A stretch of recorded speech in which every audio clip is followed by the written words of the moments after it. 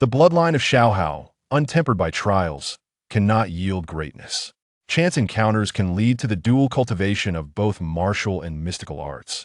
But it is fraught with difficulty. Contending against the heavens is arduous. Battling the earth is challenging. Competing with others is daunting. This is the poignant tale of a humble individual's relentless struggle for growth. Chapter 1. The Opportunity. As twilight descended, Haochen returned to Baoquan Village, his weary body dragging behind him. He had brought back a mountain chicken and 2 mountain rabbits, wild game he hunted in the ominous clouds of Wuyun Mountain. At 16, Haochen had begun training in both literature and martial arts from a tender age, under the tutelage of his grandfather, and had honed formidable skills. His prowess in hunting within the mountains had grown increasingly refined. Dangshiling, a natural barrier, sprawled across the northwestern region of the Tianyuan continent, separating it from the southeastern territories. Baoquan Village, located in the cloud-laden northern expanse of Dangshiling, had sustained its inhabitants through a life of fishing and hunting for centuries. Haochen's grandfather, Wuyun, was a martial artist, regarded as a master among the hundreds of families in Baoquan Village. Many years prior, Wuyun had ventured into the mountains with his fellow hunter, Qiu, who also practiced martial arts. However, he returned alone, tattered and disheveled. After that fateful hunting trip, Wuyun succumbed to a melancholic affliction, his spirit wavering between clarity and despair. Over time, the villagers grew accustomed to his presence, and he faded from their collective memory. As the years slipped by, the tale of Wuyun became a mere whisper of the past, seldom recounted. In his modest home, scant furniture adorned the space, with the only notable item being a spirit tablet resting on the offering table. This spirit tablet commemorated Qiu, who had tragically perished during their hunting expedition. Each day, Wuyun would sit quietly before the tablet, often alone, caressing a jet-black short sword. No one knew his thoughts, nor did anyone regard the object with any significance. His solitary vigils were marked by the repetitive motion of his hands upon the sword, kneeling in a trance-like state before the tablet. Only Wuyun understood the gravity of that year, when he and Qiu inadvertently stumbled upon a mysterious cave. He suspected that this cave might have belonged to an immortal cultivator. The short sword he possessed was a relic from that enigmatic abode, which he surmised must be a treasure. Despite years of silent searching for the sword's secrets, Wuyun remained unwilling to relinquish his research into it. Upon returning from his hunt, Haochen found his grandfather engrossed in examining the dark blade once more. "Grandfather, may I take this sword with me tomorrow for protection while hunting?" Haochen inquired after dinner, leaning close to Wuyun. Alas, Wuyun sighed deeply, uncertain whether to grant the request or not. Gazing into his grandson's eyes, he turned away to silently contemplate the spirit tablet, tears glistening in his eyes. His bond with Qiu had been profound. They often trained and hunted together. Qiu, 2 years Wuyun senior, was known for his daring and meticulous nature. Wuyun regarded him as an elder brother, deferring to Qiu's guidance in all matters. Once, while pursuing an injured first-tier beast known as the Han Mountain Pig, they entered a misty valley. Upon reaching the cliff's edge, they found no trace of the creature. As they searched, Qiu parted the vines and discovered a cave entrance. "Yunlong, come quickly. There's a cave the beast may have escaped inside," he called out. "Indeed, it has likely taken refuge within," Wuyun replied, hastening to examine the cave's mouth. They refrained from entering immediately, tossing stones within, but silence met their efforts. "It seems quiet. Perhaps the beast bled out and perished inside," Wuyun suggested to Qiu. "Yunlong, you stay outside while I investigate," Qiu declared, igniting a torch and stepping into the cave. He soon found the beast's lifeless form at the cave's entrance and beckoned for Wuyun to join him. Upon entering, the two deliberated on their next steps. "Let us venture deeper together," Wuyun urged, and they advanced into the cave, torches raised. After traversing several paces, they encountered a stone door blocking their path. They endeavored tirelessly to uncover the means to open it, eventually locating the mechanism and pushing the door ajar. Inside, they beheld a spacious chamber adorned with a stone table, stone stools, and a stone bed, beneath which lay a desiccated corpse. Chilled by the sight, Hao Long felt an unsettling premonition. "I shall investigate. Wait here," Xiao said, torch in hand. Approaching the corpse, Xiao noticed it clutched a short sword radiating an eerie black light. He bent down to seize it, but, with a sudden force, pulled both the sword and the corpse into his embrace. In that instant, a sinister aura escaped the corpse and enveloped Xiao. "Ah!" he cried out, collapsing to the ground. The corpse harbored remnants of malevolent energy, and within moments, Xiao breathed his last. Hao Long believed his friend had succumbed to fear. Seeing Xiao and the corpse crumpled on the ground, Hao Long was seized by terror and fled towards the cave's entrance. Yet, upon reaching the threshold, he hesitated, torn by an insatiable desire for the dark sword. Ultimately, he succumbed to the sword's allure, trembling as he approached the two bodies and extracted the gleaming weapon. With the prize in hand, he fled, disregarding all else, desperate to escape further calamity. As he burst through the stone door, he pressed the mechanism to seal it behind him and hastily navigated his way out of the valley. As night fell, marking the dinner hour, Hao Long returned to Baoquan Village alone. A small boy emerged from a house at the village's eastern edge. Upon seeing his grandson approach, warmth flooded Hao Long's heart. He affectionately ruffled the boy's hair, a smile gracing his face as he led him home. Hao Long speculated that the mysterious cave they had uncovered was the dwelling of an immortal cultivator, harboring secrets unknown to the world. Yet, daunted by the cave's eerie nature, he refrained from returning alone, reluctant to share its secrets with others. Thus, he resolved to wait until his grandson matured. Years of restraint passed, concealing the cave's mysteries while diligently practicing martial arts, seeking opportunities to explore the enigmatic chamber once more. He was certain it concealed treasures yet undiscovered. Having traveled far and wide, Hao Long had gained some wisdom, familiar with tales of immortal cultivators and having glimpsed celestial beings soaring through the skies.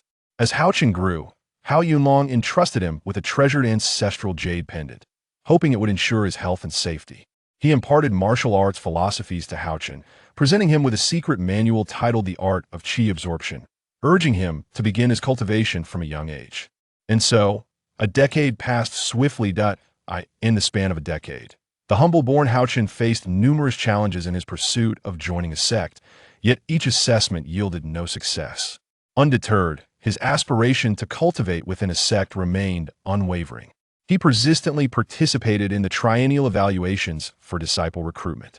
However, whether it was the Yunhai sect, the Danyumen, or the Huayang sect, along with the Yunheng sect, Jiang sect, Qinyu sect, and Huiyuan sect, all determined that Haochen possessed a useless five-element spiritual root and thus declined to accept him.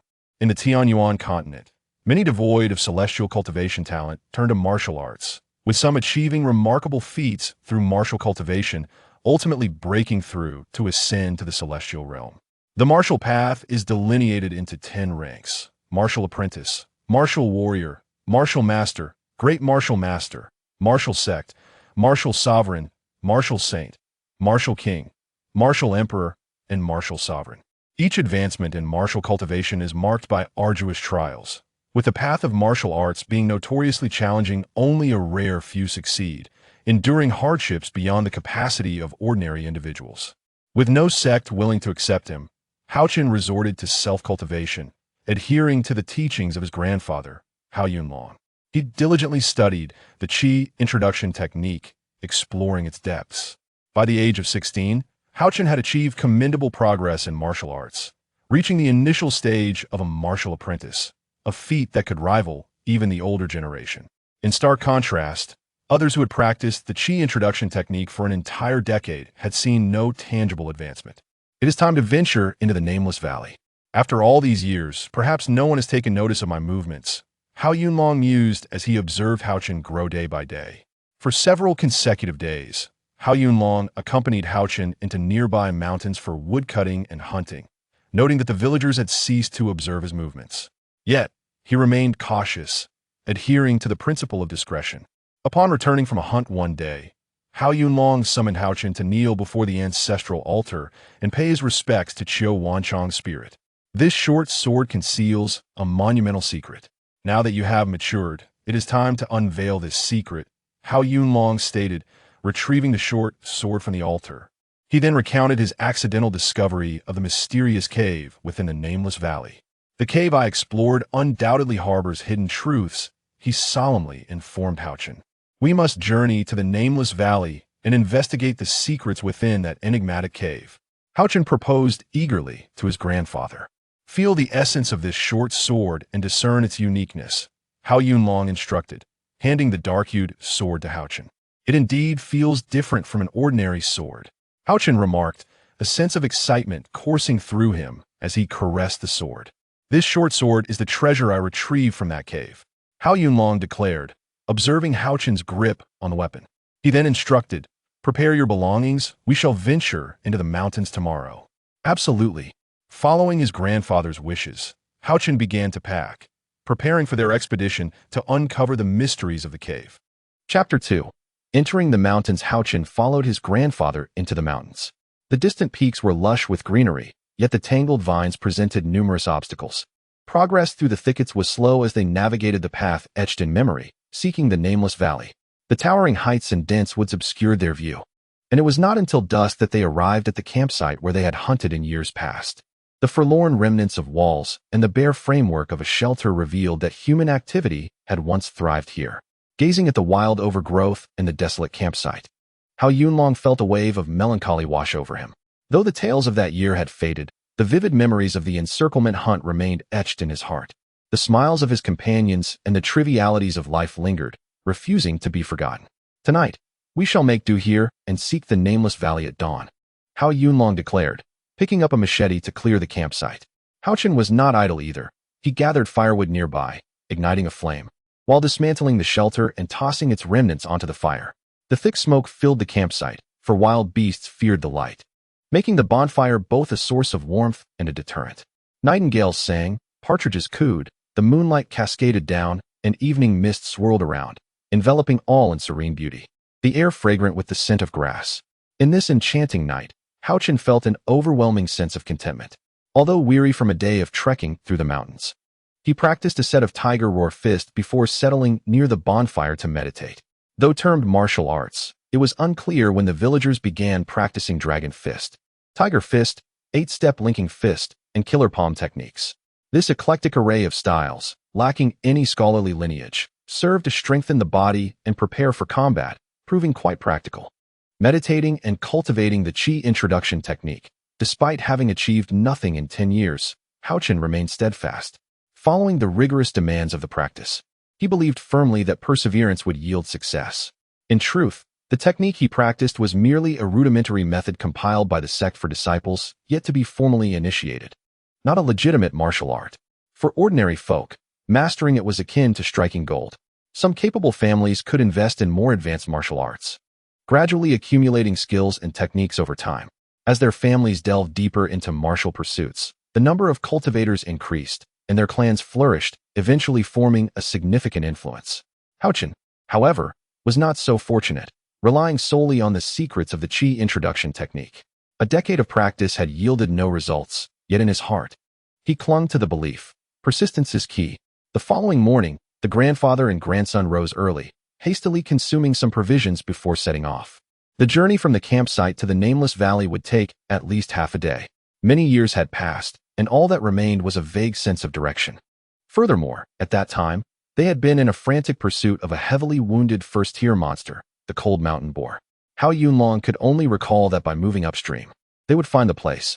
The dense forest was rich and verdant, mist rising like a veil, while the chilly stream released cool vapors that drifted through the mountains. The wider sections of water became a sanctuary for wildlife.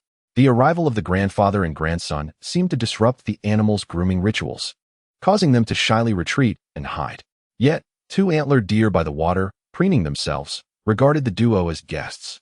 Raising his head slightly, he greeted the newcomer with a courteous nod, ensuring all was well before leisurely departing. The two had traversed a substantial distance by foot, covering over 30 miles of mountainous terrain throughout the day. Along the fringes of Wuyun Mountain, no formidable creatures roamed within hundreds of miles, let alone any high-ranking demonic beasts, which had long been exterminated by cultivators. They encountered no fearsome wildlife, only a few mountain chickens and wild rabbits. Without needing the prowess of Hao Yunlong, Hao Yin practiced his skills, He employed a bow for distant targets and a short sword for those nearby. Haochen Long occasionally offered guidance, while his iron spear had become more of a walking stick. As dusk approached, the grandfather and grandson sought a sheltered spot by the water to set up camp. They prepared their catch, washing and roasting it over a charcoal fire, the enticing aroma attracting nearby small creatures. A young creature resembling a deer, still without antlers, lingered nearby, drawn by the scent of meat. Slightly larger than a rabbit, it stood there, oblivious to danger, sniffing at the enticing aroma.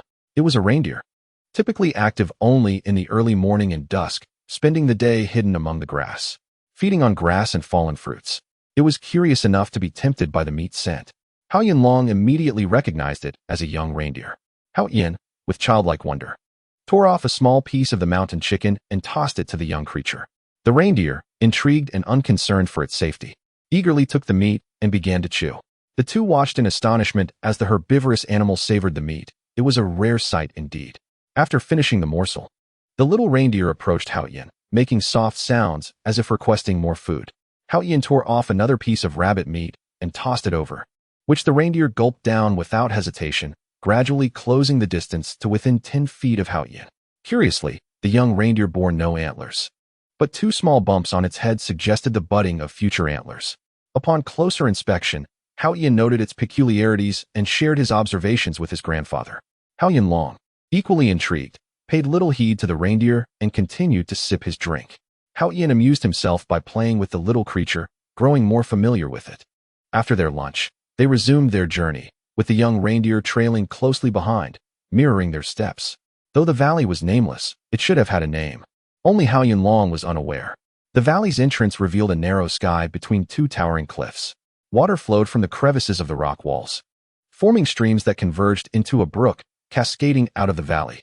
This secluded valley, seldom frequented, was lush with verdant trees and dense vines, obscuring the entrance.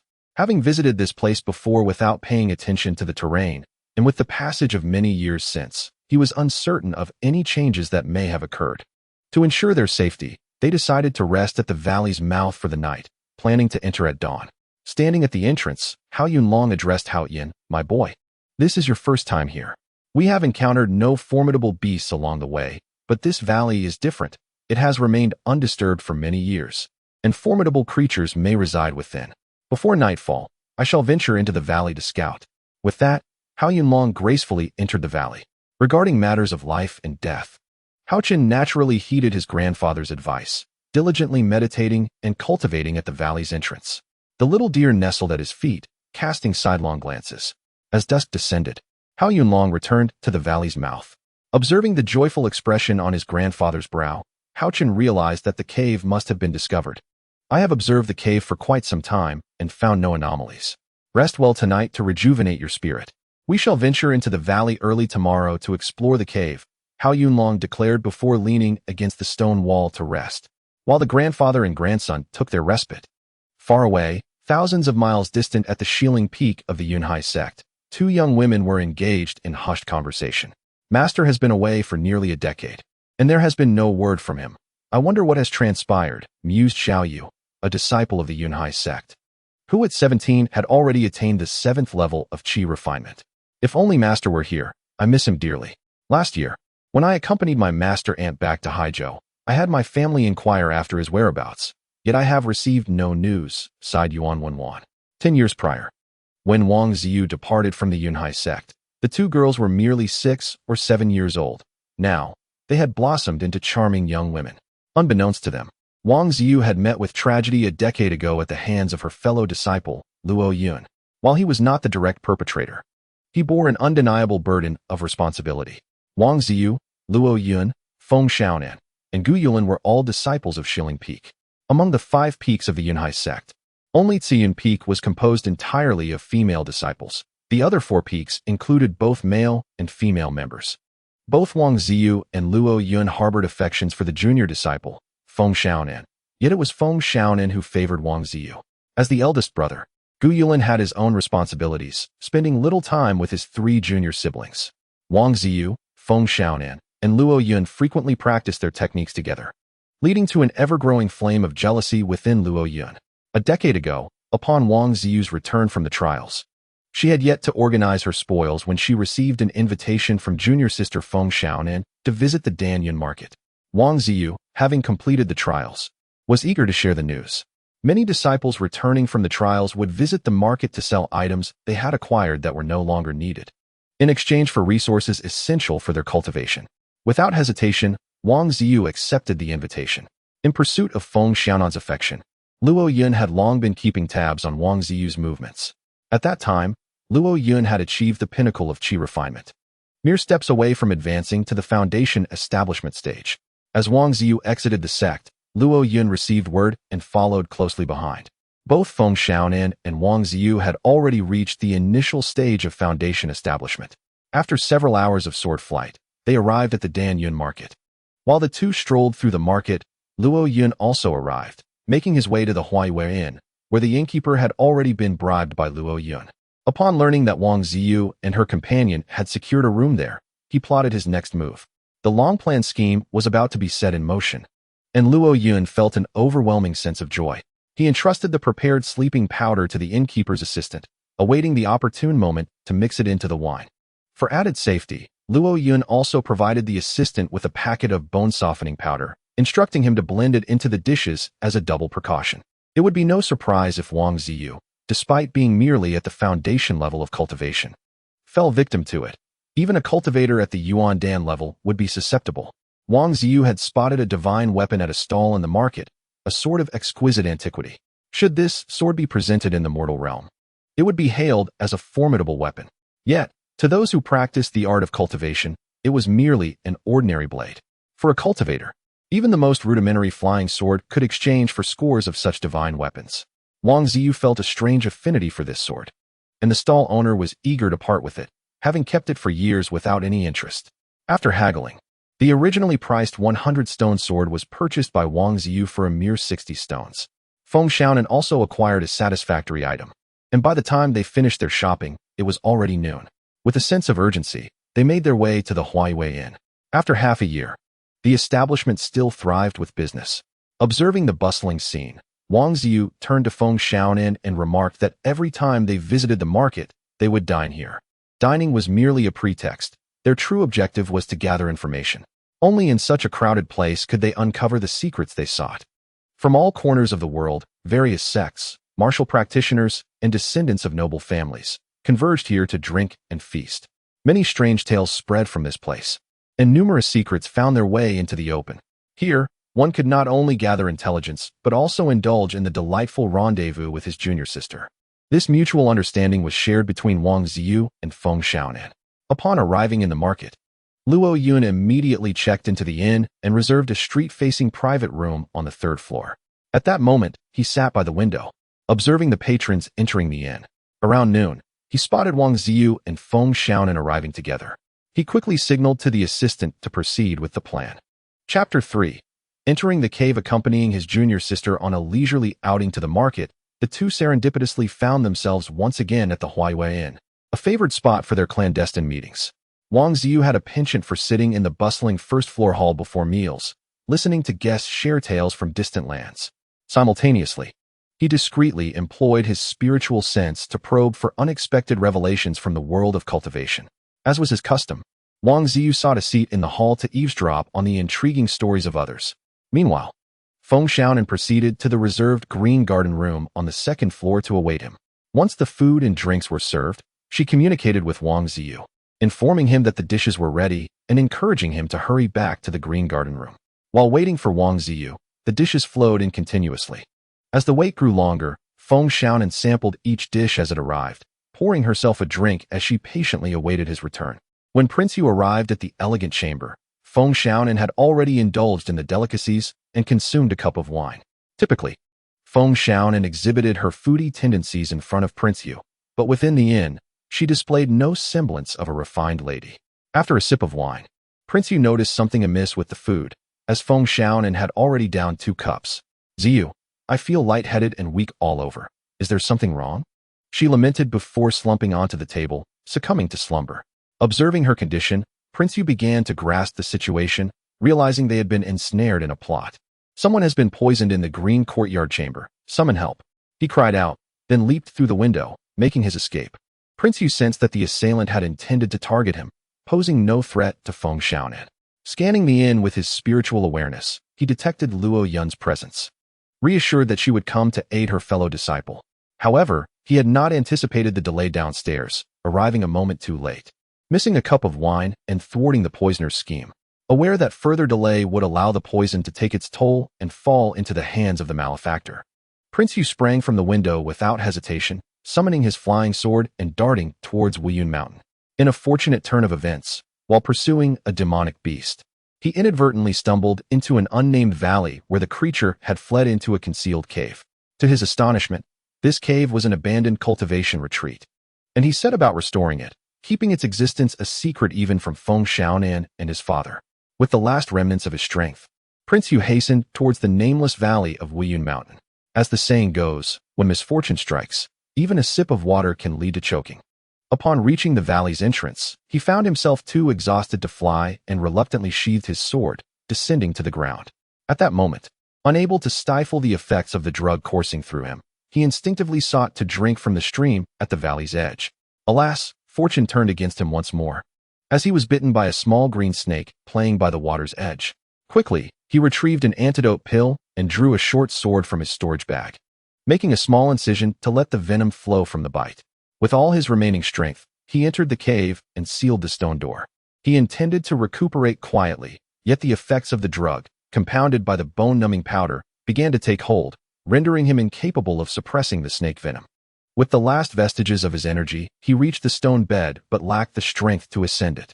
Instead, he leaned against the foot of the bed, tore a piece from his garment, and with great effort, bit his finger to scrawl a few words, tossing the note into his storage bag before succumbing to unconsciousness, never to rise again. The reason the corpse discovered by Haochen Long and Xiao Wanchong remained intact was due to the snake venom within Prince Yu's body, which had not yet been fully expelled. The potent toxin deterred insects, and combined with the cave's dry conditions, his body gradually desiccated into a withered corpse. As one ventured into the valley, the enchanting scenery captivated the eye and intoxicated the heart. The morning glow radiated warmth, mist swirled through the woods, and the cacophony of bird calls and rustling creatures filled the air, while the little deer frolicked joyfully, leaping about. Upon arriving at a hollow in the eastern valley, Haochen was about to inquire further when Hao Yunlong waved his hand dismissively. Let us not concern ourselves with other matters for now. Chener, follow me. Perhaps fortune smiles upon us today, and we may discover something of value within the cave. Listening to his grandfather's words, Haochen realized that this was indeed the cave his grandfather had mentioned. Turning to the small deer, he instructed, stay outside the cave and do not venture in. If danger arises, just give a signal, understood? Ahead of him, Hao Yunlong had already cleared the overgrown grass and vines obscuring the cave entrance, beckoning Haochen to follow. The two of them, torches in hand, ventured into the cave, where they discovered the remains of a first-tier demon beast, the cold mountain boar, its fur long gone. After advancing several paces, a stone door came into view. Relying on his memory, Hao Yunlong located the mechanism to open the stone door. Upon entering, they found two skeletal remains lying on the ground, bleached and grim. Apart from a small pouch, there was nothing else of interest. Haochen fiddled with the pouch for quite some time, but could not manage to open it, ultimately giving up. The two scoured the cave, searching every nook and cranny, around the table, beneath it, on the bed, and under it, yet found nothing useful. After a brief rest, they commenced another round of searching, but to no avail. At that moment, both grandfather and grandson felt a wave of disappointment wash over them. Haochen, unwilling to concede to such a seemingly perfect cave, took up his grandfather's dark short sword, probing and tapping around, still yielding no results. Frustrated, he kicked a stone stool beside the stone table.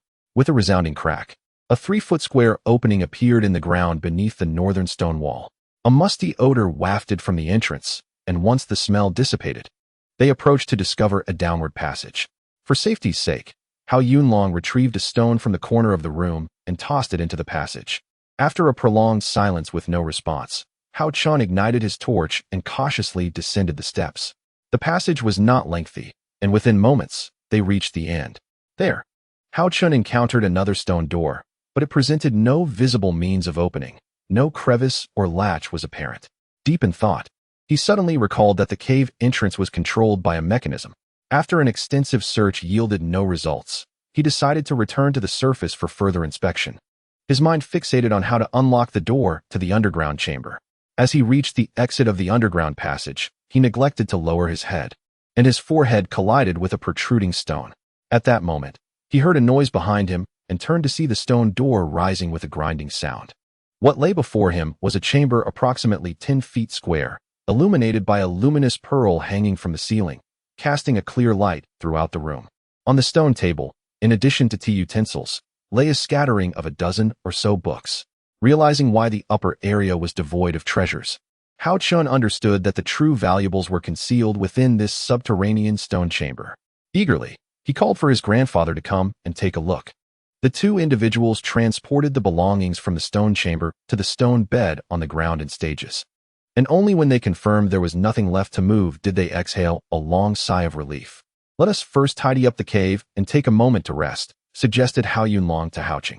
Haochen nodded in agreement. They then respectfully bowed to the two corpses on the ground.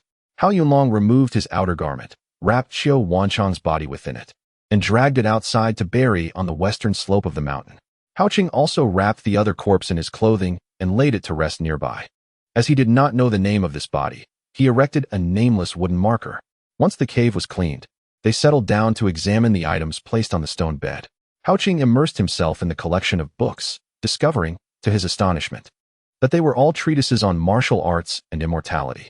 He became enveloped in the sea of texts until the dimming light of the cave alerted him to the onset of evening.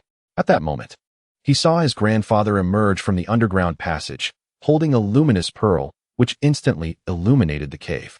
While Haochen was engrossed in reading, Haochen ventured out of the cave with an iron spear to patrol the surroundings, effortlessly hunting down a few wild creatures. As night descended, the valley echoed with the calls of nightingales and the distant roars of beasts, creating a somewhat lively atmosphere. The chirping of a nearby young deer made Haochen's stomach rumble in response, signaling that it was time for a meal. Stepping outside the cave, Haochen was greeted by the sight of a vibrant campfire, with the aroma of roasted hare wafting through the air. Upon seeing Haochen tore off several pieces of the cooked meat, wrapped them in leaves, and handed them to him. As Haochen ate, he shared with his grandfather the knowledge he had gleaned about martial arts and immortality.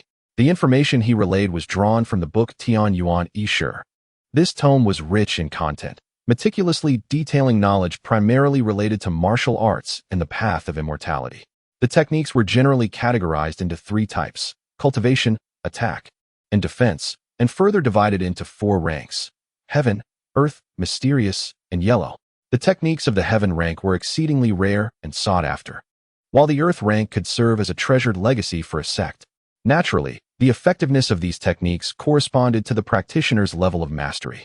For instance, in the Tian Yuan continent, the cultivation levels of immortals progressed as follows: gathering yuan, refining qi, establishing foundation, forming dan, yuan infancy, transforming spirit, dividing spirit, merging body, crossing tribulation, and great ascension. The refining qi stage was subdivided into 12 tiers: early, mid, late, and great completion. For levels above establishing foundation, they were classified as early, mid, late, and peak late stages. The quality of a practitioner's technique and its effectiveness varied, with higher-ranked techniques naturally being superior. Moreover, a proficient technique could compensate for certain deficiencies in mastery. For example, a practitioner at the 7th level of refining qi could stand toe-to-toe with a practitioner at the 8th level, or even the 9th level, by virtue of employing a superior technique. Among these texts, Haochen also discovered 2 techniques. One was the gathering yuan formula compiled by the Yunhai sect, which he found exquisitely crafted, leading him to regard it as an authentic technique. Another manuscript, the Kenli San Xianju, is a rudimentary hand-copied text that naturally fails to capture the discerning eye of Haochen. He casually picked up the Ju Yuan Ju, authored by the Yunhai sect, and began reciting it for Haochen. At this moment, the Ju Yuan Ju that Haochen recited was, in truth, the complete method for channeling qi into the body as taught by the Yunhai sect. In Haochen's eyes, this book had already been recognized as a form of martial technique, and he speculated that it must belong to the elementary yellow grade. The cultivation techniques are categorized into 4 levels: heaven, earth, xian, and huang, each further divided into beginner, intermediate, and advanced stages. As Haochen recited the incantation, Haochen fell into a state of cultivation. Observing his grandfather immersed in this practice, Haochen also began to cultivate using the Ju Yuan Ju. After a week passed, Haochen felt no sign of qi entering his body. Reluctantly, after another week of fruitless effort, he resolved to abandon this attempt at cultivation. Chapter 4. Exploring Cultivation, Part 1. Having made no progress with the Yunhai sect's Ju Yuan Ju, Haochen decided to forego this method and instead delve into the manuscript of the Canli Sanxian Ju. He discovered that this work was a hand-copied version of the secret manual of the Canli Sanxian Ju. This manuscript contained only the first part of the cultivation method, including the techniques for channeling qi, both low-level and high-level, the gathering technique, divided into beginner, intermediate, and advanced sections, and the refining qi techniques, from the 1st to the 12th level. The Canli Sanxian Ju embodies the elemental duality of water and fire. After studying the manuscript, Haochen realized that following the qi entering the body method provided by his grandfather was fundamentally unfeasible for success. Possessing a body attuned to the 5 elements, Haochen's affinity for water and fire was particularly strong.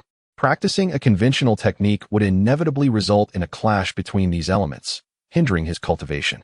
However, the Canli Sanxian Ju not only addressed the issue of his overwhelming water and fire attributes, but also offered a dual cultivation approach, harmonizing both martial and spiritual practices.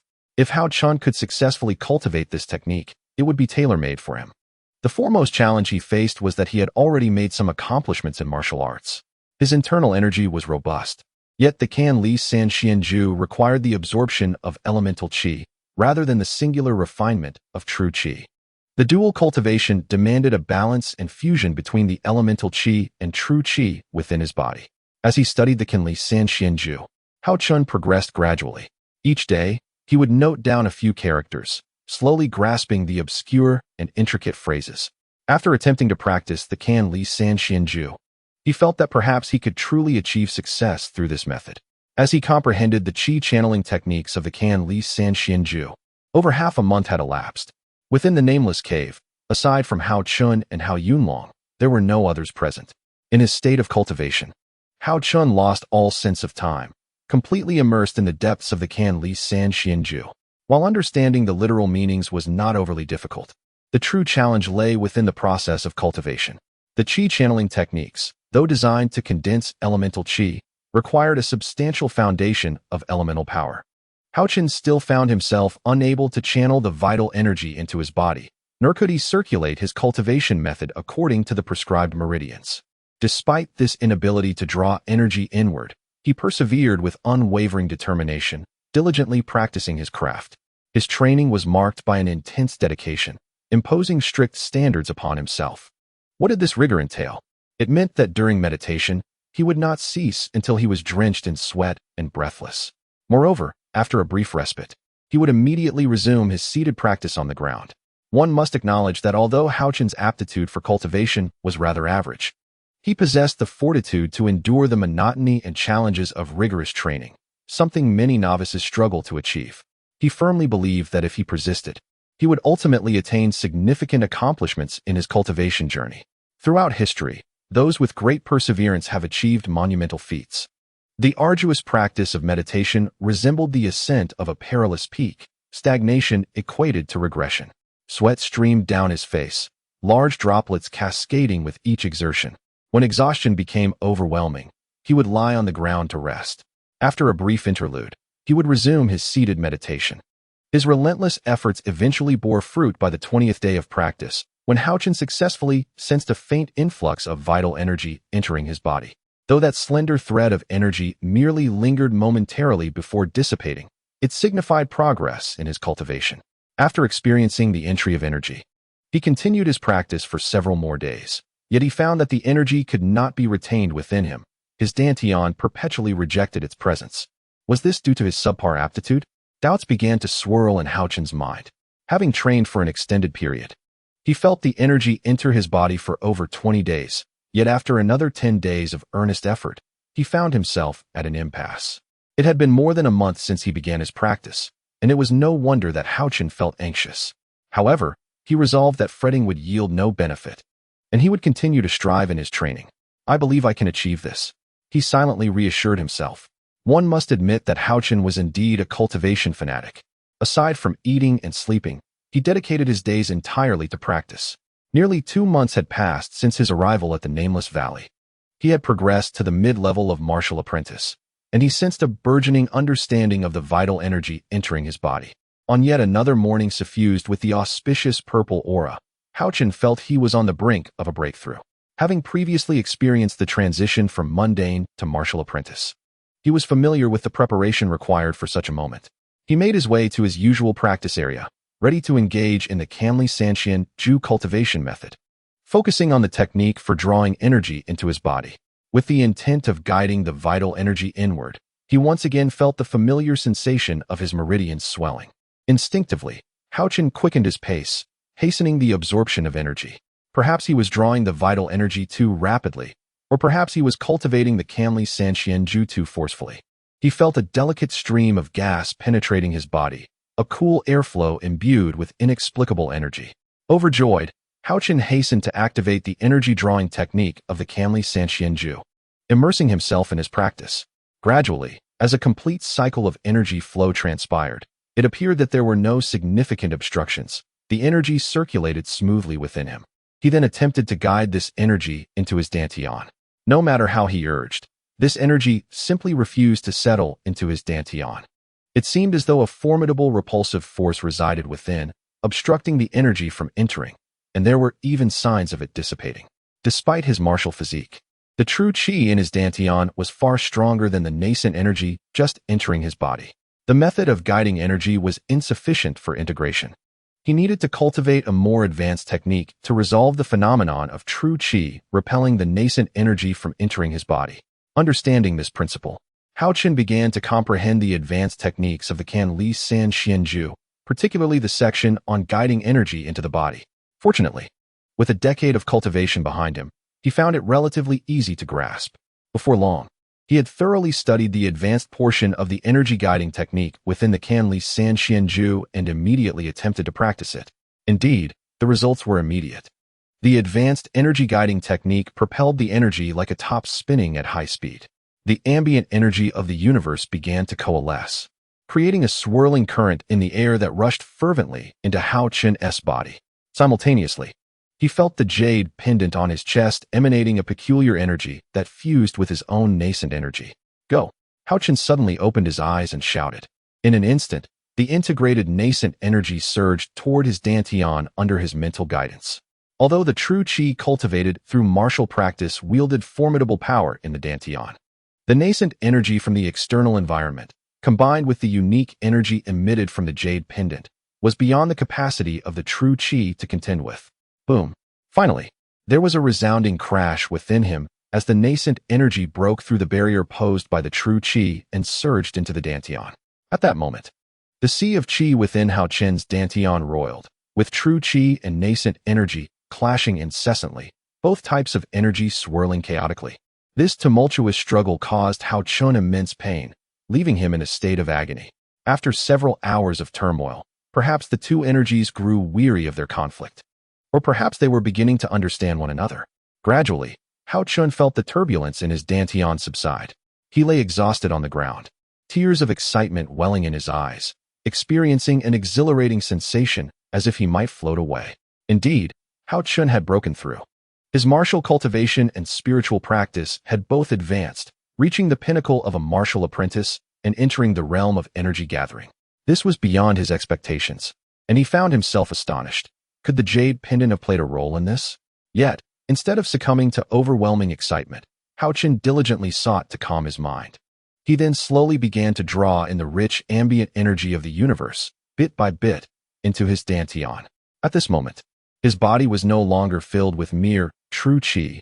The true qi and nascent energy had merged, forming a brand new concept of true essence energy.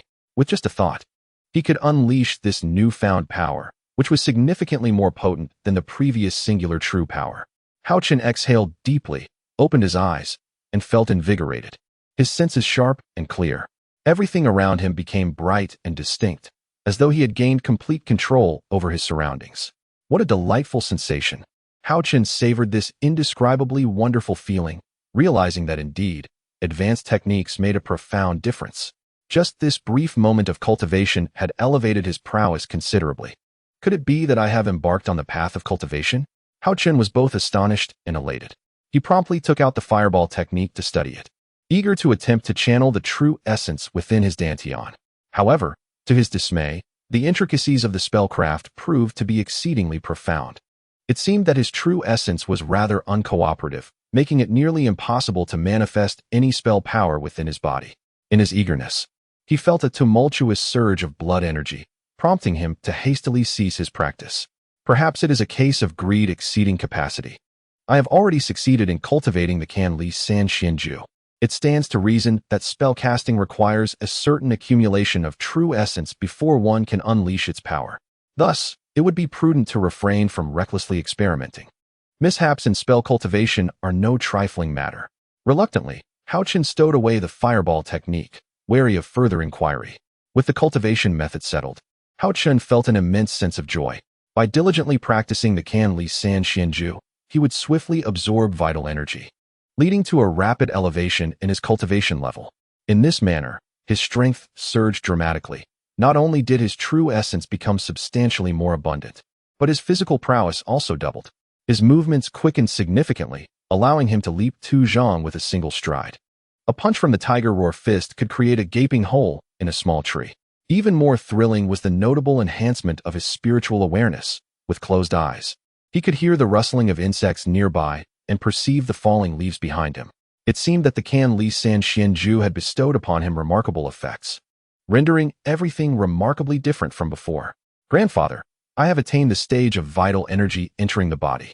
I can cultivate vital energy now, Haochen exclaimed excitedly, rousing Hao Yunlong from his meditative state. At this moment, Haochen had merely completed the stage of gathering vital energy into his body. He was unaware of the specific level he had reached, as no one had explained it to him. Thus, Haochen and his grandfather, Hao Yunlong, engaged in self-directed learning and cultivation within the Nameless Valley, navigating their way into the realm of immortal cultivation. Chapter 5. The Exploration of Cultivation, Part 2. As the crescent moon ascended the treetops, Haochen found himself once again enveloped by a rich aura of vital energy. The vital energy that entered his body roamed about, saturating his dantian, which resisted the influx of more vital energy. Yet, this incoming energy urgently sought a place for storage. The challenge lay in guiding this wandering vital energy into the dantian, thereby incorporating it within. The only solution was to expand the dantian's capacity, allowing it to accommodate more vital energy. Successfully enlarging the dantian would signify another breakthrough in Haochen's cultivation. Expanding the dantian was akin to inflating a balloon. When your breath is weak, the initial effort to inflate the balloon is arduous. However, once you laboriously manage to inflate it to a rudimentary form, akin to the gathering of vital energy, the need to further enlarge the balloon's capacity arises to allow more air within. At this juncture, one would feel that the air inside repels external forces, a phenomenon known as resistance. Only when the external force exceeds the existing pressure within the balloon can one continue to introduce more air. If one successfully introduces gas into a balloon, it signifies an expansion of space, transforming it into a true balloon. This is akin to progressing from the foundational stage of cultivation to the refining stage, thus becoming a genuine practitioner of immortality. Upon entering the refining stage, the dantian takes shape, yet in terms of quality, it remains merely a reservoir of qi. As one's cultivation advances, this reservoir can become misty or dense. Upon reaching the foundation establishment stage, it transforms into a mass of qi, which subsequently condenses into a pill at the primordial dan stage. After nurturing the primordial dan, one enters the primordial infant stage, akin to an egg hatching. The primordial dan evolves into an infant, guided by intent as the qi within the body gathers at the threshold. This threshold resembles a closed gate. The means to unlock it depends on the accumulation and application of qi within Haoyun's body. Sensing that the qi has amassed to a significant volume, he concentrates his strength and begins to push against it. After several rounds of relentless attempts, he still fails to channel the abundant qi into his dantian, which remains at the foundational stage, bearing only the capacity of qi energy. Despite his utmost efforts, Haoyun's first attempt to breach the refining stage ends in failure. Resigned, he ceases his practice and steps outside his cave to breathe in the fresh air. As dawn breaks, a gentle breeze stirs the mist around the distant mountains. Gazing at the enigmatic mountain haze, he observes the faint, colorful light peeking through the thin veil. Though this scene is enchanting, Haochen finds no time to relish its beauty. Instead, he sits down to meticulously reflect on his experience of attempting to transition from the foundational stage to the refining stage. It dawns on him that perhaps he had only recently broken through the foundational stage, and the foundation had yet to solidify, prompting his premature attempt to enter the refining stage. With this realization, Haochen abandons his pursuit of the refining stage and resumes practicing the Canli San Xianju technique to fortify his foundational cultivation. As days turn into nights, time flows unnoticed. Haochen senses that his foundational cultivation has stabilized, and the primordial qi of heaven and earth begins to stir once more. A vortex of qi forms above his head, with the celestial energies swirling and ultimately cascading into his body. His limbs and bones feel as if submerged in warm water, an indescribable comfort enveloping him. However, as the influx of qi continues, the sensation becomes less pleasant. He perceives his body resembling an overinflated balloon. And the most alarming aspect is that the influx of qi shows no signs of abating, threatening to burst his form.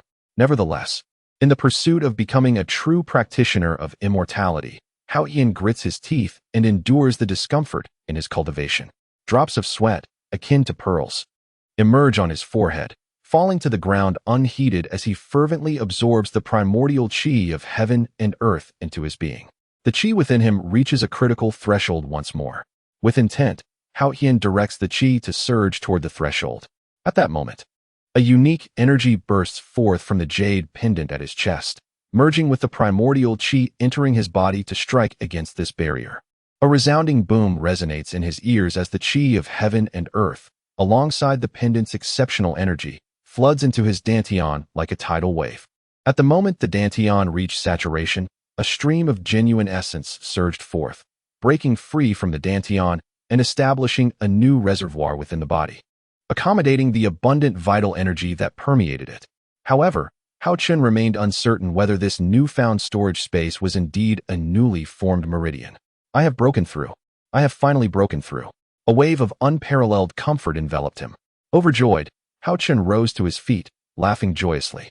With a single decisive action, he shattered the constraints of his cultivation, entering a dazzling new realm as both a martial warrior and a dual cultivator of martial arts and spiritual refinement. As the radiant aura dissipated, the vital energy from the heavens and earth settled peacefully within his dantian, merging harmoniously with the inherent true qi residing there. At that moment, Haochen had gradually grown familiar with the Canli San Xianju technique, accelerating his cultivation process.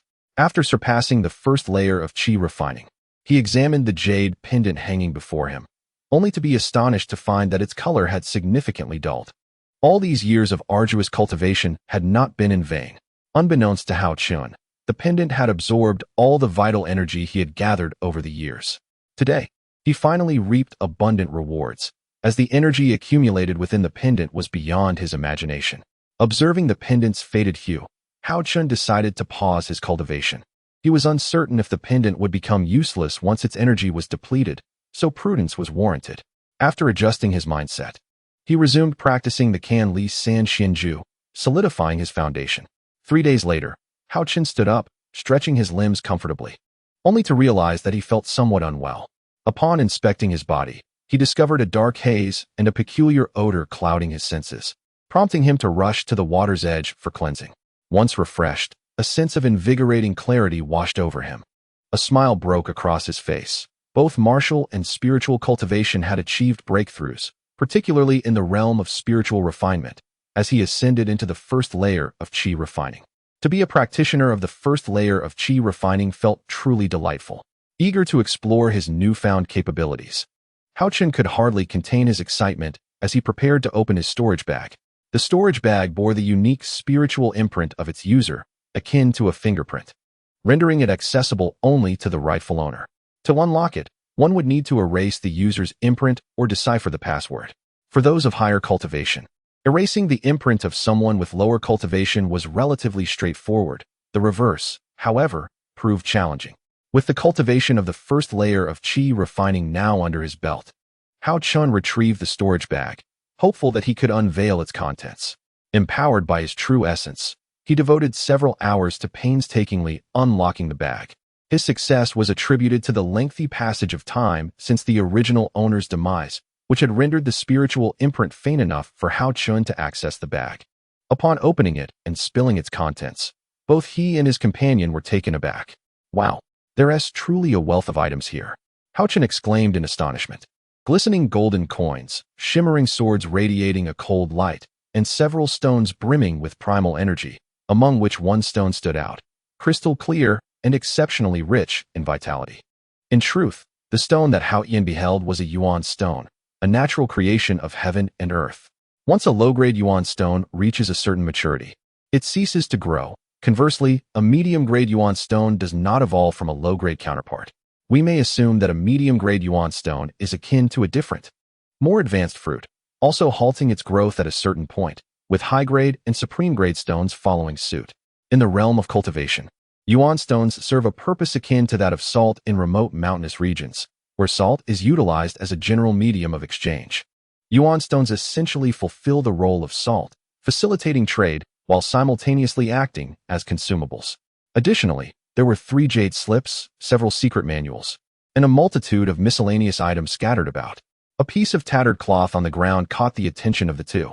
Haochen reached down to pick it up, revealing an inscription that read, "Those who harm me are Luo Yun." After perusing the writing, he casually handed the cloth to his grandfather, Haochen Long. Upon examining the fragment, Haochen Long was taken aback. Not only had he heard of the name Luo Yun, but he had also encountered the individual. Many years prior, an elder named Luo Yun from the Yunhai sect had visited their village, inquiring whether Haochen Long had seen a wounded cultivator who had come to recuperate. Haochen Long chose not to share this story with Haochen and simply handed the cloth back, advising him to keep it safe, as it might prove useful in the future.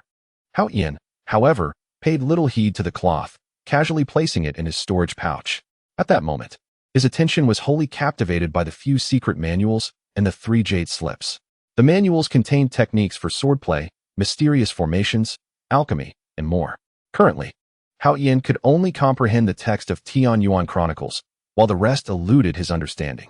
One particularly yellowed jade slip piqued his interest immensely. It contained a comprehensive dual cultivation technique, the Qinli San Xianju, which comprised the entirety of the cultivation methods he was practicing.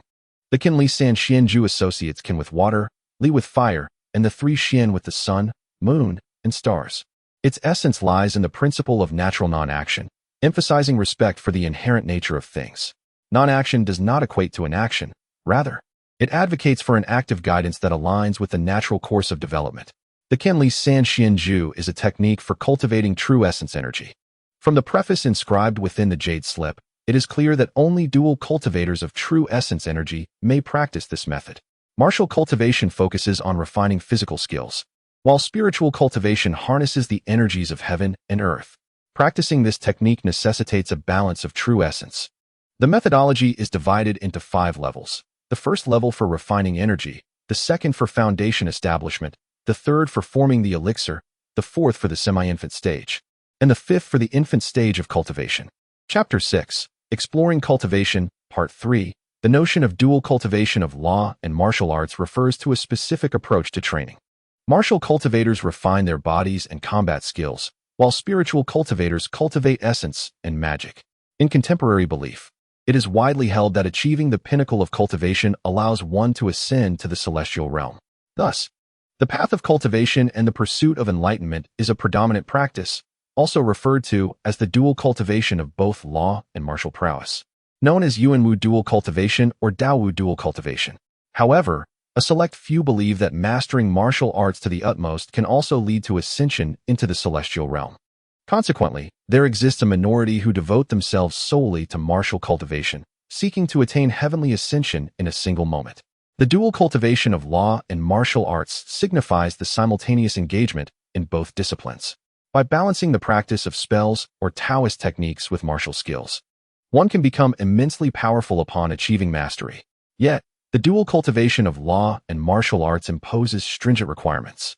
Firstly, those who engage in both practices must possess the innate talent for such duality. Otherwise, their efforts are in vain, resulting in a scarcity of true practitioners. Secondly, individuals who pursue both paths are prone to the risk of demonic deviation, necessitating a steadfast heart and mind. Furthermore, practitioners of dual cultivation face a significant drawback. The challenge of simultaneous progress in both disciplines is exponentially more difficult, at least several times more so, compared to those who focus solely on either spells or martial techniques. Additionally, there are two jade slips containing the heart methods of the Tai breath control technique and the Haochen spirit refinement method. According to the introduction of the Tai breath control technique, it comprises 3 parts. The portion that Haochen observed is merely the first part, encompassing techniques for breath control, concealment, and disguise.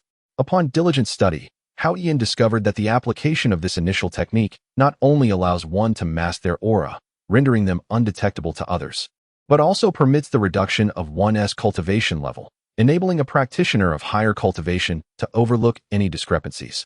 In essence, one who is at the late stage of foundation establishment can, through this technique, present themselves as a practitioner at the Qi refinement stage.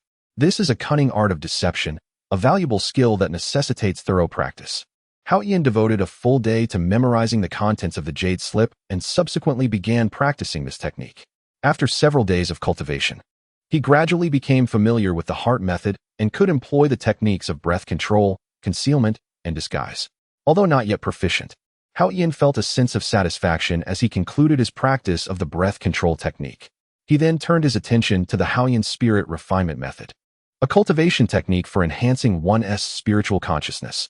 The cultivation levels are divided into 9 tiers. The first level is Qi refinement, followed by foundation establishment, essence core, nascent soul, divine transformation, spirit separation, body integration, tribulation crossing, and finally, great ascension.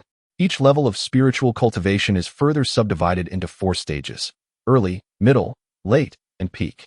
At the stage of Qi refinement, one's spiritual consciousness can extend approximately 300 zhang within a single breath.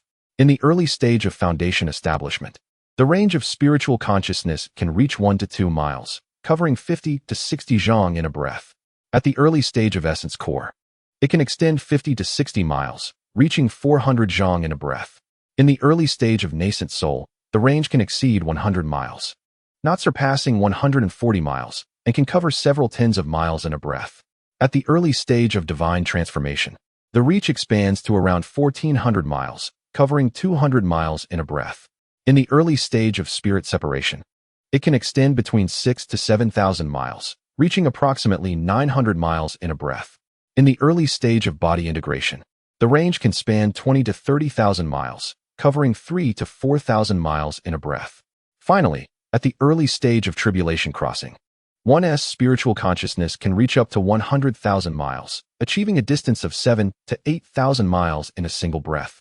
In the early stages of Mahayana, the cultivation of consciousness spans approximately 200,000 miles, allowing one to traverse vast distances in a single breath. The practice of consciousness cultivation is an exercise for the 6 senses: sight, hearing, smell, taste, touch, and thought.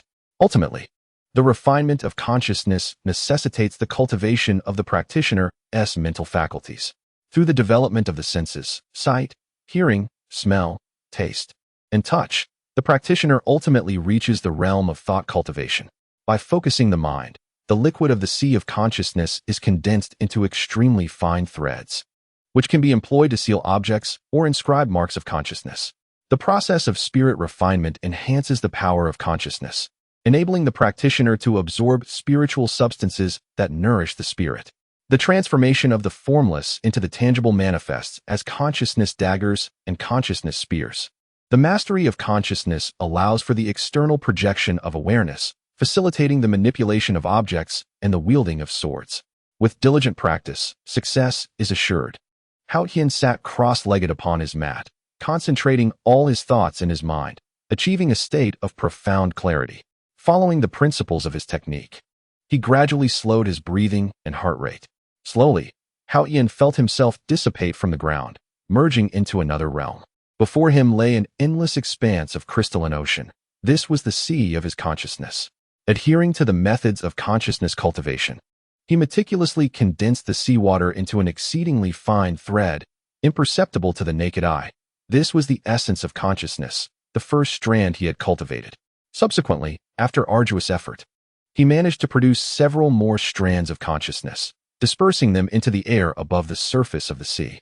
By evening, fatigue enveloped him like a heavy shroud, and a piercing headache ensued. Haochen understood this was the consequence of extensive depletion of his consciousness, reaching his limits, and he reluctantly decided to temporarily cease his cultivation. The elements of consciousness cultivation are equally arduous. The initial condensation of consciousness is fraught with challenges. Each strand demands painstaking refinement. However, when the quantity of consciousness reaches a certain threshold, advanced techniques allow for the autonomous extraction of new strands, eliminating the need for the practitioner to painstakingly refine them one by one. With focused dedication to enhancing consciousness-related techniques, progress can be achieved. As for the other techniques of consciousness cultivation, Haochen merely skimmed through them before relinquishing further pursuit, recognizing that without a formidable consciousness, such practices were beyond his current capabilities. He acknowledged his own limitations. This endeavor was not to be hastily completed, and he would take his time in the future. Upon retrieving the tome Essentials of Alchemy, he discerned that alchemy was a costly undertaking. Even the book's introduction revealed that crafting simple elixirs required rare herbs and spiritual materials. Given Haochen's present abilities, he could not even recognize low-grade spiritual herbs, let alone concoct elixirs. Thus, in pursuit of better resources for future cultivation, Haochen diligently immersed himself in the study of alchemical knowledge, memorizing numerous terminologies and commonly used formulas over several days. Understanding that cultivation was inextricably linked to elixirs, Haochen resolved at that moment to master the art of alchemy. Solely focusing on cultivation without practical experience often left knowledge stagnant within the confines of books. Always grasping only a fragment of understanding, it became increasingly difficult for Haochen to continue his cultivation. Consequently, he devoted a considerable amount of time to the study of spells. While organizing the tomes in his cave, he discovered that these manuscripts contained not only martial arts secrets, but also those pertaining to immortality. The martial skills encompassed various techniques such as spear play, swordsmanship, and knife techniques, while the spells included fire manipulation, wind blades, ice arrows, and explosive stone techniques, among others. However, practicing these spells proved to be no simple task. Upon initially channeling the fire attribute energy into his body, it felt akin to swallowing a burning coal, scorching him inside and out. The discomfort was intense, but fortunately, Haochen possessed a robust physique from his martial training and endured the painful phase in merely 3 hours. Yet, after many days of practicing the fire manipulation technique, the flames he conjured resembled the size of broad beans and could only reach a distance of 2 steps. Not only was the power negligible, but the fireballs he cast often veered off course despite his repeated attempts. In contrast, the ice arrow technique was somewhat easier to master. Invoking the ice attribute energy into his body was less agonizing. Initially, casting the ice arrows caused a chilling shiver for an hour before his body gradually acclimated. However, the ice arrows did not meet his expectations. They could hardly be deemed true ice arrows, merely resembling small hailstones with pointed tips, and their range barely exceeded a yard. Whether it was the fireball or the ice arrow, their potency was significantly inferior to what was documented in the texts. To truly harness their power, further cultivation was essential. Attempts to practice the explosive stone technique yielded no success, as the earth attribute energy stubbornly resisted entering Haochen's body. Resigned, he could only abandon this endeavor, though he secretly vowed that once his cultivation improved, he would find a way to master it. Haochen, a novice, dared to blindly practice the fireball and ice arrow techniques without a mentor's guidance. For another individual, attempting to cultivate spells of opposing elements, water and fire, would likely lead to disastrous consequences. Little did Haochen realize that his ability to cultivate these 2 disparate spells was due to the Kan Li San Xian Ju technique. With Kan representing water and Li representing fire, his body had adapted to harmonize these 2 elements, creating a unique balance within him.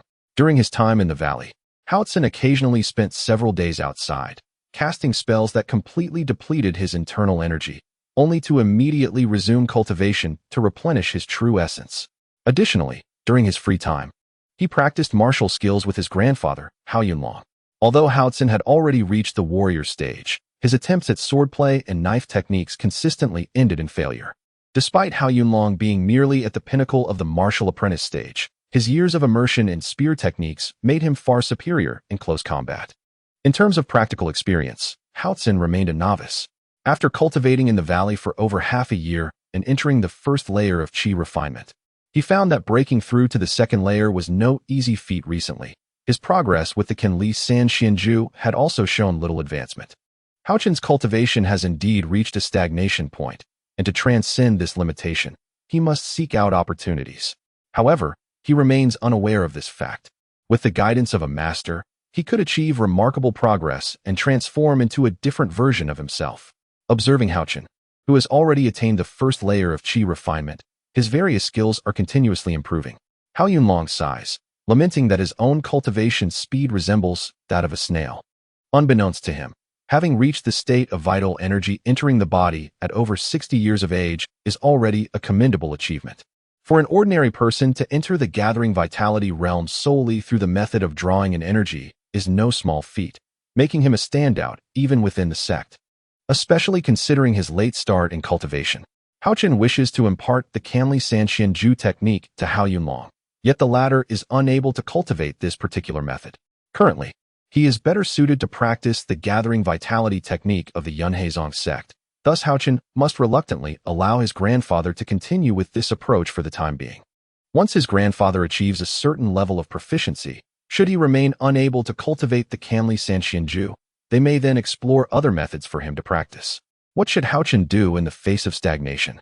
He finds himself enveloped in confusion regarding his cultivation. Chapter 7.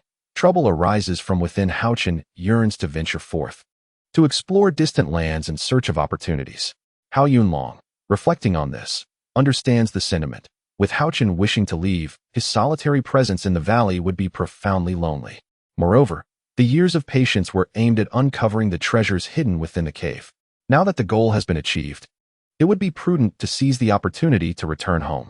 In just over 2 months, the time for the sect's triennial recruitment of disciples will arrive. During this period, people from several nearby villages gather in Dongxing town, awaiting the sect's recruitment. Haochen believes it is indeed time to return and partake in this year's assessment for external disciples. It would be wise to establish a base in Dongxing town. Having stepped into the realm of cultivation, one cannot rule out the possibility of making enemies. The populous Dongxing town offers a sanctuary for seclusion. To reside there, a name change is necessary for future endeavors. He contemplates reversing his name to Chunhao. Thus, upon his arrival in Dongxing town, he can seek out a Chun Yuxuan from Chun family village. Haochen also devises a name for himself, sharing it with Haochen, which aligns perfectly with his own wishes. This strategic choice would alleviate future complications. On the path of cultivation, one might inadvertently attract enmity, posing a risk to family safety. Once they have packed their belongings and concealed their cave, the two set forth from the nameless valley, with gold coins secured from their storage bags. Haochen leads the deer back home. Left alone, Haochen begins to wander the Wuyun Mountain range. Baoquan Village lies to the north of Wuyun Mountain and to the south of Wuyun Mountain, and Haochen is well acquainted with the terrain of these northern and southern mountains. However, his experiences have only encompassed the outskirts, where he gathered firewood and hunted. The villagers are well aware that the depths of the distant mountains are not their domain. The fierce beasts dwelling there are beyond the capabilities of mere mortals. As he traverses these familiar yet somewhat alien mountain paths, a sense of nostalgia fills Haochen's heart. In pursuit of the path of cultivation and immortality, after seeking opportunities in the nameless valley, one never emerged back into the outside world. The villagers likely assumed that he had met with some misfortune alongside his grandfather or had ventured far away. Even the neighbors probably forgot all about Haochen. Along his journey, Haochen encountered several disciples clad in the attire of the Yunhai sect. These individuals, upon noticing Haochen wandering in this place, approached him with vigilance, and he had to exert considerable effort to explain himself in order to escape. To avoid unnecessary troubles, Haochen chose to traverse only the narrowest of paths, steering towards secluded areas and evading crowded places. Indeed, he encountered no further annoying inquiries along the way, allowing him to wander freely and venture farther. As he beheld the strikingly different scenery from within the valley and listened to the cheerful chirping of various small birds, all his worries faded into oblivion. Suddenly, the clashing of weapons echoed from afar, intermingled with the shouts and cheers of numerous voices, faintly reaching Haochen's ears from a relatively concealed cliff. In such a remote locale, the gathering of so many people, accompanied by such fervent noise, piqued Haochen's curiosity. No longer fearful of inquiries, he followed the sounds of the commotion to the vicinity of the cliff. What a grand spectacle! Haochen was momentarily taken aback, astonished by the scene before him. Beneath the cliff, which was completely shrouded by trees, dozens of individuals were clustered together, occupying the limited space entirely. A few others stood atop the nearby larger trees, gazing down from the branches. Within the circle of onlookers, two factions faced each other with palpable hostility, 7 on the left and 3 on the right. Noticing these individuals, whether spectators or participants, Haochen observed that they were all around his age, merely in their teens. A smile crept onto his face. What a coincidence! Among the throng, he easily recognized several familiar faces from his village and the neighboring ones. Xiao Ping, once dark and unremarkable, had transformed into quite the pretty boy. Lu Su, a snotty child resembling a flower butterfly, had also grown into a charming figure.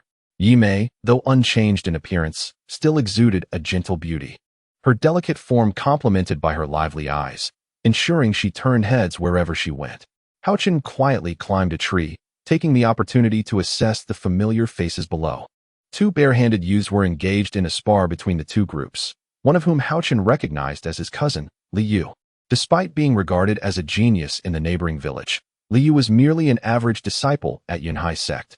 He exhibited agility and skill, his prowess evident as he shouted, the wind from his punches carrying a lethal intent. The other combatant was a robust young man, his movements bold and expansive, exuding confidence as he struck slowly, seemingly aiming to exhaust Li Yu's stamina. Observing his cousin in the fray, Haochen naturally found himself rooting for Li Yu. After watching for a while, and noticing that Li Yu was not at a disadvantage, Haochen felt a sense of reassurance. He glanced around, hoping to find someone to inquire about the unfolding events. Not far from the tree where he stood, a youthful lad perched atop a large stone, animatedly gesturing as he observed the scene before him. Li Yu, your punches are far too slow. What sort of footwork have you learned? Oh, truly a foolish pig. Yes, the hooking kick. Strike with ferocity. The boy, with an air of exuberance, muttered to himself, seemingly allied with Li Yu. Haochen found this individual intriguing and slowly descended from the tree to join him. Pray tell, do you know everyone within the arena? What has incited this conflict? He inquired, donning an expression of earnest sincerity. Why, is that even a question? I, Wang Pang, am acquainted with all. They are certainly fighting because, he paused, suddenly noticing Haochen. Who are you? I've never seen you before. A newcomer, perhaps? No, you are not of Yunhai sect. Who then are you? As confusion flickered in his eyes, realization dawned upon him. He had never encountered Haochen before, and he became alert. I am Haochen, the one competing in the arena. Li Yu is a friend of mine, Haochen replied earnestly, omitting to mention that Li Yu was his cousin. Li Yu's friend? I know all his associates, but I do not recognize you. The boy questioned, still cautious. Ha, it is not surprising you do not know me, for I am not of Yunhai sect. Haochen replied with a cheerful demeanor. Oh, the boy glanced at Haochen's attire, seemingly convinced by his words. After a brief exchange of pleasantries, the youth could no longer contain his excitement and divulged the reason behind the contest. My friend, you remain unaware that this entire affair stems from a beautiful calamity. Allow me to recount the tale in detail. Wang Peng began, laying out the events leading to this moment. The story centered on 2 individuals, Li Yu and Luo Lin, both disciples of the outer sect of Yunhai. Each had fallen for the enchanting Lu Su, who shared a hometown with Li Yu in Baoquan Village. Before her entry into Yunhai sect, they had already formed a bond. However, upon joining the sect, Lu Su caught the eye of Luo Lin, who, in a bid to win her affection, proposed a duel. Relying on his grandfather's status as the second elder of Yunhai sect and the master of Shilling Peak, Luo Lin was determined to possess whatever he desired. He rallied a group of unruly disciples from the sect, challenging his fellow disciple Li Yu to a contest, with the stipulation that friends could also participate. The victor would be determined by besting the opponent in 2 out of 3 rounds, to which Li Yu readily agreed. Subsequently, Luo Lin spread the word, seeking skilled assistance, while Li Yu had several friends among the disciples of Shilling Peak. Many sympathized with Li Yu's plight upon hearing of Luo Lin's provocations and bullying of the weaker, willingly coming forth to support him. Additionally, some disciples, having learned of this unfair contest, gathered to witness the duel, taking distinct stances in the matter. From the boy's tone, Haochen discerned the significant rift between the entitled disciples and the lower-tier ones within the sect. Such a contest, born from jealousy, had drawn a considerable audience. Haochen, is that truly you? Just as he was about to approach the fray, Yimei rushed toward him from the crowd. In truth, she had noticed him the moment he descended from the tree. He and Wang Pang stood upon the slope, their visibility hindered, particularly as Wang Pang was exuberantly gesticulating, thus capturing Yimei's attention. "It is I," he exclaimed, having wandered into the mountains for hunting. The sight of Yimei approaching filled Haochen with immense joy. Yimei resided in Dongxing Town, the esteemed daughter of the Yi family, and was of the same age as Haochen, due to his trade in mountain goods. Haochen frequently visited Dongxing Town, where fate introduced him to Yimei. On one occasion, after selling his wares at the Yi family shop, as he meandered through the town, he encountered a runaway carriage that was galloping down the street, threatening to collide with Yimei, who stood by the roadside. Fortunately, Haochen was nearby and swiftly pulled Yimei to safety, averting a disaster. From that moment, their acquaintance blossomed into a deeper camaraderie. Though this territory belonged to the Yunhai sect, hunters from nearby villages occasionally intruded upon its domain. The Yunhai sect's expanse was vast, encompassing several towns, and Baoquan Village was merely 1,000 miles away. Many who traversed the area were familiar with one another. Not to mention that the Yunhai sect occasionally relied on surrounding villages for their supplies. While the two were engaged in delightful conversation, an unpleasant voice intruded upon their moment. "You, a mere cat or dog, dare covet my little Mei." Cold Cloud sauntered over to Haochen and Yimei, his expression dripping with disdain. "Who is your little Mei?" Yimei retorted coldly. "And who are you?" Haochen, disregarding Cold Cloud's unwarranted provocation, continued his conversation with Yimei. Haochen's words incensed Cold Cloud, who stood seething beside them. "A mere mortal dares to speak to me in such a manner." Cold Cloud's eyes blazed with fury, as if he could annihilate Haochen with a mere glance. Though he refrained from violence out of respect for Yimei, he silently vowed to keep a watchful eye on Haochen. "You shall have your moment of sorrow," Cold Cloud muttered sullenly, casting a glare at Haochen. "Who was that person you were just speaking with?" Cold Cloud coldly inquired of Wang Pang, observing Yimei and Haochen's continued interaction. "That is Haochen, a fellow townsman of Liu," Wang Pang replied nonchalantly, recognizing Cold Cloud.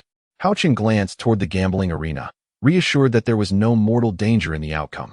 "Yimei, please inform Liu that I have come and shall now take my leave." Haochen understood that a mere mortal could not linger long in a realm of cultivation. Yimei, aware of the impossibility of detaining Haochen, could only watch helplessly as he departed. Bidding farewell to Yimei, Haochen retraced his steps. At that moment, a pair of brooding eyes had inscribed his name upon a list of impending doom. Chapter 8. Attack the unprepared Cold Cloud, also a resident of Dongxing Town, came from a family that lacked for nothing.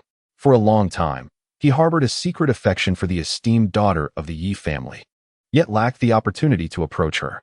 3 years prior, the Yunhai sect had recruited disciples in the town, and Cold Cloud, possessing commendable aptitude, was selected alongside Yimei to join the outer disciples of the Yunhai sect. Upon entering the sect, Cold Cloud was chosen by Luo Yun to ascend to the western ridge, while Yimei was sent to the Emerald Cloud Peak. From that time onward, Cold Cloud made a concerted effort to be near Yimei, and gradually, their acquaintance deepened. Cold Cloud frequently visited the Emerald Cloud Peak to see Yimei, as they hailed from the same place, having known each other since childhood, and thus, they began to support one another, slowly forging a friendship. Though not cultivating atop the same peak, the mountains are in close proximity to one another. For cultivators, flying with swords allows them to traverse from one peak to another in an instant. Even disciples of lower realms, unable to fly, can scramble over hills and valleys with remarkable agility. Yimei regards Lung Yun merely as a friend, for the shadow of Haochen always lingers in her heart. Despite knowing that Haochen cannot enter the realm of cultivation, Yimei remains steadfast in her belief that there must be a way for him to join the world of immortals. There must be a way. Lung Yun is aware of the tale between Haochen and Yimei, yet has never had the opportunity to meet Haochen. It was only this time, when Wang Pang mentioned Haochen's name, that Lung Yun realized he was the very person. As long as Haochen exists, he cannot win Yimei's heart. And thus a nefarious plan began to take shape within Lung Yun's mind. Meanwhile, Haochen, on his path back, quickly exited the forest, a place rife with jealousy, and felt his spirits lift. As he walked, he pondered deeply. The mountain winds howled, trees swayed perilously, and clouds rolled as the weather threatened rain. It was already deep autumn, and such a fierce wind surely heralded a downpour. Before long, thunder rumbled ominously, and a torrential rain began to fall. In haste, Haochen sought refuge beneath a cliff, only to discover a shallow cave. Inside, it was pitch black, as if someone were meditating there. The rain intensified, and disregarding any reservations, Haochen edged into the cave, only to be enveloped by a faint, alluring fragrance, seemingly feminine. However, he sensed no danger from the silent figure within, who continued in their meditative practice. Suddenly, from a distance of several dozen feet from the cave entrance, two dark figures darted past, carrying a familiar scent. Is that Leng Yun? What brings him here? Observing the two cloaked figures below the cliff, Haochen recognized one as Leng Yun. Brother Leng, is the person you mentioned heading in this direction? Inquired the shorter figure. From the voice, Haochen discerned that the taller one was indeed Leng Yun, while the shorter individual was his disciple, Lu Wanjin. After the duel, Leng Yun had sought out his close disciple to trace Haochen's aura, intent on leaving him battered and bruised, teaching him a lesson about whom he could not provoke. That lad is merely a mortal. Have we lost our way? Why can we never catch sight of him? A sharp voice pierced through the rain. If it weren't for my prior visit to this location, I would have been unaware of such a splendid shelter from the rain, Leng Yun remarked as he approached. At this moment, Haochen realized there was no escaping. Leng Yun had already spotted him. With years of cultivation under his belt, capable of flying with his sword, he knew that fleeing was futile.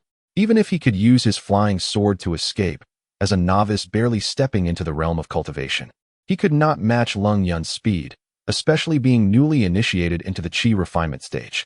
As Leng Yun and his short disciple arrived at the cave's entrance, they beheld Haochen and an injured woman taking refuge from the rain. The two exchanged suggestive smiles. Haha, what a fortunate encounter, even in peril. He finds himself amidst such allure. Leng Yun taunted Haochen with a sinister grin. Upon the arrival of Leng Yun and his companion, the woman meditating within the cave had already ceased her cultivation. Hearing Leng Yun's lascivious words, her brow furrowed in discontent. Unfortunately, her internal energy was depleted, rendering her powerless and forcing her to endure the situation. Leng Yun, noticing the exquisite beauty of the woman, momentarily set aside his concerns about Haochen, deeming him merely a mortal, incapable of escaping his grasp. Little did he realize that even without entering the first stage of qi cultivation, Haochen was not someone he could provoke. Presently, Haochen, aside from lacking qi cultivation, was still an early-stage warrior.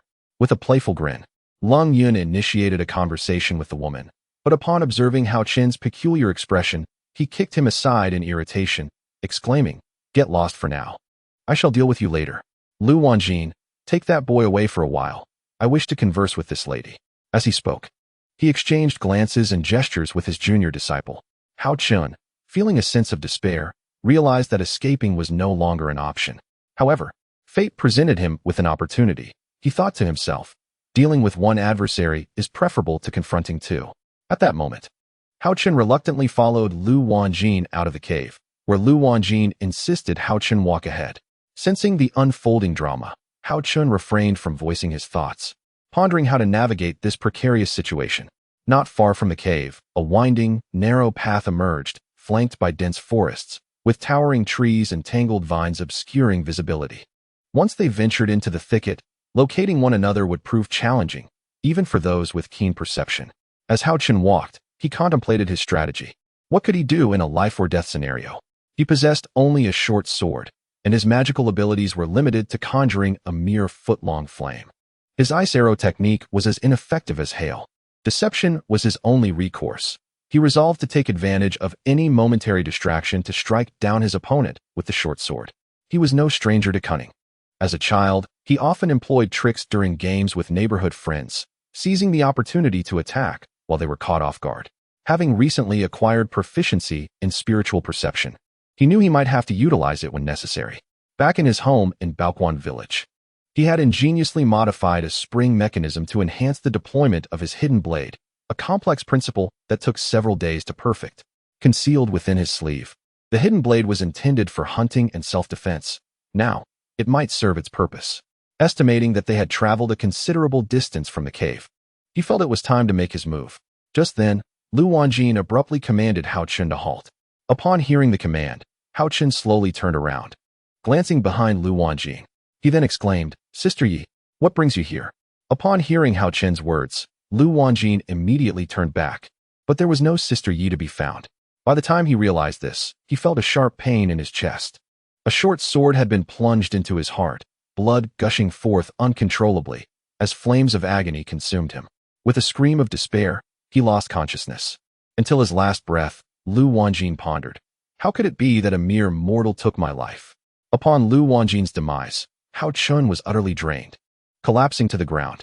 Though he was indeed an early-stage warrior and a first-level Qi practitioner, it was his first experience of taking a life. The fear and shock coursed through him, causing him to break into a cold sweat as he gasped for breath. Lu Wanjin remained oblivious to the fact that Haochen possessed first-level Qi cultivation and had practiced the Tai breath control technique, which allowed him to conceal his true abilities. By employing this technique, he deceived all who had encountered him, aiming to feign weakness while striking with lethal intent. This encounter with Lu Wanjin clearly demonstrated the effectiveness of such a cunning strategy. Haochen hastily retrieved a recovery pill from his storage bag bestowed by Wang Ziyu. Swallowing it quickly, he then extracted a spirit stone from the bag, absorbing its energy to replenish his spent vitality.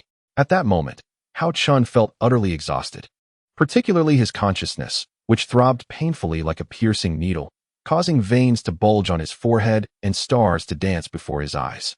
In his pursuit of maximum lethality, he had unleashed a newly learned consciousness pierce, disrupting his enemy's spirit while simultaneously plunging his dagger into Lu Wanjin's body. Without such a tactic, how could a first-level Qi practitioner possibly vanquish one of the fourth level? Few would believe it. Meanwhile, Lung Yun remained ensconced in a cave with a woman, engaging in flirtatious banter.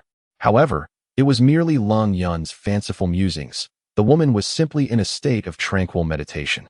He contemplated which sect she belonged to, unable to discern her true prowess, and surmised that she must possess numerous treasures. If he could win her over, it would undoubtedly yield great benefits. The thought of such delightful prospects brought an uncharacteristic smirk to his face. This woman was, in fact, a member of the Yunhai sect, rarely venturing outside her sect. Even within the sect, she veiled her face with a thin gauze, making it rare for even inner disciples to have seen her. Yun Luo had grown up in the Yunhai sect, living with her grandfather, the esteemed elder who had reached the late stage of Yuandan. Her father was the deputy sect leader of Beihing Peak, while her mother was the deputy sect leader of Xian Peak, both at the late foundation establishment stage. After much persuasion from her beloved granddaughter, Yun Luo's grandfather reluctantly agreed to her request to visit the Dan Yun market, located 1,000 miles from the sect.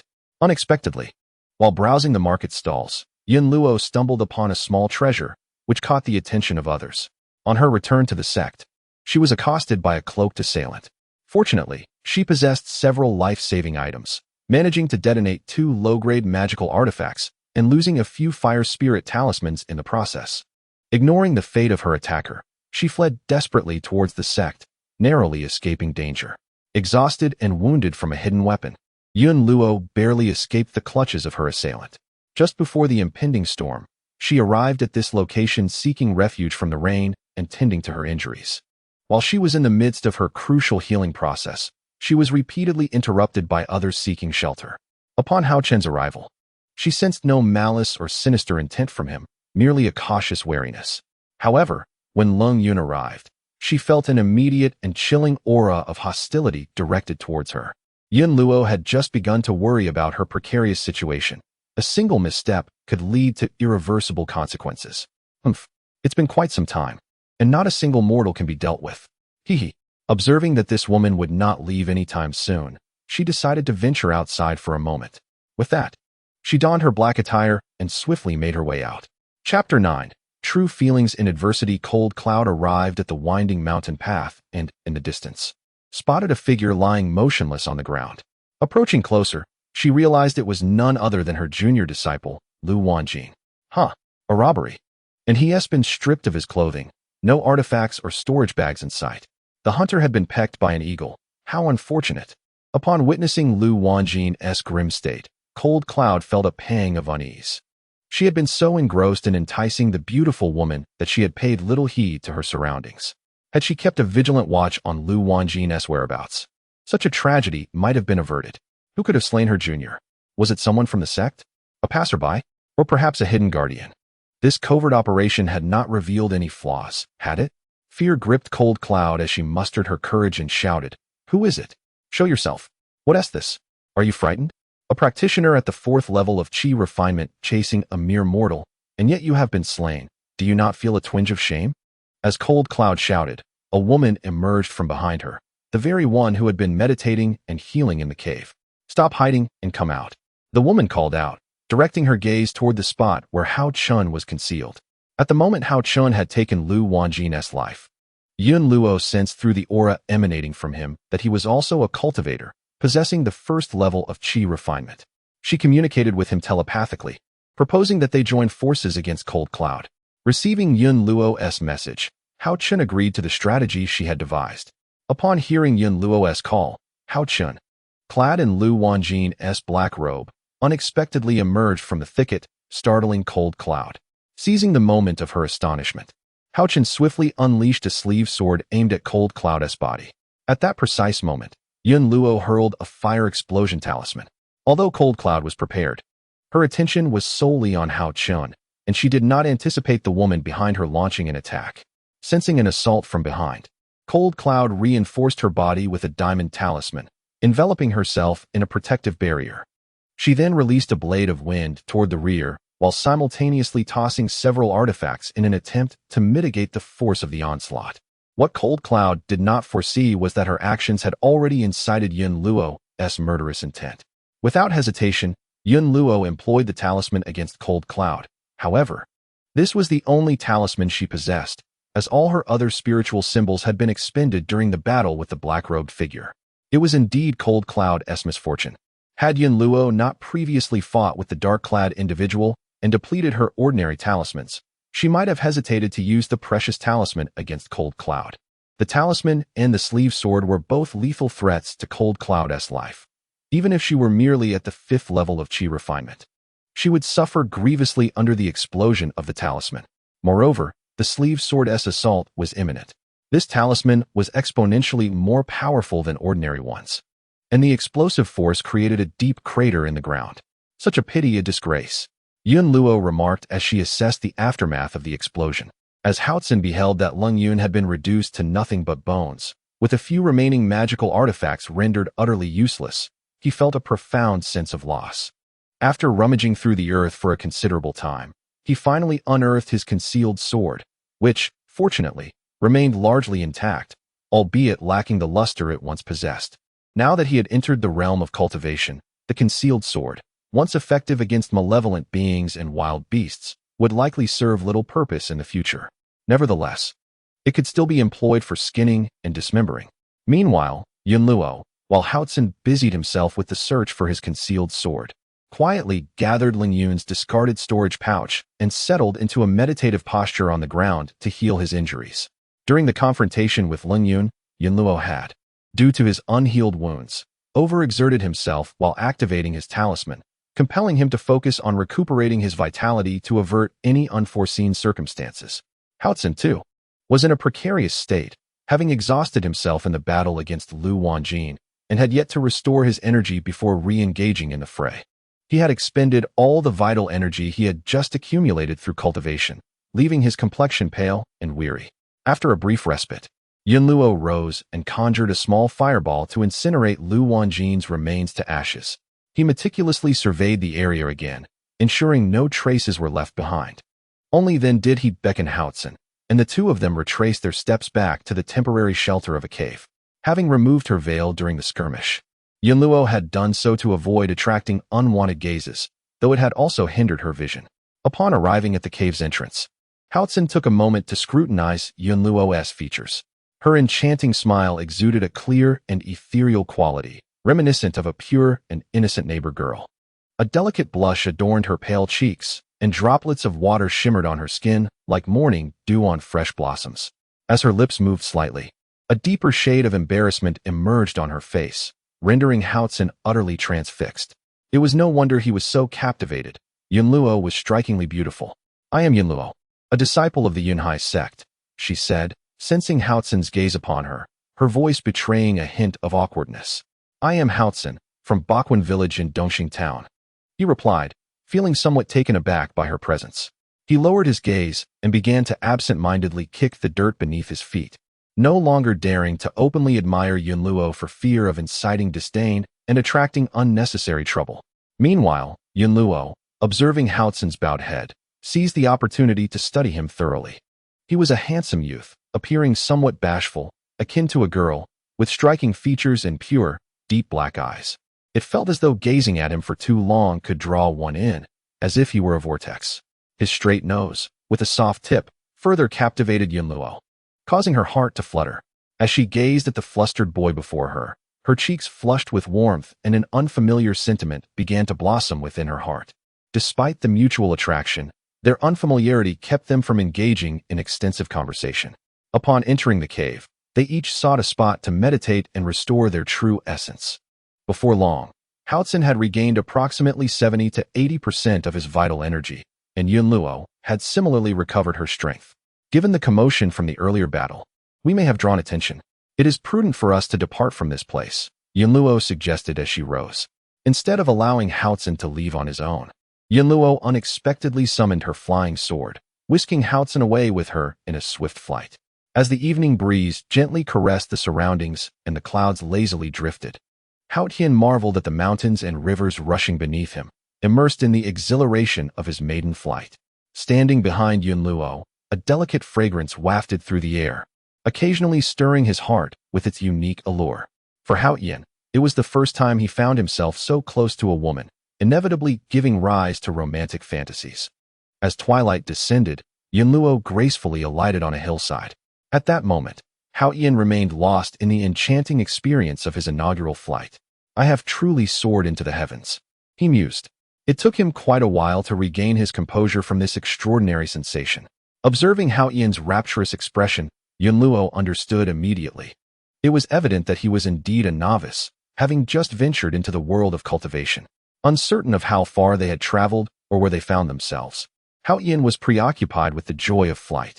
He had set out to seek opportunities, but had his spirit ensnared by a beautiful sister. He had intended to explore the realm of cultivation, to broaden his horizons and acquire skills, but who knew he would be led astray by a captivating beauty? "What place is this? How far are we from the shelter we left?" Haochen inquired, his eyes questioning Yunluo. "This is Wuyun Mountain in the Dangsha Ridge. We have already journeyed several hundred miles from that location. Where were you hoping to go?" Yunluo responded to his query. "I merely wished to wander and gain some knowledge before returning to the village to await the triennial entrance examination of the sect to see what fortune might bring." Haochen replied candidly. He then briefly recounted his experiences to Yunluo, omitting the details of his time in the Nameless Valley, merely stating that he had fortuitously obtained a method of qi refinement and recited the technique for drawing qi into the body. It was by following this method that he had embarked on his cultivation journey. Upon hearing Haochen's account, Yunluo was astonished to learn that he had cultivated to the first layer of qi refinement using an incomplete technique and under serendipitous circumstances, had even slain a cultivator at the fourth layer. "Are you a hunter, not a cultivator?" Yunluo asked, her surprise evident.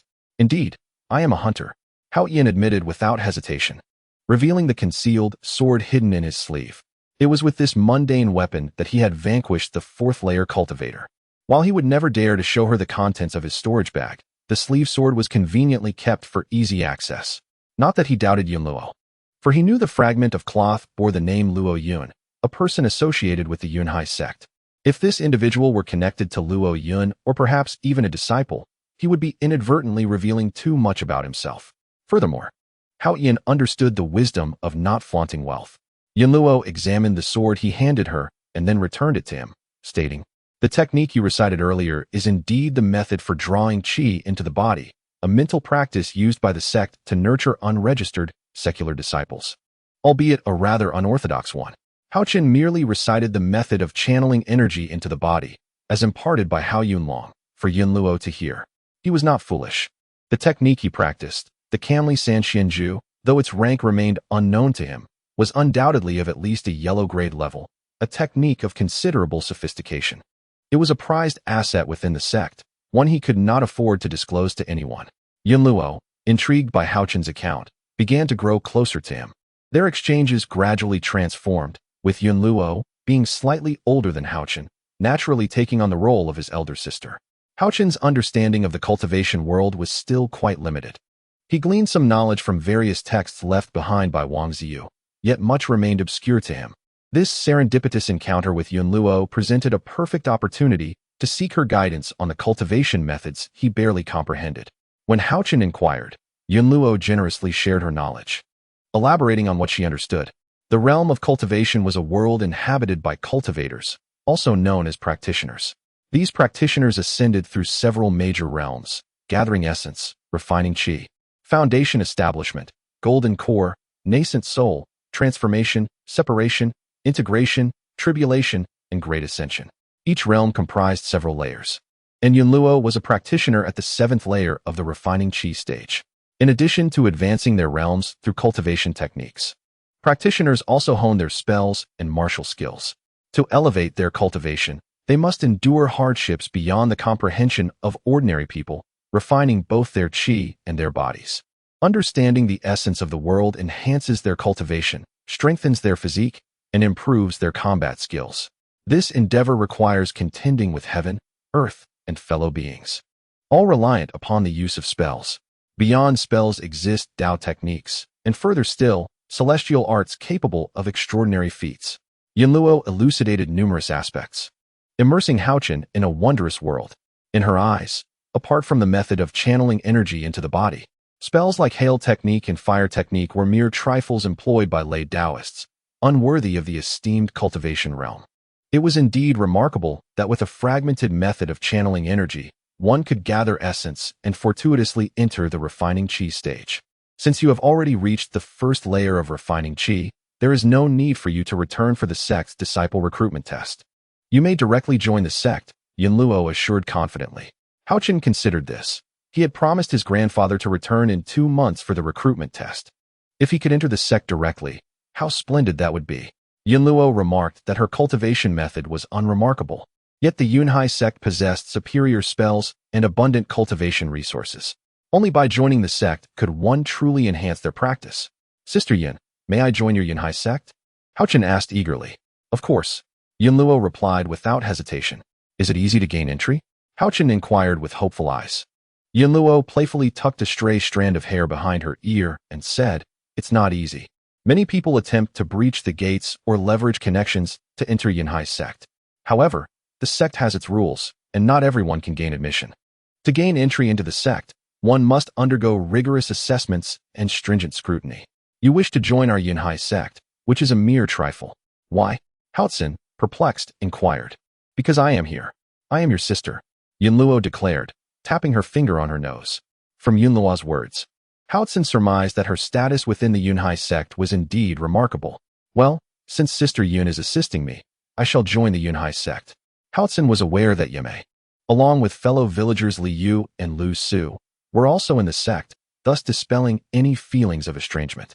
After spending half a day together, having endured life and death trials, Yunluo perceived from Haochen's demeanor that he was not one to forget kindness. Unbeknownst to her, Yunluo began to develop unusual feelings for Haochen. With Yunluo's guidance, Haochen gradually expanded his horizons, assimilating knowledge of the wondrous phenomena throughout the night, resting only briefly as dawn approached. The following day, Yunluo imparted a method for refining qi. Refining qi entails transforming the chaotic energies of the universe into pure qi and storing it within the dantian. The qi retained within the body can be referred to as primordial force or magical power. Subsequently, Yunluo commenced teaching Haochen the practice of cultivation. The initial stage of cultivation is refining qi, and the method of refining involves meditative sitting to sense the qi within the cosmos. Upon perceiving this energy, one must gradually draw it into the body, accumulating vast amounts of qi. Once the qi increases significantly, one may attempt to open the meridians within. Upon successful opening with qi, a meridian filled with energy will manifest, signifying that the individual has become a first-level qi refiner. With Yunluo's guidance, Haochen became aware of the pitfalls in cultivation. Following Yunluo's teachings, the qi within his body underwent continual refinement, while energy consistently replenished around him. I have broken through. According to your assessment, I should be at the second level of qi refinement. You've truly reached the second level. I couldn't tell. You are indeed a prodigy in cultivation, Yunluo remarked playfully. In her eyes, Haochen was a genius, having rapidly advanced from the first to the second level after just one night of practicing a newly imparted cultivation method. Even the so-called geniuses of the Yunhai sect had not achieved such a remarkable feat. Yunluo taught numerous practical spells, and after several days, she discovered that Haochen was indeed a cultivation prodigy. Basic spells could be executed merely through gestures, and although they were in their nascent form, it was an impressive accomplishment. As his cultivation deepened, their power would gradually intensify. Since breaking through to the second level, Haochen was able to conjure a fireball of considerable size. Though it resembled a fireball, what he produced was merely the size of a child's fist, lacking in true potency, sufficient to startle but ineffective in genuine combat. Yunluo watched Haochen's spellcasting in bemusement. Over the next few days, once Haochen had depleted his primordial force, he would meditate to restore his qi. Gradually, his cultivation and spellcasting abilities improved. By the time Yunluo returned to the Yunhai sect with Haochen, dusk had fallen. The evening glow caresses the peaks, enveloping the valleys in a misty embrace. Cranes dance and eagles soar, the atmosphere brimming with vitality, while the flora and fauna exude a vibrant spirit. Here, an abundance of ethereal energy permeates the surroundings, far more potent than that of the outside world, rendering it a true paradise of celestial wonder. Rest here for a moment. I shall make the necessary arrangements, Yunluo said, departing the guest room after ensuring Haochen was settled. Alone in the guest room, Haochen savored the exquisite moment when the energy coursed through him, refining the essence within. As he continued this process, he noticed his internal power gradually intensifying, the absorption of energy occurring at a pace vastly superior to that of the outside realm.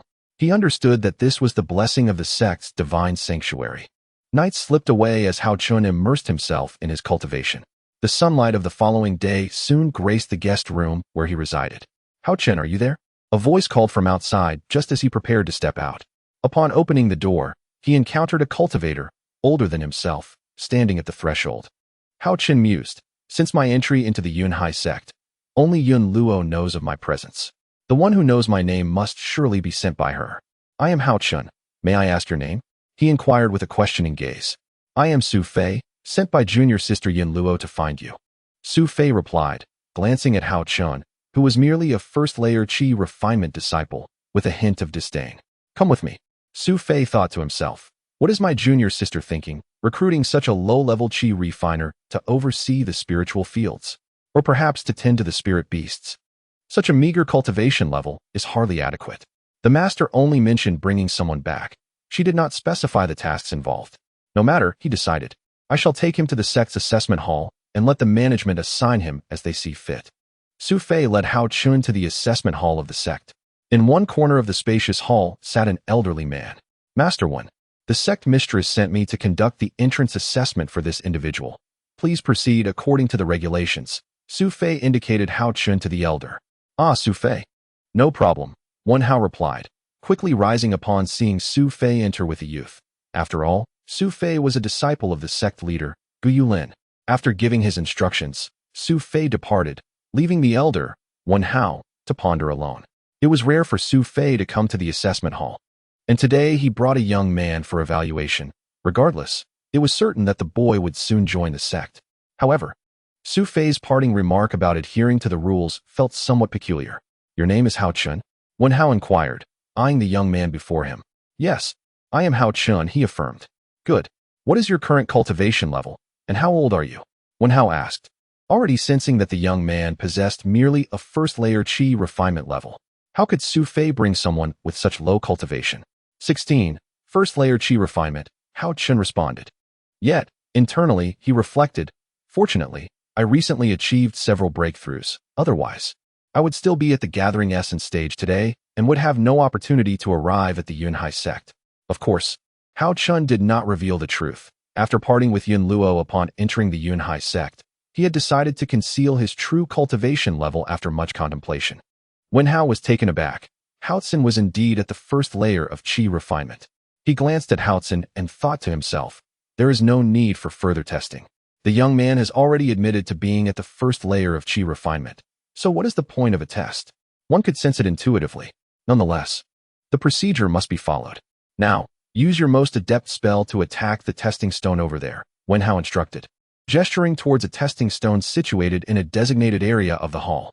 This testing stone was not an ordinary rock. It contained special energy, highly sensitive to energy. It was a unique type of stone capable of assessing one's strength based on the energy input. This facility was established by the Yunhai sect to prevent those who sought to sneak in under false pretenses. Such materials were rare, and even within the Yunhai sect, their stock was limited. As Haochen prepared for his first test, he contemplated his most reliable method of attack. Aside from the fire spell, he only had the hail spell at his disposal. In recent days, Yunluo had primarily taught him defensive and auxiliary spells. He resolved to give it his all during the test, not wanting to disgrace Yunluo or allow others to look down upon him.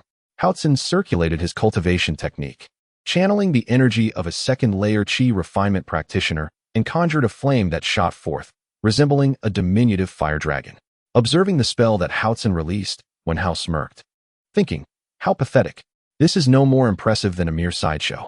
There is no need for a test to determine the outcome. That spell couldn't even incinerate a rabbit.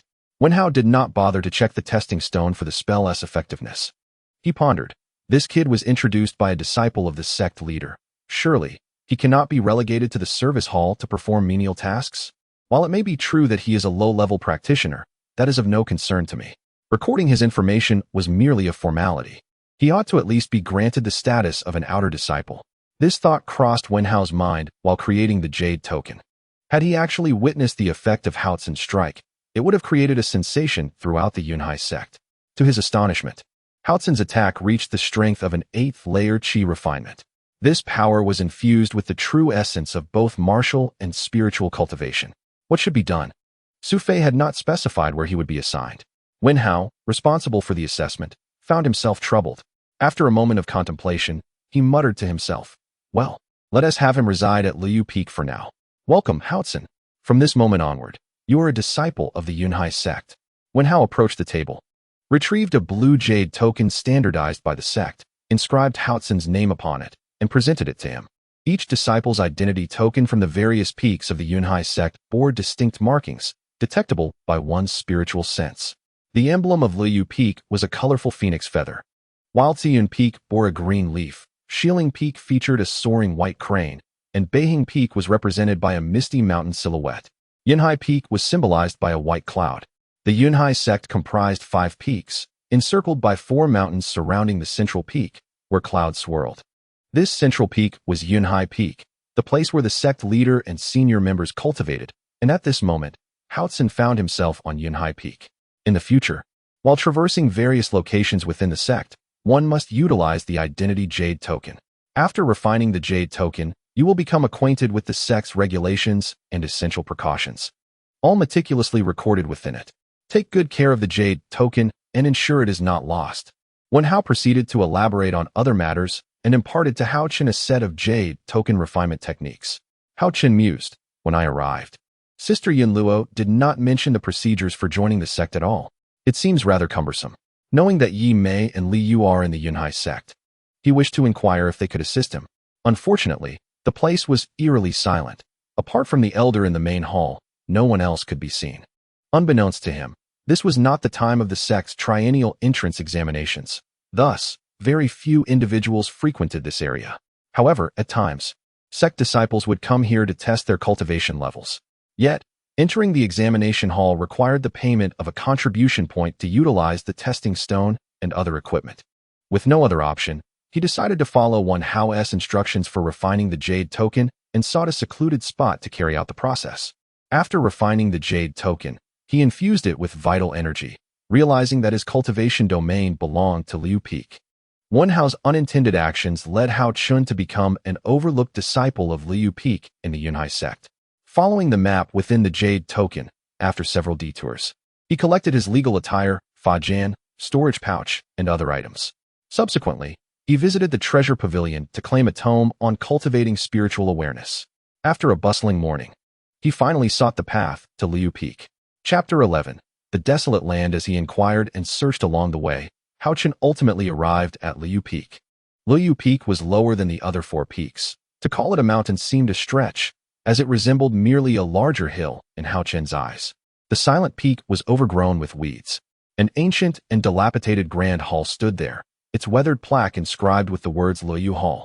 And even the square in front of the hall was uneven and pockmarked.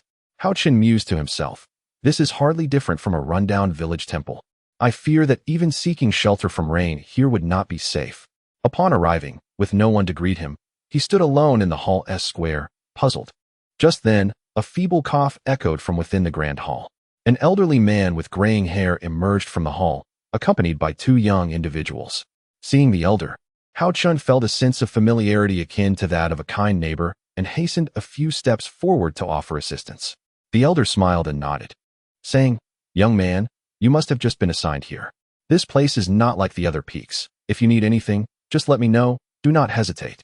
Haochen replied to the elder, "Sir, I am a newly joined disciple of the sect and am unfamiliar with many matters. I will rely on your guidance in the future." The elder continued, "Take out your identity jade token, select your spot on Liu Peak, infuse it with vital energy, and choose a residence in an unlit area. Then, simply register with me." Haochen produced the jade token, located his position on Liu Peak, and infused it with vital energy, noticing that the highlighted areas indicated residences. Thus, a remote and unremarkable location was chosen as his residence. In truth, those noteworthy places had long been abandoned. The previous cultivators who inhabited this area had departed, leaving behind their caves without formally returning them. Observing the vulnerability of the management, these forsaken cultivators treated the site as their own private sanctuary.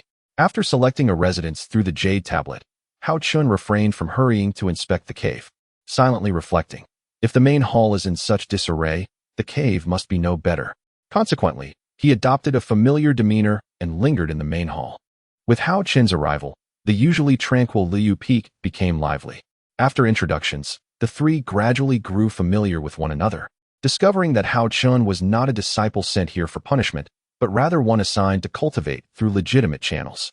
However, the peculiar glances directed at Haochen hinted at their suspicions. After all, he must have offended a certain esteemed figure to be relegated to this desolate location for cultivation. Lacking a master's guidance and the resources for training, he had become an unwitting exile. Through their conversation, Haochen learned that the elder was the hall master. The taller youth was named Lu Wan, and the shorter, slightly plump one was Lin Xiao. The cultivations of the three were modest. Lin Xiao was at the early stage of the qi refining second layer, Lu Wan at the mid stage of the qi refining third layer, while Hall Master Wang Hong, though somewhat more advanced, merely reached the late stage of the qi refining third layer. Presently, only the four of them inhabited the entirety of Liu Peak, and later, Hall Master Wang Hong retired to rest due to ill health. However, the three young men brimmed with vigor, despite their initial meeting. They found a remarkable rapport and engaged in delightful conversation. As twilight veiled the last vestige of light from the treetops, the mist-shrouded peaks took on an ethereal, dreamlike quality. Although the conditions here were poor, compared to any other place Haochen had visited, with the exception of Yunhai Peak, the spiritual energy remained remarkably abundant. Yet he had yet to explore the other three mountains. Pondering why such a desolate area was treated equally to the other 5 peaks by the Yunhai sect, questions arose in Haochen's mind. "Oh, by the way, why are only the 3 of you here? Where have the others gone?" Haochen curiously inquired of his companions. Lu Wan and Lin Xiao sighed in unison, with Lin Xiao explaining, "Neither of us truly belongs to this peak. I am an outer disciple of Yunhai Peak, while Lu Wan is a disciple of the Dan Hall. One day, while serving as a steward in the Dan Hall, I accidentally toppled a cauldron and was penalized. Coincidentally, it was Lu Wan's turn to oversee that day, and he too faced reprimand for inadequate guardianship. Thus, we were dispatched to Liu Peak for reflection. In essence, they were to serve Hall Master Wang Hong for 3 years before being permitted to leave." What astonished Haochen was the Hall Master himself. He mused inwardly. This venerable elder seems to cultivate at an excruciatingly slow pace, lingering in the qi refining third layer for decades. Perhaps the sect assigned him here due to his lack of promise, treating this place as a retirement haven for the elderly. It seemed Yunhai sect possessed a modicum of compassion after all. Indeed, the current leader of the Yunhai sect, Gu Yuan, is none other than the senior disciple of Wang Heng's son, Wang Ziyu. It is with good intentions that Wang Heng has been appointed as a leisurely hall master here. After all, during his time in the sect, Wang Ziyu was exceptionally talented, Yet he also made enemies along the way. Since his mysterious disappearance, those whom he had offended have inevitably cast disdain upon his father. Following the loss of his son, Wang Heng suffered a psychological setback, which unfortunately led to an accident during his cultivation, resulting in damage to his meridians. He plummeted from the mid-stage foundation establishment realm to the third layer of qi refinement. Had it not been for the timely intervention of the sect leader, his life may have been in jeopardy. After recovering from his ailment, Wang Heng's cultivation showed little improvement, and he remained stagnant in his progress, rendering the sect unable to find a suitable role for this former elder of the Yunhai sect. Gu Yulin contemplated that the relatively uneventful Lufeng, devoid of external distractions, might provide a conducive environment for Wang Heng to cultivate and restore his spirits.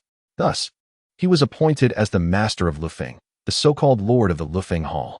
Lufeng, located on the eastern side of Yunhai Peak, has unfortunately fallen into disrepair as a training ground for various reasons. It once thrived, but after the former peak master, Gu Yunfei, embarked on a journey and never returned. His son Gu Ping was reassigned to another location for his cultivation, leading to this place being gradually neglected. Once a renowned site for martial cultivation, it has become a forgotten realm in the eyes of the immortal sects, which tend to overlook martial practitioners. With the peak master's disappearance, Lufeng slowly declined, transforming into a desolate and abandoned locale. In the Tianyuan continent, many individuals lacking talent for cultivation are compelled to pursue martial training in hopes of achieving enlightenment. Before entering the world of cultivation, Haochen aspired to attain the Tao through martial means. The potential for a sect's development often hinges on the capabilities of its leader and their ability to oversee comprehensive growth. It is indeed a lamentable fate that such a promising site for martial cultivation has fallen into neglect under the stewardship of the Yunhai sect's current leadership. As Lufeng continued to decline, it became increasingly desolate. Eventually, the Yunhai sect, perceiving this once vibrant peak as a mere afterthought, found it too regrettable to abandon completely. It is unclear when it transformed into a place of reflection for disciples of the qi refinement stage. The two individuals did not withhold any details from Haochen, recounting the entire backstory. With Wang Heng present, the sect had not entirely forsaken Lufeng, periodically dispatching basic supplies and medicinal pills according to the number of residents. However, there were times when these provisions were intercepted before they reached their intended recipients.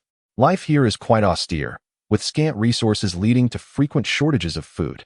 As you may have observed, Grandpa Wang's health is not robust, often exacerbated by insufficient nutrition. Lu Wan and Lin Xiao elaborated further, adding numerous details. Lu Wan remarked that Wang Heng once had a gifted son, Wang Ziyu, who has been missing for many years. After his son's disappearance, Wang Heng became disheartened, leading to stagnation in his cultivation. Upon hearing the name Wang Ziyu, Haochen felt a stir of curiosity and inquired, "Oh, is Wang Heng's son named Wang Ziyu?" Lin Xiao continued Lu Wan's narrative, affirmatively stating, "Yes, indeed, he is named Wang Ziyu. He was a prodigy of the Yunhai sect, having achieved the foundation establishment realm at a remarkably young age." Clearly, Haochen was quite intrigued by the topic, and thus he inquired, "Dear brothers, could you elaborate on the tale of Wang Ziyu?" Lin Xiao and Lu Wan exchanged reminiscences, taking turns to narrate the past. However, ever since Wang Ziyu went missing, that woman has secluded herself and has not been seen for over a decade. Nevertheless, her cultivation has reached the Yuan Dan realm, and she is now an elder of our Yunhai sect. Presently, Luo Yun has also ascended to the position of the second elder within the sect, with early-stage Yuan Dan cultivation currently in seclusion to break through to the mid-stage. Luo Yun boasts a multitude of disciples, apart from Lung Yun and Lu Wanjin. There are also members of the Luo family among them, with many disciples in the foundation establishment and late-stage qi refinement stages. How fortuitous!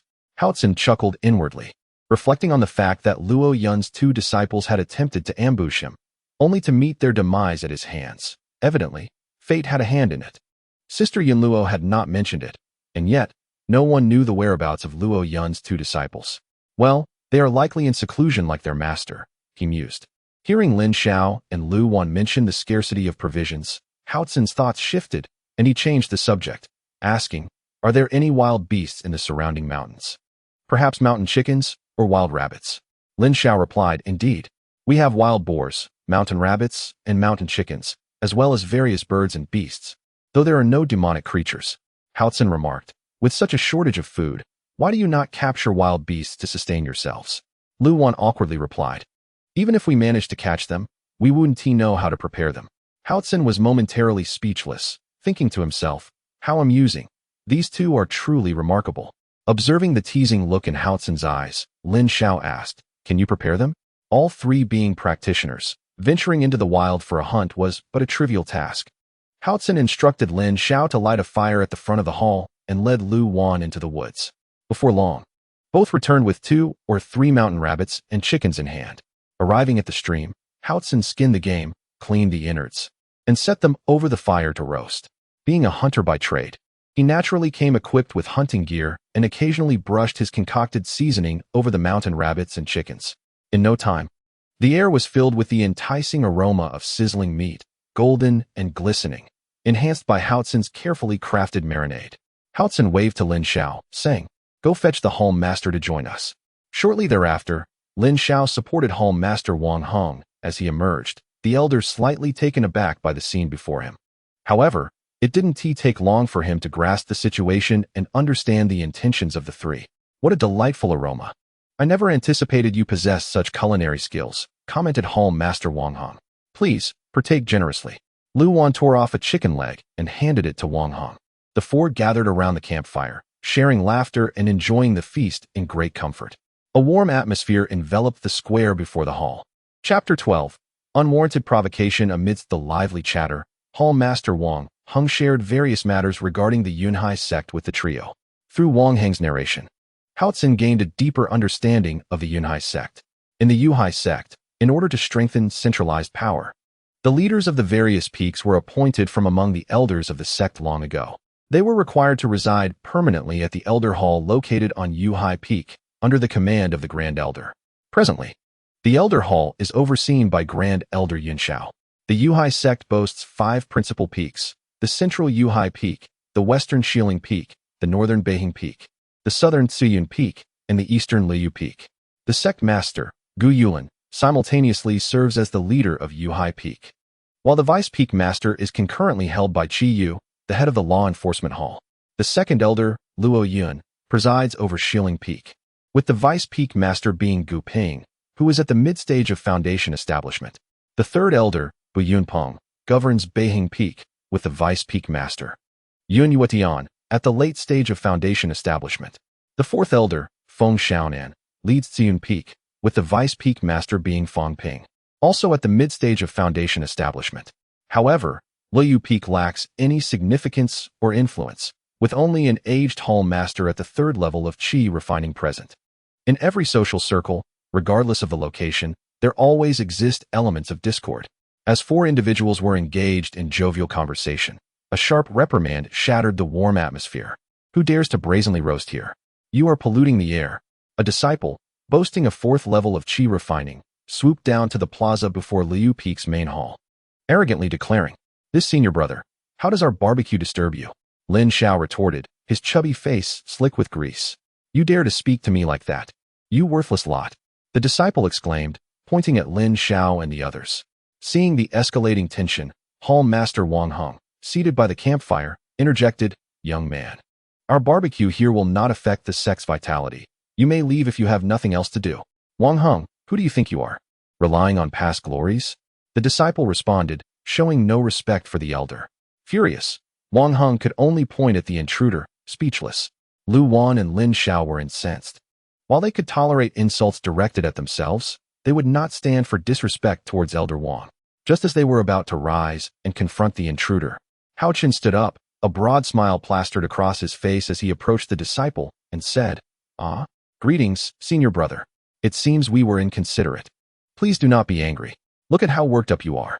It turned out that Haochen recognized the intruder as Luo Lin, the same individual who had previously clashed with Li Yu out of jealousy. What a coincidence to meet again.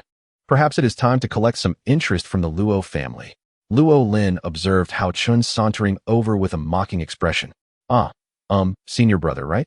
Haochen grinned as he approached Luo Lin. Suddenly, with no warning, Haochen delivered a punch to Luo Lin's chest, then shook his hand and muttered, Good. Refining the muscles and skin, not bad. This lad has potential." You dare to hit me? Luo Lin staggered back a few steps, astonished as he gazed at Haochen. Who are you? I did not strike you. I merely wish to spar and see to what level your cultivation has progressed. My apologies. I may have been a bit too forceful. I hope you can forgive me, senior brother. With a mocking expression, Haochen looked at Luo Lin and said apologetically, Alas.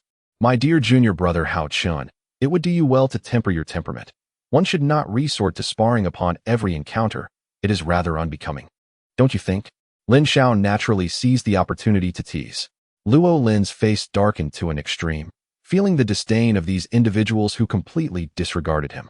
Through their words, he discerned that the one before him was named Haochen. So, Haochen, you audaciously roast meat here, polluting the sect's vitality and provoking trouble. Injuring my senior brother. You have successfully incited my wrath, and now, slaying you would not contravene the sect's rules. Luo Lin spat fiercely at Haochen. Haochen understood Luo Lin's intention. Having resolved to proceed, he was indifferent to other matters. Without uttering a word, he inhaled deeply and stepped forward. I grant you an opportunity. Strike. Luo Lin had elevated his aura to its peak. Since you are so eager for death, I shall oblige. Haochen thought to himself. And with that, he unleashed a 5 elements collapsing fist. Luo Lin countered with an open palm, executing a relentless and cutting technique that surged towards Haochen's fist. The collision of fists and palms emitted a heart-stopping sound, leaving Wang Heng, Lin Xiao, and Lu Wan in disbelief. In the clash, Haochen's palm technique faltered. Impossible. It must be an illusion. Even Luo Lin himself could not believe his defeat. He pinched his own face fiercely, astonished, finally conceding that everything was indeed real. Damn it. Struck by lightning. Haochen muttered under his breath, not even glancing at Luo Lin as he turned back to his seat by the campfire. You, just wait. There will come a time when you kneel before me, begging for mercy, the disgraced Luo Lin declared, unable to maintain his dignity any longer as he departed. Casting a fierce glare back at Haochen. Haochen, you are truly remarkable. Lin Zhao's voice, filled with admiration, reached Haochen's ears, warming his heart. At that moment, Wang Heng patted Haochen on the shoulder, saying, That lad will certainly not let this go lightly. You must train diligently. In this world, only by becoming formidable oneself can one carve out a space for survival. With age weighing upon him, Wang Heng took his leave to rest at his dwelling. Haochen, unperturbed by thoughts of Luo Lin's potential retaliation, continued to enjoy drinks and food with Lu Wan and Lin Xiao. It was not until late that Haochen made his way to the cultivation cave, accompanied by Lu Wan and Lin Xiao. Arriving at the cave he had chosen for his training. Surrounding the falling feather peak were dozens of artificially constructed caves, allowing Haochen to easily claim one in this desolate area, unlike other locations which would be overcrowded. With the assistance of Lin Xiao and Lu Wan, Haochen utilized his identity jade token to unlock the cave's protective barrier. Once he entered the cultivation cave, Lin Xiao and Lu Wan took their leave. Having indulged a bit too much in drink, Haochen did not inspect the cave's facilities thoroughly. Upon entering, he leaped onto the resting bed and began to meditate. After an hour, as the effects of the alcohol wore off, he regained his clarity. Recalling the cultivation book he had borrowed earlier, he reached for the introduction to divine consciousness from the scriptures repository and began to read attentively. After studying for a while, I pondered deeply over the text. The introduction to spiritual awareness may seem like a mere collection of miscellaneous writings, yet it surprisingly contains several subtle spells that are not immediately apparent. I had initially delved into the jade slip of Haoyin refining spirit upon entering the first layer of qi refinement, where I endeavored to condense my spiritual awareness. However, due to my limited cultivation, I could only grasp the profound techniques superficially, comprehending them only partially. With my low level of cultivation, I merely skimmed through and noted some superficial concepts, finding myself ill-equipped to execute the techniques of externalizing my spiritual awareness, much less wielding a sword or controlling objects. The techniques documented in the jade slip, such as the spiritual needle and the spiritual blade, were understood only conceptually. Now that I have reached the second layer of qi refinement, I decided to attempt the practice of spiritual techniques once more, beginning with the simplest spells. I resolved to postpone the more advanced techniques like the spiritual blade and cutting technique until my cultivation advanced further, aware of the wisdom in not overextending oneself. With this mindset, I began to practice the spell of the spiritual needle, soon becoming engrossed in my cultivation. I focused my soul power into a needle-like form, manipulating it through my spiritual awareness to launch a spiritual needle attack, piercing into my opponent's sea of consciousness and inflicting harm.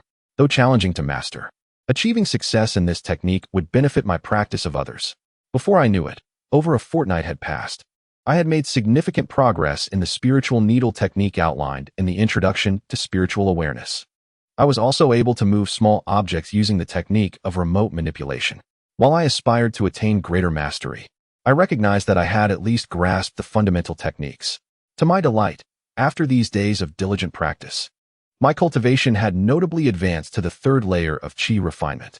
This achievement was undoubtedly a result of my tireless efforts, but the abundant spiritual energy of Liu Peak, in contrast to the meager resources of Wuyun Valley, played a significant role, complemented by my persistent training. Now, I could be considered a minor affluent individual.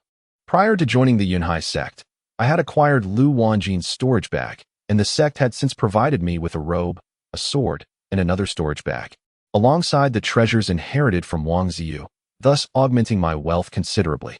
However, upon opening Lu Wanjin's storage bag, I was somewhat disheartened.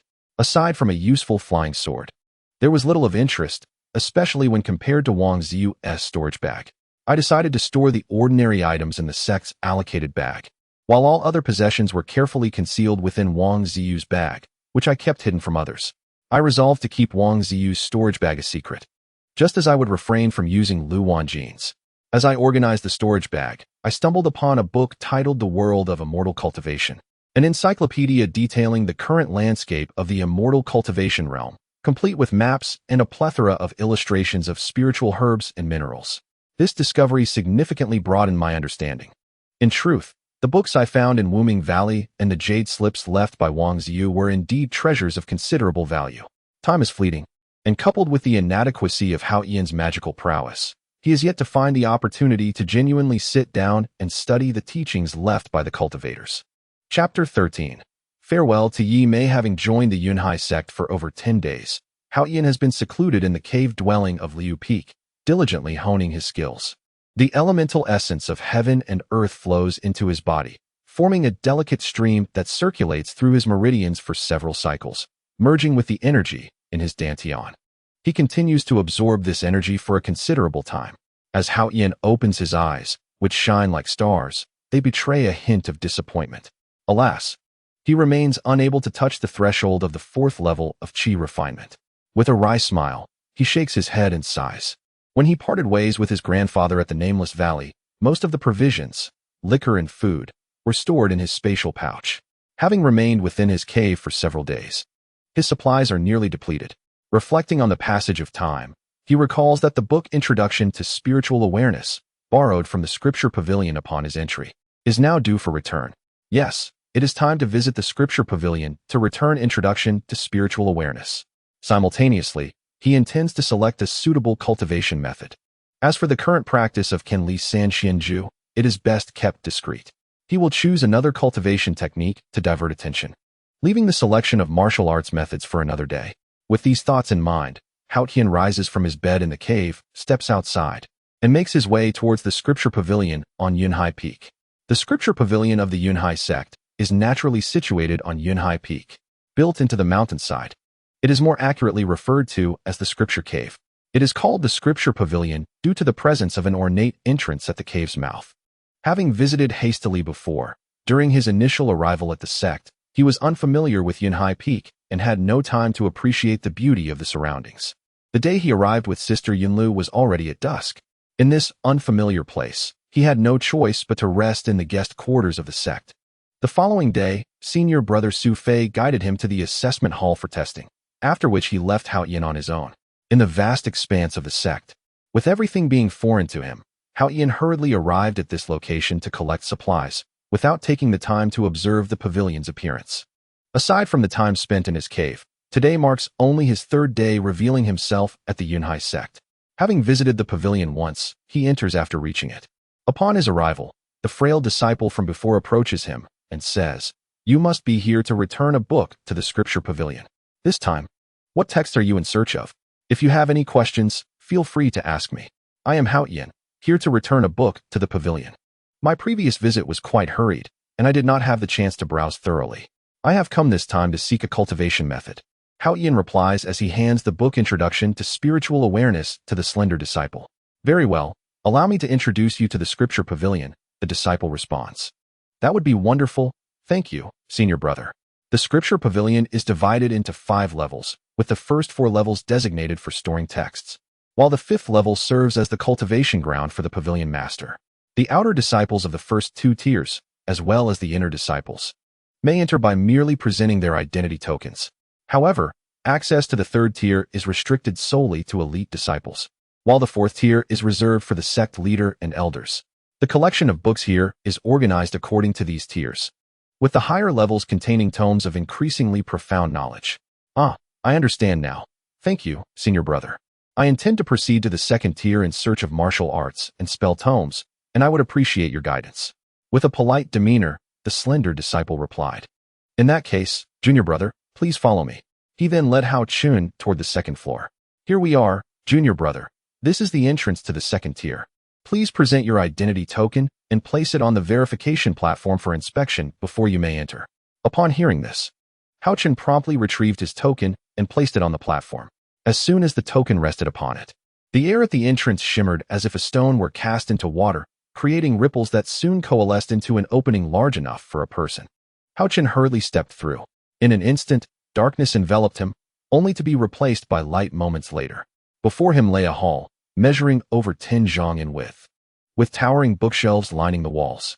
In the center of the hall, several tables were occupied by individuals engrossed in their readings, while others stood before the shelves, perusing the volumes. Haochen, is that you? It has been so long. How have you been? A familiar voice called out, and he turned to see Yimei approaching with a book in hand. Yimei? What a delightful surprise. I had been searching for you, and here you are? Haochen thought to himself. A few days ago, while at the task hall in Wuyun Pavilion, I encountered Lin Xiao from Liu Peak, who mentioned that you had joined the sect. How wonderful. Now we can spend more time together. Haochen briefly recounted his own experience of joining the sect to Yimei.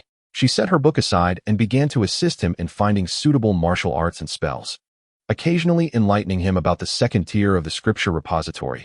You must have noticed the vast difference in the collection here compared to the 1st tier, haven't you? The tomes here are true treasures, whereas those in the 1st tier are rather superficial. Yimei selected a book and continued. Take a look at this introductory spell. There is a version in the 1st tier as well. However, the differences are stark. Practicing this spell will yield a significantly faster cultivation pace and lower spellcasting costs compared to its 1st tier counterpart. I see. Thank you for your explanation. Had I searched on my own, I might have spent months without finding a suitable martial art or spell. Listening to Yimei's insights, Haochen finally understood. You mentioned that you had borrowed a book on the basics of spiritual awareness during your last visit. In fact, the staff here typically introduces the basics of spiritual awareness to newly initiated disciples. Cultivating spiritual awareness is essential for every qi refinement disciple. Yimei continued to share valuable knowledge about the scripture repository, saying, if you fail to return a book in a timely manner during your first borrowing, the repository will record your level of trustworthiness. On your next visit, a contribution point will be deducted. A novice disciple entering the sect is granted access to the scripture pavilion 3 times using their identity token. Subsequent entries necessitate the use of contribution points. Contribution points? Haochen inquired, casting a curious glance at Yimei. Speaking of contribution points, they constitute an essential aspect of cultivation for disciples of the Yunhai sect. Accepting tasks not only hones one's skills, but also allows for the accumulation of contribution points upon their completion, which can then be exchanged for various items. Exchanging contribution points for items? Haochen's eyes sparkled with interest as he immediately envisioned several necessities: a high-grade sword, robes, elixirs, and talismans, items crucial for self-defense. He pondered whether these could indeed be acquired with contribution points.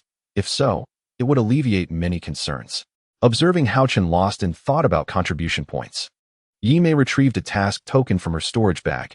This is a task jade token I just obtained from the Wuyun Pavilion's task hall, she explained.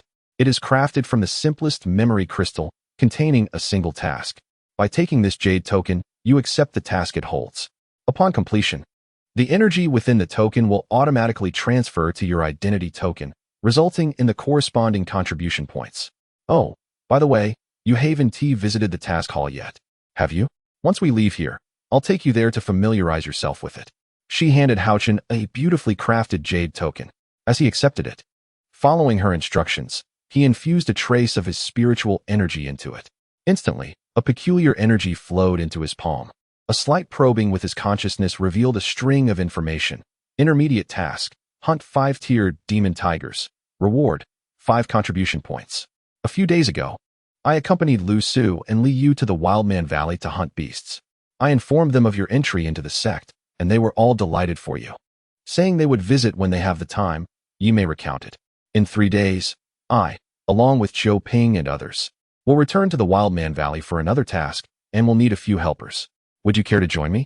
I would love to go, but my cultivation is low. Will it hinder you? Haochen asked. Yimei replied, this trip is merely to seek spirit herbs and lower-tier beasts. As long as we avoid provoking the higher-tier beasts, we should be fine. Moreover, Zhou Ping, Liu Lu Su, and I are all at the 5th and 6th levels of qi refinement. Haochen nodded in agreement. Very well, Yimei. I should now refer to you as senior sister since I've joined the sect. Hehe. Let me hear you call me senior sister. Yimei laughed, yet added, but I still prefer you calling me Xiaomei. She gazed at Haochen with affectionate eyes. All right, I'll continue to call you Xiaomei, Haochen replied, still oblivious to Yimei's deeper intentions. Yimei felt an inkling that Haochen possessed considerable strength. When Li Yu and Luo Lin had dueled in the woods and encountered Haochen, they could not discern his true power, which seemed more formidable than his outward appearance suggested. This invitation to Haochen served 2 purposes: to assist a friend and to satiate her curiosity about whether her impression was merely a figment of her imagination or if Haochen truly harbored exceptional abilities. Why did Sister Yinlu take a liking to him and even recommend him directly into the sect? After selecting a suitable cultivation method, they returned to the entrance of the scripture pavilion, where a frail disciple recorded the books borrowed by Haochen and Yimei. Haochen then followed closely behind Yimei as they exited the pavilion. Once outside, Yimei guided Haochen to familiarize himself with the surroundings of the Yunhai Peak sect. The emotions that had faded over 3 years began to rekindle through their conversations. As the sun dipped low in the west, the two reluctantly parted ways. Haochen understood that 3 days was insufficient to gain any mastery of techniques or spells. Resolutely, he abandoned the cultivation methods he had just selected at the scripture pavilion and chose instead to revisit the spells taught by Sister Yinlu. Practicing the martial arts he had learned once more. His aim was not perfection, but rather to achieve proficiency. Chapter 14. First encounter with beasts. 3 days had passed, and Haochen arrived at the designated meeting place as promised. Yimei, is this the helper you mentioned? Before he could approach the group, a familiar voice reached his ears. Following the sound, he was delighted to see it was Li Yu. Oh, Zhou Ping and Lu Su are here too? Haochen thought to himself, isn't this a gathering of fellow townsfolk? Yimei looked at Li Yu and said, Li Yu, make no mistake. You have no choice but to accept this person I brought. Before Li Yu could respond, Zhou Ping and Lu Su eagerly stepped forward. Haochen, Brother Chen, cousin, they exclaimed simultaneously. Upon seeing these familiar faces, Haochen felt a warm sense of camaraderie. As they chatted, Haochen recounted his experiences of joining the sect to those present. After joining, he temporarily resided at Liu Peak. Zhou Ping also provided a brief introduction of everyone's backgrounds. Zhou Ping was a disciple from Beihing Peak. Li Yu hailed from Xiling, while Yimei and Lu Su were disciples of Xian Peak. Regardless of the circumstances, Haochen's arrival brought joy to the group.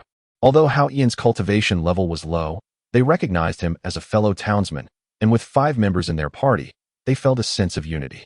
The distance from the Wildman Valley to Yunhai sect was approximately 1,000 miles. If high-level cultivators were to fly, it would only take a few hours. However, none of them had reached such heights in their cultivation and would need to rely on their own 2 feet. Thus, the ground distance was not merely 1,000 miles, but at least 2,000. Even for cultivators, traversing this distance on foot would take around 4 to 5 days. Within several thousand miles surrounding Yunhai sect, high-level beasts were non-existent. Any that did appear had long been hunted down by advanced cultivators. It is important to note that hunting beasts is the quickest way to obtain essence stones and contribute points to the sect. Throughout their journey, they encountered no high-level beasts. Only a few first-tier ones, and later a second-tier beast, a wild boar, which became the source of their meals. Over the course of several days, the group grew increasingly familiar with one another, shedding their initial awkwardness. Such is the nature of human relationships. Prolonged separation can dull emotions, while extended time spent together fosters deeper connections. Overall, this team is quite commendable, a combination well acquainted with one another. The Wildman Valley is essentially a habitat for a group of anthropoid creatures, mistaken by people for wild men, hence its name. After several days of travel, the group finally arrives at the Wildman Valley. While everyone is resting at the valley's entrance, Xiaoping rises and addresses the gathering, except for Haochen. None of you are first-timers here. However, this journey is different from previous ones. Had it not been for my recent quest for a breakthrough, I would not have brought you along to search for spiritual herbs and medicinal plants. To ensure our safety, we shall rest at the valley's entrance for a day and enter the Wildman Valley at dawn tomorrow. Meanwhile, at the Zuilong Peak of the Yunhai sect, a conversation unfolds on the lawn between two men and a woman who happen to be the parents of Yunluo, Yunyue Tian, the deputy leader of Beihing Peak, and Fang Ping, the deputy leader of Zuilong Peak. The youthful disciple present is Su Fei, the eldest disciple of the sect leader Gu Yuan. Su Fei frequently visits Zuilong Peak to see Fang Ping. When Su Fei was very young, Fang Ping encountered him begging on the streets during her return from Haizhou. Moved by the boy's innate spirit, she took him in as her adopted son. Upon returning to the sect, he caught the attention of her master, Gu Yuan, and was subsequently accepted as a disciple. Su Fei, what have you arranged regarding the person Yunluo brought back? Fang Ping inquires of Su Fei, replying to my adoptive mother. I encountered my adoptive father that day and guided him to participate in the entrance examination, becoming an outer disciple over a month ago, Su Fei answers, glancing at his adoptive father, Yunyue Tian. Yunluo has returned and has taken the initiative to enter seclusion for cultivation. I wonder what has transpired, Yunyue Tian remarks. Looking curiously at Fang Ping, listening to her husband's words, Fang Ping reflects for a moment before responding. It seems that our child has undergone some kind of stimulus, returning with a fervor for cultivation. Usually, he is quite playful, always hesitant to engage in seclusion for training, but this time he has willingly chosen to do so.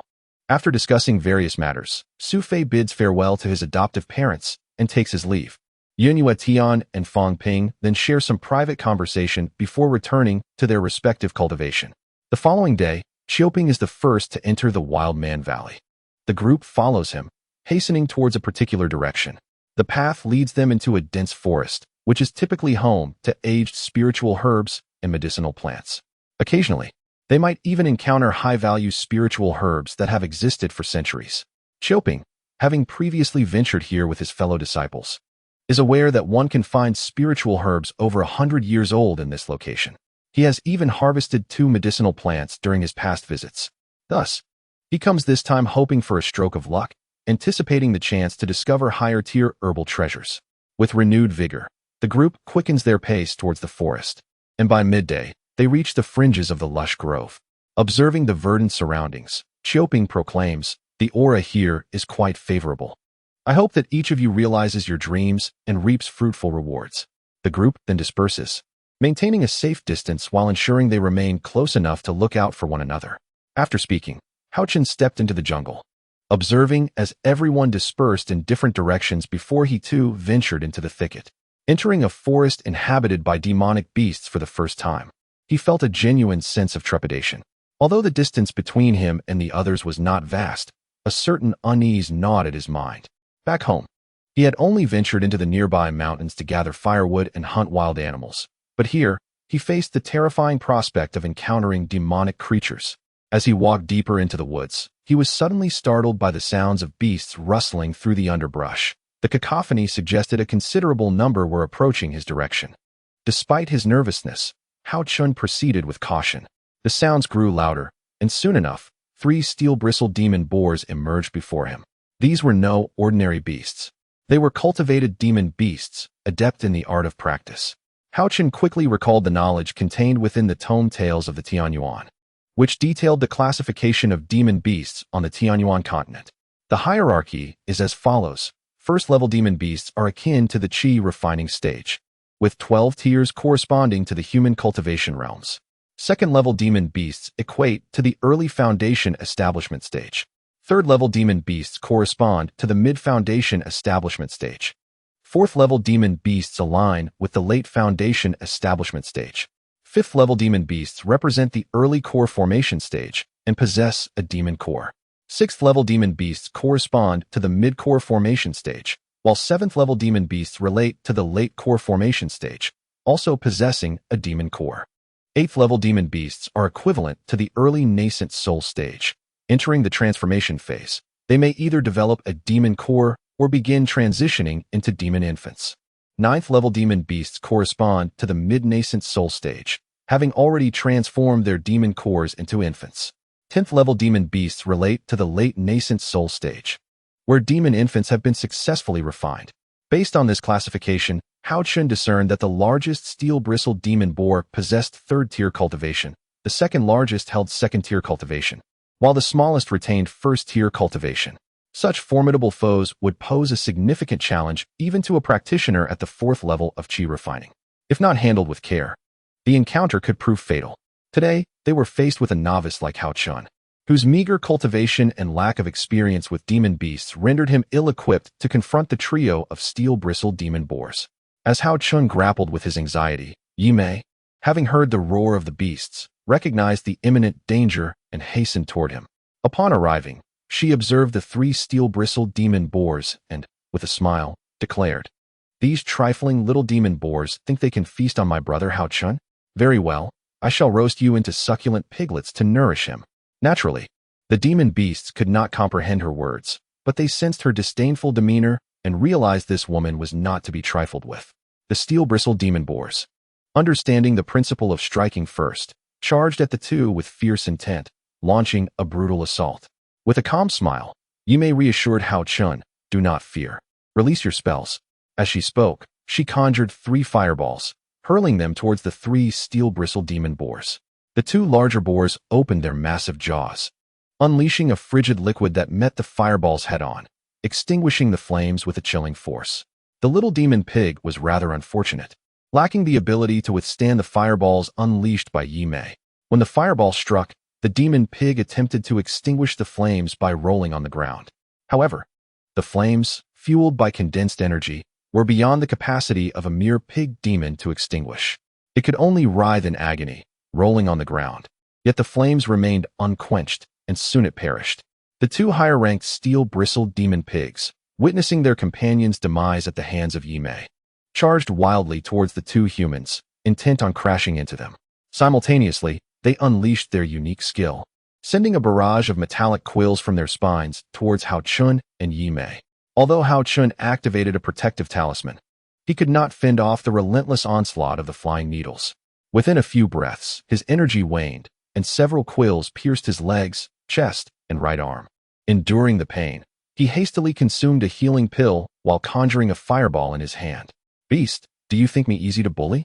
he thought, as he hurled the fireball at the 2nd-tier steel-bristled demon pig. The creature felt the flames engulfing it and instinctively rolled on the ground to extinguish the fire. After a few desperate rolls, it managed to douse the flames. Witnessing his fireball being extinguished, Haochen felt a flush of embarrassment wash over him. At that moment, Yimei's fireball struck the same 2nd-tier demon pig, which let out a wretched howl before succumbing to its injuries. The 3rd-tier steel-bristled demon pig, seeing its companions fall one after another to the flames conjured by the 2 humans, was suddenly gripped by terror. Realizing its peril, it sought to flee, knowing that Haochen was the weaker opponent. Before making its escape, it unleashed its most powerful attack against Haochen. With a furious roar, it launched a barrage of quills towards him and then darted to the side to escape. Yimei, noticing that the remaining steel-bristled demon pig still had the wits to strategize, seized the moment as she conjured a large fireball and hurled it precisely at the fleeing creature. In its desperation to escape, the demon pig neglected its defense, ultimately sealing its fate as it fell victim to the flames. Observing the 3 steel-bristled demon pigs that lay dead, Haochen mused, "Beasts, like humans, fear the strong and bully the weak. They know when to flee when outmatched. Yet, the steel-bristled demon pig lacks true intelligence. How foolish it is to evade without considering defense against a rear assault." He approached and kicked the 3rd-tier steel-bristled demon pig. Meanwhile, Yimei paid no heed to Haochen's musings as she collected the valuable items from the demon pigs into her storage bag. She then unleashed another fireball, reducing the 3rd-tier steel-bristled demon pig to ashes. Inspired by Yimei's actions, Haochen imitated her, casting small fireballs at the remaining 2 steel-bristled demon pigs to turn them to ash as well. Having dealt with the 3 steel-bristled demon pigs, they realized they had wasted some time and needed to hasten their search for medicinal herbs. After spending a moment together, Yimei glanced at the sky and spoke to Haochen. We must move quickly. With a few swift movements, they vanished into the depths of the forest. Thank you, Xiaomei. Haochen called out to Yimei as she receded into the distance. Chapter 15. Accumulating experience at this moment. Xiaoping was entrenched in a fierce battle within the jungle, engaging with 2 formidable 5th-tier jungle wolves. How did Xiaoping find himself in conflict with these 2 powerful beasts? The answer lies in his earlier quest for spiritual herbs, during which he inadvertently killed a young jungle wolf, inciting the wrath of its parents. From the moment the 5 individuals ventured deep into the jungle, Xiaoping encountered numerous lower-tier beasts, which forced him to eliminate every creature that dared to attack him. Upon reaching the heart of the jungle, a juvenile jungle wolf lunged at him, barking ferociously and blocking his path. Another foolish creature daring to obstruct my way, Xiaoping muttered, his brow furrowing. Step aside, or I shall end your life. The young wolf, enraged by the audacity of this diminutive human who dared to insult and threaten it, charged forward, intent on sinking its teeth into this detestable being. Witnessing the wolf's defiance in the face of his warning, Xiaoping seethed. You choose to tread the path to your demise. So be it. I shall send you to the underworld. With a swift motion, he unleashed 2 fireballs, obliterating the juvenile wolf on the spot. Shortly after, the 2 5th-tier jungle wolves emerged, leading to the confrontation that ensued. Clear the way, or face annihilation, Xiaoping commanded, his frustration mounting. All he sought were a few spiritual herbs, yet he was continuously thwarted. I will avenge my son. Together, let us eliminate this wretched human. The wolves, enraged by the brazen defiance of their enemy, charged at Xiaoping in unison. Do you truly believe I am so easily vanquished? You think you can kill me at will? He retorted, launching himself into the fray against the 2 jungle wolves. The battle raged on, with both sides exchanging blows for over 100 rounds, neither gaining the upper hand. Xiaoping bore numerous wounds, his vital energy dwindling to less than 20%, while the wolves too were bloodied and battered. Hearing the commotion, the others approached the scene. Yimei and Haochen arrived just in time to witness the chaotic struggle. The ground was strewn with fallen branches and displaced earth, a scene of utter devastation. Upon seeing Haochen and Yimei, Xiaoping felt a wave of relief wash over him. In unison, Haochen and Yimei launched fireballs at the 2 wolves, diverting their attention. Seizing the opportunity, Xiaoping withdrew from the battlefield, opting to meditate and recover his energy while allowing Haochen and Yimei to hold their ground.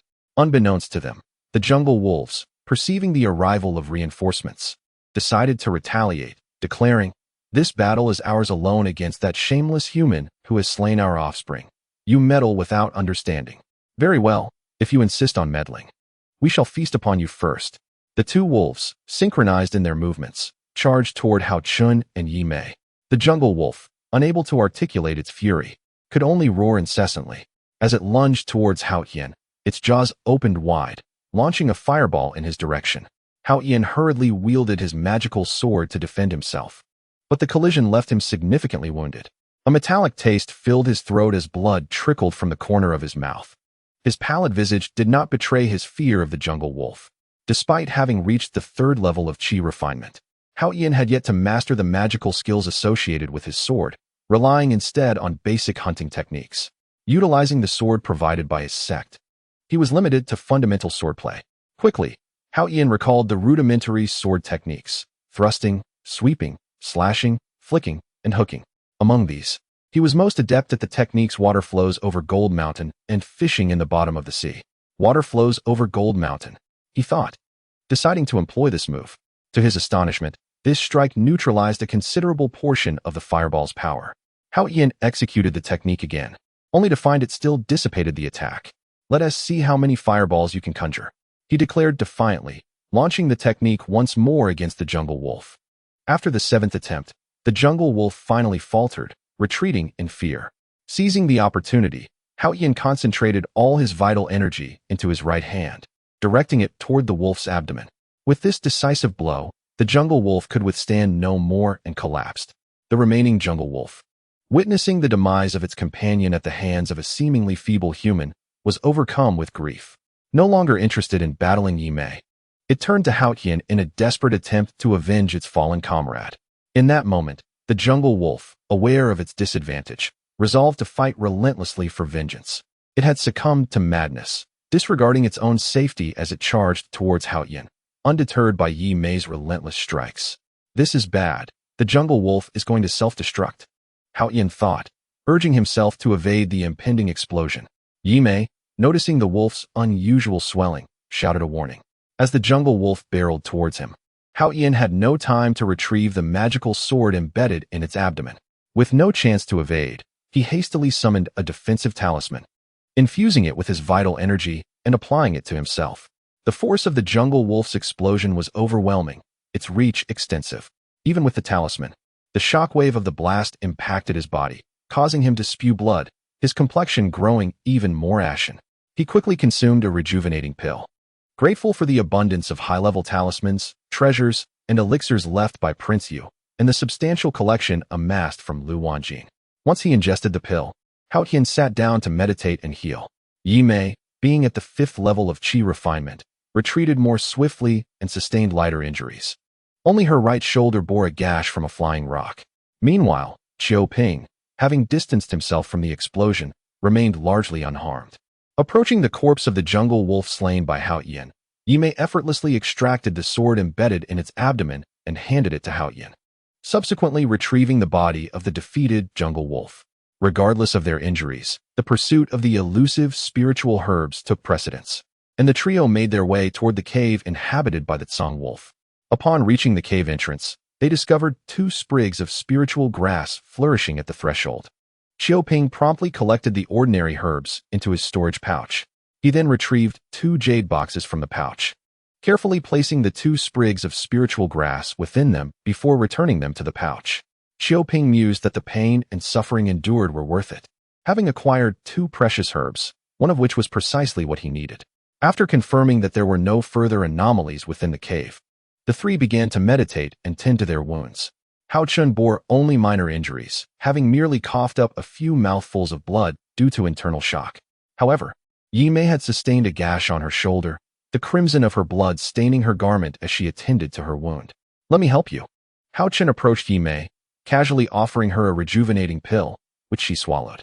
He then picked up the medical supplies Yi Mei had prepared, ready to dress her shoulder. As Yi Mei witnessed Haochen attending to her injury, her cheeks flushed with warmth. She shyly bared her right arm from her garment, allowing him to tend to her wound. This marked the first instance of Yi Mei experiencing physical contact with a man, especially one she held affection for, as he cared for her injuries. Despite the discomfort from her shoulder, her heart swelled with sweetness. Meanwhile, as the 3 focused on their healing, Lu Su had not been long in the forest before she gravitated toward Li Yu, swiftly reuniting with him. Their journey was far from solitary. Although they had gathered numerous wild herbs, they had yet to discover any spiritual grass. "Come with me a little further. If we truly cannot find any spiritual herbs, we shall return," Lu Su urged, shaking Li Yu's arm. "All right, I'll accompany you for another half-mile, but no further." Although the sky was darkening, Li Yu acquiesced to Lu Su's insistence. Unfortunately, misfortune struck as a red bee began to buzz incessantly around Lu Su. Jealousy welled up within Li Yu. "How dare you target my Lu Su?" He swatted the creature, unaware that they had inadvertently wandered into the territory of the crimson-tailed demon bee. In an instant, dozens of crimson-tailed demon bees descended upon them, surrounding the pair and launching a series of attacks. Despite their lowly status, the sheer number of bees was overwhelming. The 2 could no longer focus on finding spiritual herbs. After consuming detoxifying pills, they fought while retreating. Their swords danced like a curtain, yet some bees managed to slip through their defenses, delivering painful stings that were difficult to endure. Lu Su, with her alluring fragrance and light clothing, attracted even more of the demon bees. Her face swelled from stings, and her hands grew numb as the swarm intensified. Something amiss. Li Yu suddenly realized, in the chaos, they had inadvertently strayed into the vicinity of the bee's nest. "Look, Li Yu, that pulsating plant over there." Lu Su, with swollen eyes barely open, still remembered to search for spiritual herbs. Following her gaze, Li Yu spotted a sprig of spiritual grass. He hurried over, plucking it and storing it in his pouch, though he sustained several stings from the crimson-tailed demon bees in the process. Returning to Lu Su's side to discern their direction, the two resumed their frantic escape. As the crimson-tailed demon bee launched its attack, it coincided with the fierce battle between Xiaoping and the jungle wolf. Relying on the sensing ability of their communication talisman, Li Yu and Lu Su managed to shake off the relentless pursuit of the demon bee and located the resting place of Haochen and the others. Upon seeing their disheveled appearance, Yume could not help but tease Lu Su. "What mischief have you two been up to? Your clothes are all in disarray. And Lu Su, why are you dressed so provocatively?"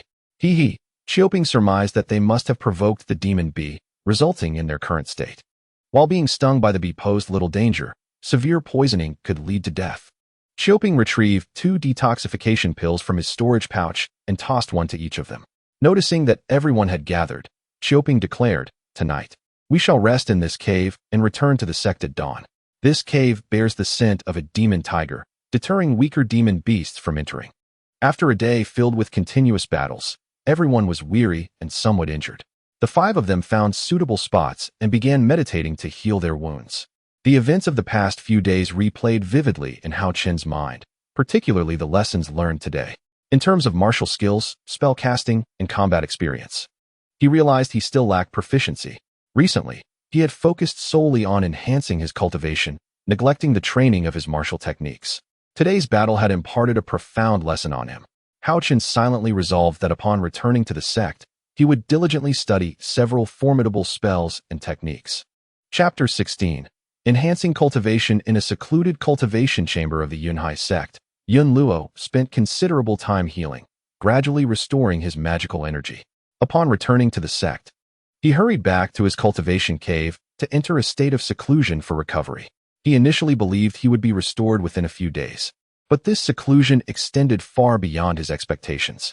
With the aid of precious elixirs sent by his parents, during this period of seclusion, he not only eradicated the hidden ailments within, but also refined his cultivation significantly, finally stepping into the 12th level of qi refinement. After a night of meditation, Haochen had regained 80% of his vitality and departed the Wild Man Valley with the others, returning to the Yunhai sect. Once back at the sect, Haochen avoided disturbing anyone and quietly entered the cultivation cave to train. Through this external trial, Haochen felt that both his cultivation and proficiency in spellcasting and martial arts were unsatisfactory. He recognized that enhancing his cultivation was an undeniable truth, yet he could not overlook the training of spells and martial skills. Thus, he decided to pursue both avenues in tandem. Haochen calmed his mind and earnestly studied the Canli San Xianju technique, as well as the secret manuals within the library. He perused every text and meticulously studied every manual, devouring knowledge with an insatiable thirst for learning, practicing, and interpreting spells and martial techniques. Through his training, Haochen sensed a significant enhancement in his internal energy. Not only had his vital energy grown stronger, but his true qi had also become more refined, and his spiritual awareness made substantial progress. Haochen felt that his cultivation had reached a critical juncture, prompting him to quietly revisit the Canli San Xianju technique ingrained in his memory and attempt to open the 4th meridian. Bang! After the incense had burned for a while, a muffled sound resonated within his body, indicating that Haochen had successfully opened the 4th meridian. If he were to open his eyes at that moment, he would observe that the veins across his body had swollen, as if they were about to burst. The pain coursing through him had contorted his features, for the process of opening meridians was far from pleasant. Such agony could only be truly comprehended by the one enduring it. With a deep exhale, Haochen expelled a breath of stagnant air, his body finally succumbing to fatigue as he collapsed to the ground. Time slipped away unnoticed, and upon regaining consciousness, he felt a sticky residue covering his body. Hastily, he opened his eyes, only to discover that he was enshrouded in a layer of black filth, emanating a foul odor. The scene before him bore a striking resemblance to the moment he had broken through to the 1st level of qi cultivation, both instances marked by a coating of grime and a repugnant stench. However, Haochen was acutely aware that he had successfully advanced in his cultivation. At last, I have achieved the 4th level of qi refinement. I am now a practitioner at the 4th level, Haochen exclaimed joyously, bouncing and leaping with exuberance. In less than 3 months of cultivating the Canli San Xianju, he had transformed from a mere martial artist into a dual practitioner of martial and spiritual arts. Achieving remarkable progress, his martial prowess had reached the warrior realm, while his spiritual cultivation had ascended to the 4th level of qi refinement, a feat attributed to the might of this ancient technique. The teachings inscribed within the Canli San Xianju were still incompletely grasped. Haochen had only managed to study the first layer of qi cultivation within the jade slip. The second layer remained beyond his reach, as his spiritual consciousness could not penetrate its depths, leaving his mind feeling as if it were being pricked by needles. Exiting his cave dwelling, he hurried to the brook at the foot of the mountain, diligently cleansing himself of the accumulated grime. Upon returning to his sanctuary, he immediately settled cross-legged upon his bed, resuming his practice of the qi cultivation techniques detailed in the Canli San Xianju. Time became irrelevant as he immersed himself in his training. With his heightened cultivation, his comprehension improved significantly. Now, as he engaged with this technique, he found it increasingly intuitive, allowing his cultivation speed to accelerate remarkably. Truly, it was an exceptional method, enabling him to feel that his training pace had nearly doubled. With such progress, he was convinced he could swiftly advance to the 5th level of qi refinement. Reaching the mid-stage of this realm, a sense of ambition surged within him. Now that his cultivation had progressed, it was time to delve into the study of spells and martial techniques. He retrieved the treasured sword he had purchased from Wang Ziyu at the market, playing with it for a time before beginning the ritual of refinement, adhering to the sect's practices for such endeavors. After several arduous hours of attempting to refine the sword, he encountered failure yet again, realizing that his own cultivation level was still insufficient. The short sword he possessed also remained unrefined. Unwilling to succumb to frustration, Haochen rummaged through the books in his storage pouch, seeking information on the classifications of flying swords and precious swords to ascertain the grade of the short sword and the one he had acquired from Wang Ziyu. From a basic color classification, white, blue, yellow, purple, where white was the lowest rank, followed by blue, then golden yellow, and purple being the highest. In terms of categories, they could be divided into magical tools, spiritual tools, precious tools, Taoist tools, immortal tools, and divine tools. With this foundational knowledge, he discerned that the sword obtained from Wang Ziyu likely belonged to the category of spiritual or even precious tools. Upon further inspection, he ultimately confirmed that the flying sword within Wang Ziyu's storage pouch was indeed a medium-grade spiritual tool. However, the items belonging to Wang Ziyu were something that Haochen would never dare to use within the confines of the Yunhai sect. In contrast, the magical sword obtained from Lu Wanjin was an offensive medium-grade magical artifact, a rather unremarkable item that could be utilized. That short sword was likely a spiritual tool, akin to a treasured object, which could not be refined and was thus relegated to being merely an offensive weapon. Naturally, as a practitioner skilled in both magic and martial arts, Haochen found himself quite adept at wielding such weapons. Unable to refine advanced weapons, he opted to refine a lower-grade one instead. After spending an entire night, he successfully refined the medium-grade magical sword acquired from Lu Wanjin. The sword he received from the sect was merely an ordinary magical sword, sufficient for slaying low-tier beasts, but utterly inadequate against higher-tier beasts, practically no better than a firewood stick, let alone being used for sword flight. With the successful refinement of a medium-grade magical artifact, Haochen finally possessed a weapon worthy of his prowess. Chapter 17. Sect tasks in any realm. Knowledge stands as the foremost driving force. Having long understood this truth, Haochen, during his time at the sect, diligently perused every book in his storage pouch. Apart from the jade slips that his consciousness could not penetrate, Haochen's formidable memory allowed most of the content to meld into his mind. His previous search for spiritual herbs elucidated to him that a cultivator must not only possess commendable cultivation techniques, but also proficient martial skills and spells, as well as knowledge of which spiritual herbs and medicinal plants would benefit their cultivation. The sect's vast library contained numerous texts on spiritual herbs and medicinal plants, prompting Haochen to make a special visit to the scripture pavilion to solidify his foundational knowledge in these areas. He managed to familiarize himself with commonly used spiritual herbs and medicinal plants below the foundation establishment stage, as the scripture pavilion provided ample information on such topics. Aware of his limited cultivation, Haochen felt uncertain about taking on beast hunting tasks. Moreover, as a low-ranking outer disciple, he found that few, aside from a handful of compatriots, were willing to accompany him on such missions. After careful consideration, he resolved to pursue the path of herb gathering on his own. While he might not be able to procure spiritual herbs, surely he could find some ordinary medicinal materials. In the land of Yunzhou, foundation establishment cultivators were considered top-tier experts, and generally, they would not engage in the laborious task of herb gathering. It was primarily those in the qi refinement stage who would collect lower-grade spiritual herbs and medicinal plants to fulfill sect tasks and earn contribution points. In the mountains surrounding the Yunhai sect, the discovery of spiritual herbs, medicinal plants, and beasts had become increasingly rare, as these resources had been nearly depleted by the sect's disciples. Only by venturing into the distant mountains could one hope to gather spiritual herbs and medicinal plants. The area where he had previously teamed up with Choping and others was 1,000 miles away from the sect. Only by delving deep into the heart of the Dangshe Ridge, amidst the vibrant, ore-rich mountains, could one find spiritual herbs and medicinal plants. It was there that one could observe numerous cultivators busily engaged in gathering these resources or slaying beasts. Having joined the sect for 3 months, according to the introduction on his identity token, he was required to undertake sect tasks, managing spirit fields, raising spirit beasts, and harvesting spiritual herbs and medicinal plants. Due to his previous collaboration with Choping, Yi Mei, and others, Haochen felt compelled to embark on a mission alone.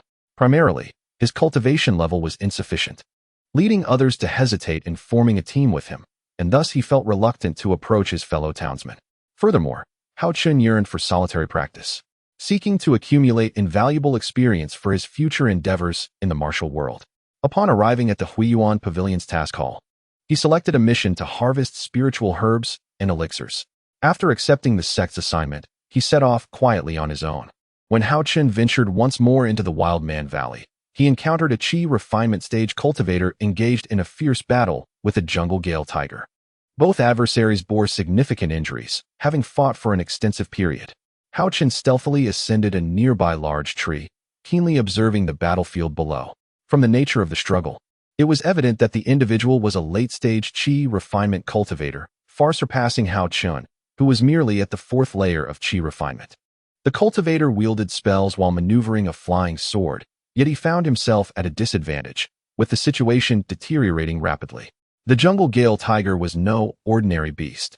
It likely belonged to the 7th or 8th tier of demon beasts.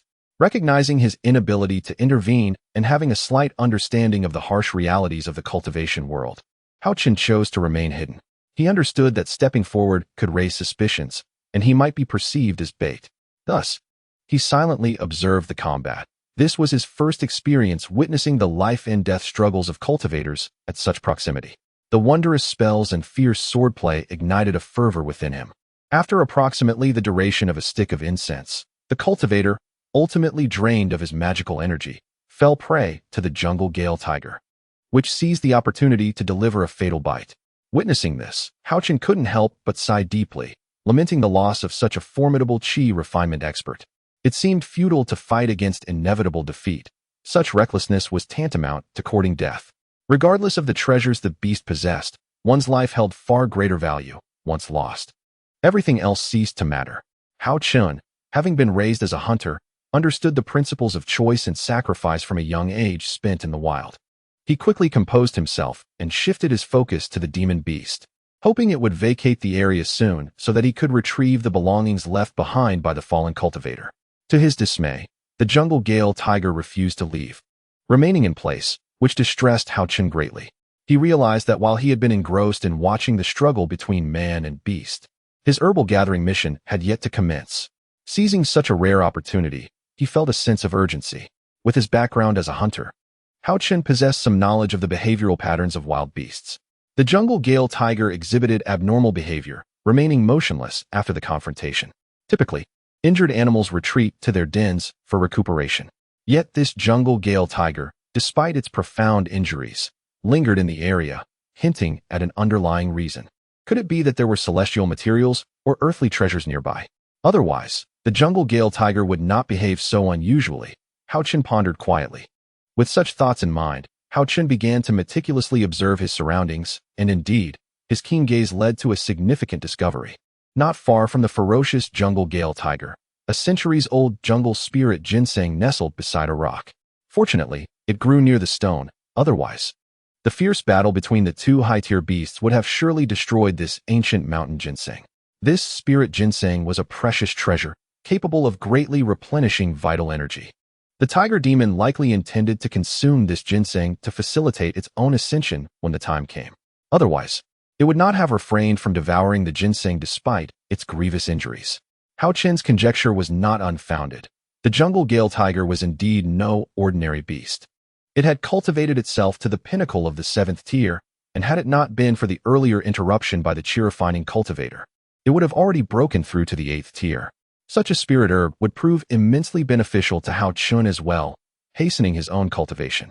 Should he consume this herb, it could elevate the quality of his fireball technique, potentially allowing him to unleash a fire dragon and elevate his cultivation to the 5th layer of chi refinement. An enticing prospect indeed. What to do? Aside from his short sword and sleeve sword, Haochen had recently refined a Fajian magic sword. His fireball spell had also grown significantly stronger. Weighing his own capabilities, he realized that although the jungle gale tiger was severely injured, it was still far beyond his ability to combat. An injured beast could be more dangerous than when it was unscathed. At this moment, it was at its most frenzied. His heart raced with urgency as he contemplated the entirety of the possessions left behind by the late chi-refining cultivator, including the centuries-old jungle spirit ginseng. For Haochen, this was akin to stumbling upon a vast fortune, providing him with the opportunity to delve deeper into the realms of power. After a lengthy deliberation, Haochen finally steeled his resolve, preparing to risk everything for a chance at victory. The jungle gale tiger was indeed wounded, and he believed there was a glimmer of hope. He was determined to fight for wealth and glory. Encouraging himself inwardly, he tightly gripped the black short sword in his left hand and activated the Kenli San Xianju technique, condensing the fireball spell in his right arm to its utmost potential. Simultaneously, he held an ice spirit pill in his mouth to prevent dizziness from overexerting his consciousness, and he applied a diamond talisman to his body.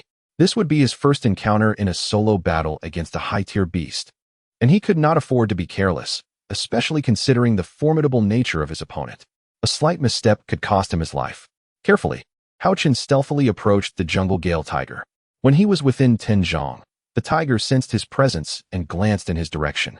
Realizing he had been detected, Haochen understood that retreat was no longer an option. The jungle gale tiger roared fiercely and lunged toward him. As the massive claws of the tiger descended upon him, Haochen unexpectedly quickened his pace, charging toward the jungle gale tiger. It appeared as though he intended to confront the beast head-on, but this was not the case. At the moment of collision, Haochen swiftly twisted his body and darted toward the lifeless form of the fallen cultivator. The jungle gale tiger was momentarily bewildered by Haochen's actions. Was he not supposed to be fighting me? Why create such a grand spectacle? You are deceiving, no? You are deceiving the tiger. The true objective of humanity is not me, but rather the fallen cultivator. As the jungle gale tiger regained its senses, Haochen swiftly seized the storage bag from the cultivator's waist. Just as he intended to retrieve the fallen flying sword, the jungle gale tiger lunged at him from behind. The tremendous impact nearly rendering Haochen breathless. In such critical moments, one must remain calm. Haochen dared not hesitate and immediately abandoned the flying sword, narrowly evading the beast's strike by swiftly darting to the side. By a stroke of fate, his evasive maneuver brought him directly to the location of the jungle's spiritual ginseng. Before him lay the precious ginseng, and disregarding the imminent danger, he reached out with his right hand, plunging his entire arm into the earth to unearth the coveted plant. Without pausing to assess any potential damage to the ginseng, he fled at once. Unfortunately, despite his swiftness, the jungle spiritual ginseng was the prized possession that the jungle gale tiger had guarded for many years. Upon witnessing the theft of its treasure, the tiger erupted in fury, letting out a deafening roar and once again lunging at Haochen with reckless abandon. This time, however, Haochen was not as fortunate, perhaps driven by its enraged state. The beast's speed had significantly increased. A massive claw struck Haochen squarely on his back. The force of the jungle gale tiger's blow inflicted severe injury upon him, causing him to cough up a mouthful of blood. Ignoring his injuries, he propelled himself forward with sheer determination, spurred by the threat of death. In that moment of peril, Haochen unleashed an unprecedented potential within himself. In the blink of an eye, he managed to break free from the tiger's grasp, aided by its own overwhelming force. Once he was out of the jungle gale tiger's line of sight, the beast ceased its pursuit. Chapter 18. The Grueling Path of Cultivation. The jungle gale tiger, gazing at the receding figure, felt a sense of reluctance. Yet, Being wounded, it could not sustain the chase. With a mighty roar, it staggered away, clearly suffering from its injuries and compelled to abandon the pursuit. Haochen's heart surged with joy. He had truly escaped from the jaws of death, fortuitously. As a dual cultivator of both martial and magical arts, his robust physique and the support of the Vajra talisman had only resulted in the destruction of his magical robe from the tiger's strike. Had the jungle gale tiger been replaced by an equally skilled cultivator, Haochen would have surely met a fatal end. Not daring to relax, Haochen promptly sought a concealed location to begin healing himself. The rewards of his endeavor were substantial, yet perilous. Fortune favors the bold, and the gains were indeed proportional to the risks taken. After narrowly escaping the tiger's clutches, Haochen found a hidden spot to recuperate. Upon meticulously examining his injuries with his spiritual sense, he was struck by a wave of dread. The tiger's paw had shattered multiple pathways within his meridians. Relying solely on meditation for recovery would likely require a considerable amount of time before he could return to his former self. However, Haochen need not worry about healing, for within his storage bag lies a copious amount of elixirs left by Prince Yu, including recovery pills, rejuvenation pills, and even several precious purple recovery pills. Although Haochen lacks the nurturing care of a master and the exhaustive training of a sect, and has scarcely received a handful of pills upon entering the sect, he possesses fortune. It is rare that Prince Yu bequeathed such an abundance of elixirs, techniques, secrets, and weapons. In haste, Haochen retrieved a recovery pill and swallowed it. Feeling a surge of warmth permeate his body, akin to the sensation of myriad ants gnawing at his meridians, he promptly activated the Kamli Sanxianju technique and cycled through a complete round of energy.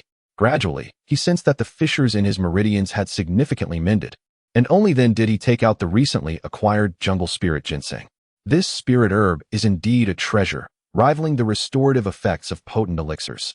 Although the ginseng's roots had suffered some damage during the heist, the main body remained unscathed, retaining most of its essence. Consuming the jungle spirit ginseng sooner would mitigate the loss of its nourishing properties. Without delay, Haochen ingested the nutrient-rich ginseng. After 3 days and nights of meditative cultivation, not only had he repaired his damaged meridians, but he also opened a 5th meridian, breaking through to the 5th level of Qi refinement. Now, Haochen has reached the 5th level of Qi refinement, with his martial prowess elevated to the mid-level of a warrior. This dual advancement in both magical and martial disciplines has left Haochen with profound reflections. It is only through life and death battles that one can awaken the latent potential of the body. Only through the trials of mortal peril can one grasp the true essence of spells and martial skills. However, one must act within their limits. The Qi refinement practitioner who perished at the jaws of the jungle swift-winged tiger knew the danger, yet acted recklessly. Such folly is not a trial, but a path to doom. With his injuries healed and his realm elevated, Haochen felt a remarkable sense of tranquility.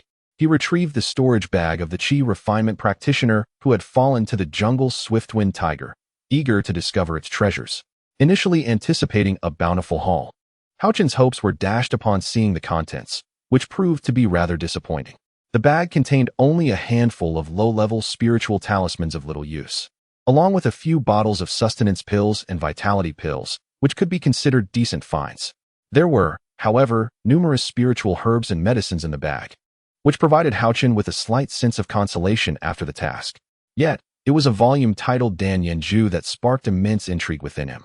The cultivation of the fire technique is regarded by Sister Yunluo as a practice unworthy of serious practitioners. Although the spells imparted by Yunluo were indeed advanced, they were not exhaustively detailed. With this superior Dan Yanju, he could carefully study and cross-reference it with Yunluo's teachings to unleash the greatest potential of both. The Dan Yan is the divine fire for alchemy and artifact creation. Mastering the Dan Yanju can lead to the ability to incinerate heaven and earth. It is recorded that the Dan Yanju was derived from the Do Shui Danhuiju of the Do Shui Palace. This tome is divided into 3 parts, the first part being Dan Yanju, the second part Dan Yanju, and the third part Dan Finju. This manuscript has circulated within the Qianyuan realm for over 10 millennia. The Dan Yanju, albeit merely the first volume, is a coveted compendium for cultivators beneath the nascent soul realm. Regrettably, only this singular volume of the Dan Yanju has surfaced. One cannot help but wonder what it would be like if all 3 volumes were within one's grasp.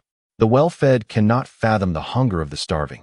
Indeed, A mere cultivator at the 5th layer of qi refinement should feel fortunate to possess this volume. Thus, Haochen could only indulge in daydreams. Haochen was not unfamiliar with the Danyan-ju, having overheard Lin Shao, a laborer in the alchemy chamber, speak of the formidable spells contained within it. Yet, no one had ever laid eyes on the true form of the Danyan-ju, let alone practiced its teachings. Within the sect, the Danyan-ju was but a legend. Fate and fortune conspired to place this coveted tome in Haochen's hands. Who would be foolish enough not to cultivate upon acquiring such a coveted treasure? From the attire of the unfortunate cultivator who perished at the jaws of a tiger, as well as the meager contents of his storage bag, it could be inferred that the deceased was a lone cultivator. This qi refinement expert possessed merely a handful of spirit stones, indicating he was a pauper among scattered cultivators. Such individuals rely solely on their own strength for cultivation and cannot be compared to those from illustrious families or sects. Having even a vial of qi-enhancing elixirs is commendable among solitary practitioners, for these are indeed valuable resources. Furthermore, this solitary cultivator wielded a commendable flying sword. Although Haochen did not acquire it, the presence of a flying sword is a rarity among solitary cultivators, particularly those of the qi refinement stage, excluding those who have reached the foundation establishment stage. After meticulously organizing the items within his storage bag, Haochen eagerly commenced his cultivation of the Danyan-ju spells. He not only possessed affinities across the 5 elemental attributes, metal, wood, water, fire, and earth, but also held a connection to the energies of wind, thunder, darkness, lightning, and ice. His cultivation of the Kan Li San Xianju method, where Kan represents water and Li symbolizes fire, inherently encompassed the 5 elemental attributes. The fire attribute energy within him surged more vigorously than that of ordinary individuals. Had it not been for the equally powerful water attribute energy, he might have faced spontaneous combustion. With a foundation in the fire spell, his practice flowed more smoothly, as he perceived the fire attribute energy within the elemental essence. He followed the techniques of the Danyan-ju, gradually guiding the fire attribute energy into his body. The moment that singularly potent fire attribute energy penetrated his body, coursing through his meridians and reaching his dantian, the searing sensation was akin to being consumed by flames, reducing Haochen to a state of agony and ecstasy. While practicing the fire spell, he had merely felt a slight warmth. However, this experience was vastly different. The Danyan-ju spells were purportedly suited for those at the foundation establishment stage. Haochen was acutely aware that the Danyan-ju could only be practiced by those who had attained such cultivation. Yet, he resolutely dismissed this notion. Having already advanced to the mid-stage of qi refinement, how could he not attempt to cultivate? How could one know the limits without testing them? I can do it. I will succeed. Clinging to this conviction, Haochen immersed himself in fervent practice, enduring the excruciating pain of the searing fire as he directed the fire attribute energy into his dantian. Time and again, he felt himself teetering on the brink of unconsciousness, letting out anguished cries. Yet, he bit down on his tongue, stimulating his consciousness to remain alert and persevere.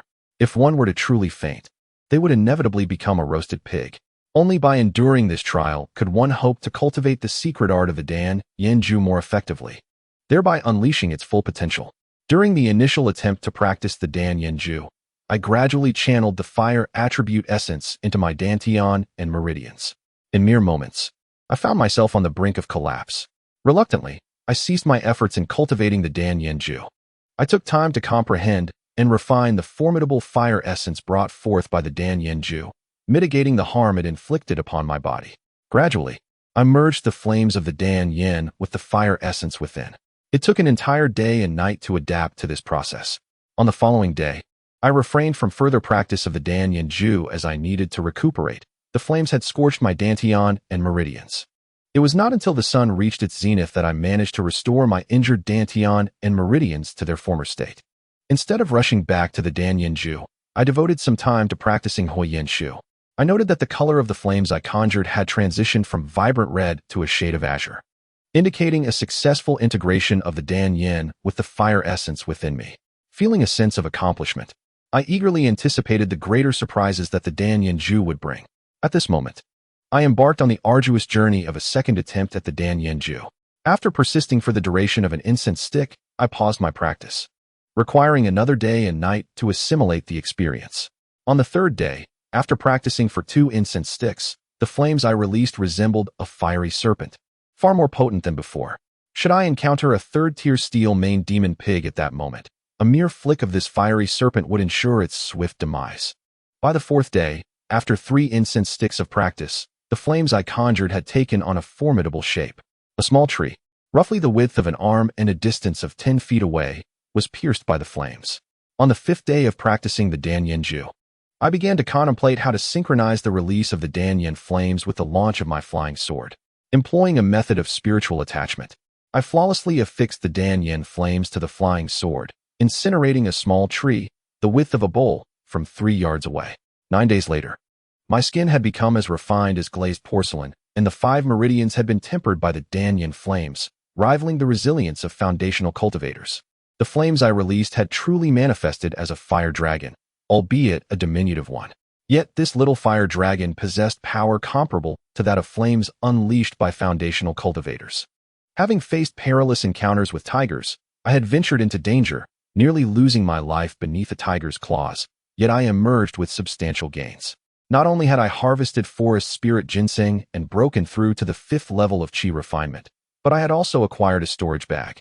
Although my attempts to practice the Danyan-ju had subjected me to inhumane trials, I willingly embraced the suffering. Not only had I mastered the Danyan-ju, but I had also made notable progress.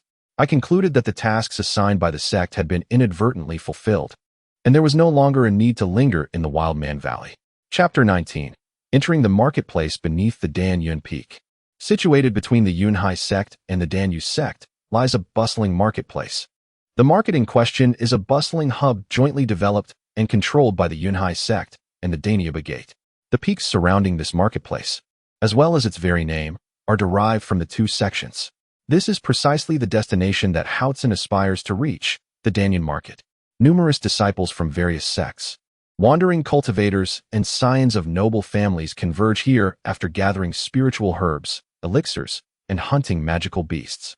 They exchange what they require, be it essence stones, elixirs, artifacts, or talismans, resources essential for their cultivation. Haochen had heard about the market from his senior sister, Yunluo, and later from his companions during a medicinal herb gathering with Qiuping.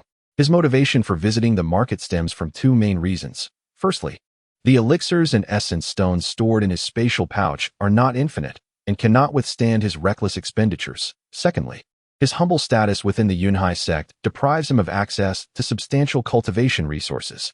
As a mere disciple, overlooked and unheeded. Coupled with the dual demands of martial and mystical cultivation, the resources he requires exceed that of an ordinary practitioner. Thus, he finds it imperative to exchange the cultivation resources he currently possesses but do not need to prepare for the future.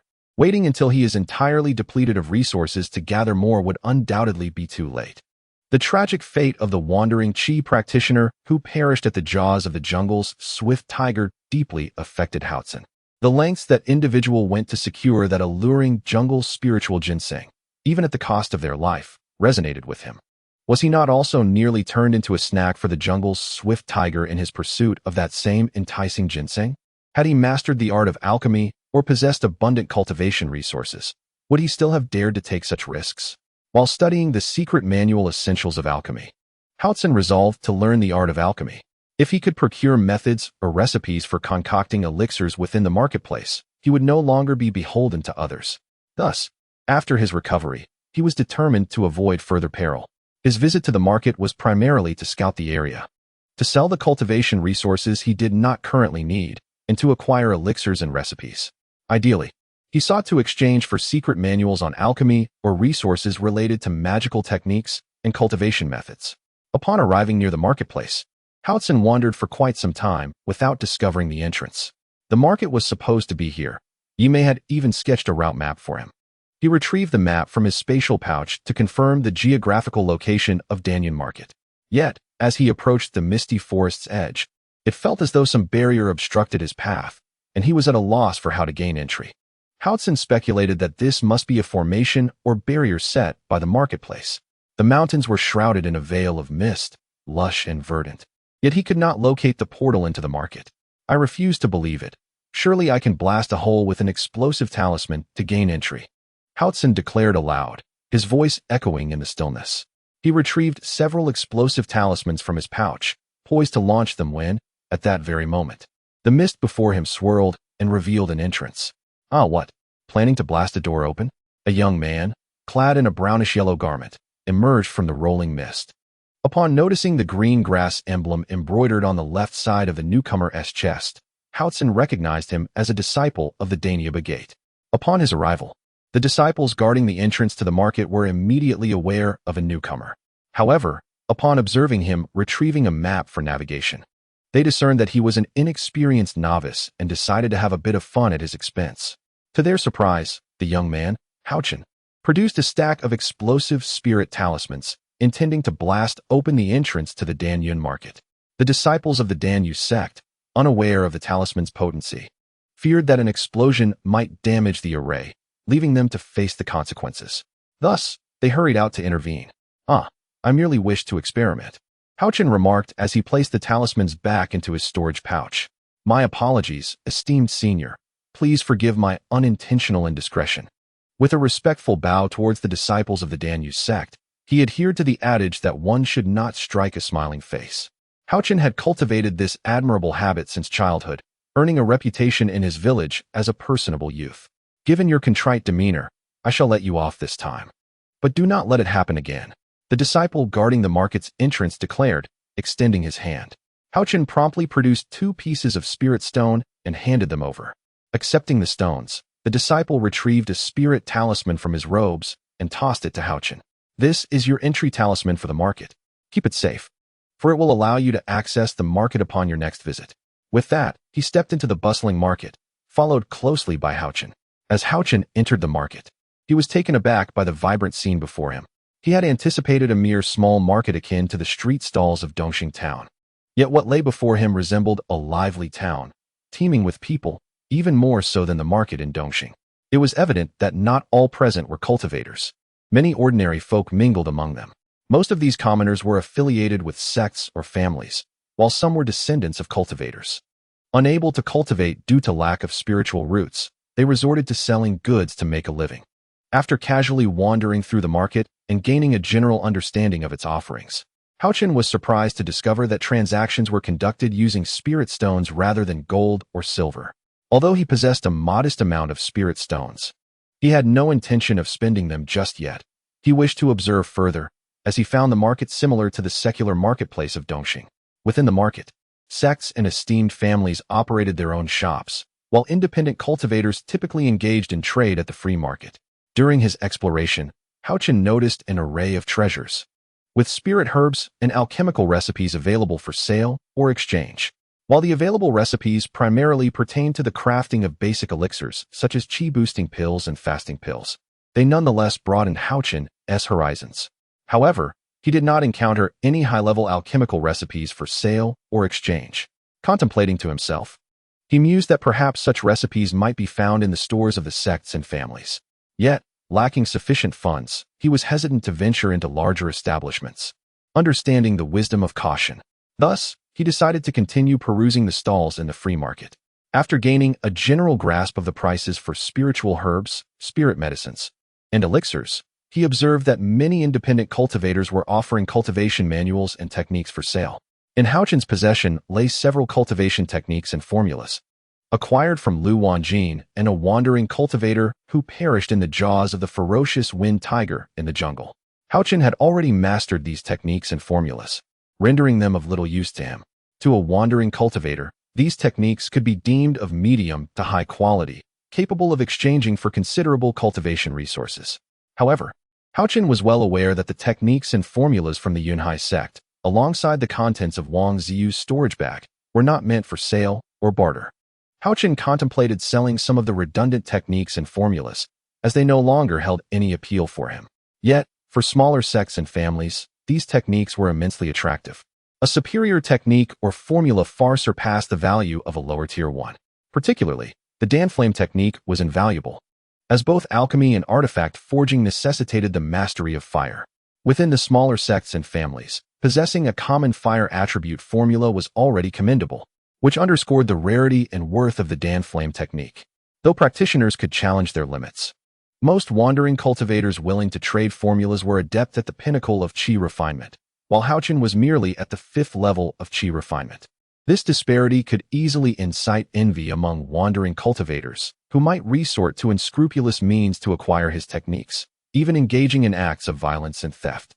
To avert any unforeseen incidents, Haochen resolved to seek a reliable small family to sell his techniques and formulas. Naturally, he could not part with them without retaining copies for himself. Haochen procured some paper and blank jade slips from the market to replicate the techniques, and subsequently approached a modest family store. Many sought to trade for techniques and formulas, especially from smaller families, as their existing cultivation methods might not suit all members. Thus, their demand for new techniques was considerable. Additionally, some wandering cultivators wished to exchange formulas. Most of these individuals had reached the pinnacle of qi refinement but lacked the means to purchase foundation establishment pills to enhance their cultivation. They hoped to acquire a superior technique or formula to improve their chances of successfully establishing their foundation. Speaking of foundation establishment, achieving it through one's own efforts would significantly benefit one's future development. However, there had yet to be any reports of a wandering cultivator successfully doing so. Conversely, practitioners within families and sects, upon attaining a certain level of cultivation, were provided with foundation establishment pills by their families or sects, ensuring their ability to break through to the foundation establishment stage without concern. After thorough investigation, a shop belonging to the Chu family in the market caught Haochen's attention. This family was a vassal of the Danyu sect, and its head was merely a practitioner at the pinnacle of qi refinement. Haochen deliberately chose this family as his target for exchange, harboring his own intentions. Typically, vassal families possessed the techniques, formulas, and alchemical recipes imparted by their sects. Haochen's objective was precisely these alchemical recipes and secret techniques, for with them, he could learn the art of alchemy and free himself from dependence on others. Desiring to be unrestrained by others, one must rely on oneself for alchemical endeavors. Thus, seeking out such a modest family is indeed quite suitable. Even if their intentions were nefarious, with Haocheng's current cultivation, he could safeguard himself. After all, a family is not like a solitary cultivator, liable to turn against one at any moment. They must consider their family's reputation and their own standing. Otherwise, it would be arduous to maintain a foothold in the market. This marks Haocheng's inaugural venture into trading since embarking on his path of cultivation. A trade necessitates preparation, and so he sought a shop that sold garments. He procured a black robe, along with shoes and a hat, to conceal his identity. At this moment, Haocheng felt thoroughly prepared. Chapter 20. Bartering, Part 1. At the Chukia shop, Haocheng, clad in his black robe, had already masked his presence and altered his appearance. He now appeared to possess merely the cultivation level of the 4th layer of qi refinement. His hoarse voice rendered his actual age indiscernible, and his true visage remained unseen, making it impossible to ascertain his cultivation level. Prior to his visit, Haocheng conducted an exhaustive investigation into the Chukia family. Their ancestor, Chu Nan, was once a renowned master alchemist of the Jindan realm within the Danyu sect. Regrettably, after Chu Nan's demise, the Chukia family has not produced any remarkable talents, leading to a gradual decline in their status. Had it not been for Chu Nan's contributions to the Danyu sect, the Chukia family would have long been expelled from the sect. After all, they lack even a foundational cultivator, rendering them of little value in the eyes of the sect. Welcome to our shop. May I inquire about your needs, esteemed senior? The Chukia shop is at your service, a young attendant greeted Haocheng upon his entry. In the market, shop attendants typically possess at least the cultivation of the qi refinement stage. How has the Chukia family fallen so low that they cannot even afford a low-level qi refinement attendant? Observing the young attendant, who was merely a mortal, Haocheng mused inwardly. Esteemed senior, please feel free to browse. The elixirs crafted by our Chukia shop are the finest in Danyun market, and they are also the most affordable. The young attendant eagerly promoted. Affordable, you say? They are likely the lowest quality elixirs in Danyun market, Haocheng thought, considering they lack even a foundational cultivator. What high-quality elixirs could they possibly produce, claiming them to be the best? Haocheng had no interest in the Chukia family's decline, nor did he wish to inquire about the prices of their elixirs. His purpose for being there was to sell techniques and manuals, including the secret text of the Dan Yen Ju, in exchange for what he desired. Kindly fetch your shopkeeper. I have items I wish to trade, Haocheng said, feigning impatience to the young attendant. Please hold on, esteemed guest. I shall summon our shopkeeper at once. The young attendant was quite astute. Upon seeing Haochen's attire, he sensed that the visitor likely had significant matters to discuss with the shopkeeper. After serving Haochen a cup of tea, he hurried to the back to fetch the shopkeeper. Meanwhile, the shopkeeper was in a room in the back courtyard, reporting the shop's status to the heir of the Chukia family. Upon hearing of the arrival of a distinguished guest, he promptly inquired about the situation. Upon witnessing Haochen's attire, it became evident that he possessed something of value. Otherwise, such an ensemble would not be donned. Consequently, he promptly reported the situation to the young master, Chu Haoren. The news stirred something within Chu Haoren, yet he maintained a composed demeanor, instructing the shopkeeper to invite Haochen to the back for a discussion, while he himself concealed himself in a side chamber to observe discreetly. Following the young master's orders, the shopkeeper, Chu Fan, approached the front hall and addressed Haochen. I apologize for the delay, esteemed guest. I am Chu Fan, the shopkeeper of the Chu family. May I inquire your name? After assessing Haochen briefly, he continued. Please, there is no need for such formalities. You may refer to me as Chun Hao, Haochen replied, already having established his name in the world. Recognizing that Haochen's name might not reflect his true identity, Chu Fan remained unfazed. After all, those who dressed in such a manner often had their own motives and would not easily reveal personal details. Dear friend, this is not the ideal place for negotiations. Shall we proceed to the back for a more private discussion? Chu Fan suggested courteously. Whatever you deem appropriate.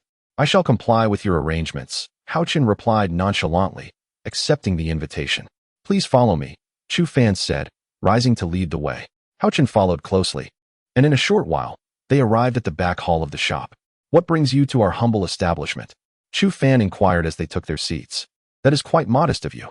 I have come to your esteemed shop with the intention of conducting a transaction. Though I am curious if you possess the authority to negotiate, Haochen stated bluntly. Rest assured, I have the authority to handle any transaction. Please, speak your mind. Chu Fan replied straightforwardly. Oh, given your confidence, I shall be forthright. Might you be able to facilitate a trade concerning the Chu family's alchemical secrets? Haochen remarked with a hint of playful mockery. Are you proposing to trade for the Chu family's alchemical techniques? Are you aware of their worth? Chu Fan's expression shifted dramatically at this revelation. Naturally, one who chooses to engage in trade with the Chu family is well aware of the value of our formulas and techniques. You need not worry. I possess items of equal worth for exchange, Haochen asserted confidently, affirming his capability to negotiate with the Chu family. Yet, I fear you may not have the requisite treasures for such a trade. The Chu family's ancestor, Chu Nan, was a master of the Yuan Dan realm. Our alchemical techniques are unparalleled throughout the market, encompassing everything from the Qi refinement realm to the Yuan Dan realm. I am curious. What do you intend to offer in exchange for our alchemical knowledge?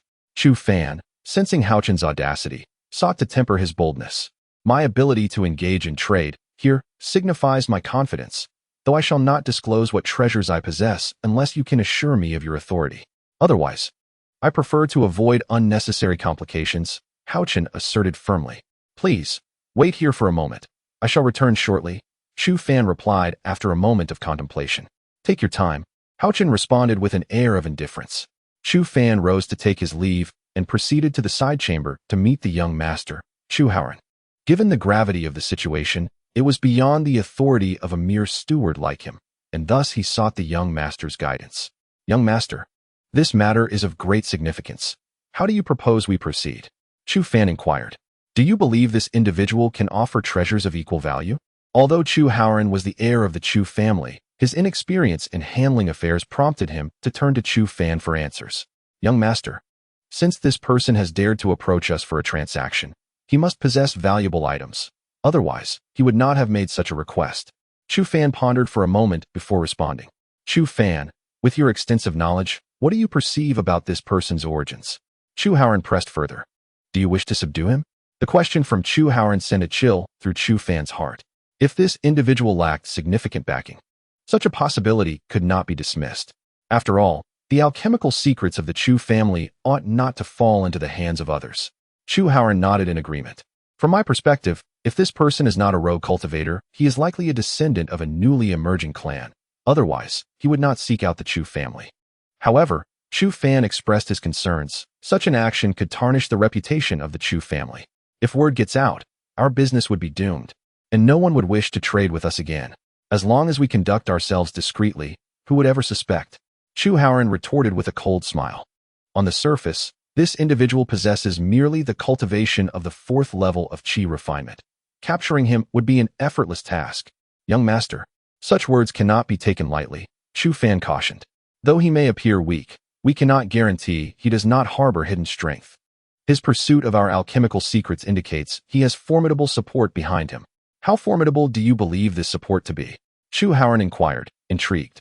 Given that he seeks our alchemical secrets and can offer an equivalent price, it stands to reason he is backed by at least a foundational expert. The mere thought of negotiating with the Chu family certainly suggests he could very well have someone of greater power behind him, Chu Fan elaborated.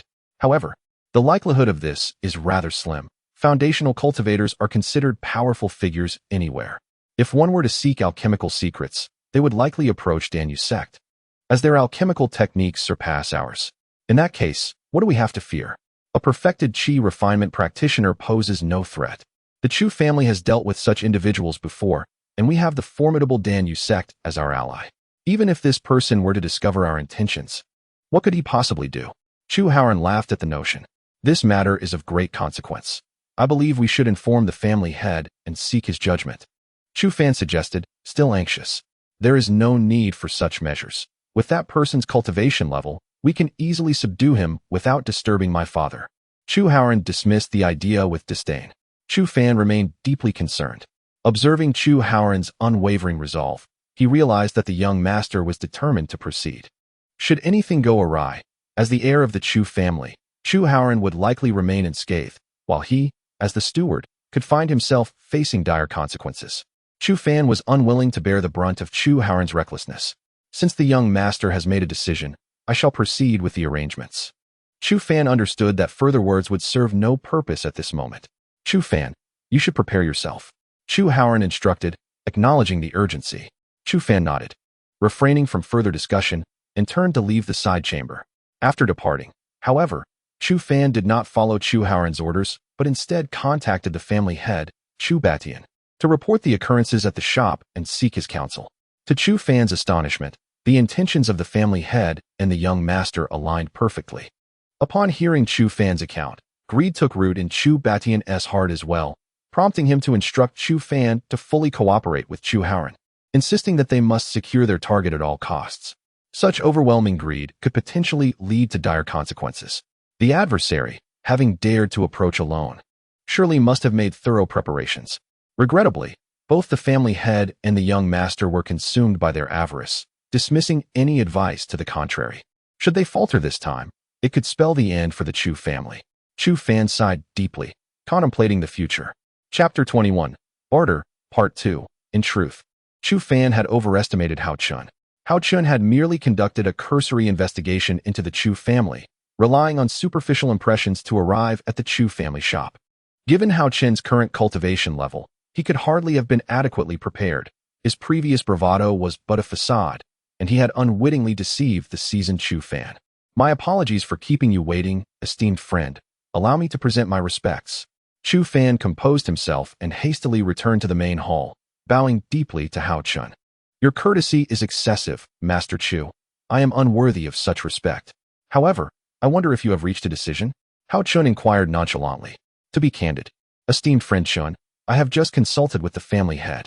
As long as you can provide treasures of commensurate value, there will be no obstacles. Chu Fan declared candidly. You need not worry about my items, but I must emphasize that the alchemical formulas and techniques should not be compromised. Can you assure me of this, Master Chu? Haochen stated earnestly. You need not concern yourself, esteemed friend Chun. The Chu family, being in business, adheres to the principles of fair trade and would never deceive you. I merely wish to understand the nature of your items, Chu Fan replied with a smile. Good alchemy requires excellent fire. Although Master Chu Nan hails from the Danyu sect, he did not dare to impart all the sect's alchemical methods when establishing the family. Otherwise, the Chu family would not be in its current predicament. Would you agree with my assessment, Master Chu? Haochen, having conducted some prior research on the Chu family circumstances, was aware of certain intricacies. You speak the truth, esteemed friend Chun. The Danyu sect has strict regulations. Our ancestors only passed down the basic alchemical techniques. And to acquire more advanced methods, one must join the Danyu sect. Over the years, the Chu family has not produced a single foundation-building expert, thus missing out on the sect's rewards. Chu Fan lamented after hearing Haochen's words, letting out a long sigh. Master Chu, may I inquire about your estimation of the worth of an intermediate alchemical fire manual? Haochen provocatively remarked. Upon hearing his words, Chu Fan's heart involuntarily tightened. An intermediate alchemical fire manual holds little value for ordinary cultivators. However, for a prestigious alchemical family, its worth is immeasurable. Possessing a superior alchemical fire for refining medicine could lead to the family's resurgence, especially in the case of the Chu family. If they were to acquire such a manual, their revival would be swift. Friend Shin, do you perhaps possess such a treasure? Chu Fan inquired, laden with curiosity. Indeed. Otherwise I would not dare to present such a lofty request. Haochen nodded affirmatively. Friend Shun, you are well aware that the Chu family is an alchemical lineage, with stringent requirements for alchemical fire manuals. A mere intermediate cultivation technique would not suffice to exchange for the Chu family's alchemical secrets and formulas. Chu Fan stifled his joy as he spoke. This is something I am acutely aware of. If I lacked complete confidence, I would not approach with such boldness. I wonder if Master Chu has heard of the Danyanju manual? Upon hearing this, Haochen responded with a composed demeanor. Chu Fan's heart raced. The Danyanju is a legendary alchemical fire manual. Should the Chu family obtain such a tome, the shop would not be so desolate, and the family head might even concoct advanced elixirs independently. With the Chu family's alchemical prowess, they would soon soar to new heights. Are you suggesting to exchange the Danyanju for the Chu family's alchemical techniques? Chu Fan asked, anxiety threading through his voice. Master Chu, you are undoubtedly aware of the value of the Danyanju. In a sense, the manual in my possession surpasses the Chu family's alchemical techniques. Thus, in trading the Danyanju for the Chu family's secrets, I am indeed at a disadvantage, and therefore, an additional price must be paid. Haochen nodded once more. What else does friend Chen desire? Chu Fan queried. Yuan stones, Haochen replied. How many yuan stones does friend Chen seek? Chu Fan pondered for a moment before asking.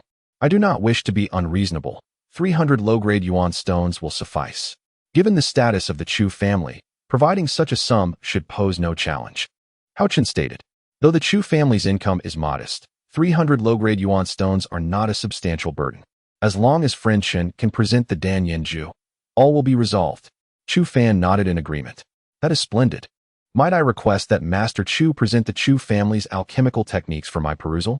Haochen proposed. That is no trouble at all, provided that Mr. Chen can first allow me to examine the Danyanju. Not only will I provide the Chu family's alchemical techniques, but I will also present the 300 low-grade yuan stones. Chu Fan smiled warmly.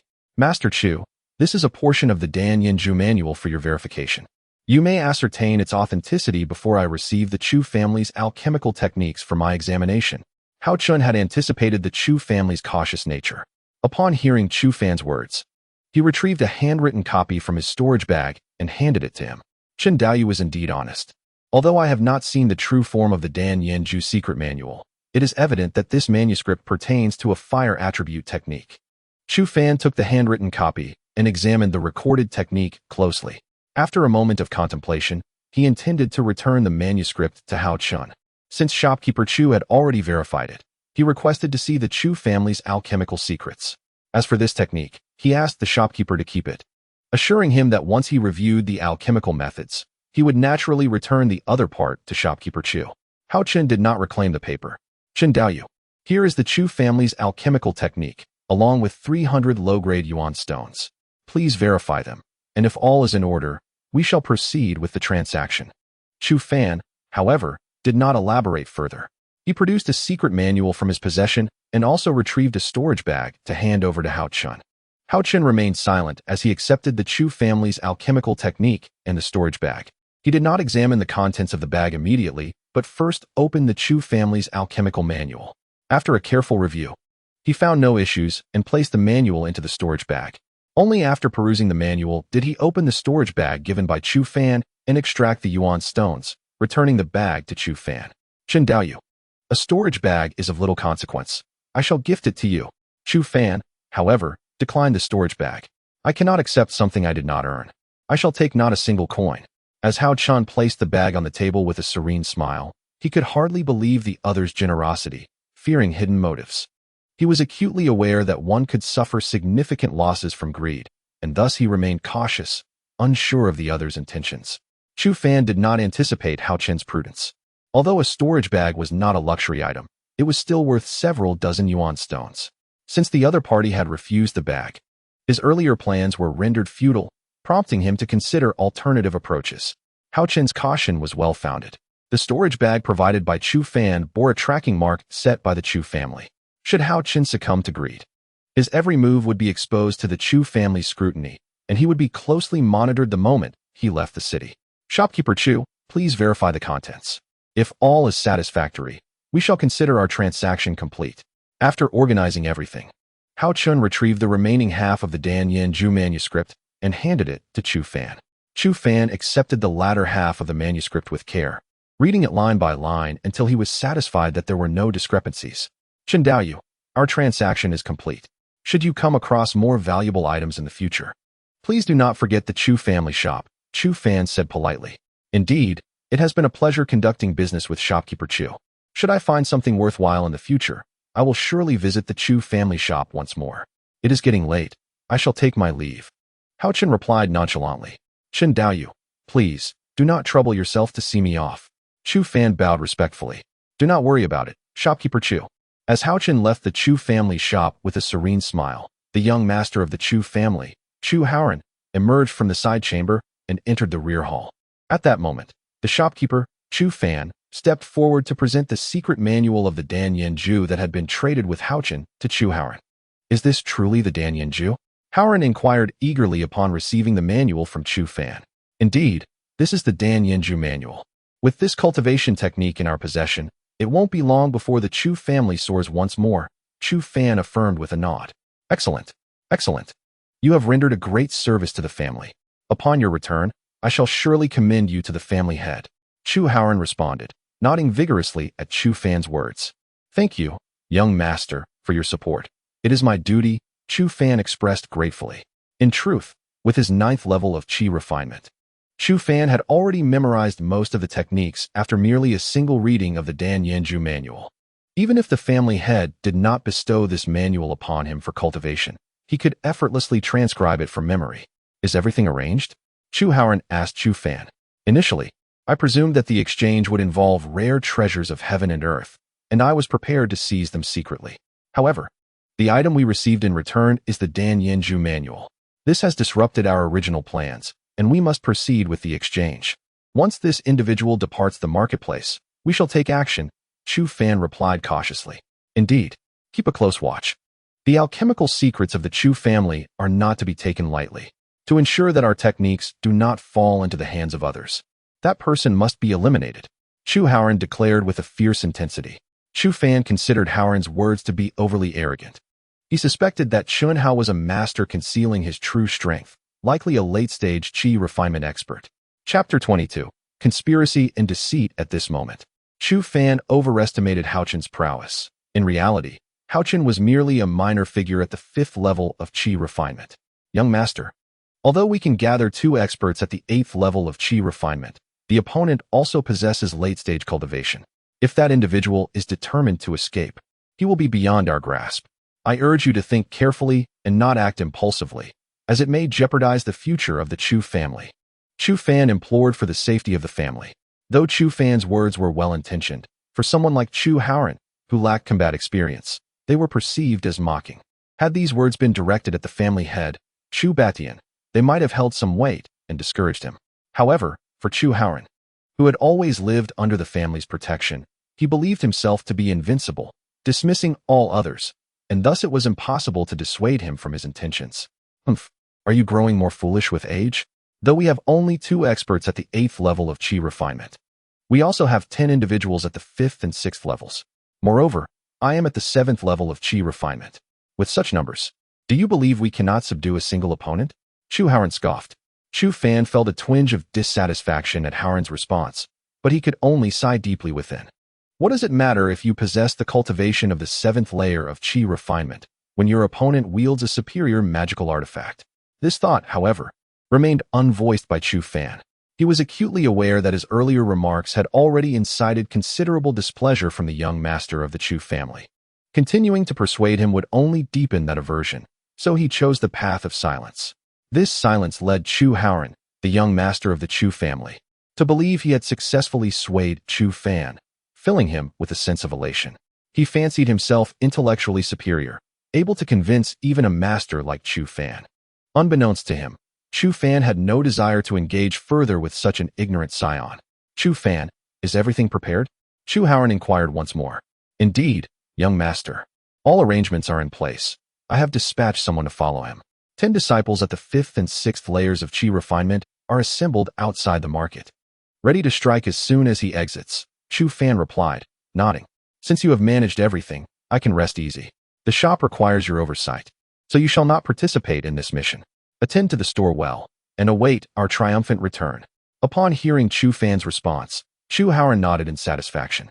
Originally, Chu Fan had no intention of taking part in this assassination mission.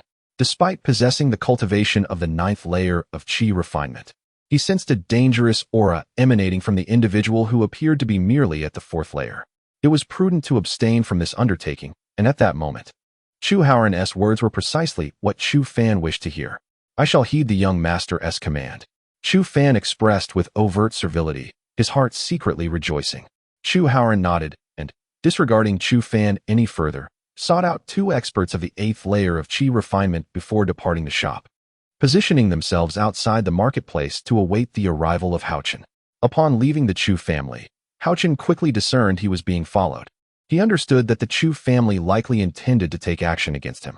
After all, their alchemical secrets were of utmost importance, and the repercussions of any leakage were unimaginable. Haochen had anticipated the Chu family's reaction. Every clan, upon acquiring a treasure such as the Dan Flame technique, would instinctively contemplate silencing any potential leaks. Before arriving at the Chu family, he had conducted a meticulous investigation of the entire marketplace, and upon realizing he was being tracked, he made his way directly to Ziyun Pavilion without hesitation. Backed by the Danyu sect, Ziyun Pavilion was a sanctuary where no one dared to act recklessly. Moreover, to safeguard the interests of cultivators, the pavilion offered a selection of disguises for purchase, ensuring anonymity for its patrons.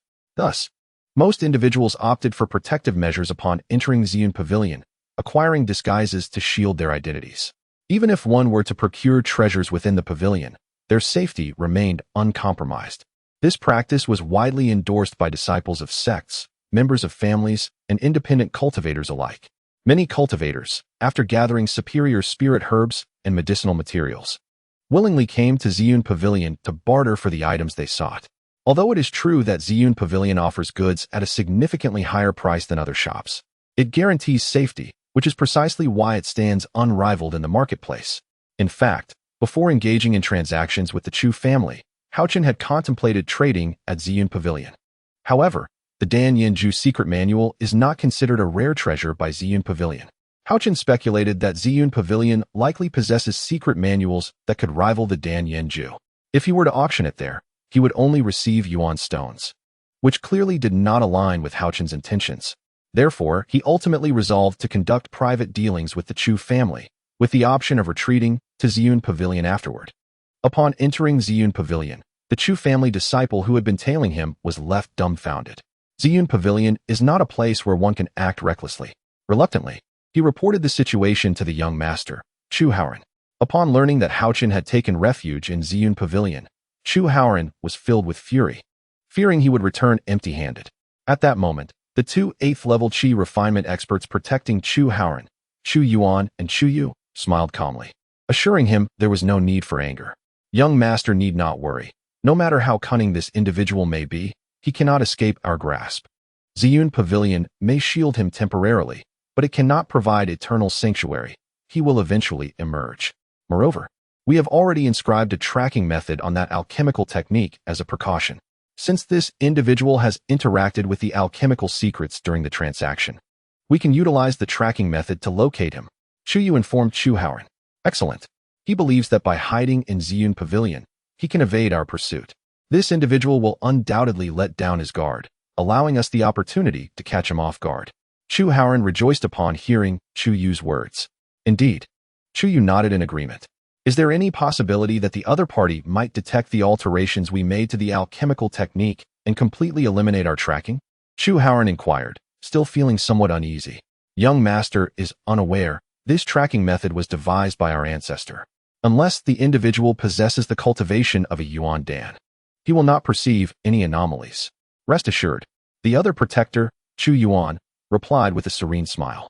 That is reassuring. This individual's actions have caused me some concern. Shaohao sighed in relief after hearing Chu Yuan's words. It is only natural for the young master to harbor such concerns. Being cautious is a virtue in any undertaking, and the other party's actions were anticipated by us. Chu Yuan responded. Indeed, the Chu family is not to be trifled with. Chu Yuan's words revealed that they have schemed against others more than once in the shadows. It is uncertain how many lives they have claimed to gain such experience, which explains their audacity to wait outside the marketplace to ambush Haochen. Yet, those who walk the night often encounter ghosts. They see only Haochen's apparent fourth-level qi refinement cultivation, unaware that he has suppressed his level and is a practitioner of both law and martial arts. As Haochen departed from the Chu family's shop, he soon realized he was being followed. Entering the Ziyun Pavilion, he hoped to procure satisfactory magical artifacts and elixirs, while simultaneously shedding the pursuit of the Chu family. During his encounter with the jungle gale tiger, he recognized his lack of suitable magical tools and elixirs to replenish his vital energy.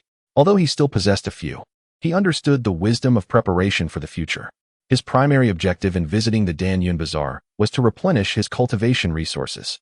Choosing Ziyun Pavilion was a matter of safety. Going to the Yiyun Pavilion, controlled by the Yunhai sect, would present numerous inconveniences, especially if he were to encounter acquaintances without an explanation.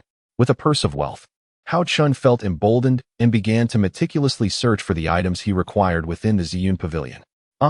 Was that not a jade box for storing spiritual herbs and elixirs? Passing by a counter selling jade artifacts, he recalled that harvesting spiritual herbs and elixirs necessitated the use of jade boxes for preservation. The jungle spiritual ginseng he had seized through daring means had suffered significant loss of its vital energy due to improper storage. Hence, without hesitation, he spent 15 spirit stones to acquire 30 jade boxes of various sizes and designs. With his cultivation at the 5th level of qi refinement, he could only purchase magical artifacts and elixirs on the 2nd floor or below. The upper floors were reserved for those at the foundation establishment stage and beyond. After several rounds of searching, he found neither satisfactory magical artifacts nor elixirs.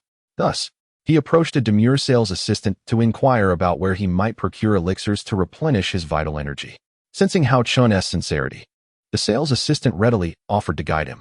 Esteemed friend, if you seek high-quality elixirs, they are available on the 2nd floor. Please follow me. She gestured toward the upper level. Upon reaching the 2nd floor, at the elixir counter, Haochen selected several second-tier elixirs. The recovery pill for rapid energy replenishment, the protecting veins pill to safeguard his meridians, and the ice heart pill to maintain a state of mental clarity. Each vial contained 10 pills and cost him a total of 300 spirit stones.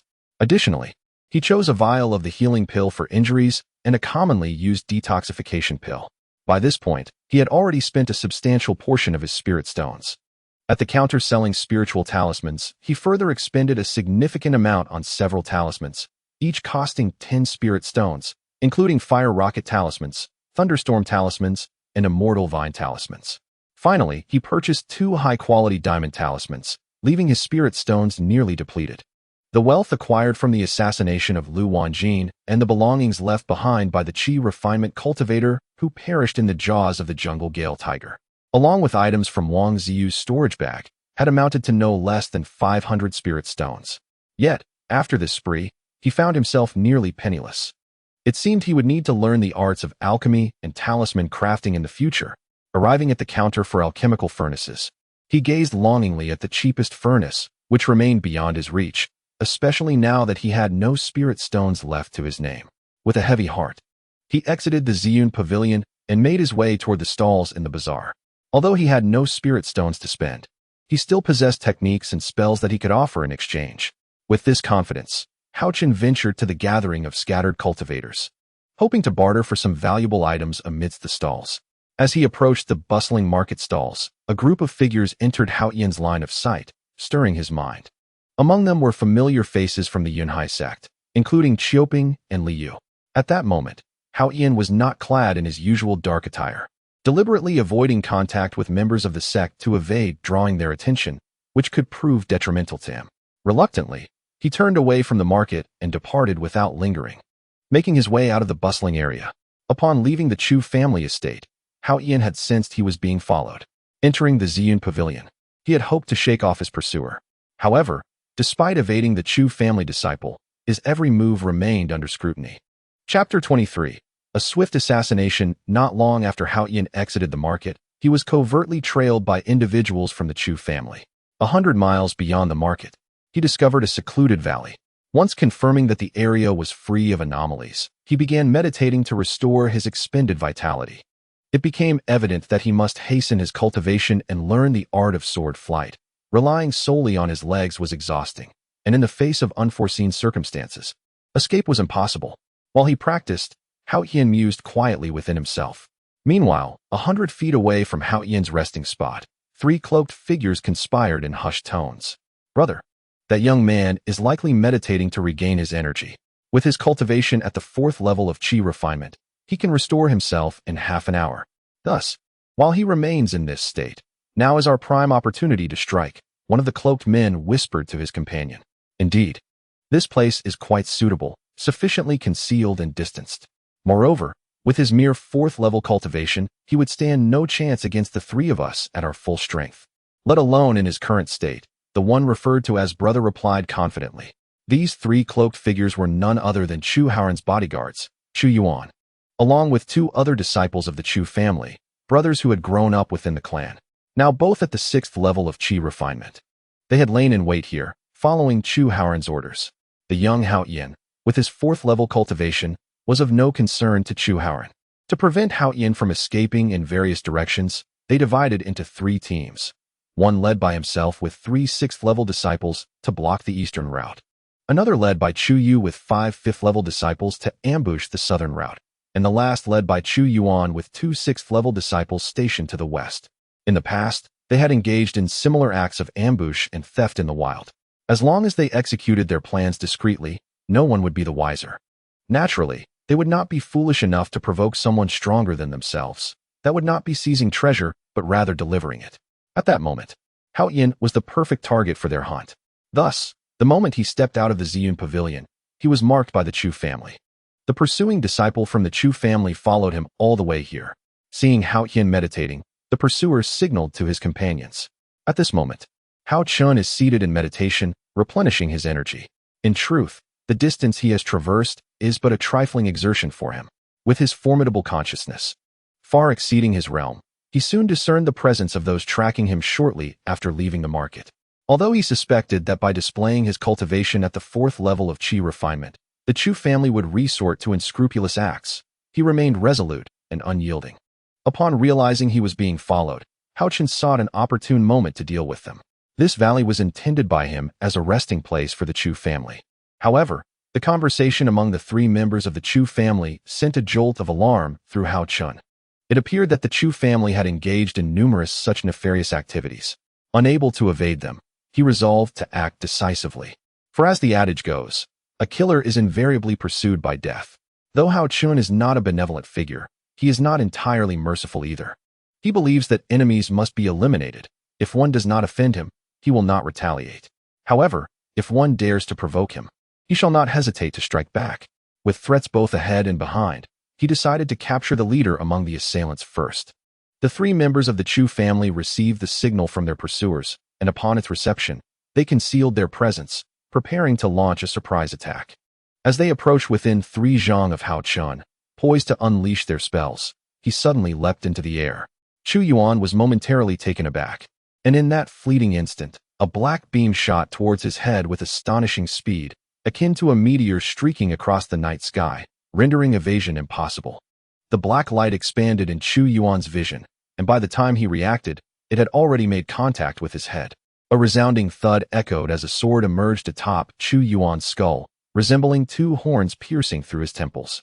The 2 other disciples of the Chu family stood in shock, their minds momentarily frozen by the rapid turn of events. In truth, even as the 3 of them stealthily approached, Haochen had long since perceived their scheme through his keen consciousness. Despite their efforts to conceal their energy, it proved futile.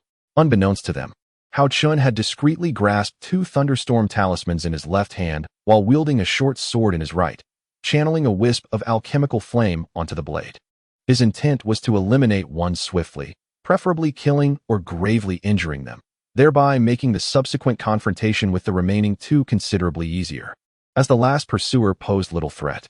Given Haochen's current prowess in employing the concealment technique, the Chu family members remained oblivious to any fluctuations in energy from his spells, which facilitated his successful ambush, leading to the scene that had just unfolded. Under normal circumstances, with Chu Yuan's cultivation level, it would be improbable for him to fall so easily to a single strike. Their overconfidence, coupled with their decision not to employ an energy shield for protection, was their downfall. Fearing that activating such a shield might alert their adversary with energy fluctuations, they became vulnerable to the short sword launched by Haochen. Although he was unable to refine the short sword, his repeated use of it had forged a deep bond. And with the newly developed alchemical flame, even a practitioner at the 8th level of Qi refinement, let alone a foundational cultivator, would find it insufferable. By the time the two remaining disciples of the Chu family regained their senses, it was far too late. Would the hunter, born of a humble background, grant them any opportunity? In the moment of slaying Chu Yuan, Haochen propelled two thunderstorm talismans from his left hand directly towards the two disciples of the Chu family. Having the audacity to kill and seize treasures, one must be prepared to meet their own demise. Haochen observed the two Chu family disciples collapsing to the ground, incapacitated by the explosive talismans. Earlier, when he unleashed that short sword while augmenting it with the Dan Flame spell, he had already cast a vital energy armor upon himself to prevent self-injury from the close-range detonation of the thunderstorm talismans. Simultaneously, he activated the diamond talisman, which he had recently acquired from the Wuyun Pavilion, never expecting to employ it so swiftly. With the protective talisman shielding him, the two disciples were doomed, seemingly unable to escape their fate. After all, they would no longer have need for their storage pouches. Let me take them instead. As he spoke, he approached the two disciples of the Chu family and forcibly removed their storage pouches. He then moved to Chu Yuan's side, extracted the short sword embedded in his head, wiped it clean of blood on Chu Yuan's clothing, and stored it away. Subsequently, he picked up Chu Yuan's weapon, removed the storage pouch from his waist, and with a swift motion, unleashed 3 small fireballs that landed upon the 3 corpses. This entire sequence of events transpired in mere moments, effortlessly completing the assassination. After dispatching Chu Yuan and his companions, Haochen found his vital energy nearly depleted and promptly consumed a recovery elixir to restore his strength. Just as he contemplated departing from the scene, a rapidly spinning wind blade hurtled towards him. In the instant the wind blade approached, Haochen evaded to the right like a leopard, leaping over a distance of more than a yard, narrowly avoiding the ambush of the pursuer. In truth, he had been wary of the distant stalker since the moment he killed Chu Yuan. However, before he could counterattack, a volley of fire feathers, fanning out like a peacock's tail, struck towards the direction he had dodged, as the assailant had anticipated his movement to the right. Thus, they first unleashed the wind blade technique to bait his evasion, followed by an unhesitating assault with the fire feather talisman aimed to ensure his demise. It appeared the pursuer was indeed a meticulous strategist, willing to invest considerable resources, as the multitude of fire feathers made evasion nearly impossible. With no other option, Haochen retrieved his sole remaining diamond talisman, infused it with vital energy, and struck it upon himself, transforming it into a protective aura that enveloped his entire being. Truly, retribution was swift. Having just stealthily attacked the Chu family, he now faced a similar onslaught, allowing the pursuer to test their acquired skills. As the fire feathers struck the diamond aura, they merely caused a slight tremor before dissipating. Unbeknownst to the assailant, the talisman Haochen employed was no ordinary item, but rather a premium diamond talisman he had procured at great expense from the Wuyun Pavilion. I know who you are. Reveal yourself at once. Haochen bellowed towards the direction from which the fire feathers had come. Yet, in response, a barrage of fire feathers rained down once more, mercilessly pounding against the diamond aura. Under the initial wave of the assailant's attacks, Haochen's vital energy had been significantly diminished. At this moment, as the diamond aura faced yet another assault from the fire feathers, fine cracks began to appear upon its surface. Alarmed, Haochen sensed that the aura had nearly fulfilled its purpose and quickly retreated, feigning an attempt to escape. In secret, he quietly consumed a qi recovery pill, and within a few breaths, most of his vitality was restored, allowing Haochen to feel a sense of reassurance. This young man surprisingly possessed a diamond talisman, indicating that he would not be easily dealt with. However, as long as he could delay, the young master and the guardian would soon arrive to encircle him, marking the end of his life. The individual lurking in the distance contemplated this.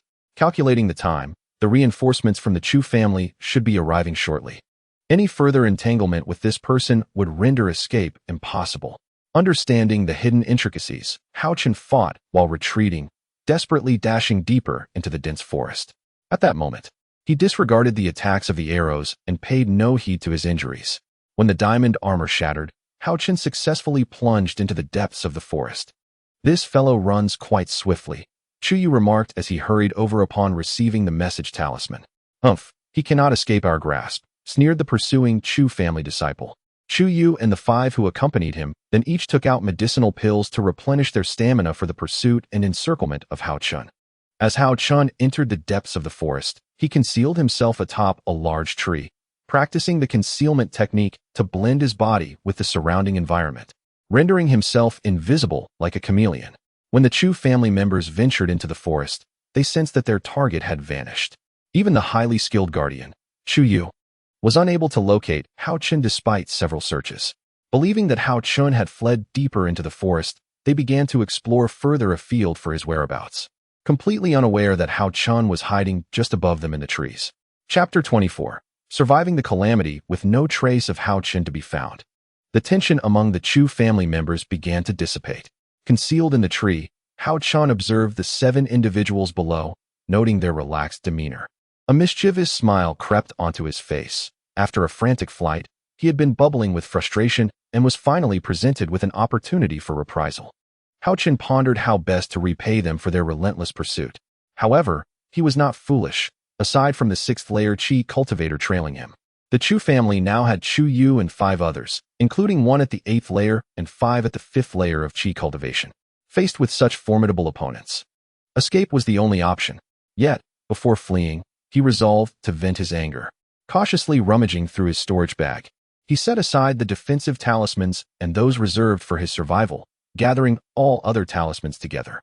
He also retrieved the successfully refined magic sword, placing it in a prominent position for use.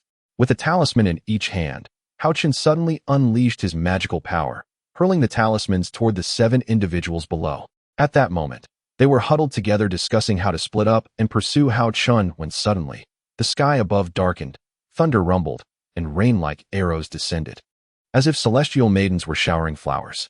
The talismans fell like a torrential downpour, their unstoppable force leaving no room for escape. Only a reckless individual like Haochen could engage in such extravagant acts. Talismans were akin to spirit stones. Haochen was intent on returning the spirit stones to the Chu family. An attack is underway. Quick, defend yourselves. Retreat. As Chuyu called out to alert everyone while swiftly making an escape, the group, despite a momentary lapse in focus, quickly regained their composure. Drawing upon their extensive battlefield experience, they each summoned their unique defensive skills in response. However, none had ever encountered such a method of employing spiritual talismans. They were left with no choice but to endure the onslaught of the rapidly descending storm and the piercing rain of arrows that struck mercilessly upon them. This moment served as a true test of one's cultivation and abilities. Those with superior defensive techniques and swifter escape speeds suffered less impact and consequently bore lighter injuries, while those who reacted sluggishly faced dire consequences. With an explosion echoing, 5 lesser members of the Chu family, clearly lacking in experience, had their protective garments shredded, and the defensive artifacts they wielded were doomed to destruction within mere moments. 2 among them were grievously wounded by the storm talisman, their bodies riddled by the rain of arrows. This was precisely the outcome that Haochen desired. Witnessing the scene unfold brought him immense satisfaction. "Die!" he bellowed. And without hesitation, he leaped down from the tree, executing a powerful strike aimed at the Chu family disciple who had been trailing him. The unfortunate pursuer, at the 6th level of Qi refinement, who had aspired to achieve glory for the Chu family, had no time to react before Haochen cleaved him in 2. In that same motion, Haochen deftly seized the fallen disciple's storage bag, claiming it as his own. Chuyu was struck with terror. He had perceived Haochen merely as an ordinary Qi refinement practitioner at the 4th level. With the strength of the Chu family, eliminating him should have been effortless. Little did he know that Haochen was a cunning figure, adept at concealing his true capabilities. Not only did he display a plethora of techniques, but his agility was also remarkable. With a series of bizarre ambush tactics, he swiftly eliminated 2 disciples of the Chu family at the 5th level of Qi refinement. And then, with another strike, he dispatched a 6th-level disciple as well. Seizing the momentum, Haochen advanced his blade towards yet another Chu family disciple. The latter, in a bid for protection, produced an earth barrier talisman and slapped it against himself, encasing his body in a formidable earthen armor. Feeling invincible in his robust defense, he laughed triumphantly. "Come on, strike me. I stand here for you to hack away at me, for you have slain my brothers, and I shall make you taste the same." However, before he could finish his taunt, Haochen wore a mysterious smile as he suddenly produced a vine talisman, slapping it onto the Chu disciple. Instantly, countless vines erupted, ensnaring him within the earth armor. This was the very outcome Haochen had sought, allowing him to make his escape. Noticing Haochen's counterattack against one of his kin, Chuyu hastily summoned his flying sword to strike at him. At that moment, sensing the approaching threat, Haochen flung a storm talisman towards Chuyu, a prized possession he had acquired at the Wuyun Pavilion, a life-saving treasure. Without lingering to observe the aftermath of the explosion, Haochen swiftly retreated deeper into the thicket. In the heart of the jungle, 2 figures darted rapidly through the dense foliage. The shadow pursuing was none other than Chuyu, while the one fleeing was the desperate Haochen. "You truly run fast," Chuyu taunted as he gave chase. Clearly, Chuyu was a formidable practitioner of the 8th level of Qi refinement, swiftly closing the distance between them. Suddenly, with a motion, Chuyu transformed into a streak of darkness, his flying sword aimed menacingly at Haochen's back. With a thud, Haochen sensed the piercing sword energy approaching and instinctively sidestepped multiple times to evade the blade, only to inadvertently trip over a vine and tumble to the ground. At that very moment, Chuyu's sword grazed past him. Realizing escape was futile, fear was replaced by an intense desire to fight. In that instant, Haochen's mind echoed a singular thought: battle. He turned to face Chuyu, and the flames of Dan Yin ignited around his dark short sword as he charged forward. A seasoned killer, Chuyu deftly evaded Haochen's fierce onslaught. Suddenly, the 2 figures brushed past each other. Haochen's short sword narrowly missed Chuyu, while Chuyu's strike was also evaded. Their clash resulted in a stalemate. "With your cultivation, you are no match for me." With those words, Chuyu transformed into a flash of light, launching another assault on Haochen. The flickering sword shadows sliced through several sturdy trees in their path. The overwhelming intent to kill from Chuyu ignited a fierce battle spirit within Haochen.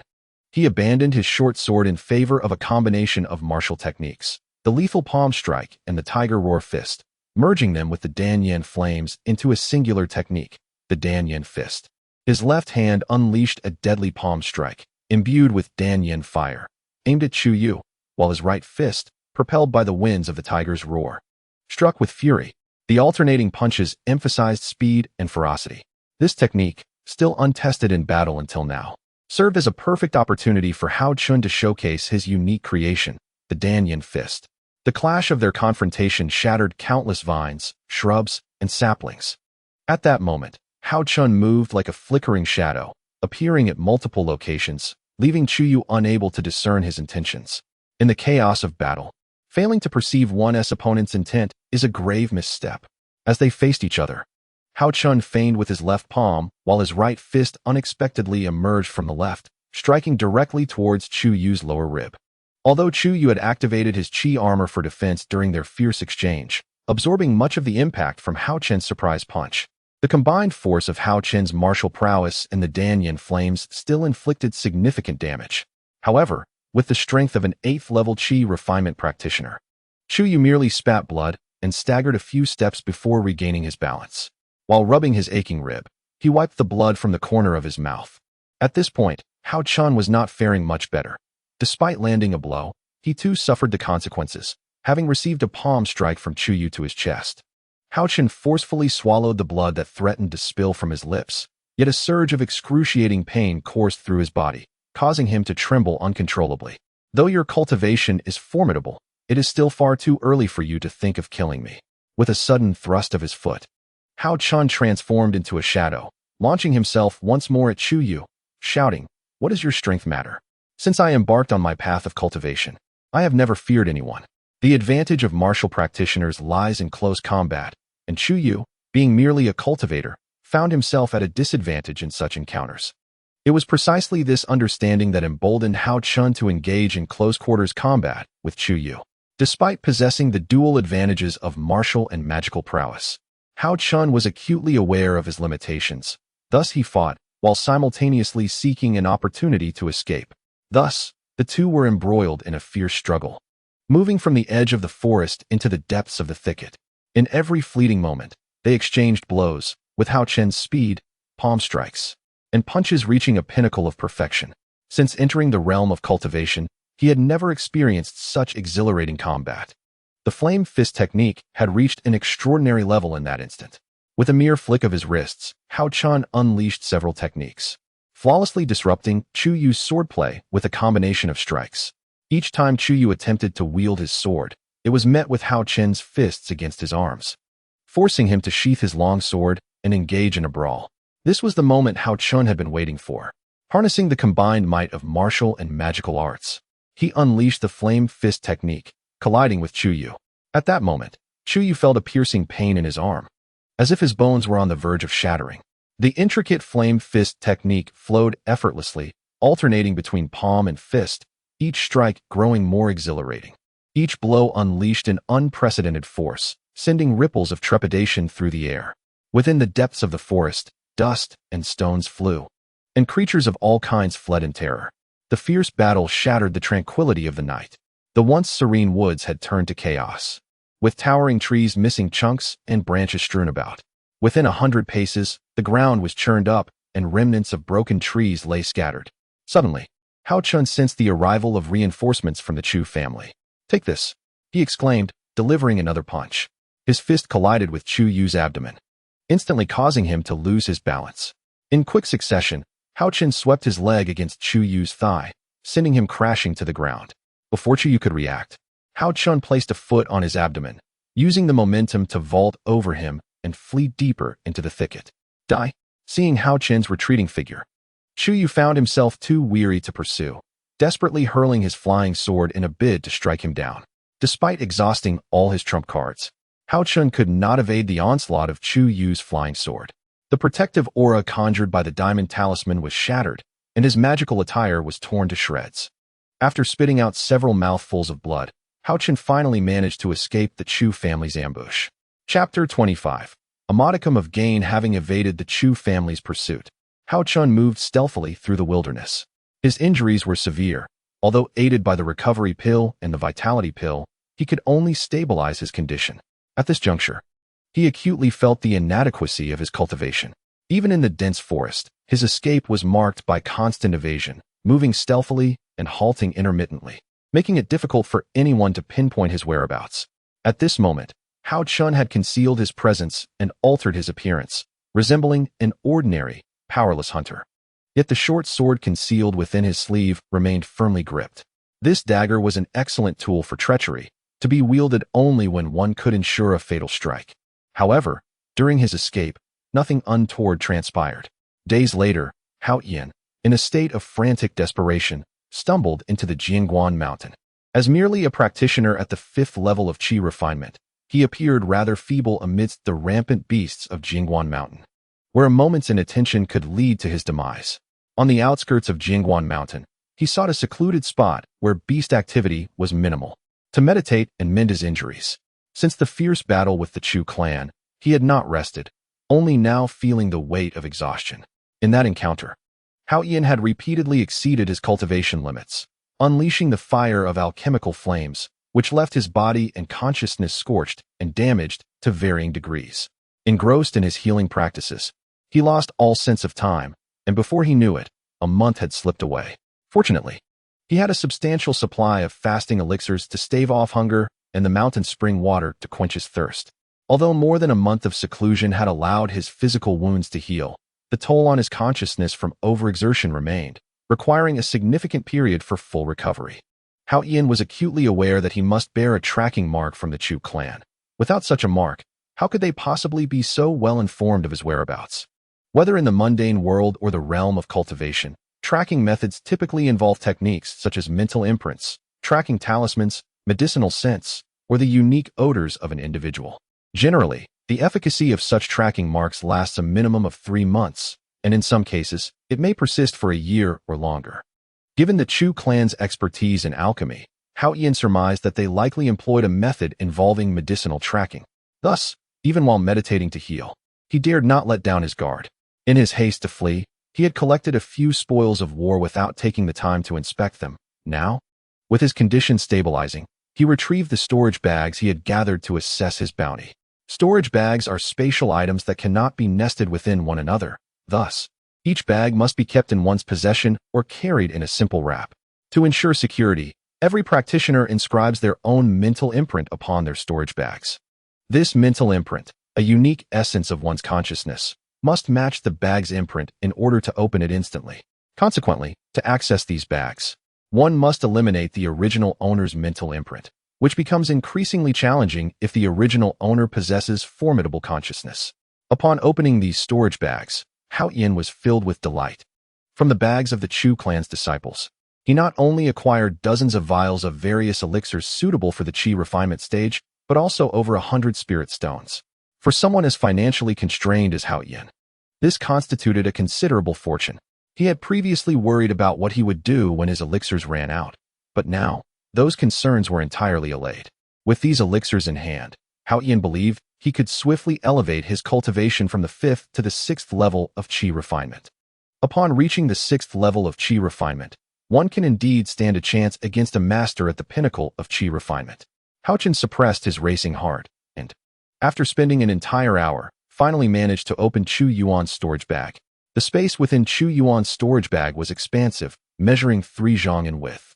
It was no surprise that he, a master at the 8th level of Qi refinement from the Chu family, possessed items far superior to those of disciples at the 5th level. The elixirs obtained by the 5th level disciples were merely of the 1st and 2nd grade, whereas the elixirs within Chu Yuan's bag were all of 2nd grade or higher, with even the 2nd grade elixirs being of above average quality. In addition to a considerable number of low-grade spirit stones, there were also 2 medium-grade spirit stones. Aside from spirit stones and elixirs, Haochen unexpectedly discovered a secret manual titled Jinghongju. Upon meticulously studying this manual on footwork, he realized that mastering it would enable him to move with such swiftness that he would appear like a fleeting shadow, akin to a graceful swan taking flight. What he lacked now was the technique. Had he possessed such exquisite footwork earlier, he would not have been so easily pursued and could have evaded capture with ease. Within Chu Yuan's storage bag also lay a notably crafted alchemy furnace, adorned with intricate carvings of the Qingyuan bathing in fire, indicating its high grade. Furthermore, it contained an abundance of spiritual herbs and medicinal plants. Having diligently studied the Alchemy Essentials Manual, Haochen now found himself equipped with a furnace, formulas, and secret techniques, rendering him well prepared for the art of alchemy. After acquiring such a wealth of resources, Haochen could not help but sigh. It was no wonder that people were willing to resort to robbery. It truly was a lucrative means to wealth. The Chu family, in their pursuit of Haochen, ceased their chase into the depths of the forest at the outskirts of Zheguanshan. In their eyes, Haochen was already a doomed man, a severely injured cultivator at the 4th level of Qi refinement seeking refuge in a mountain rife with ferocious beasts, utterly incapable of self-preservation. However, the Chu family underestimated Haochen's abilities. Although he lacked the strength to confront these beasts, as a hunter by trade, he possessed certain skills for evading wild animals. Moreover, his spiritual awareness had grown remarkably, allowing him to adjust his course of action in advance, avoiding direct encounters with the beasts. During the conflict with the Chu family, Haochen recognized his own weaknesses and resolved to cultivate several spells to enhance his offensive capabilities. Chapter 26. Cultivation in the Deep Mountains. While organizing the storage bag, he discovered numerous manuals on martial arts techniques, including dragon-slaying fist, tiger-hiding fist, white crane fist, arm-extending fist, and killer palm. In studying these styles, he found the Xingyi 5 elements fist, dragon-slaying fist, and killer palm particularly appealing, especially the Xingyi 5 elements fist, which greatly aided his comprehension of the world. The Xingyi 5 elements fist consists of 5 techniques: split fist, drill fist, collapse fist, cannon fist, and horizontal fist. Practicing the split fist allows one to gather energy at its source, harmonizing the Ren and Du meridians, thus invigorating the flow of true energy. Beneficial for enhancing overall physiological functions. When one reaches a certain level of mastery in this technique, the circulation of true energy becomes a continuous cycle. While training in the drill fist, as the fist drills forth, true energy descends along the Ren meridian to the dantian, simultaneously opening the body's pores to create a sensation of clarity and flow. Upon attaining a certain level in the mastery of the collapsed fist, one will naturally cultivate energy from the roots, allowing it to emanate from the waist and spine to the extremities, imparting a sense of robust arms and grand fists, while also ensuring a sense of ease in the sides and lightness in movement. The true energy at the life gate of the governing vessel is most vibrant. As the breath is exhaled, this energy reaches the crown point, refreshing the mind and uplifting the spirit. The practice of the cannon fist revolves entirely around a single-minded focus, maintaining tranquility and harmony, alternating between movement and stillness with a keen awareness, ensures that all limbs respond effortlessly. In the pursuit of the horizontal fist, upon reaching a certain proficiency, energy surges forth from the shoulder gate, akin to a gushing spring, resulting in a nimble physique and aiding in weight reduction while cleansing the digestive system. Recognizing the myriad benefits of practicing the Xingyi Five Elements fist, Haochen ultimately chose it as his primary focus in martial training, alongside the dragon-slaying fist and the assassin's palm. For body mechanics, he opted for the Jinghongju, a technique more suited to women. However, it was the only method he could find for cultivating martial agility. Combining it with his prior martial skills, such as the dragon fist, tiger fist, the 8-step linking fist, and the assassin's palm, he found it sufficiently satisfying for his training. He consumed his meals gradually and approached his practice step by step, fully utilizing the resources at hand. Haochen had no desire to aim too high and chase after esoteric knowledge. He possessed the self-awareness to understand that, with his current level, he should consolidate his foundation. With a miraculous elixir at his disposal, he meditated undisturbed in solitude for 3 days. After this period, his body had fully recovered. Sensing that he was no longer impeded by any ailments, Haochen embarked on the practice of martial arts and spells. Integrating the Xingyi Five Elements fist with the dragon-slaying fist, the tiger-subduing fist, and the assassin's palm. By merging martial techniques with magical arts, he aspired to achieve a harmonious unity of both. With the formidable power of the Dan Flame, the execution of his martial techniques and spells proved invincible. His left fist and right palm resonated with the roar of dragons and tigers, embodying both martial and mystical prowess. After months of seclusion, he unleashed a barrage upon the rocky wall, causing debris to scatter and gradually revealing a shallow cavity over a yard deep. At this juncture, Haochen was no longer the naive novice in the realm of cultivation, nor was he a feeble practitioner easily bullied. Through his martial training, he had innovatively developed the Xingyi soul-severing palm and the dragon-slaying tiger-subduing fist. In the realm of swordsmanship, the sword's energy became refined, flowing like water over the Golden Mountain and plucking the moon from the depths of the sea. No longer confined to singular martial techniques, Haochen had seamlessly integrated water element spells, creating a cascade of water as the sword energy wove intricately. Through the practice of swordsmanship, martial techniques, and spells, he achieved a harmonious cycle of energy, extending his vital essence to the Ren meridian and descending to the dantian, allowing for effortless expression of his skills. The practice of the Jinghong technique was considerably simpler, requiring only the channeling of true energy to the feet, enabling swifter movements. This was akin to the lightness practiced by mortal martial artists, albeit with greater potency. By merging the 8-step linking and the Jinghong techniques, he crafted a familiar step method that achieved the elusive effect of a swan's fleeting presence. As his cultivation progressed, Haochen noticed a significant refinement in his spiritual awareness. If his previous perception could be likened to a glass of clear water, it had now thickened to a viscous consistency. With closed eyes, he could sense the energies within a radius of several dozen feet, and the refinement of his spiritual awareness filled him with great joy.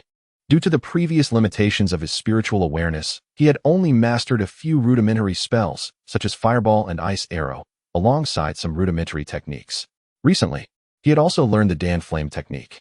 During confrontations, he found himself relying repeatedly on these few spells, leaving him without an advantage in magical prowess.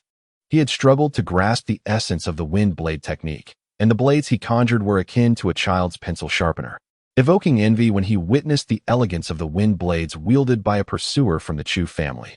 The spells they executed exuded an undeniable coolness. After the last battle, Haochen realized his shortcomings in spellcasting. Although he emerged victorious, he had relied heavily on the fireball spell, finding it to be an arduous endeavor.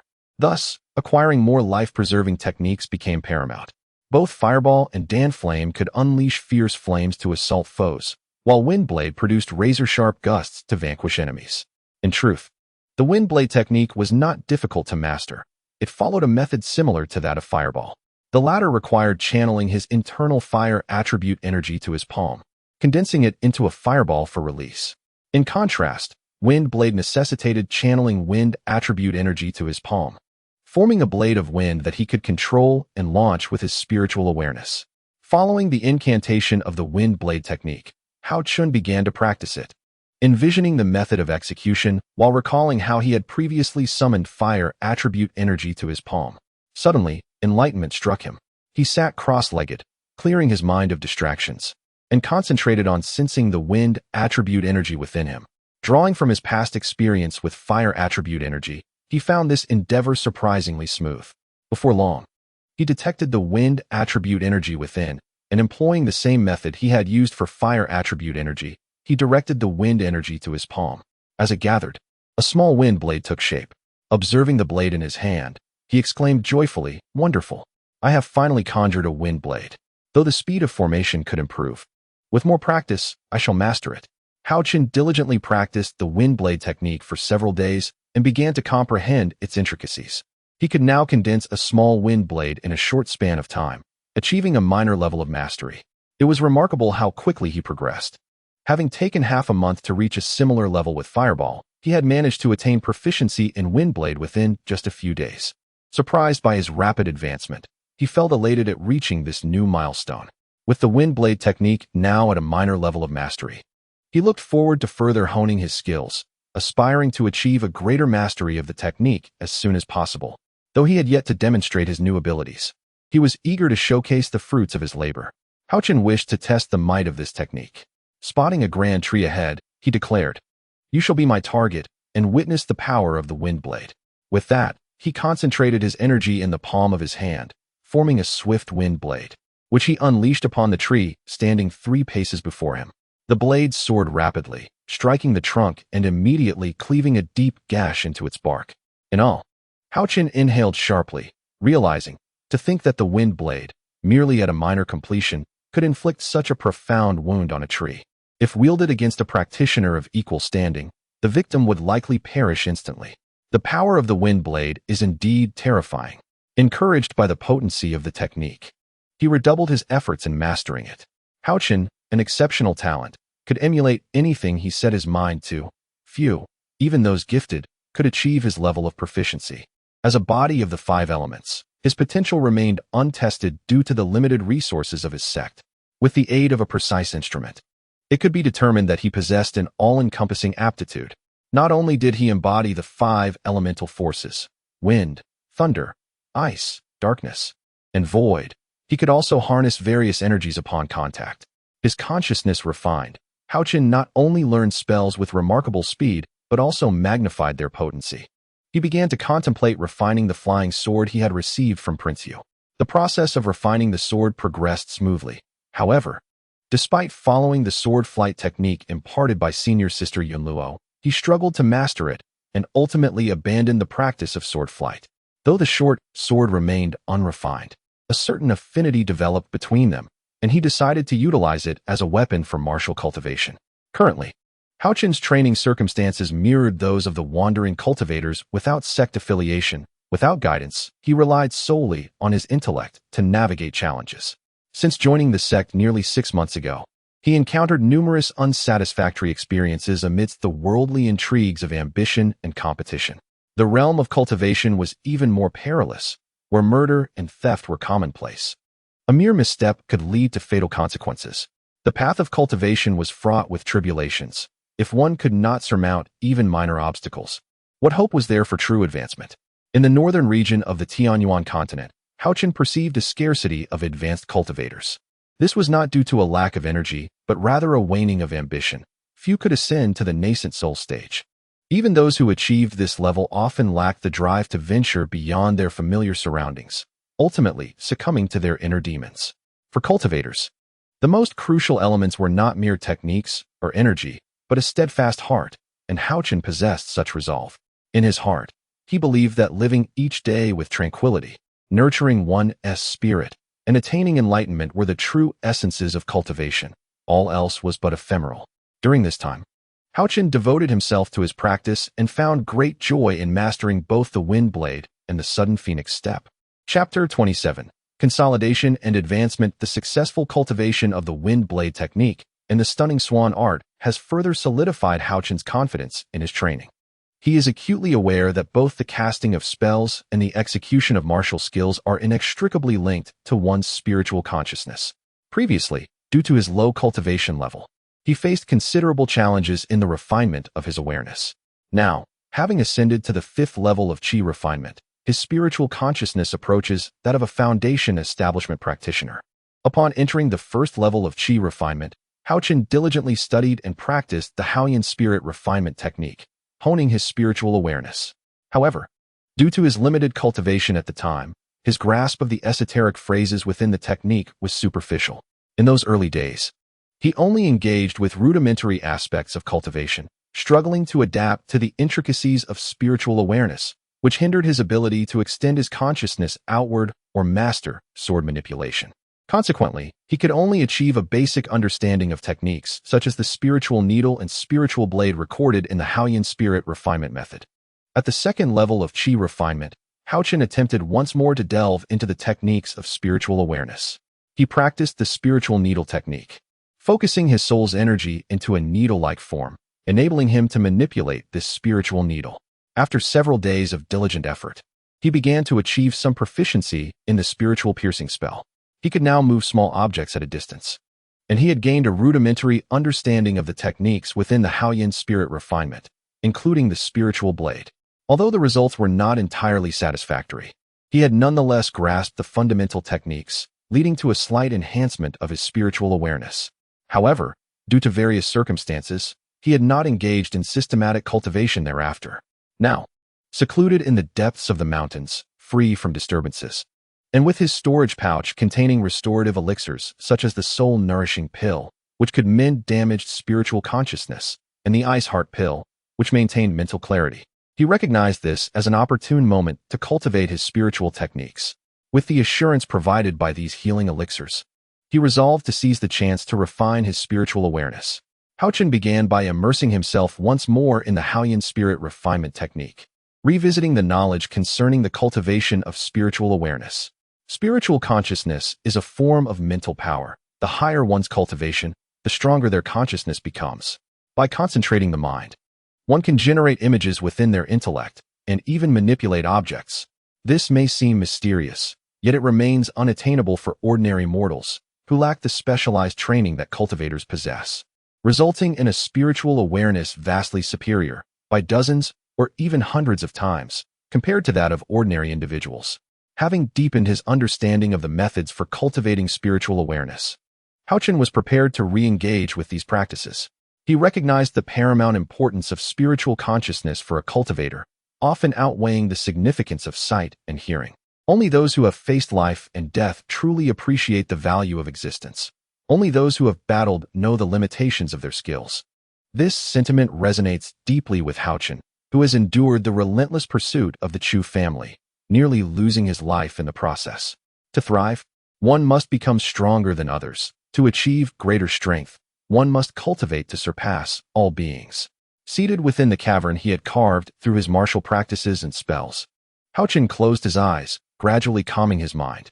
With his consciousness attuned to the surroundings, he perceived everything: the rocks, the soil, the rustling sounds of ants traversing the ground, the sunlight streaming into the cave, and the gentle whisper of the breeze.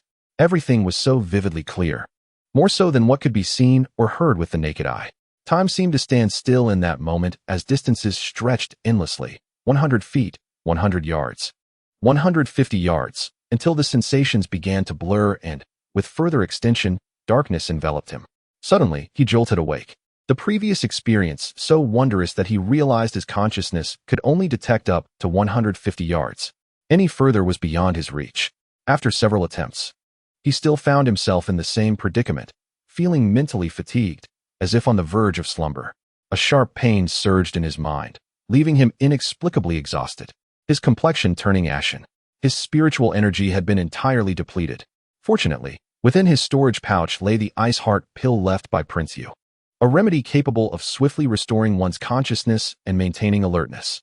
Engaging in a battle of consciousness, consuming this pill would yield remarkable results. As he swallowed an ice heart pill, a refreshing sensation flooded his mind, the elixir mending his damaged consciousness. Soon, the pain dissipated, and the injured areas were completely healed. However, his expended spiritual energy remained unreplenished. Regrettably, the supply of these pills was scant, causing him considerable distress. It seemed he would have to learn the art of alchemy himself. In the days that followed, he not only continued to fortify his consciousness and practice techniques such as the consciousness blade, the spirit needle, and the soul-severing art, but also became adept at casting techniques like the fireball, wind blade, and ice spike. By integrating his spiritual power with his magical skills, he sought to achieve a harmonious balance between magic and martial prowess, merging them with his consciousness. Most individuals would not dare to engage in such reckless training of their consciousness. The toll on one's spirit was severe. Infrequent practice might not yield issues, but repeated attempts could lead to irreparable damage, a wound that could never heal. Yet it was precisely through his audacity that he inadvertently succeeded in his training. Drawing from previous experiences, he found the acquisition of these techniques to be significantly expedited. With his prior experience in cultivating the consciousness spike, his pure spiritual power erupted forth, transforming into invisible blades. He honed his spiritual energy into a sword, wielding it with his consciousness, executing the techniques of the consciousness blade to vanquish his foes undetected. His proficiency in slicing through the souls and consciousness of adversaries with the consciousness-severing art had also progressed markedly since earlier times. His practice of the breath concealment technique saw new breakthroughs. The Tai breath concealment method comprises 3 parts: concealment, hiding, and disguise. He had only mastered the concealment aspect. Having long memorized the incantations of this technique, he meticulously reviewed the memories stored in his mind, realizing that this method felt different from his previous understanding. Although fundamentally distinct, the elevation of his realm brought forth a deeper comprehension. As his meridians expanded, the pathways of his true essence flowed with greater swiftness. After a night of diligent study, he further advanced his mastery of the concealment technique. The cultivation of both martial and magical arts has endowed Haochen with an extraordinary ability to comprehend and perceive, allowing him to adeptly master the intricacies of various techniques, particularly those pertaining to mental disciplines. His efficiency in practice is significantly enhanced as a result. Presently, Haochen has become proficient in the breath retention technique, swiftly drawing in energy, causing an overwhelming surge of true essence to erupt from his dantian, coursing rapidly through his meridians. By harnessing elemental energy, he conceals his presence, confounding the gaze of his adversaries. In the following month, Haochen devoted himself to the Canli Sanxian technique, meditating diligently to elevate his cultivation, preparing to breach the 6th layer of qi refinement. Ascending to this level poses little challenge for him, and he finds the advancement remarkably effortless. Without the aid of elixirs, nor utilizing the peculiar essence from his jade pendant, he achieved a breakthrough merely 3 days into seclusion, simultaneously advancing in his martial cultivation to the pinnacle of the mid-stage warrior. However, Haochen soon realized that the true essence within him was exceptionally pure, leaving room for further enhancement. Furthermore, with several gathering essence pills remaining in his storage pouch, he resolved to continue his cultivation.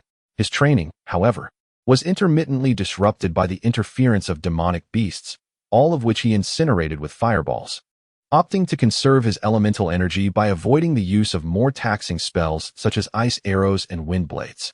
After consuming 2 third-grade gathering essence pills yesterday, he activated the extraordinary energy from his jade pendant, finally elevating his cultivation to the 7th layer of qi refinement, marking him as a formidable practitioner.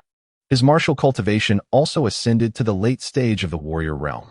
In the Yunhai sect, It is not uncommon for disciples to reach the 7th layer of qi refinement by the age of 17. Had they known Haochen achieved this milestone in less than half a year, it would surely have left them astounded. The revelation of his dual cultivation achievements would likely have caused some to faint in shock. Upon reaching the 7th layer of qi refinement, Haochen attempted to decipher the secrets of his jade pendant. Yet, despite his efforts, he found himself unable to unravel its mysteries and ultimately relinquished his inquiry. Having been away from the Yunhai sect for over 2 months, it was time for his return. Now possessing a certain degree of self-defense capability, he estimated that while he might avoid immediate danger, returning home to visit his grandfather remained unfeasible. With his current level of cultivation, should the Chu family pursue him, he could evade them, but it would endanger the safety of Baoquan Village. The following day, as the morning mist in the forest dissipated, Haochen embarked on his journey homeward. Traversing mountains and valleys, he diligently gathered spiritual herbs, ensuring he fulfilled his sect's mission. He collected a plethora of medicinal plants, amassing all varieties of herbal materials. Even common herbs like water lemongrass, haishu grass, gathering spirit grass, radiant face grass, bruising grass, rain swallow grass, wild tough flower, red sand leaves, greenwood vines, and Du Yuan flowers found their way into his possession. Haochen's resolve to gather all available herbs stemmed from a well-laid plan. Upon returning to the Yunhai sect, he intended to commence alchemical practices. With an abundance of spiritual herbs at his disposal, his confidence grew, and despite the extended duration of his task, it was not due to unexpected incidents, but rather his thoroughness in foraging along the way, ensuring his storage pouch was well stocked with ample supplies. From the place of cultivation, soaring on a sword, one could effortlessly return to the sect within a few days. However, Haochen, in his folly, had yet to master the art of sword flight and was thus compelled to journey on foot, treating his return as a trial. During his journey home, Haochen celebrated his 17th birthday. For him now, both in physical development and demeanor, the youthful innocence had long faded. His long, raven hair cascaded over his shoulders. His porcelain skin glowed, and his straight nose complemented a defiant gaze that exuded an imposing aura. Clad in attire seemingly tailored for him, his tall and handsome figure was strikingly apparent. After a month of life and death struggles and braving the elements, Haochen finally returned to Yunhai sect. Chapter 28. Remarkable progress. As the first rays of dawn kissed the foot of Yunhai Peak, Haochen once again stood before the gates of the sect. May I inquire what brings you here, fellow cultivator?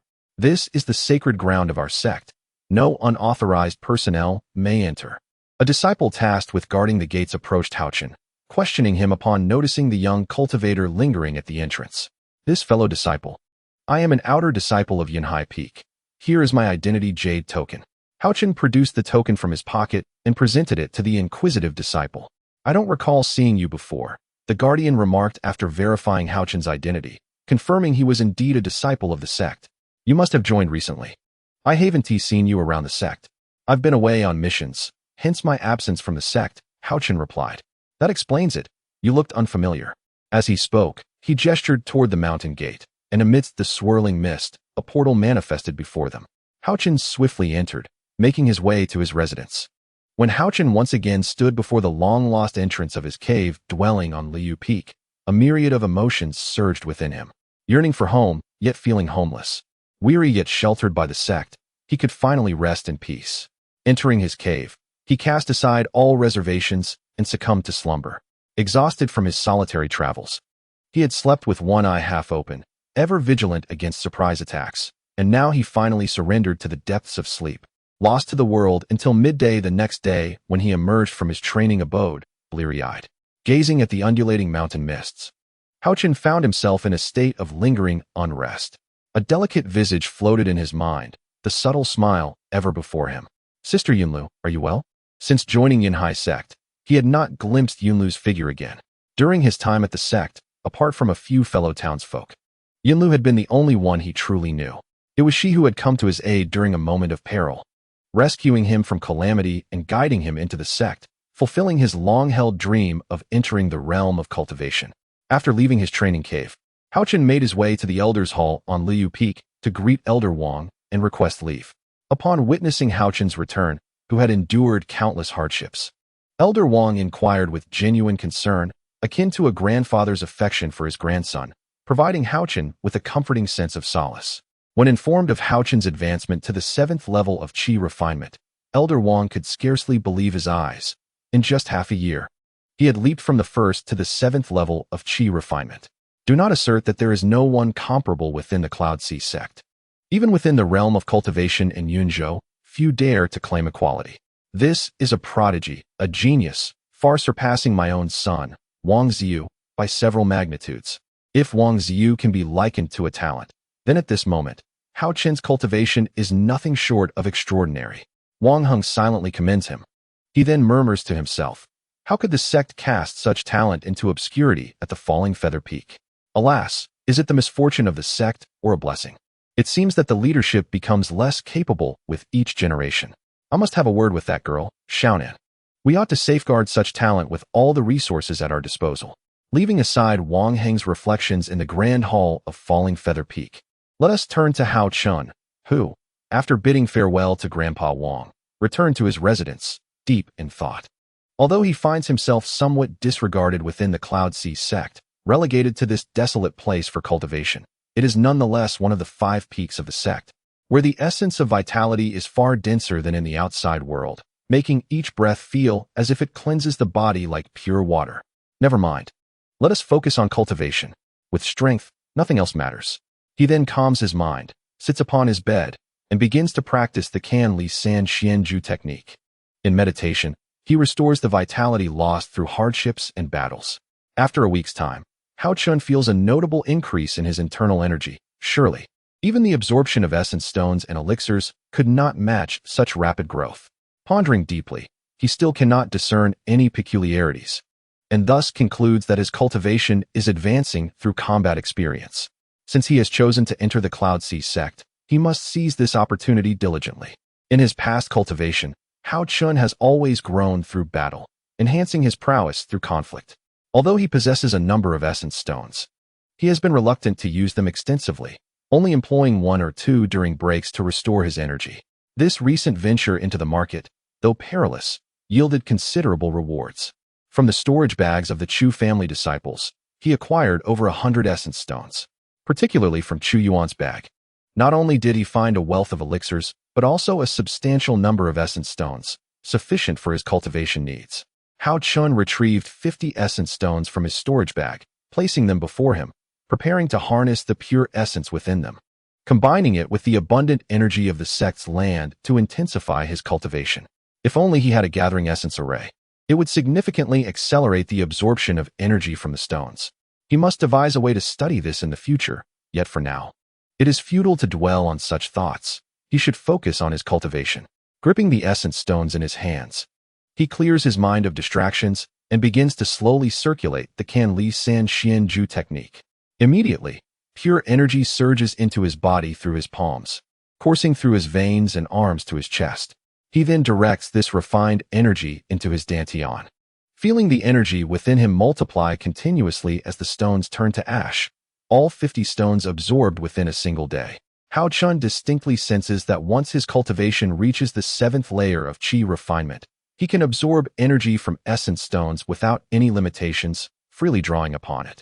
He is indeed unique. While others require the later stages of qi refinement to absorb essence stones without the need for refinement, he has already surpassed that threshold.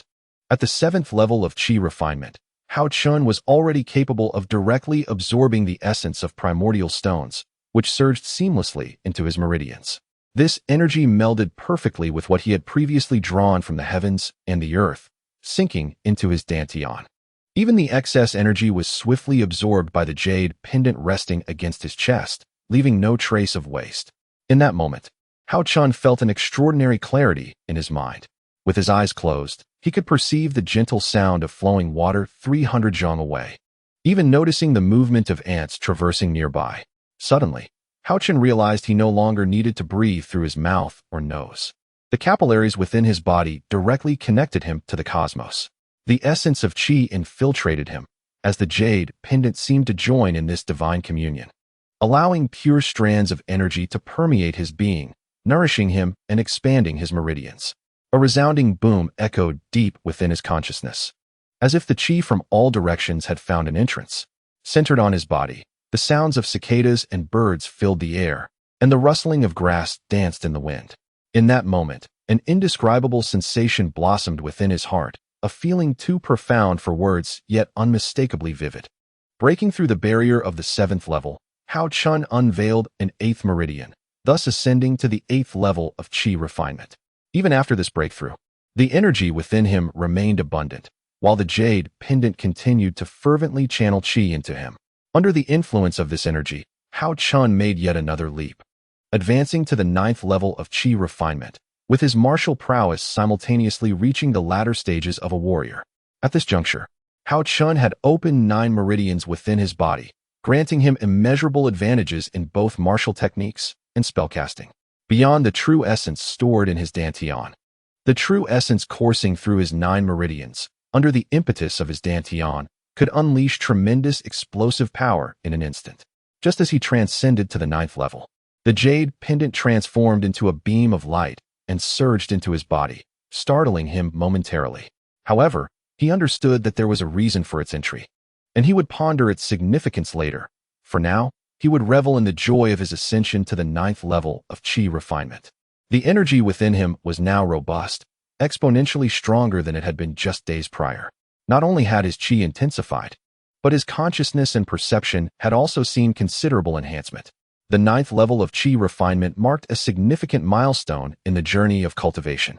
The process of qi refinement is categorized into 12 levels, which are further divided into 3 stages.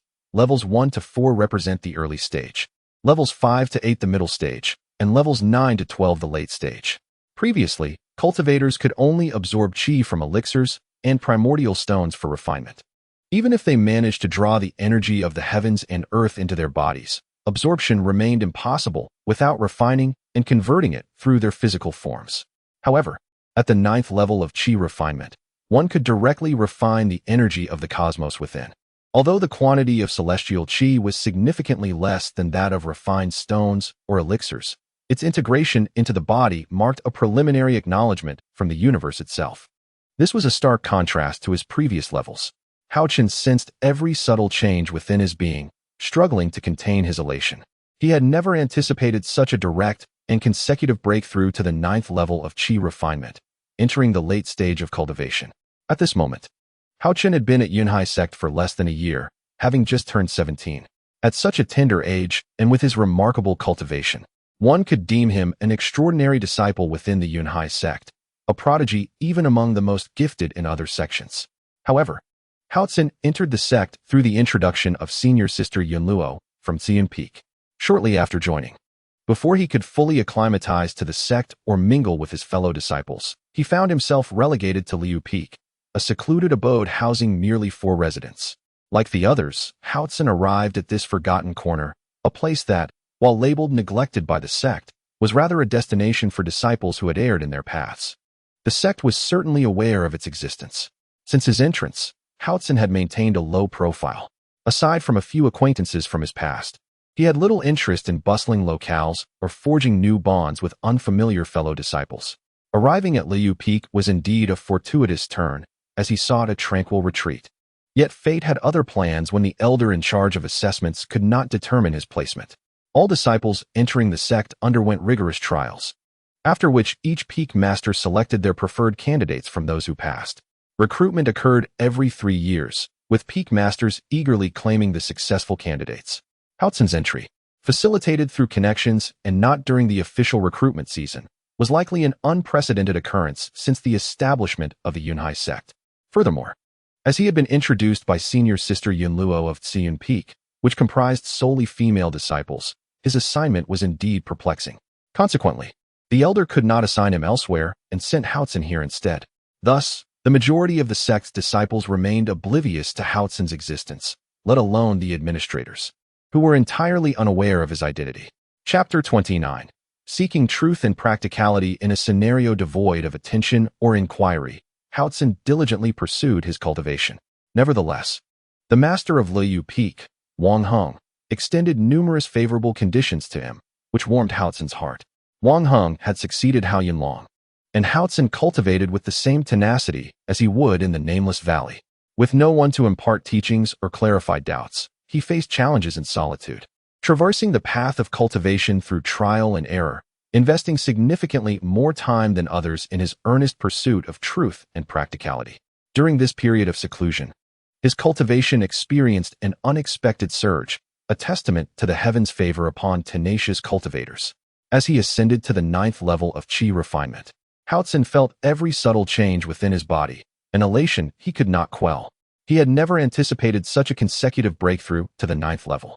What exactly was this jade pendant? His heart raced with thoughts of its significance. In the instant he transcended to the 9th level, a flash of brilliance enveloped him, and the jade pendant entered his body, suspending itself within his sea of consciousness.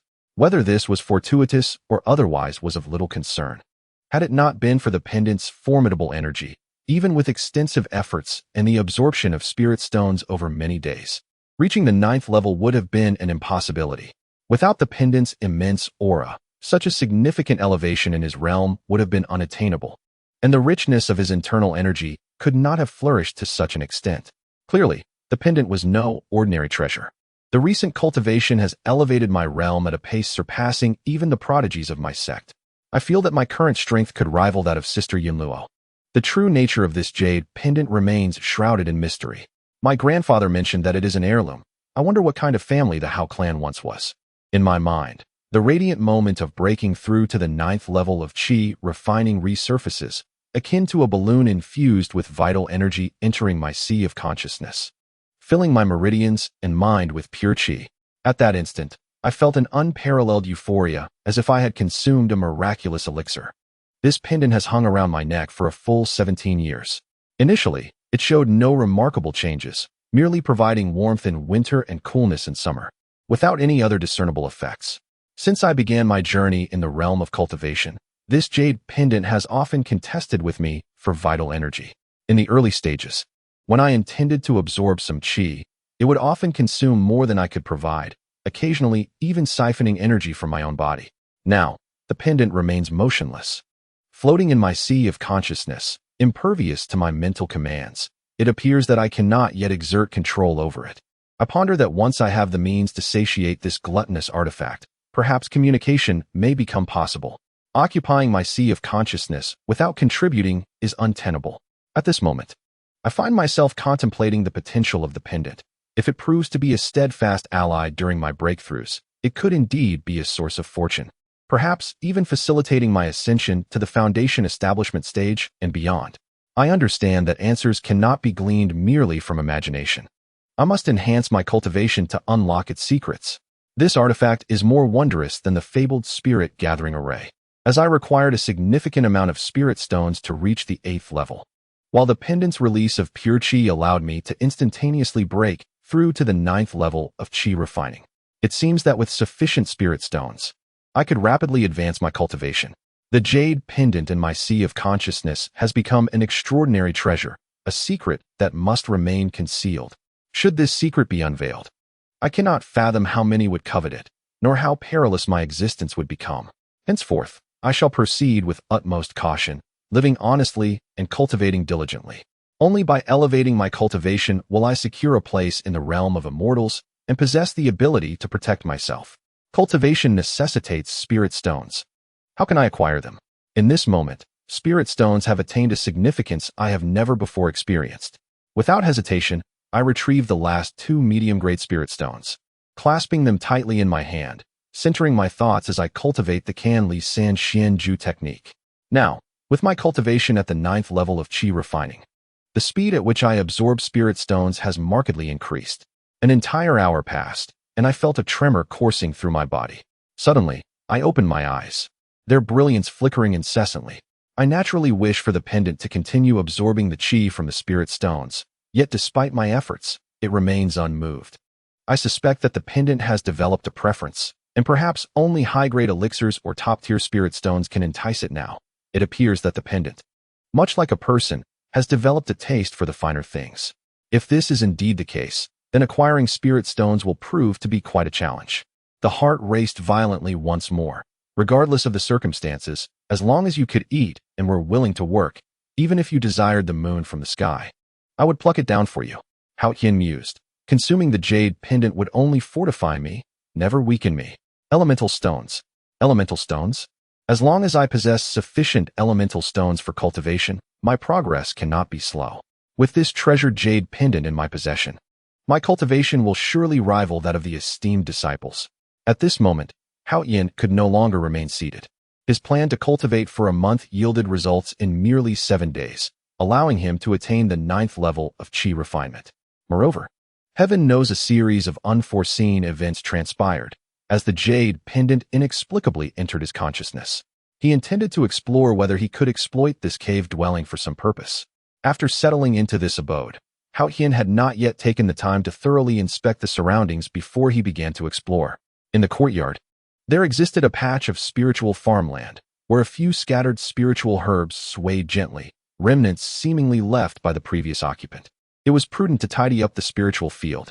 Although the area was somewhat small, every bit counts, and cultivating some spiritual herbs could yield elemental stones for future needs.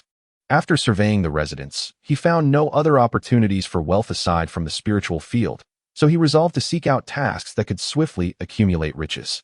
After infusing his identity jade token with true essence, the display illuminated, revealing dozens of tasks available for outer disciples. Tasks included alchemy, artifact forging, tending to the spiritual field, caring for spirit beasts, and gathering herbs, among others. Haochen's focus remained on the trials and herb-gathering tasks. At the Wuyun Pavilion's task hall, each task varied in difficulty, from the simplest 1st level to the most challenging 10th level. Previously, Haochen had taken on a task to gather spiritual herbs, which was classified as a 1st or 2nd level task, rewarding him with elemental stones and contribution points upon completion. While practicing sword flight on Wuyun Mountain, he had struggled with controlling the speed of the flying sword, resulting in numerous falls and injuries, often crashing into trees and walls, leaving him battered. He had yet to master the art of sword flight. Now, having reached the 9th level of qi refinement, Haochen felt his true essence had increased manifold. With the support of this enhanced true essence, sword flight seemed promising. Without the ability to fly with a sword, the arduous journey back to the Yunhai sect had taken many days. How could he participate in the sect's trials without mastering sword flight? Contemplating this, Haochen quietly departed his residence, seeking a flat valley to practice sword flight once more. Through prior practice, Haochen understood that controlling the flying sword relied on finesse. The more agile, the better, while minimizing the consumption of essence was ideal. Flight, of course, was not akin to soaring with wings, a capability reserved for birds. For cultivators, only those in the foundation establishment stage could manage to hover, but such a feat is short-lived. True flight is only attainable in the golden core stage, and even more so in the nascent soul stage. With experience in sword flight practice, Haochen's current objective was to master the technique of flying with the sword proficiently. Summoning forth the flying sword, he infused it with his true essence. Under the guidance of his consciousness, the sword gradually expanded until Haochen sensed it could bear his weight, at which point he ceased to channel more energy into it. Everything began anew as he deftly maneuvered the sword with his mind, allowing it to orbit him in a steady flight. Gradually, he directed the sword to detach from his body and, summoning his courage, leaped onto it to attempt flight, resulting in a rather unfortunate tumble, landing him in a muddy heap. Fortunately, Haochen's robust physique endured numerous falls, and eventually, he managed to stand atop the sword, swaying precariously for brief moments of flight. However, he prudently kept his altitude no more than 3 feet from the ground, for while his body was resilient, the higher he flew, the more painful the falls would be. Buoyed by the success of his initial endeavor, Haochen became enamored with the experience, leaping off the sword to run a few paces before leaping back on to continue flying. This cycle repeated dozens of times, not only allowing him to master the art of sword flight, but also accelerating his practice of the surging phoenix step, much to his delight. Having gained proficiency in low-altitude sword flight, Haochen began to experiment with higher elevations. With his feet lightly resting on the sword, he soared upwards, no longer skimming through the forest, but ascending into the lofty skies. Sword flight required not only speed, but also agility. It was akin to engaging in a fierce battle where one must be adept in evasion and maneuvering. For should he encounter a foe of superior cultivation intent on plunder, escape would be paramount to survival. With strategies devised in advance, he pondered whether the sword's inherent speed could be enhanced when bearing a passenger. He wished to remain vigilant rather than lament in peril, seeking to utilize the sword's swiftness for travel and evasion rather than engage in combat. Thus, he resolved to practice further, launching himself into the sky above the low-lying mountains. Within the confines of the sect's territory, the mountains had been stripped of wildlife, leaving no advanced beasts to pose a threat to him. Now, as he practiced the art of flight and escape, he activated his true essence and ascended swiftly. The human and the sword melded into one, soaring higher, reducing the towering trees below to mere insignificance, while the wind roared louder in his ears. And the speed of his ascent intensified, causing the gusts to grow fiercer. Haochen paid little mind to these sensations, recalling the experience of soaring through the skies with Sister Yunluo, which had imparted to him the essence of flight. Thus, he remained relaxed, eschewing the protective barrier of true essence, flying swiftly through the high altitudes. As he ascended, he savored the yearning for flight that resided in the hearts of many. However, after a prolonged flight, aside from feeling increasingly adept at wielding the sword and channeling his true essence with greater ease, he was met only by the biting winds against his face and the vast expanse of the sky. He did not experience any extraordinary sensations. Was the desire to fly merely the wish to feel the bracing wind or to gain a broader perspective? Regardless of the nature of others' aspirations to fly, Haochen found his experience lacking in profound longing. It appeared that sword flight was not as extraordinary as he had anticipated.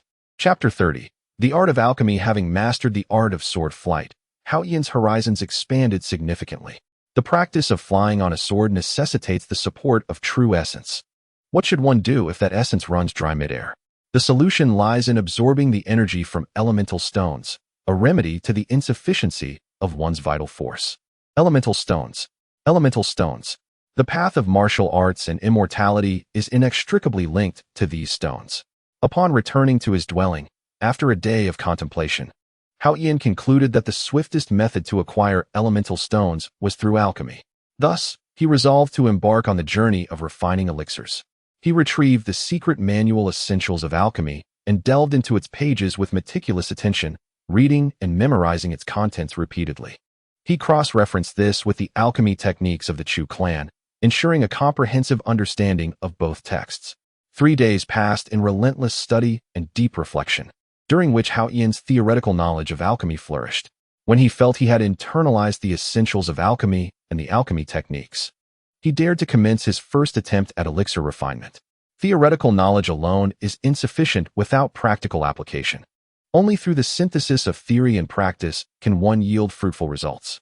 He began with the crafting of a first-tier elixir, carefully examining the formula for the chi-replenishing pill and pondering its pharmacological properties. Lacking experience in his inaugural attempt, he diligently followed the prescribed steps outlined in the texts. He set up the Qinghuan alchemical furnace and invoked the Dan flame technique, gradually releasing the flames to preheat the furnace. Subsequently, he infused a modicum of vital energy into the furnace, causing the flames to surge and envelop him in warmth. Following the predetermined sequence of spirit herbs and medicinal ingredients, he added them into the furnace. In a short while, a fragrant aroma wafted from the furnace, a delightful scent that invigorated his spirit. Success! Before Haoyen could utter a word, a dull thud emanated from the furnace, accompanied by the acrid scent of charred material wafting through the air. What? A failure? Haoyen lamented inwardly. Upon opening the furnace, he was met with a charred residue and an unpleasant odor, leaving him in a state of resignation. His first endeavor in alchemy had ended in failure. However, Haoyen did not succumb to despair. He understood that the creation of elixirs requires precision and finesse. He recognized that every alchemist achieves success only after numerous attempts. Failure is the mother of success. With renewed determination, he resolved to continue practicing. Adhering to the guidelines for cleaning the furnace, Haoyen meticulously removed the charred remnants. Yet, he did not immediately resume his alchemical efforts. Instead, he sat quietly before the furnace, reflecting intently on every minute detail of the process, attempting to discern where the procedure had faltered. After much contemplation, he could not pinpoint the cause of his failure. With a deep sigh, Haochen conceded, merely pondering without practice is futile. I must seek the reasons within the act of alchemy itself. He revisited the alchemy techniques of the Chu clan for further study. Afterward, he cautiously reheated the furnace, ensuring that its temperature was conducive to the alchemical process. Following the instructions for crafting the chi-replenishing pill, He sequentially introduced the Huiyuan grass, waiting for it to transform into a liquid before adding the tongmai grass. And finally, the blood-replenishing vine. As the spirit herbs were refined and purified, the fragrance emanating from the furnace intensified, enveloping him in its captivating aroma. Haochen, with unwavering focus, employed his spiritual awareness to monitor the changes within the alchemical furnace. At the moment the elixir coalesced into form, a sudden change swept across Haochen's countenance, followed by a muffled sound emanating from the alchemical furnace. It marked the second failure in his attempts at alchemy. Time after time, he faced setbacks, each failure merely a prelude to further endeavors. After enduring dozens of unsuccessful attempts and consuming the ice heart pill multiple times, Haochen, with a sullen expression, meticulously cleaned the furnace, while inwardly lamenting his apparent lack of aptitude for alchemy. Perhaps he was simply not endowed with the requisite talent. Undeterred, he continued his relentless pursuit of alchemical mastery, yet the materials for crafting the chi-replenishing pill dwindled to just 2 portions. Nevertheless, Haochen adhered to the alchemical procedure with unwavering determination, preheating the furnace, channeling his vital energy, and introducing the spiritual herbs and medicinal ingredients. His consciousness gradually swept over the furnace, allowing him to perceive the changes within with remarkable clarity.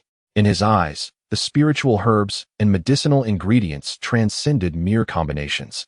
They embodied the essence of their respective properties, awaiting reconfiguration.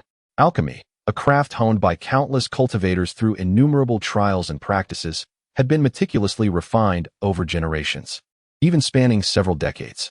It involved the careful formulation of various elixirs suitable for human consumption, grounded in the pharmacological properties of the herbs and medicines. Bang! Another sound erupted from the furnace, accompanied by the acrid scent of charred ingredients. Yet again, a failure. It was inevitable. A furnace lacking oversight was bound to falter. At this moment, all of Haochen's focus lay upon the intricate interplay of vital energies among the spiritual herbs and medicines. As he observed with acute attention, he discerned that if he were to follow the principles of the 5 elements, wherein each element nurtured and overcame another, he might successfully craft the elixir. The cycle of the 5 elements is as follows. Metal generates water, water nurtures wood, wood fuels fire, fire transforms into earth, and earth gives rise to metal. Conversely, the antagonistic relationships dictate that metal restrains wood, wood suppresses earth, earth controls water, water extinguishes fire, and fire melts metal. Only by adhering to these principles could he hope to produce a superior elixir. Lost in contemplation of these elemental interactions, Haochen neglected the regulation of the furnace's temperature. This marked his 33rd attempt, with the materials for the chi-replenishing pill reduced to a single batch. He meticulously cleaned the furnace once more, arranging the ingredients in their proper sequence. With everything in order, Haochen consumed a second-tier returning vitality pill and settled into meditation to restore his vital energy. Striving to elevate his body to its optimal state, taking a deep breath, he unleashed the flames of the furnace once more, preheating the chamber and infusing it with vital energy to stoke the fire. When the temperature felt appropriate for alchemy, he introduced the spiritual herbs and medicinal ingredients. As these components liquefied, Haochen's consciousness delved into the furnace, reconfiguring the purified essences according to the principles of the 5 elements.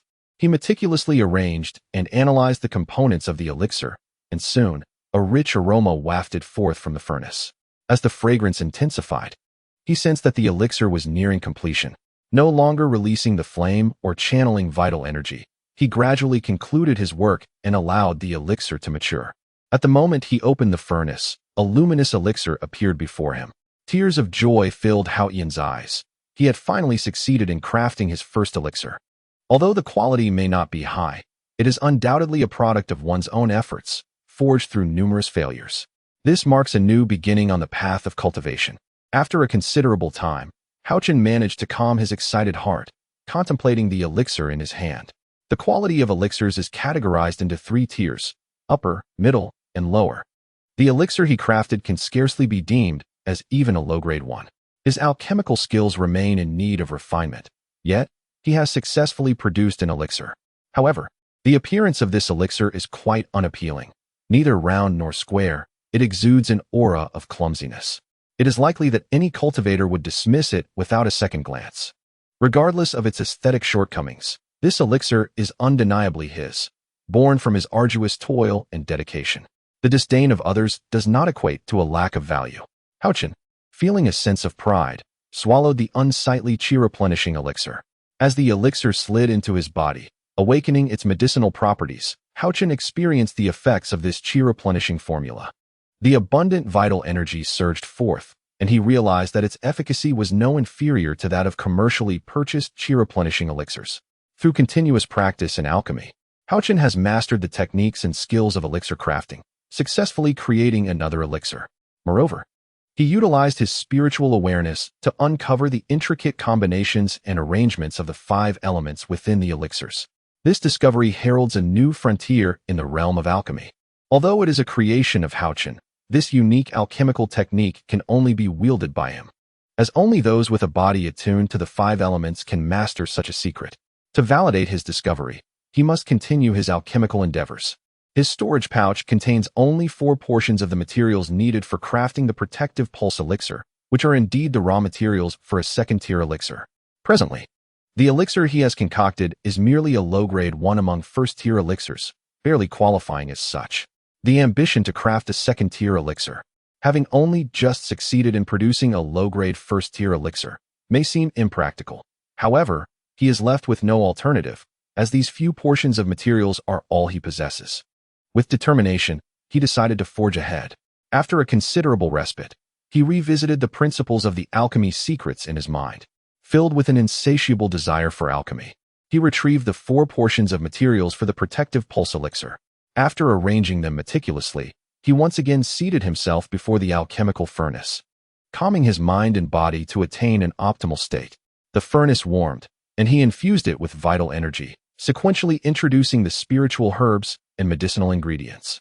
Just as the furnace began to emit a fragrant aroma, a sudden loud bang disrupted the tranquility, and a pungent, burnt smell filled the room. At that final moment, his spiritual awareness faltered, failing to control the combination of herbs, thus disrupting the potency of the elixir, leading to its inevitable failure. After enduring a long night of toil, Haochen felt utterly exhausted. Though he had consumed an ice-hard elixir, the fatigue of his mind and body could not be swiftly restored. With no time to prepare a meal, he hastily consumed a grain of a fasting elixir.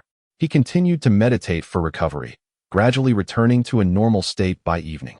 Stepping outside his cave abode, he noted the late hour, washed up, and donned a clean garment. This attire, while better than the one worn during alchemical practices, still bore several rips. He brewed a cup of tea and sat quietly, gazing at the moon on the horizon. Half a year has passed since I left my grandfather, and I wonder how he is faring now. Is he still persevering in his cultivation? With age, his physical strength has diminished, and his progress has slowed. That set of techniques he practices is merely a rudimentary introduction to energy guidance. I had promised him I would find a more advanced method for him to cultivate. During this time, I have indeed acquired several valuable texts. It is time for me to return and pay him a visit. The tracking potions or talismans from the Chu family should have expired by now, and being cautious should prevent any mishaps. Surely, my grandfather will follow the plan we discussed and seek development in Dongxing town. As the midnight hour approaches, my thoughts drift to him, and fatigue overwhelms me, compelling me to retreat indoors and succumb to slumber. The following day, Haochen regained his vitality, his spirit restored, and his essence abundant. He resumed alchemy, applying the insights gained from the previous day to skillfully warm and infuse the herbs with energy. As the medicinal ingredients began to decompose, he focused his mind to manipulate the herbs, employing the principles of the 5 elements to rearrange and combine them anew. With great haste, he withdrew his consciousness from the cauldron, and a fragrant aroma wafted through the air, signaling the completion of the elixir. Carefully, he lifted the lid of the cauldron to reveal 3 fragrant pills resting within. The guardian pill. It was a success. Unable to contain his exhilaration at the sight of the promising elixirs, Haochen began to dance joyfully within his cave abode. Seizing the moment, he swiftly prepared the remaining materials for 2 more guardian pills before recalling that he needed to report back to the task hall. Chapter 31. I follow my own path. Haochen did not rush to submit his tasks at the hall. After all, the deadline had already passed. There was no urgency for him, as he was a solitary figure, unbothered by the expectations of others. Having been part of the Yunhai sect for over half a year, he found himself neglected and unmonitored. Where had senior sister Yunlu gone? After escorting him to the sect for registration, senior brother Xie had vanished without a trace. The disciples performing menial tasks were overseen, attending to the mundane affairs of sect life, while the outer disciples engaged in important assignments. The inner disciples had mentors to guide their cultivation, and the true disciples, being the elite, were essential for the sect's operations. Disciples like Haochen were indeed rare, perhaps unique across the entire Tianyuan continent's sections. He was akin to a forgotten child, with no place to dine. The other 4 peaks had dining halls. Yet on the vast Liu Peak, only he and Wang Heng remained. Whichever peak one resided in, one was subject to its management. Having settled in Liu Peak, Haochen was under its jurisdiction. Could the frail and elderly Wang Heng prepare meals for him? Even if he could, Haochen would not permit an elder to serve him. Fortunately, the cultivation techniques Haochen practiced were those he had brought with him. Had he relied on the basic methods provided by the sect, he likely would have made little progress throughout his life. Disciples with masters could utilize the resources for cultivation and select additional techniques, benefiting from the guidance of their masters and fellow disciples. In contrast, Haochen was left to navigate his cultivation journey alone. If he sought techniques or spells, he would have to visit the scripture repository at Yunhai Peak, where he could access 3 free visits based on his identity token as a new disciple. However, any subsequent visits would require the expenditure of contribution points. The contribution points are earned by completing sect tasks, exchanged according to 1's level. For instance, gathering 10 first-grade spiritual herbs can be exchanged for a contribution point or a low-grade essence stone. Presently, Haochen feels no sense of belonging to the sect. To be fair, he resembles a wandering cultivator temporarily residing in the sect. During his time training at the Yunhai sect, Haochen, fueled by an indomitable spirit and unwavering perseverance, continues to cultivate silently, relying solely on himself, occasionally making do with simple meals or consuming fasting pills. The fasting pills, akin to compressed biscuits, cannot suffice for sustenance if consumed monotonously. In his leisure moments, he would hunt small creatures like mountain chickens or wild rabbits to enhance his diet. Thus, Haochen and Grandpa Wang lead a carefree, simple life on the Falling Feather Peak. Since mastering the art of alchemy, Haochen meticulously categorized the spiritual herbs and medicines within his storage bag. According to the ingredient ratios for concocting elixirs, he selected dozens of materials for refining first-grade elixirs, such as Qi Nourishing Pill, Vital Energy Pill, and Fasting Pill. He also prepared some materials for second-grade elixirs like Bone Growth Pill, Ice Heart Pill, and Meridian Protection Pill, even managing to assemble a dozen ingredients for the third-grade Gathering Essence Pill. Continuing his alchemical endeavors, Haochen honed his skills through practice, utilizing his innovative methods. Not every attempt at refining elixirs was successful. He experienced only one failure while concocting the fasting pill, but succeeded on his second attempt, producing 6 pills in one batch. With 20 materials for the fasting pill, after that initial failure, every subsequent batch was a success, culminating in a remarkable final batch of 10 pills, totaling 118 pills. If each is valued at 3 essence stones, that would amount to 354 essence stones. After finishing the fasting pills, it was already evening. After a modest meal, Haochen ventured outside his cave to practice. His cultivation was not limited to merely refining vital energy. He consistently engaged in the dual pursuit of internal and external cultivation, employing various methods to temper his physique. This not only strengthened his body, but also accelerated the conversion of true essence into spiritual power, ultimately refining it into divine consciousness. Thus, after successfully refining each type of elixir, he would step out to practice martial and magical techniques.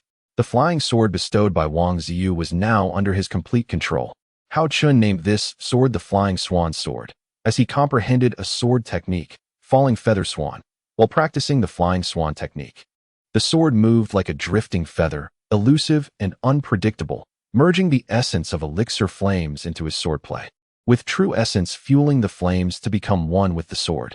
Trees of considerable girth within 5 or 6 zhang were reduced to ashes, demonstrating that Haochen had reached a realm where his sword intent flowed with his will. As a month passed, Haochen became proficient in refining first and second-grade elixirs. He also experimented with crafting higher-grade elixirs to enhance his alchemical skills. Naturally, to test himself, he employed other alchemical methods, encountering failures initially, yet subsequently achieving success on occasion. Albeit less smoothly than with his mastered techniques, and requiring significantly more time for the process. Over the past month, Haochen not only mastered alchemy, but also made substantial advancements in the dual cultivation of martial and magical arts. Without mentioning that the stunning sword technique has already taken shape, even the 5 elements boxing of Xingyi has reached a level of proficiency, with punches moving like a roaring wind and palms emanating a fierce aura. However, the only shortcoming remains that he still cannot refine the short sword in his hand. Contemplating the weapon, he mused, it is time to discreetly investigate the individual responsible for Prince Yu's demise. After having read the note left by Prince Yu and inexplicably living with his father, Haochen felt compelled to stand up for Prince Yu.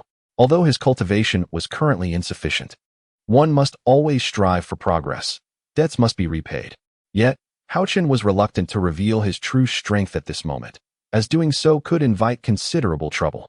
His rapid advancement, akin to a prodigy, would undoubtedly draw the attention of high-ranking cultivators, potentially ensnaring him in unwarranted schemes.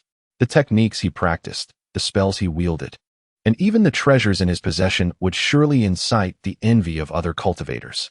A month passed before Haochen finally arrived at the task hall to submit his mission. "Greetings, senior brother. Do you require assistance?" inquired a female disciple seated at the submission window. It was no wonder she mistook him for a senior brother. Upon his return, he had yet to procure a new set of garments from the sect's supply center, still donning the attire he had received months ago. After several skirmishes, his clothes had become tattered, and the rigors of life had darkened his skin. "I am here to submit a task for collecting spiritual herbs," he stated, handing over the task token. "Very well," she replied after reviewing the details on the token. Haochen presented his package and stood quietly as she inspected the quantity and quality of the herbs. Before long, the transaction was complete, and he exited the hall. "Isn't that Haochen?" exclaimed Lu Su, approaching with a cheerful demeanor. "Lu Su?" Haochen responded with surprise, gazing at the lovely figure before him. "It's me. I heard you were on a mission. Why didn't you say hello?" Lu Su replied, somewhat irritated. "I left in a hurry. I apologize. Next time. I promise to invite you all to join me," Haochen said with sincere regret. "That is more like it. Why were you gone for so long?" "Yi Mei and I visited your place several times, but didn't he find you?" Lu Su complained. "I had some personal matters to attend to during this outing," Haochen deflected, unwilling to discuss the recent confrontations. Just then, a melodious laugh floated through the air, and Yi Mei appeared before Haochen, as pure and radiant as ever, a sweet smile gracing her face. She walked directly up to him and playfully remarked, "So it is you, you rascal. You are truly incorrigible." Many eyes were drawn toward this enchanting sight, unable to look away. "Hee, truly, I am not as wicked as you claim. It's just that I haven't had the chance to visit you," Haochen replied with a mischievous grin. Upon seeing Yi Mei again, he nearly succumbed to the impulse of lifting her into his arms. With her slightly plump figure, tousled hair, long eyelashes, and rosy lips, it seemed as though the very essence of this place had flourished for her, enhancing not only her cultivation but every aspect of her being. Feeling the mischievous glint in Haochen's eyes scanning her intently, Yi Mei instinctively adjusted her garments, as if trying to contain her modesty. The embrace felt as though it might reveal the delicate curves of her figure. "Huh." Yi Mei shot him a fierce glare, silently questioning whether he had seen enough. Upon hearing her voice and witnessing her bashful countenance, Haochen pondered, what would I do if those delicate features were to make an appearance? Yi Mei's sparkling eyes, observing Haochen, mused to herself, he has grown taller, yet his physique has become leaner, now exuding a manly vigor. However, she could not discern the depths of Haochen's cultivation, constantly bombarding him with questions, her charming little mouth never resting, resembling a cheerful bird in song. Witnessing the intimacy between Haochen and Yi Mei, Lu Su inexplicably felt a pang of jealousy. How audacious! Those nearby murmured disdainfully at the closeness displayed between Haochen and Yi Mei. As a master of the 9th level of Qi cultivation, Haochen's heightened awareness allowed him to sense every movement within 100 paces. He cast a piercing glance at the gathered onlookers, who, intimidated by his wrath, retreated in dismay.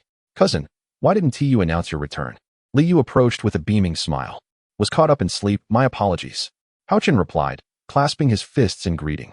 "You know, when you were away, Yi Mei was quite anxious. She couldn't even sleep properly." Lu Su reproached. "Ah, my apologies, Yi Mei. Is my little Mei really as troublesome as you say?" Haochen said, grinning at Yi Mei. "Pa, who is your little Mei, you rascal?" Yi Mei's cheeks flushed as she shot him a glare, her lips curling into a playful smirk. You are truly incorrigible. Just wait. I shall find time to teach you a lesson. Ahem. Well, I said nothing. Haochen coughed lightly, jesting that if Yi Mei were to cultivate, it would be a different story. Although her current prowess was no match for the past, could he possibly withstand her playful reprimands? You naughty boy, so utterly unserious. From now on, I shall call you rascal. Yi Mei teased, her small fangs peeking as she whispered. Suddenly recalling something, she exclaimed, Oh, I took on a task at the Wuyun Pavilion's mission hall, and I was just looking for you. Let us go together. Haochen recalled the last time he hurriedly glanced at the pavilion while accepting a task for gathering spiritual herbs. Yet, he paid little thought to it then. The prospect of undertaking a mission with Yi Mei was precisely what he desired, filling him with joy. Turning his head, he playfully regarded Lu Su and Li Yu, then inquired, This time for the task, you two must bring plenty of detoxification pills. Oh, and sister-in-law, don't forget to pack extra clothing. Giggle, you mischievous boy, Yi Mei chuckled softly, feeling Haochen's playful gaze upon her. Lu Su couldn't help but recall the time when Xiaoping had invited them to gather herbs. During that occasion, they had been chased by a bee beast, leading to quite an embarrassing scene. Lu Su's cheeks flushed as she urged Li Yu, Let us head back to prepare. See you tomorrow. You two enjoy your time together. With that, she swiftly departed. Haochen and Yi Mei were taken aback by the unexpected turn of events initiated by Lu Su, leaving both feeling rather awkward. Meet me at Xiyun Peak tomorrow. I reside at Yunluo Courtyard. Yi Mei whispered with a heart full of joy. Naturally, Haochen agreed, and they arranged a time. But do come on time. Yi Mei playfully teased, her laughter trailing off as she darted away. The enchanting smile that adorned her rosy, bashful face made Haochen yearn to approach and nibble at her cheek. Chapter 32. A private admiration of lotus flowers. The following day, Haochen greeted Grandpa Wang to request leave, explaining that he was accepting Yi Mei's invitation to accompany his senior sister in gathering spirit herbs and hunting avian beasts. Given his current residence at Liu Peak, it was essential for the caretaker here to be informed of his whereabouts and activities, lest they believe him to be missing once more. Be cautious. Do not engage in reckless behavior. Always act according to your abilities. Do not overexert yourself or pretend to be more than you are. Return early. Grandpa Wang fussed over him like a concerned elder. Haochen had already learned the route to Xiyun Peak from Lu Wan and Lin Xiao and was aware of its peculiarities, considering it a place predominantly frequented by women, rendering it somewhat taboo for men. He understood the need for caution against unscrupulous individuals who might covet the beauty of Xiyun Peak. Thus, protective formations and traps were established around the mountain. Alone, Haochen arrived at the foot of Xiyun Peak, gazing at the shrouded paths obscured by mist, with glimpses of enchanting peaks occasionally revealing themselves. Intrigued by the mysterious allure of the mountains, he found himself wandering aimlessly at the base, akin to a lost calf. Stop! He was confronted by two elegant female disciples who emerged from the mist, blocking his path. Upon hearing their interruption, Haochen looked up at the two maidens. Although they did not possess the devastating beauty of legendary figures, they were undeniably exquisite by worldly standards. Good morning, esteemed sisters. I seek someone on the mountain, but I seem to have lost my way. Since you have appeared, could you kindly direct me to the path upward? If it is not too much trouble, might you escort me? Thank you. Haochen spoke, swallowing hard as he beheld their stunning visages. What? Could you repeat that? The two women exclaimed in unison, astonished at his audacity.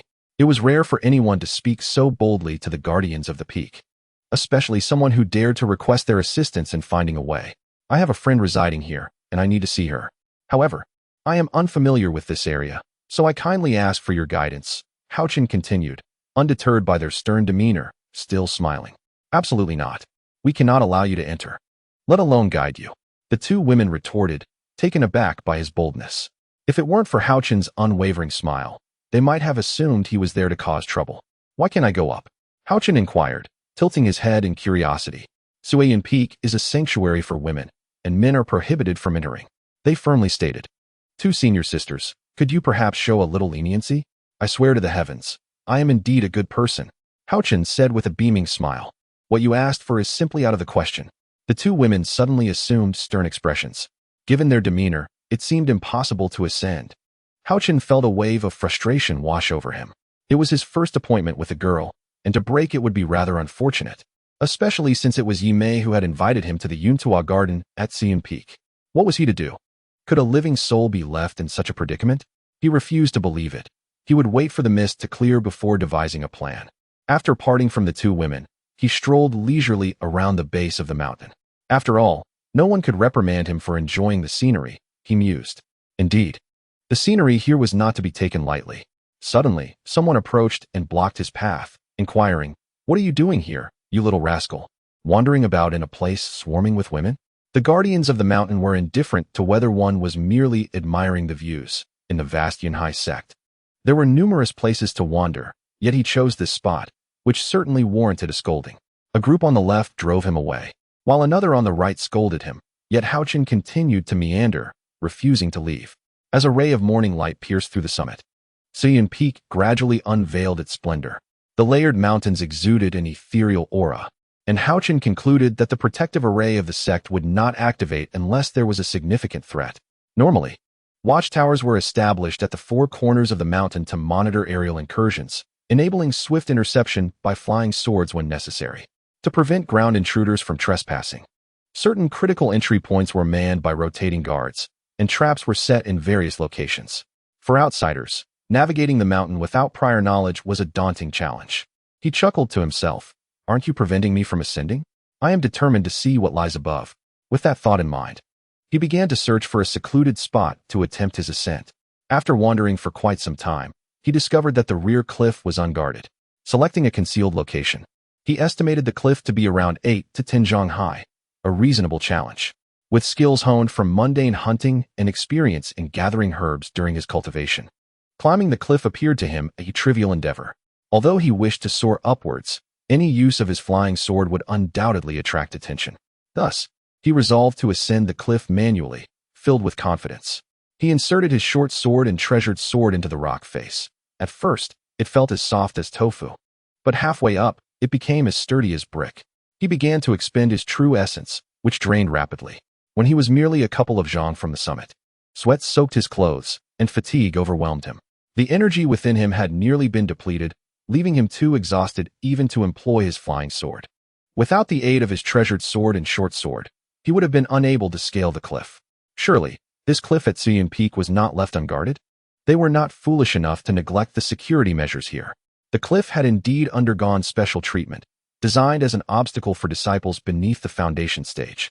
Haochen, unaware, continued to climb diligently, naively exploring. After a brief rest, he persevered and finally reached the top of the cliff. To his fortune, there was no one present at that moment. This spot was usually occupied by individuals meditating and practicing their techniques. Seeing the area empty, Haochen seized the opportunity to slip away. At this moment, Haochen had arrived at the waist of Wuyun Peak, a place dedicated to the cultivation and daily lives of female disciples. Numerous pavilions and halls adorned the area, radiating vitality and offering a picturesque landscape. Haochen couldn't help but exclaim, "What a splendid place for cultivation." However, he had no time to revel in the beauty. Finding someone was his foremost priority. Observing the bustling female disciples, he realized that if they discovered his uninvited presence, it would be quite the predicament. He quickly sought to avoid the throngs of women. Concealing himself behind a rockery, Haochen pondered, "You may mention she resides in Yunluo Garden, but where could that possibly be? With so many pavilions and halls, I can't possibly search each one individually." He contemplated asking someone for directions, but shook his head, dismissing the idea as it would be akin to delivering himself to them on a silver platter. Although he had suppressed his cultivation and concealed his aura, countless prying consciousnesses still swept over him. Cautiously, Haochen continued his search for Yunluo Garden, though he had lost track of time. Suddenly, a mist-shrouded pavilion appeared before him, its nature indistinct, prompting him to instinctively step inside. To his surprise, he discovered a lotus pond, which explained the pervasive mist enveloping the area. The budding lotus flowers, poised to bloom, were as enchanting as freshly fallen snow, their delicate veils and intoxicating fragrance captivating him. Having climbed up from the cliff, Haochen was drenched in sweat and felt the heat rising within him. Parched and weary, he hastened to the pond's edge to wash his face. Unable to resist taking a few refreshing sips of water, which instantly rejuvenated him. What are these garments doing here? He wondered, noticing the clothes carelessly strewn about. There seemed to be no one around, so he picked up the garments, a faint, alluring scent wafting from them. As he pondered this curious scene, The still surface of the water began to ripple. Oh, are there fish in this pond? Haochen focused intently on the spot where the ripples originated. In a moment, a head of black hair broke the surface, sending droplets flying in every direction. With flowing black strands, slender arms, and a youthful visage, the figure emerged, revealing a young girl who had just bathed. Haochen was momentarily entranced, his senses overwhelmed, but suddenly, the girl locked her wide eyes onto him.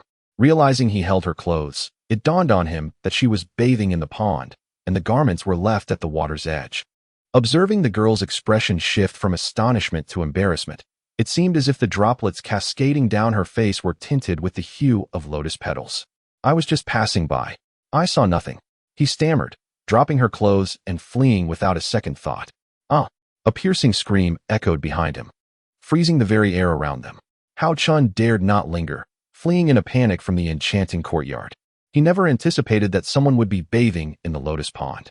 Not only had he unintentionally intruded upon her privacy, but he had also caught a glimpse of her in her entirety. To his surprise, the girl's beauty was beyond compare, even causing him, a person of resolute will, to falter momentarily in restraint. Haochen found himself lingering on the memory of that exquisite figure. Suddenly, he spat vehemently, realizing it was a time to flee. Yet his thoughts lingered on the beauty of the figure he had just encountered. If caught, he would undoubtedly face a severe punishment. How dare he spy on me while bathing? Just wait until I catch you. I shall teach you a lesson. The young girl had already donned her clothes, standing elegantly with a flushed face tinged with anger. Her cultivation had reached the 8th level of chi refinement. Yet she had inexplicably lost track of a disciple of inferior realm right beneath her nose, along with all traces of his presence. This was utterly inconceivable. Little did she know that Haochen was adept at concealing his aura, masquerading as a mere 6th-level chi refiner. She had no intention of departing from the area. Upon reaching the courtyard's edge, she unleashed a flurry of strikes against the rocks and trees. Even if she could not locate him, she needed to vent her pent-up frustration.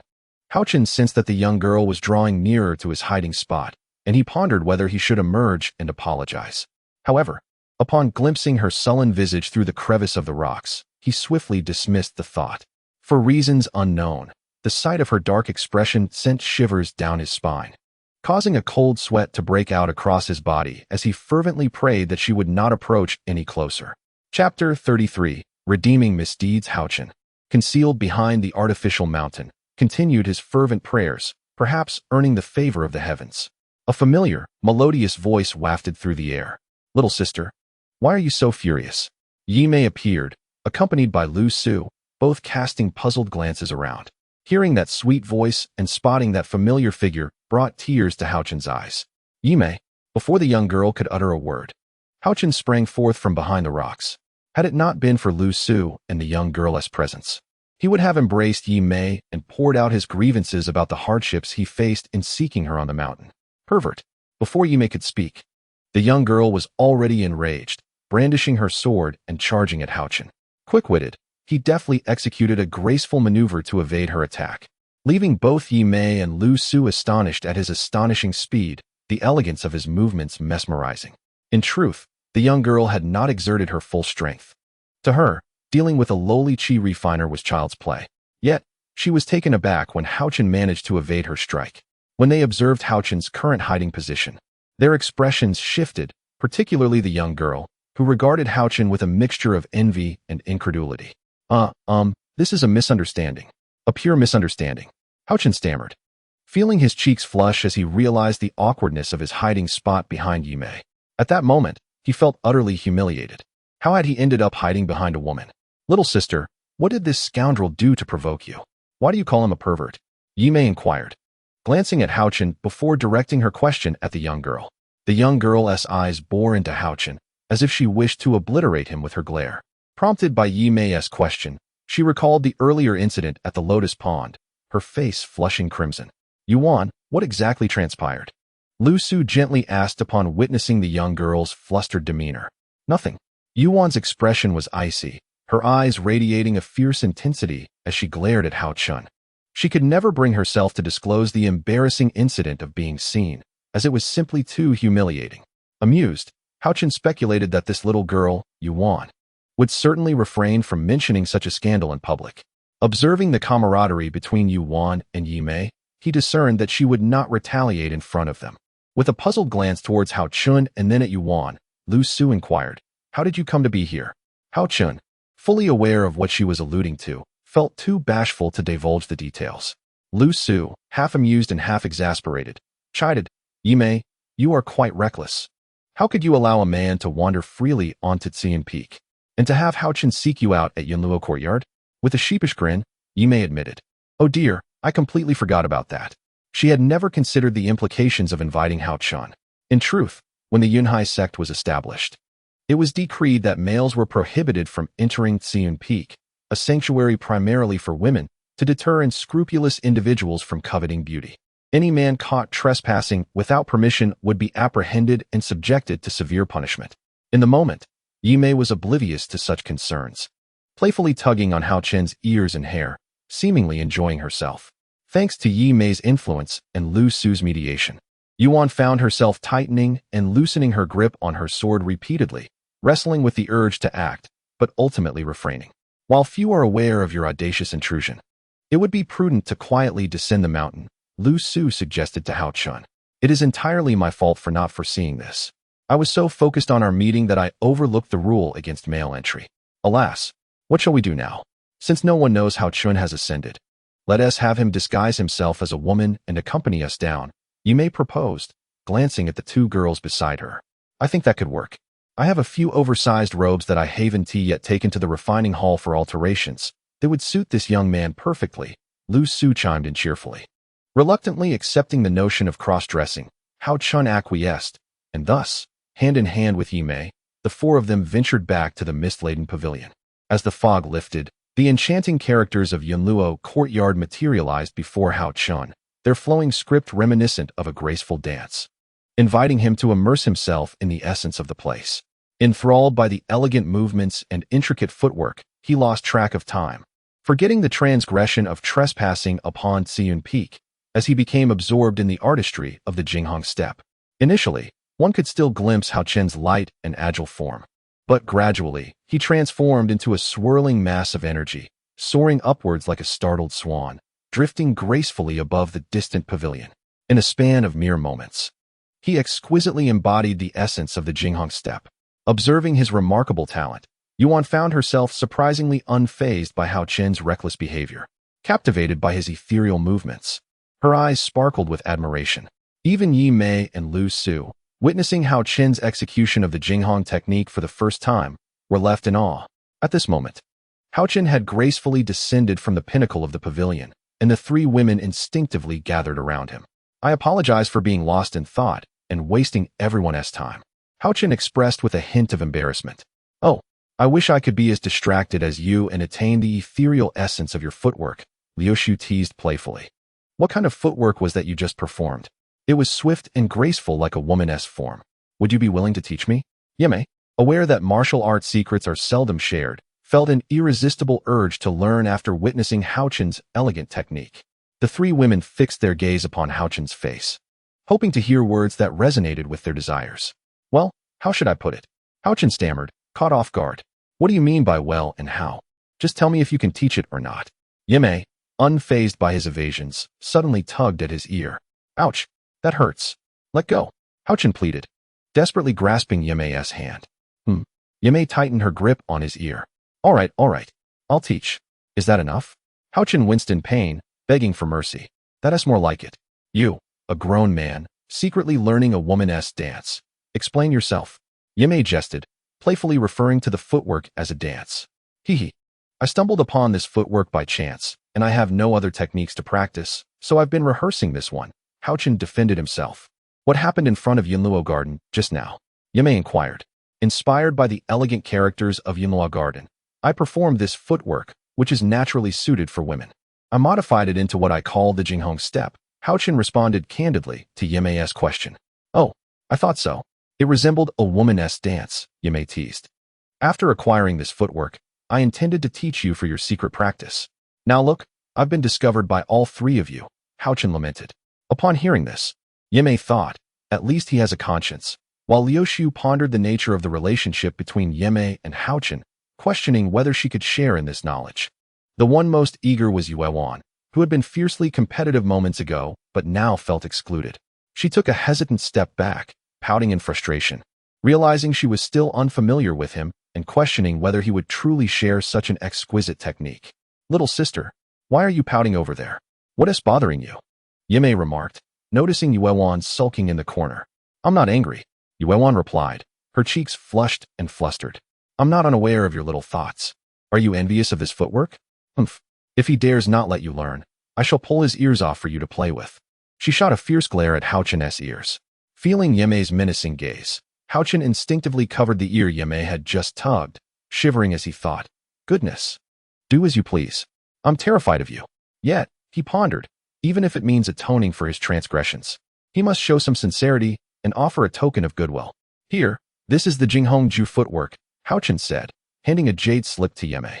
Yimei swiftly scanned her surroundings with her spiritual awareness, and then proceeded to interpret the steps of the technique according to the prescribed formula. She felt a certain awkwardness, lacking the smoothness and elegance that Haochen exhibited in his execution. "Learning from the jade slip is quite arduous. I implore you to impart upon us an improved method of movement. Since you are here, please take the liberty to assist us," Yimei said, gazing hopefully at Haochen. After speaking, she gestured to Yuan to activate the illusion array of Yunluo courtyard, suspending the cultivation plaque to sever their ties with the outside world. With patience and teaching, the three women devoted themselves to learning. As time flowed and the moon waned, another restless night unfolded. Each practiced the Jinghong step technique, already exhibiting some grace under Haochen's meticulous guidance. The three had grasped the essence of the Jinghong method and had also deeply absorbed the spirit of Haochen's teachings. Through their interactions, Yuan felt that Haochen was not as lecherous as she had initially perceived. His long, dark hair cascaded over his shoulders, and his porcelain-white skin appeared even more delicate than her own. His ever-present charming smile was captivating. He hardly resembled a lecher. As Yuan grew more familiar with Haochen, she reflected on her own role in their previous encounters. Each time she practiced on the cliff at the back mountain, she would return to the Yunluo courtyard only when the first rays of sunlight graced the cliff. However, on this particular morning, she felt an inexplicable restlessness, an overall discomfort. Perhaps it was due to inviting her sisters to venture to Dangshe Ridge and Coxcomb Mountain in search of spiritual herbs and opportunities. Or perhaps it was the discomfort that often accompanies women before their cycle. Her emotions were somewhat unstable, leading to sleeplessness. Strangely, she had skipped her usual practice and instead found herself bathing in the lotus pond, a situation she could not dare share with her two sisters. Certainly, Haochen was fortunate in this regard. Otherwise, he would not have climbed up from below the cliff. One must consider, if Yuan was practicing on the cliff, even if Haochen possessed unparalleled abilities, he would not have been able to ascend unnoticed. He would have been discovered, and the situation would have led to a severe reprimand. Moreover, Yuan had already attained the 8th level of qi refinement, with techniques such as fireball and wind blade at her disposal, which would undoubtedly keep Haochen entertained. As the time for cultivation drew to a close, Yimei recalled that she had intended to ask Haochen to accompany them to Dangshe Ridge and Coxcomb Mountain to gather herbs. This invitation stemmed primarily from Yuan's desire to delve deeper into the mountain in search of spiritual herbs, as well as her secret wish to tame a beautiful monster for amusement. Chapter 34.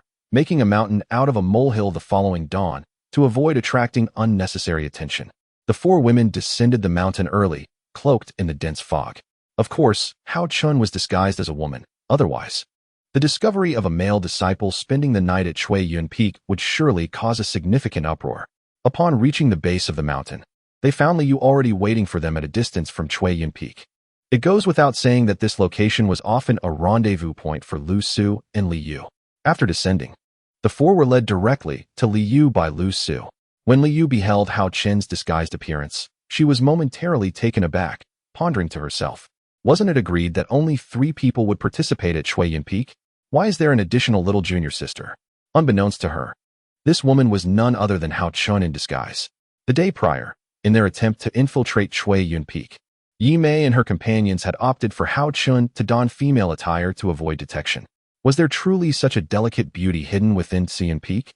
Upon witnessing the graceful strides of this maiden, standing elegantly with porcelain-white skin and exquisite features, Liu felt his heart stir. The 3 women refrained from revealing the fact that Haochen was disguised as a woman. observing Li Yu's foolish expression. Lu Su could not resist approaching him and giving his ear a sharp tug. Is she not beautiful? Lu Su inquired, her voice laced with a cold scoff. She is beautiful. Ah, no, you are more beautiful. With a sudden pain in his ear, Li Yu regained his senses and hastily flattered her. Haochen, you ought to cease your display of charm. Look at how you've bewitched your cousin, leaving him utterly entranced. Fortunately, Sister Lu Su discovered it in time. Had it been any later, Li Yu might have forsaken Lu Su to befriend you. Yi Mei had not forgotten Lu Su's earlier teasing about her and Haochen in the task hall, taking the opportunity to retaliate. Upon hearing Yi Mei's words, Lu Su and Li Yu immediately turned the tables and playfully mocked her. The 3 women and 2 men chatted and laughed, making their way towards the gates of Yunhai sect. As the mist surrounding the gates of Yunhai sect dissipated, the 5 had already departed, conjuring their flying swords towards Zhiguanshan at Dangsha Ridge. Zhiguanshan, being far from the sect, is even more perilous than the Wildman Valley we had previously visited. I am uncertain if any of you have ventured here before, but I have been here once recently.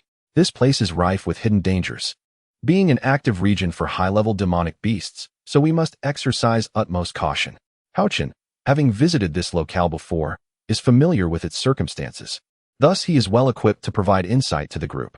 This expedition to Zhiguanshan, while primarily aimed at assisting Yuan in her search for spirit herbs such as Yusueji, Zahua, and Tianlingua, also presents an opportunity to gather any other spirit herbs we may encounter.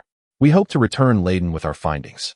After briefly outlining the purpose of our visit to Zhiguanshan, Yi Mei took the opportunity to educate the group on the classifications of demonic beasts and related knowledge. The realm in which we reside is known as the Qianyuan realm, which encompasses many undiscovered continents. The area we inhabit is called the Tianyuan continent, where demonic beasts are classified into 9 tiers. First-tier demonic beasts are divided into 12 ranks, corresponding to the levels of Qi refiners. A first-tier demonic beast is equivalent to a Qi refining level 1, while a 12th-tier demonic beast corresponds to Qi refining level 12. Second-tier demonic beasts align with early foundation establishment practitioners, third tier with mid-level foundation establishment practitioners, and fourth tier with late foundation establishment practitioners. However, demonic beasts possess significantly greater physical prowess than practitioners of the same tier. Consequently, a fifth-tier demonic beast strength can rival that of a Qi refining practitioner at level 6 or 7, and some seemingly low-tier demonic beasts, known for their explosive power, can exceed their own limits. Take, for instance, the fifth-tier demonic beast, the flying leopard. Its maximum explosive power can rival that of a 10th-tier ordinary beast. Indeed, our gathering at Zhiguanshan to collect spirit herbs and eliminate ordinary demonic beasts serves as preparation for the sect's trials. In 6 months, the grand competition of the sect will take place, and disciples at the Qi refining stage are striving to enter the inner sect. Yi Mei's importation of knowledge regarding the cultivation world primarily served to enlighten Haochen. Haochen felt an immense gratitude towards Yi Mei for imparting some fundamental knowledge at this critical juncture. Apart from Sister Yunlua's teachings, Yi Mei was the second person to enlighten Haochen about the intricacies of the cultivation world. Our primary focus is on gathering spiritual herbs and medicinal plants, while we should strive to evade any formidable beasts. In instances where evasion is not feasible, we must act swiftly and decisively. The beasts here are all of at least the 5th tier, and we must approach them with utmost caution. If we were to encounter a beast of 2nd tier or higher, although we could likely handle it together, it would possess the strength of a foundational stage cultivator, necessitating a careful approach. Haochen spoke with a serious demeanor, and his words were taken to heart by everyone, except for Yuan, who knew that Haochen was an experienced hunter. Do you think that by recklessly hunting these beasts, we might drive them to extinction? Yuan inquired curiously. The reproductive capacity of these beasts is exceedingly high, even if we refrain from hunting them. Various sects and nearby towns dispatch individuals annually to eliminate a small number of wild beasts and monsters for the safety of the populace. Otherwise, an overpopulation of these creatures could lead to significant harm for ordinary citizens, Haochen elaborated in response to Yuan's concern. Indeed, as cultivators or members of the royal family, we must consider the welfare of the common folk. The world of cultivators originates from the mundane realm, which is composed of ordinary people. The others reflected on Haochen's explanation and felt reassured. We are fortunate to be together once more. Why not give our team a name? Many groups embarking on missions have names. What do you think about naming ours? Lu Su proposed. After contemplating, the group readily agreed. Yet they struggled to conjure a satisfactory name. How about calling it the Haochen team? Yuan suggested, looking at Haochen. You little sister? Have you perhaps developed feelings for Haochen? Why else would you incorporate both of your names into the team name? Yi Mei teased, pointing her finger at Yuan. A hint of jealousy lacing her voice. I think it works. It contains the names of the team members and conveys the idea of the Haoyue reigning supreme across the land. I like it. Lu Su interjected, playfully glancing at Yi Mei. This charming name, despite Yi Mei's twinge of jealousy, garnered approval from the group, and thus the Haoyue team was established. Haochen's prowess had already won the admiration of the three women at Xian Peak's Yunluo Garden, and without contest, he was chosen as the captain of the Haoyue team. At this moment, the group began to inspect their weapons and supplies. Apart from Haochen, their masters had prepared various provisions for them before their departure. Yi Mei, Lu Su, and Yuan had received recovery pills from their respective masters. Li Yu's master provided some highly effective healing pills and coagulation powders, while Qi Ping, who was in seclusion, had entrusted Li Yu with a bottle of recovery pills for the group. As long as one's vitality kept pace during battle, safety could be assured.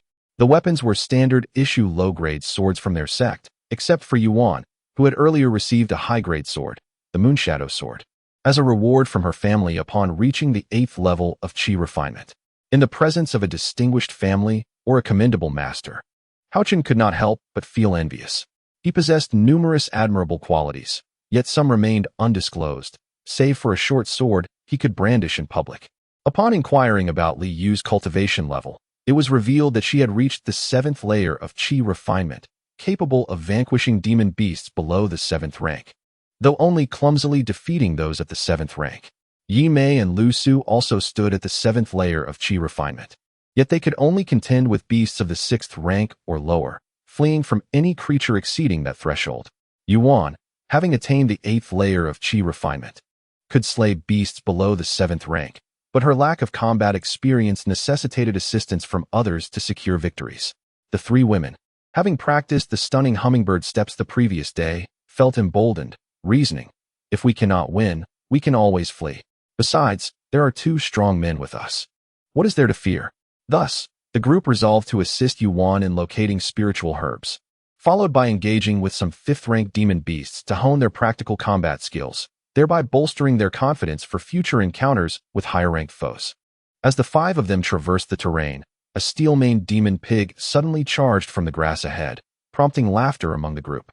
What a serendipitous encounter! Just as one might find a pillow when feeling drowsy, this was a perfect opportunity for practice and a subsequent feast of roasted meat.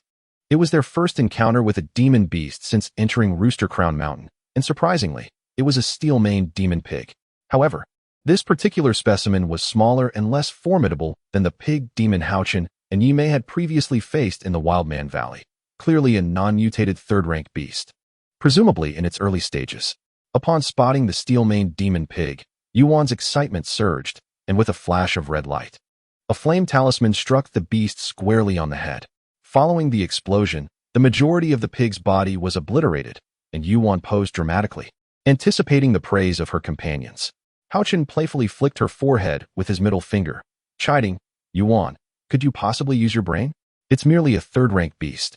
And your flame talisman is overkill. Realizing her folly, Yuan stuck out her tongue, blushing as she replied, I was just excited.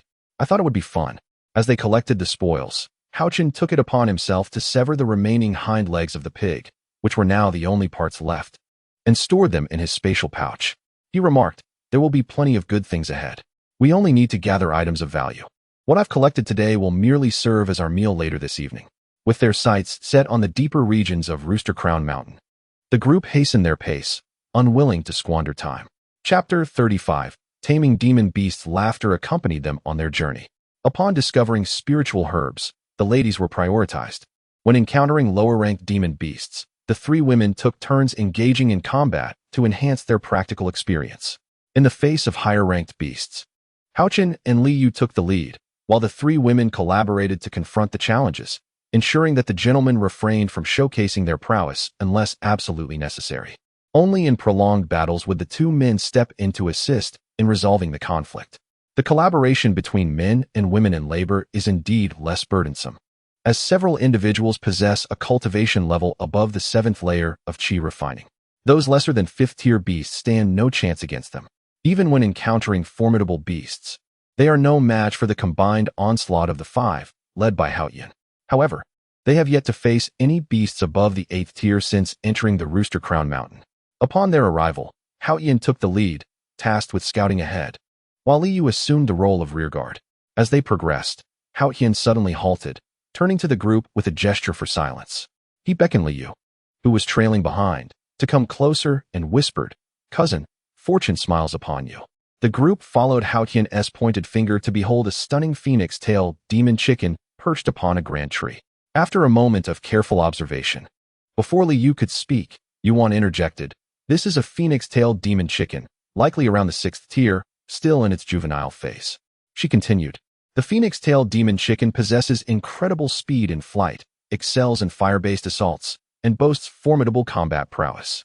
This avian creature holds grudges. Should you dare to strike, you become its enemy, and it will pursue you relentlessly until one side is gravely injured." Liu seized the conversation, adding, "The meat of the phoenix-tailed demon chicken is exceptionally rich in spiritual energy. A single bite surpasses 3 days of cultivation. However, capturing it necessitates the establishment of a formation to compel the chicken into the trap for elimination." Upon hearing Liu's words, Haochen responded, "In that case, my cousin will handle the low-altitude assault, Lu Su will engage on the ground, and I will take care of the aerial offense.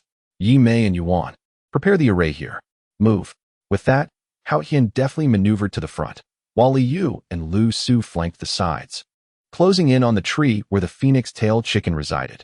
Having frequently collaborated on missions, Liu and Lu Su displayed remarkable synergy as they stealthily approached the ground. Indeed, humanity has always been willing to risk much for sustenance, a truth that has persisted throughout history. Cultivators, too, are human, and the prospect of tasting the meat of the phoenix-tailed demon chicken, akin to 3 days of cultivation, is a temptation not easily resisted. Haochen, Liu, and Lu Su had successfully encircled the target, awaiting the signal from Yi Mei and Yuan to commence their attack. Within the span of a fragrant stick of incense, the formation was complete.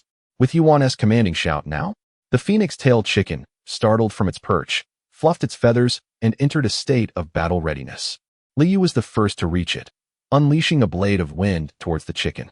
Swiftly, the phoenix-tailed chicken took to the skies, retaliating with a burst of flame aimed at Liu.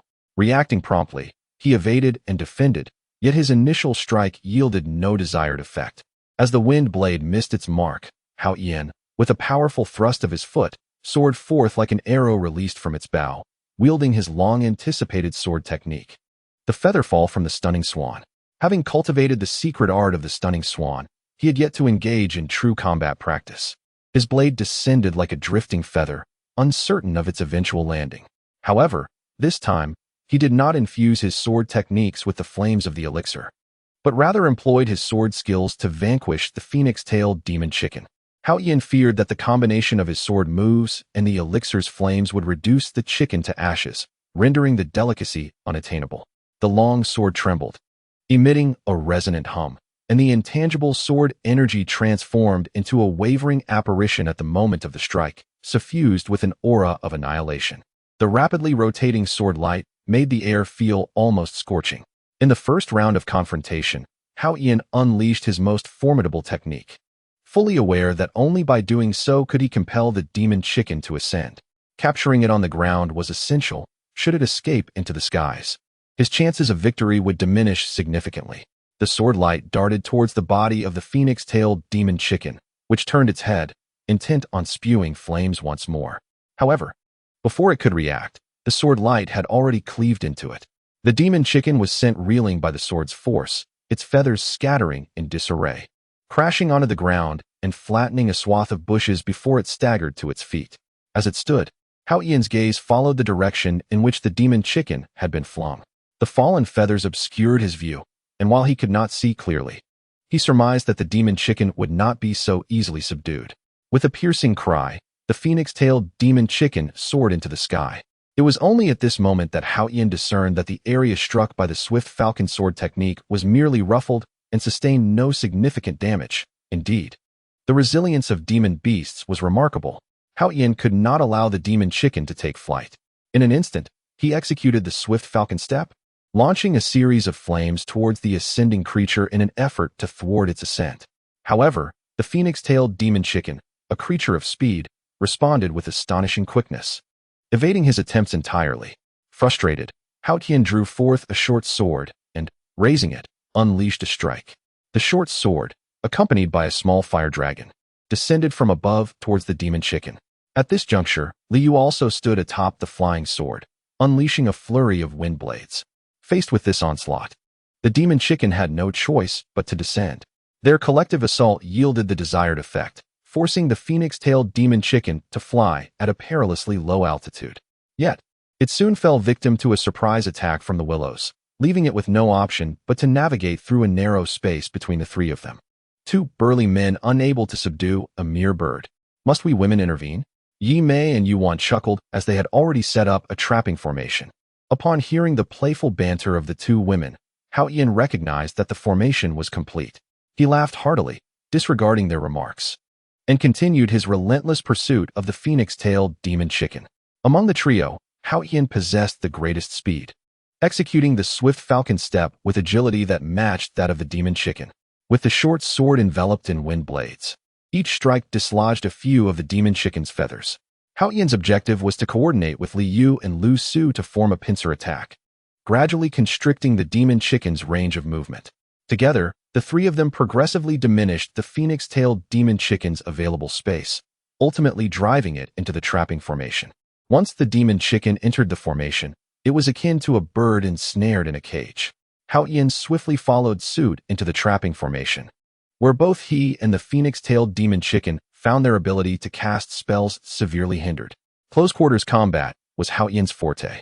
The dual cultivation of martial prowess and mystical arts, combined with his recent creation of the astonishing soaring phoenix step, propelled him forcefully towards the body of the phoenix-tailed demon chicken. The creature found itself with no escape, as the soaring phoenix step drove it down into the ground. "Brother Haochen, be gentle. Don't crush that phoenix-tailed demon chicken," Yuan exclaimed in alarm upon witnessing the scene. Just as Haochen prepared to strike again, a voice called out, startling him and causing the soaring phoenix step to falter, leaving a deep impression in the earth. Only then did Yuan realize, wasn't the intention to capture the creature for amusement? This beast, capable of flight and combat, was precisely what she needed. She hurriedly called out to Haochen, "You shouldn't kill it." Haochen, unable to deny her plea, replied, "It shouldn't die, right? Its body is quite resilient. It won't perish easily. Yuan, do you possess a method to tame this phoenix-tailed demon chicken? If so, please hurry and commence the taming process." Without delay, Yuan rushed into the encirclement, reached out to touch the creature's form, and confirmed it was still alive. She promptly began to cast the spell for taming the demon beast. With a decisive bite to her middle finger, she pierced the forehead of the phoenix-tailed demon chicken, executing a series of intricate hand gestures to transfer her blood into its forehead. Completing this arduous task left her drenched in perspiration. Haochen understood that such a taming spell consumed mental energy, and he reflected on when he might learn this technique himself to capture some beasts for his own amusement. During the casting of the spell, the injured phoenix-tailed demon chicken offered no resistance. At the moment the taming spell succeeded, golden light flickered in the creature's eyes, confirming to Haochen that Yuan had triumphed in her endeavor. Upon witnessing Yuan's success, Yi Mei withdrew the array. Yuan then took out a healing elixir, intending to administer it to the phoenix-tailed demon chicken. However, her clumsy hands betrayed her. Lu Su hurried over to assist, finally managing to feed the elixir to the creature to mend its wounds. Haochen teased, "Cousin, look at Sister Lu Su, helping Yuan tend to the phoenix-tailed demon chicken. It seems this creature is not destined to die." "Well then, Sister has snatched away a delicacy right from your grasp." Lu Su blushed and offered no explanation, while Liu chuckled foolishly, scratching his head. In a short while, the phoenix-tailed demon chicken's injuries were fully healed, and it affectionately nudged Yuan with its head.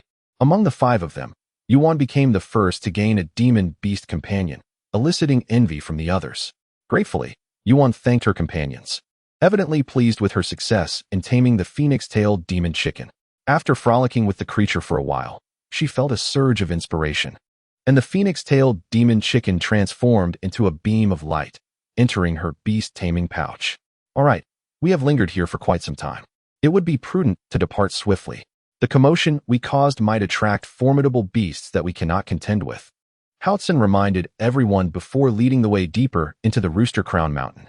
As they ventured deeper into the Coxcomb Mountain, the group encountered no formidable beasts, only a few second-tier Rooster Crown serpents. Eventually, they came across a fourth-tier steel-bristled demon boar, which, after a concerted assault, ultimately became a delightful feast for them. Over the course of several days, Haochen observed that apart from her lack of combat experience, Yuan was indeed a vivacious individual. Her alluring lips were never idle, incessantly inquiring about various matters, many of which left Haochen pondering for quite some time before he could provide a satisfactory response. It seemed that Yuan was deliberately challenging him with difficult questions. Upon careful analysis, the knowledge she presented was precisely what Haochen needed to grasp.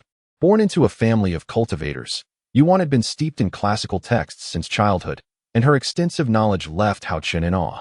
Throughout their days together, he also learned that Yuan hailed from a prestigious lineage of cultivators, possessing an array of valuable items in her spatial pouch. Even her attire, crafted from refined magical armor, far surpassed the robes issued by their sect in both quality and functionality, proving to be much more practical than his own elemental armor. With the tamed phoenix-tailed demon chicken leading the way, the task of scouting naturally fell to Yuan. However, Haochen remained vigilant, closely following her to guard against any unforeseen circumstances. With Haochen providing protection, Yuan moved freely ahead, playfully engaging with the contracted phoenix-tailed demon chicken, which elicited a mix of envy and longing from the others trailing behind. Having spent over 2 months training in Coxcomb Mountain, Haochen was quite familiar with the terrain. Under his guidance, they trekked several more miles before pausing at the bend of a small peak. Chapter 36. The illusory demon fox. The phoenix-tailed demon chicken detected that around the bend lay the territory of a 9th-tier demon fox. At that moment, Yuan suddenly emitted a warning signal. After a moment's contemplation, she declared, "There must be treasures here, otherwise a 9th-tier demon fox would not dwell in this vicinity. It seems fortune smiles upon us today." Haochen, however, paid little heed to her words.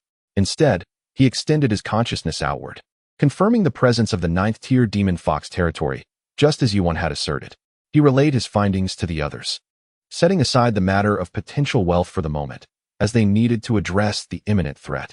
At this juncture, even if they wished to retreat, it was no longer an option. Entering the domain of the demon beasts would inevitably attract their attention. As was customary, Yi Mei and Lu Su assisted Yuan in arranging a 4-symbols formation. Once the formation was complete, Yuan stepped away to the perimeter to await reinforcement. "I will lure the demon fox, and you, Liu, will engage it directly," Haochen instructed. "Yi Mei and Lu Su, you will hold the flanks. Once we successfully entice the demon fox into the formation, Liu and I will manage the east-west axis, while Yi Mei and Lu Su will cover the north-south direction. Is that clear?" "Understood." The 4 responded in unison. "Prepare yourselves. I shall go and draw that illusory demon fox over." Upon seeing several individuals nod in acknowledgement, Haochen turned around the bend of the mountain and leaped into the depths of the dense forest. At this moment, Yuan had already secured the phoenix-tail monster chicken within her beast-taming pouch, fearing that it might encounter an unforeseen mishap during the encirclement of the illusory fox. This was the first encounter for several of them against a 9th-tier beast, and excitement bubbled within their hearts. Following Haochen's instructions, with the assistance of Yi Mei and Lu Su, Yuan meticulously arranged a 4-symbols formation at this location. The 4-symbols formation, derived from the innate principles of the 8 trigrams, is a complex array that aligns with the 5 elemental directions of east, south, west, north, and center. Once activated, the formation allows its inhabitants to shift according to their respective positions, engaging in a harmonious cycle of attack and retreat, perpetually dynamic and immensely powerful. By the time the formation was fully established, Yuan had nearly exhausted her energy and had to sit at a distance from the formation to meditate and recover her strength. Compared to humans, the 9th-tier illusory fox was already at the late stage of chi refinement. It could emit its innate illusory hormone, inducing enchanting illusions in its foes, and its speed was remarkably swift, making it a formidable adversary.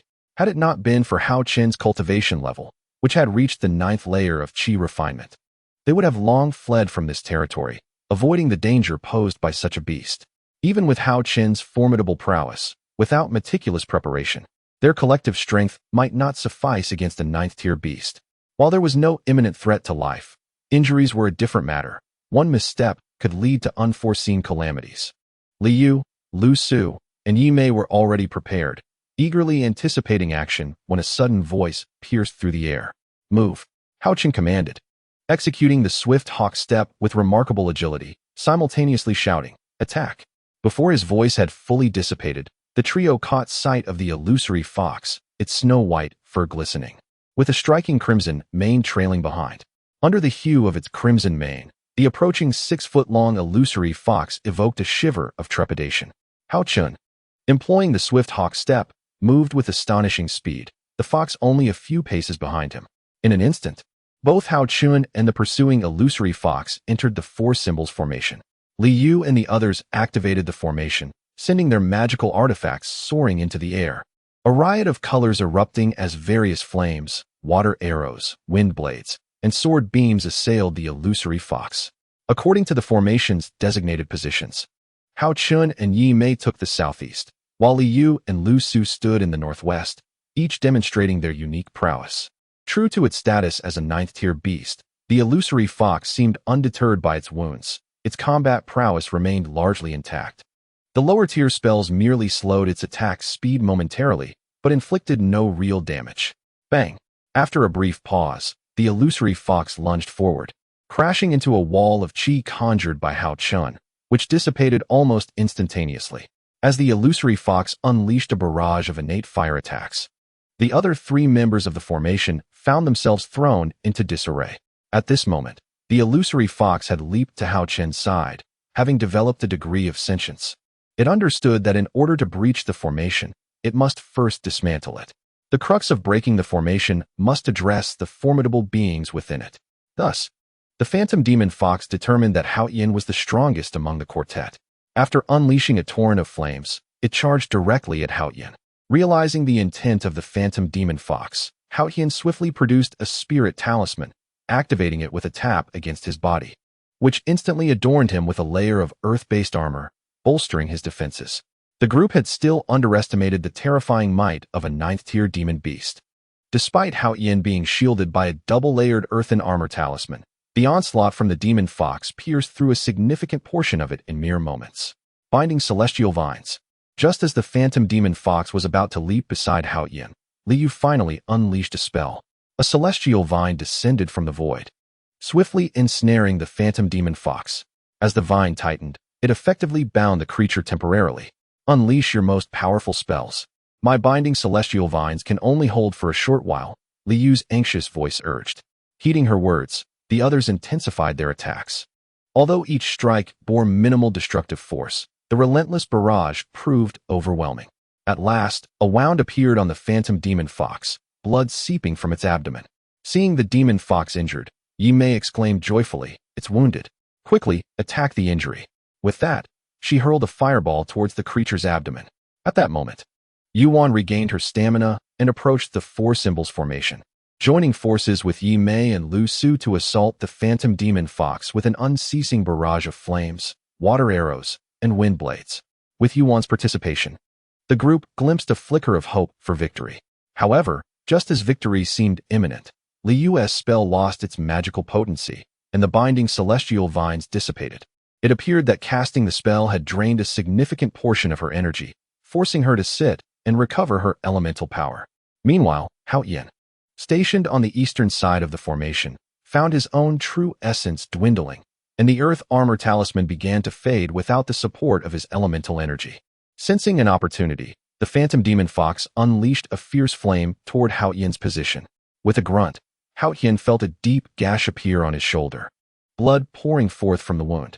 Struck by the phantom demon fox, he pressed his hand against the injury several times and swallowed a blood coagulation pill to staunch the bleeding.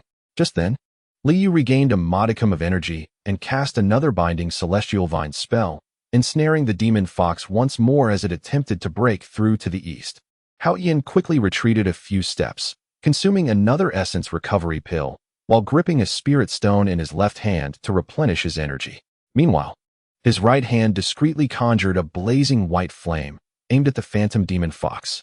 With a swift motion, the flame, imbued with true essence, unexpectedly struck the demon fox's abdomen. Following a wretched cry, the phantom demon fox collapsed to the ground, motionless, and ultimately perished.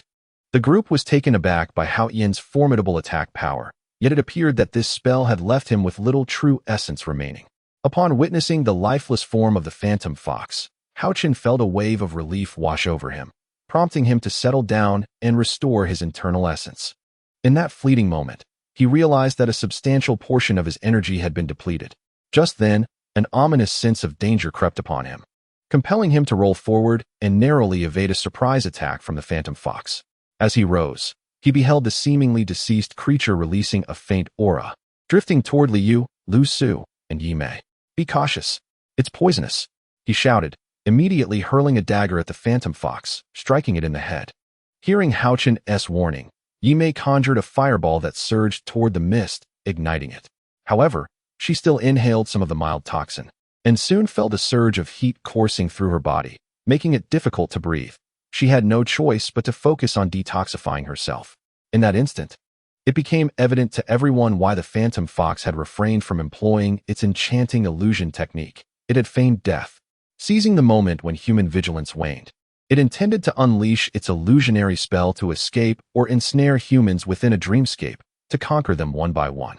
In the wild, the efficacy of the phantom fox's enchanting illusion was significantly diminished due to the interference of the natural environment. Haochen urged the trio to hasten their detoxification efforts, and once they had regained their strength, they would guard the entrance to the phantom fox's lair. He could not afford to linger while they recuperated. Time was of the essence. The ruckus they had caused would soon attract other phantom foxes returning from their hunting expeditions, and the surrounding beasts would also converge, drawn by the scent of blood, leading to potential trouble. As he approached the corpse of the phantom fox, Haochen first withdrew the dagger embedded in its head, then promptly stored its body in his spatial pouch. The phantom fox was a treasure trove in itself. It was prudent to secure it for later. At that moment, Yuan arrived from a distance, intending to assist the trio. After scanning with his spiritual sense, Haochen determined that Liu, Lu Su, and Yi Mei were temporarily out of danger. Moreover, the enchanting illusion technique of the fox was beyond Yuan's current capabilities to counteract. He signaled for Yuan to accompany him to the phantom fox's lair, and together they executed the swift phoenix step, disappearing in a series of graceful movements. Chapter 37. The enigmatic cave. Haochen and Yuan navigated around the mountain bend, heading directly toward the fox's den. Previously, while venturing into the fox's territory, they had been detected by the sentinels guarding the entrance. As they approached the cave, Haochen finally discerned that it was merely a modest rock formation, half the height of a person. Yuan speculated that the fox must be guarding treasures. Could it be that this unassuming cave harbored extraordinary resources? Haochen pondered, a sense of curiosity stirring within him. Without giving it much thought, Yuan bent down to enter the den directly, but Haochen grasped her collar, pulling her back. "Are you seeking death?" he admonished, quickly pulling her aside. Without a clear understanding of the cave's interior, he would never recklessly venture inside. This was a lesson learned from years of hunting experience. Typically, a cave is home to more than one wild beast, and this was true for both magical and mundane creatures alike. For the sake of safety, Haochen casually picked up a fist-sized stone and tossed it into the cave. The stone struck the ground, and after a brief pause, the cave exhibited no peculiarities, allowing him to breathe a sigh of relief and nod to Yuan to enter the cavern. To his surprise, Yuan, who had been waiting impatiently, swiftly darted into the cave upon receiving Haochen's approval, followed by an exclamation of astonishment. What happened? Haochen, trailing behind Yuan, was not as nimble and quickly entered the cave, disregarding its low ceiling, and anxiously inquired. "Oh, it's nothing," Yuan replied, feeling a touch of warmth in her heart at Haochen's earnestness. "You should sense the concentration of spiritual energy here." Concentration of spiritual energy? What is so special about that? Before he could finish his sentence, Haochen noticed something peculiar about the spiritual energy within the cave. Its density was significantly higher than that outside the cave's entrance, merely a few feet away. Such a rich concentration of spiritual energy must indicate the presence of rare treasures, Yuan exclaimed with delight. "Indeed," Haochen replied, a look of astonishment crossing his face. I never anticipated this cave to be so extraordinary. However, since there are rare treasures to be found, we should hasten and seek them out. Absolutely. Yuan agreed. And they began to search the surroundings. The cave was not particularly large, and after a short while, they discovered several spiritual herbs adorned with blossoms of various colors. Among them 5 plants exhibiting 5 distinct hues. Phantom spirit grass. Yuan, your luck is remarkable. Just as Yuan was contemplating the value of the little herbs, Haochen exclaimed in excitement. Phantom spirit grass. Following Haochen's gaze, Yuan spotted the plant with 5 colored flowers. Indeed, this is phantom spirit grass, Haochen sighed. However, the age of this grass is rather young. The colors of the flowers are not vibrant enough. I would estimate it to be only a few decades old. If only it were 100 years, sigh. Haochen, finding even one spiritual herb is fortunate, and we have discovered several. Let us not lament, Yuan said, gazing contentedly at the phantom spirit grass. Although it may only be a few decades old, it should still fetch us several dozen spirit stones, which is quite commendable. Indeed. Haha. Upon hearing Yuan's words, Haochen paused in surprise, but soon smiled and remarked, Yes, Yuan, you are absolutely correct. I was being too greedy. It's only human nature. Yuan chuckled, pointing to the phantom spirit grass. When we reach the market for appraisal, we will divide the proceeds evenly. When the time comes, I will take my share of the herbs, and you will receive an equivalent amount of spirit stones. Wait, what did you just say? Haochen asked, a hint of surprise in his voice as he looked at Yuan. What? It's nothing, just the division of the phantom spirit grass, Yuan replied nonchalantly. Not understanding his reaction. It's just a few dozen spirit stones. Why such a fuss? Yuan, these few plants of phantom spirit grass were discovered by you, Haochen insisted. Although Yuan thought little of it, to Haochen, these herbs, valued at several dozen spirit stones, were quite precious. Even if shared equally, each would still receive a handsome amount. After all, Haochen's wealth was not comparable to that of other outer disciples. The accumulated essence stones from several battles have reached several thousand, not including those within the storage bag that have yet to be processed, magical artifacts, robes, and a plethora of elixirs and spirit talismans. However, upon hearing Yuan's words, I felt a surge of joy for her. She still considers others at this moment, revealing her kind-hearted nature, a quality worthy of companionship. Haochen, were it not for you, I would not have come here, nor would I have recognized this spiritual herb. Thus, it was decided that we should equally share these herbs. Noticing that Haochen seemed about to speak again, Yuan decisively gestured to finalize the matter. Thank you. After a brief silence, Haochen clasped his fists in gratitude towards Yuan. It's nothing, no need for such formality, Yuan replied with a gentle smile, amused by Haochen's earnest demeanor. Yuan, let us first gather these spiritual herbs, urged Haochen, prompting her to hasten the collection. All right, she replied, retrieving numerous jade boxes from her storage bag, carefully placing the gathered herbs inside and ensuring the quantity was correct before storing them away. After collecting the herbs, Haochen suddenly noticed a luminous purple fungus growing on the cave's rock wall. With a leap, he effortlessly plucked it. A jade miasma fungus? Yuan exclaimed in delight upon seeing the fungus in Haochen's hand. Subsequently, the two of them discovered several illusionary spirit herbs within the cave, while Haochen found an even larger jade miasma fungus on the rock wall. Now that we have gathered the herbs and elixirs, let us depart, proclaimed Haochen as Yuan finished collecting the illusionary spirit herbs. Why are you so eager to leave? Let us search a bit more and see if there are further discoveries, Yuan queried, puzzled by Haochen's urgency. We've thoroughly scavenged the cave. After searching again, there are no new finds. We should hasten our departure, Haochen insisted, his brow furrowed in discomfort. Do you feel it too?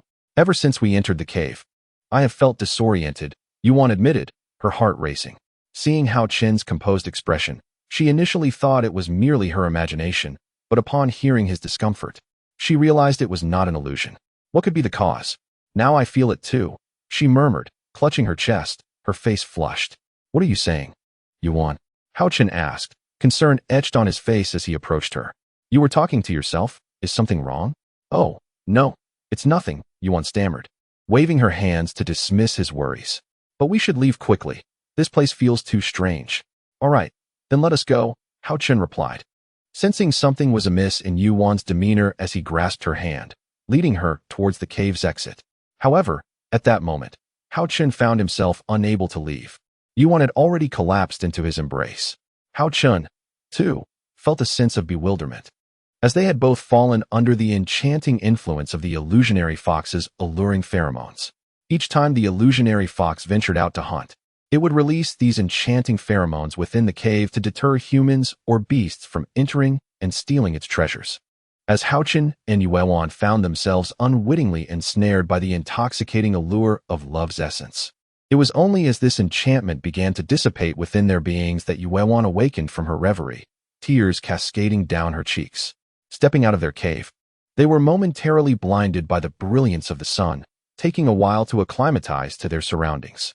Meanwhile, Liu, Lu Su, and Yi Mei, having waited patiently for their return, were about to venture into the cave when they spotted Haochen and Yuan emerging and promptly approached to inquire about the happenings within. Before Haochen could utter a word, Yuan, fearing he might misspeak, eagerly interjected, her words tumbling forth like a burst of beans. "We have struck gold. Not only did we discover the illusory spirit herb within the cave, but we also unexpectedly unearthed 2 jade spirit mushrooms." As she spoke, she frequently cast furtive glances at Haochen, signaling him to remain silent. "We have already made a modest acquisition. I wonder, do you all wish to delve deeper into the Chicken Crown Mountain, or should we return to the sect?"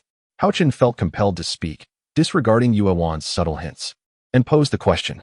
"Given that we are all somewhat injured, it would be prudent to visit the market first, then return to the sect to recuperate," suggested Yi Mei. With their primary objective successfully attained, the group expressed no dissent. Naturally, Haochen and Yuan chose not to divulge the private matters that transpired within the cave, keeping their experiences to themselves. Although they had distanced themselves from the illusory fox's lair, the sentiments that had blossomed between them only drew their hearts closer. Citing her excessive physical exertion as the reason, Yuan insisted that Haochen carry her as they flew. In truth, her physical discomfort was genuine. The couple had engaged in their passionate escapades for almost an hour. As a novice in matters of intimacy, she found herself somewhat overwhelmed. The affectionate exchanges between Yuan and Haochen stirred a twinge of jealousy within Yi Mei. Interestingly, it was the trio of Liu, Lu Su, and Yi Mei who had unwittingly afforded Haochen and Yuan the opportunity to linger in the illusory fox's cave for such an extended period. After succumbing to the enchanting pheromones of the illusory fox, the 3 spent over an hour expelling the remnants of the toxin. Fearing for the safety of their companions, they stationed themselves at the cave's entrance, keeping watch while continuing to purge the poison from their systems.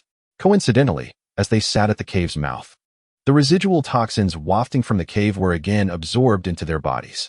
Since they already harbored some of the poison, they remained oblivious to the emanating toxins, which consequently prolonged their detoxification process. By the time Haochen and Yuan exited the cave, 2 hours had elapsed. "Haochen, how could the illusory fox poison the spiritual herbs?" After a moment of silence, Yuan could no longer contain her curiosity and whispered the question into Haochen's ear. "How would I know such things?" Haochen replied with a wry smile. "If even someone of your esteemed lineage is unaware, what could a humble person like me possibly know?" Yuan felt a pang of disappointment at his response, but remained undeterred, pressing on with her inquiry. "Are you truly in the dark about this? Do you care so much about it?" Haochen teased, intrigued by her ambiguous demeanor. Not really. I'm just curious," she replied. Upon hearing Haochen's words, although Yuan harbored her inner grievances, after all, he was already hers, so how could he not care about such matters? She nonetheless responded in kind. Chapter 38. Street Market and Taba. The group journeyed from the depths of Jiguanshan towards the market. They flew on their swords for quite some time. "Oh, we have arrived," Haochen suddenly exclaimed mid-flight. Returning to Danyun Market, Haochen promptly retrieved the talisman he had purchased from the disciple guarding the market's entrance during his previous visit. He casually cast it into the swirling mist, which immediately revealed a portal.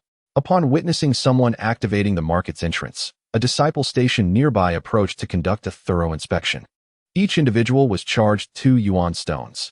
Haochen paid 10 yuan stones and received 5 talismans that granted access to the market, which he distributed among the group. Leading them, he stepped into Danyun Market. The group came to a halt, gazing ahead. Before them lay a valley, lush with extraordinary flowers and rare herbs. During his prior solitary visit, Haochen had been too rushed to fully appreciate the scenery. This time, they stood at the southern entrance of the valley slope. Danyan Market boasted exits in all 4 cardinal directions. Upon closer inspection, Haochen discovered a gap on their left, on the western side of the valley. A narrow path, scarcely a dozen zhang wide, connected to the interior of the valley. This time, Haochen meticulously surveyed the topography of Danyan Market. He couldn't help but feel a sense of wonder. During his last visit, he had narrowly escaped pursuit, truly a stroke of fortune. Had he not inadvertently entered the western path, he might not be standing here today. The expansive valley accommodated tens of thousands of cultivators living and practicing here. Towering pavilions and halls lined the streets, bustling with activity, even more vibrant than Dongxing town. Stalls adorned the streets, with seemingly more vendors than during his last visit. Yuewan stood frozen in place, utterly astonished. Hee, are you taken aback? Haochen remarked, a hint of pride in his voice. What? This isn't even the peak of prosperity. Yuewan's lips twitched as she observed the throngs of cultivators passing by. Indeed, Danyan Market was vast, but it was also daunting. Sensing her thoughts, Haochen sighed. Once we enter the market, let us wander freely to familiarize ourselves with the surroundings, then we can devise our plans. The treasures acquired from Zhiguanshan should not be sold just yet. Here are 1,000 yuan stones for you 4 to divide. Purchase whatever you desire, and we shall reconvene at Huayuan later. With that, he tossed a bag of yuan stones aside, disregarding whether the others agreed, and set off alone. Yi Mei and Yuewan stared in shock at the abundance of yuan stones. Just as they were about to voice their thoughts, Haochen had already vanished from sight. Meanwhile, Lu Su and Li Yu unreservedly claimed half of the yuan stones and departed together, leaving the 2 women with no choice but to accompany each other. In truth, Haochen's decision to slip away alone upon re-entering the market stemmed from a desire not to burden the others, should the Chu family discover their whereabouts. It would lead to an unending conflict. On this occasion, Haochen ventured into the market not by directly heading to the Ziyun Pavilion, but rather by first securing a room at the Huaywei Inn. After a transformation in appearance, he proceeded directly to the bustling area where street vendors gathered. The marketplace was as vibrant as ever, particularly with the upcoming trials for the outer disciples of Yunhai sect and Danyu sect drawing near. In less than 2 months, these disciples would converge here to prepare for the trials. Given the close interactions between the 2 sects, the trials often involved exchanges between them. As the date approached, the influx of traders to the marketplace increased significantly. The marketplace was jointly established and safeguarded by both the Yunhai sect and Danyu sect. Regardless of the origins of the merchandise, as long as it was sold within the market, disputes were prohibited. This created a haven for items of dubious provenance. Upon reflection, Haochen discerned the underlying motives. It was merely a tactic employed by Danyu sect and Yunhai sect. In their travels, one could encounter all manner of events, including robbery and conflict, which served as practical exercises. Any acquired wealth, if deemed unnecessary, could be disposed of here. During the trials, as long as one managed to survive without being tracked back to their sect for accountability, they were considered fortunate. Even if one understood the intricacies of this arrangement, the potential for violence remained ever present, as there would always be those willing to act. Such circumstances inevitably entangled not only rogue cultivators, but also families, resulting in casualties during conflicts. Those who dared to target sect disciples were indeed few, for sect disciples had the backing of their organizations, while rogue cultivators and families lacked comparable power. Over time, this dynamic significantly alleviated the pressure on the sections. Upon entering the marketplace, Haochen was greeted by a plethora of stalls brimming with an array of goods, which once again widened his horizons. From alchemical herbs to materials for crafting, everything one could imagine was available. After perusing the stalls, he made considerable gains, acquiring a wealth of spiritual herbs and medicines in preparation for another round of alchemical refinement. The fluid nature of the marketplace meant that after a leisurely stroll, upon retracing his steps, he discovered that many of the vendors had changed. Understanding this pattern, Haochen resumed his exploration and soon stumbled upon an unassuming stall where an extraordinary item caught his eye. It was a dagger, entirely cloaked in black lacquer, exuding an aura of cold brilliance that immediately indicated its exceptional sharpness. Yet oddly, it seemed to attract no interest. This left Haochen puzzled. However, upon further contemplation, he discerned the reason behind its neglect. In the current realm of cultivation, flying swords dominated, and despite the dagger's quality, it lacked appeal. Such an instrument was generally relegated to the grim tasks of skinning and bone carving. Who would invest a significant sum in a mere carving knife? Curious about the dagger's price, Haochen approached the vendor. The vendor, upon hearing Haochen's inquiry, felt a surge of joy. He had been peddling his wares in the marketplace for quite some time. Although the dagger was of excellent quality, it had consistently failed to attract buyers, primarily due to the rarity of assassins or martial cultivators engaging in trade for such short-range weapons. 200 spirit stones, a remarkably reasonable price. Are you interested, my friend? The vendor hastily inquired. Might I take a closer look? Haochen nodded in response. Please, feel free.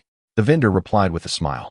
As Haochen grasped the dagger, he immediately sensed its extraordinary quality.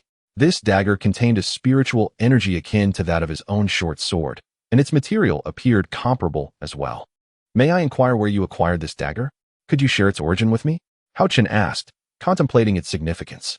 Upon hearing this, the vendor observed Haochen, sensing his genuine intention to purchase. It's a long story. I discovered this dagger in a relic during the last opening of the ancient Huinhe battlefield, he explained.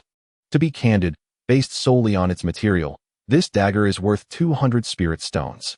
If one could find a master craftsman, it might be melted down and reforged into a superior flying sword. A master craftsman, you say? If such a figure truly existed, the realm of cultivation would not be so bereft of spiritual artifacts and treasures, Haochen replied with a calm smile. I am merely drawn to the dagger because it may be an ancient martial weapon worthy of collection. As for reforging, do you genuinely believe such masters still walk among us? Upon hearing this, the vendor's face flushed slightly. Nevertheless, he felt bolstered in his belief that Haochen was sincerely interested in purchasing the dagger. Rest assured, my friend, this dagger's presence in an ancient relic signifies it as a divine weapon of the ancient martial cultivators, making it quite valuable for collection. Intrigued by the mention of the ancient relic, Haochen inquired, could you tell me how long it will be until the Huinhe battlefield opens again? The vendor chuckled. Are you hoping to seek treasures within the battlefield? Haochen nodded, affirming, indeed, that is my intention. The Huinhe battlefield, like the Wuyun Mountain secret realm, opens every 20 years. However, it is considerably more perilous than the Wuyun Mountain secret realm, the vendor continued. While only those at the Qi refinement stage are permitted entry to the Wuyun Mountain secret realm, the Huinhe battlefield places no such restrictions. Not only Qi refinement cultivators may enter, but also foundation establishment and even core formation experts. He then added earnestly, within the ancient battlefield, one must remain vigilant against the sudden appearance of demonic beasts and ghostly cultivators, as well as the potential for conflict with foundation establishment and core formation experts. For us Qi refinement cultivators, it is a perilous endeavor. If I may offer my advice, it would be wise to refrain from venturing into the Huinhe battlefield without the strength of a foundation establishment cultivator. It is ill-suited for those of lesser cultivation. The vendor's compassionate nature shone through, and Haochen smiled. Thank you for your kindness, my friend. I merely seek to understand more so that I may prepare adequately. Upon hearing this, the vendor refrained from further persuasion and replied calmly. The Huinhe battlefield opens 3 years after each Wuyun Mountain secret realm. If you truly wish to explore, it would be prudent to form a team for added safety. With the unveiling of the Wuyun Mountain secret realm, the nearby sects have postponed the trials for their Qi refinement disciples. Our Yunhai sect and the Danyu sect had long been prepared to enter the Wuyun Mountain secret realm. Since the sects have delayed the trial period, why not prepare for an adventure in the secret realm? With this thought in mind, Haochen had made up his mind. Haochen smiled and said, thank you for your guidance, my friend. Here are 200 spirit stones. Please verify them. As he spoke, he produced the 200 spirit stones and handed them to the stall owner. Once the stall owner confirmed the amount, Haochen sheathed the dagger and inquired, might you possess any relics from ancient martial practitioners? The stall owner chuckled wryly. To be honest, this dagger is the only relic I have, which I acquired with great effort from the ancient battlefield of Huinhe. However, if you truly require it, I can assist you in contacting other sellers. Haochen responded, I appreciate your kindness. I intend to linger in this market for a while longer. Should you have the inclination, I shall return. He then shifted the conversation, stating, however, I must clarify that I hold high standards for the quality of weapons used by martial practitioners. It would be best if they were comparable to this dagger, otherwise, I shall not consider acquiring them. In truth, Haochen merely said this, uncertain of when he would depart. The stall owner, perceiving a lucrative opportunity, hastily packed up and sought to contact sellers. Chapter 39. A joyful return after purchasing the dagger from the stall, Haochen continued to meander about with renewed enthusiasm. Delving deeper into the market, the deeper one ventured, the higher the rental prices, and naturally, the goods offered became increasingly precious. As he inquired and searched, his eyes suddenly brightened, and he crouched down before a nearby stall. "This brush appears quite exquisite. It would serve well for practicing calligraphy," he remarked, picking up an unassuming pen from the corner. This pen was evidently longer than an ordinary pen. Curiously, Haochen held it and asked, "Why is this pen longer than usual? What is its price?" "My young friend, this is no ordinary writing instrument. This is a rune brush, specifically designed for inscribing formations, and it is a mid-grade magical artifact. Utilizing this brush to inscribe formations increases the success rate by 30%. It is not merely a pen for writing." The elderly stall owner replied with a smile. "A mid-grade magical artifact rune brush? How extravagant." Haochen sighed. "The handle appears to be mere common rosewood, and the tip is simply ordinary wolf hair. Inscribing formations with it might take a lifetime without a single success." The old man, taken aback, glanced at Haochen and said, "Ah, young friend, you are mistaken. This is not ordinary rosewood. It is clearly a millennium-old purple thunderwood. The brush tip is crafted from the hair of a 6th-grade illusion moon demon wolf. This rune brush is indeed worth a fortune." He continued, "I painstakingly retrieved this treasure from the Wuyun Mountain secret realm. It is far from what you imply. If you are genuinely interested, it can be yours for 300 spirit stones."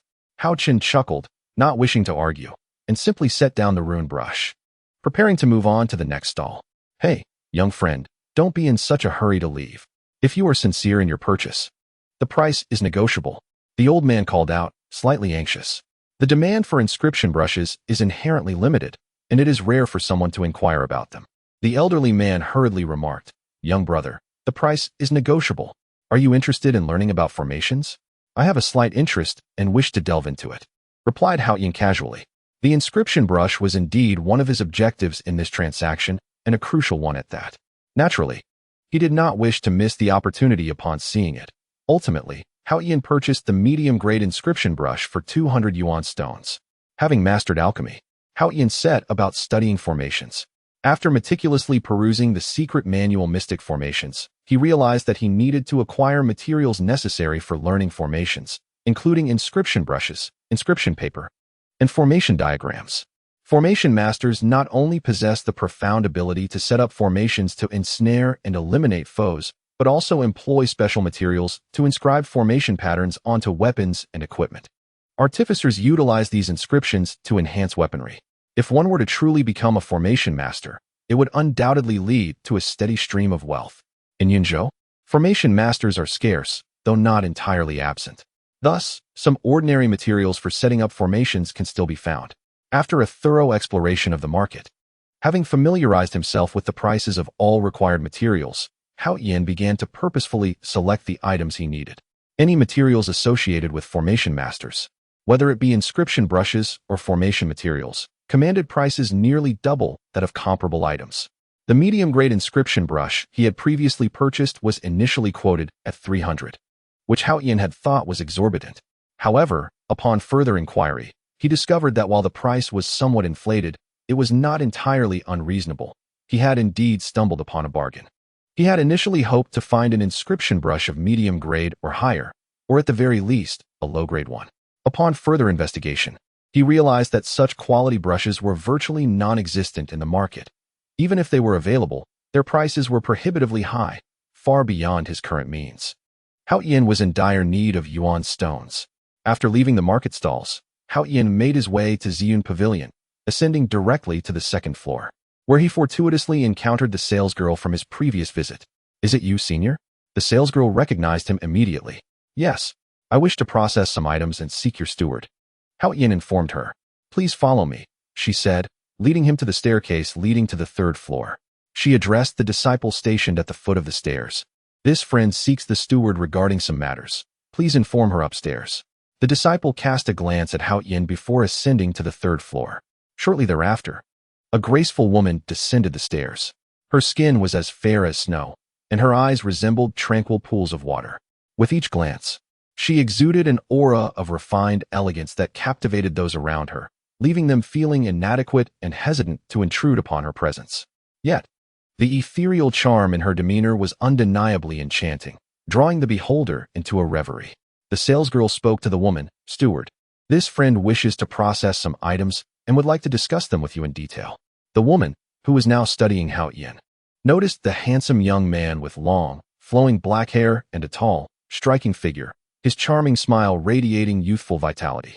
Upon hearing the salesgirl's words, her cheeks flushed as she said, "Dear friend, please follow me upstairs." Upon reaching the elegant chamber on the third floor, I first poured a cup of tea for Haochen and then introduced myself, saying, "I am Ziju, the steward here. May I inquire what items you wish to handle? I shall do my utmost to accommodate your needs."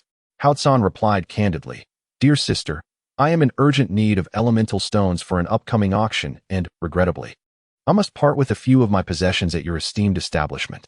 I kindly ask for your discretion." Upon hearing his words, the young woman responded, "Ah, you are quite charming. Very well, I see your sincerity, and I shall oblige." Haochen then produced 2 gathering essence pills, placing them on the table in a bid to gauge the credibility of Zidane Pavilion. Although he was aware that showcasing his abilities on their territory might seem presumptuous, the pills were crafted by his own hand, devoid of any deceit. Ziju cautiously lifted one of the gathering essence pills for inspection, marveling at the quality. They were newly refined superior-grade pills, causing her to gasp in astonishment, for it was rare to find alchemists capable of such craftsmanship nowadays. Noticing her reaction, Haochen inquired, "These are 2 gathering essence pills I have refined. Might I ask what price you would offer?" Ziju, wide-eyed, gazed at Haochen and questioned, "Did you truly refine these?" Without hesitation, he affirmed, "Indeed, what of it? Do you doubt me?" Without further comment, Ziju retreated to a private room, and shortly thereafter, she returned accompanied by an elderly gentleman. The elder addressed Haochen, "I am Li Hao, the master of Wuyun Pavilion. May I ask from whom you have learned your craft?" Haochen had prepared a response in advance, stating, "I apologize, esteemed elder, but my master does not permit me to disclose his name." Li Hao, unperturbed, recognized that many alchemists preferred to keep their identities concealed to avoid attracting unwanted attention. Subsequently, Li Hao engaged Haochen in a discussion regarding the intricacies of alchemy. The elder's profound theories were enlightening for both Haochen and Ziju, while Haochen's mastery of alchemical techniques astonished Li Hao. The innovative concepts Haochen introduced elicited continuous admiration from the elder. Li Hao felt a sense of regret for not having met Haochen sooner, especially as Ziju discovered that this remarkably young individual possessed notable alchemical skills. An inexplicable affection began to blossom within her heart. Meanwhile, Li Hao's thoughts were stirred. He sensed that this young man was destined for greatness, as evidenced by his demeanor and speech. Moreover, from Haochen's aura, he discerned that the youth not only possessed exceptional alchemical talent, but also harbored the rare dual mastery of martial and magical arts. Reason urged him to befriend this promising individual while he was still unrefined, foreseeing that he would become an invaluable ally in the future. Hours passed unnoticed until Haochen recognized it was time to take his leave. He had a rendezvous with Li Yu and others and needed to manage some possessions. Realizing this, he remarked, "I nearly forgot. I have other items that require handling." Producing a well-organized storage pouch, he emptied its contents onto the ground. A cacophony of assorted items spilled forth, resembling a small mound. Li Hao and Ziju looked upon the scattered possessions, realizing that what lay before them was not merely a few items, but rather a miniature arsenal. Li Hao assessed a total of 61 items recorded by Z1, 25 flying swords, and 36 various magical instruments. Based on the market prices, their value was calculated to be 18,000 yuan stones, equivalent to 100 medium-grade yuan stones and 8,000 lower-grade yuan stones. Li Hao, taking matters into his own hands, supplemented the amount and graciously provided Haochen with an additional 2,000 yuan stones. Furthermore, he acquired 2 gathering yuan pills at the price of 2,000 yuan stones each. Although the gathering yuan pills were not worth such a high price, Li Hao sincerely wished to befriend Haochen and intended to support him during this challenging time. Seeing Li Hao's generosity, Haochen vowed to repay his kindness in the future. Li Hao urged the staff in the pavilion to expedite the preparation of the yuan stones.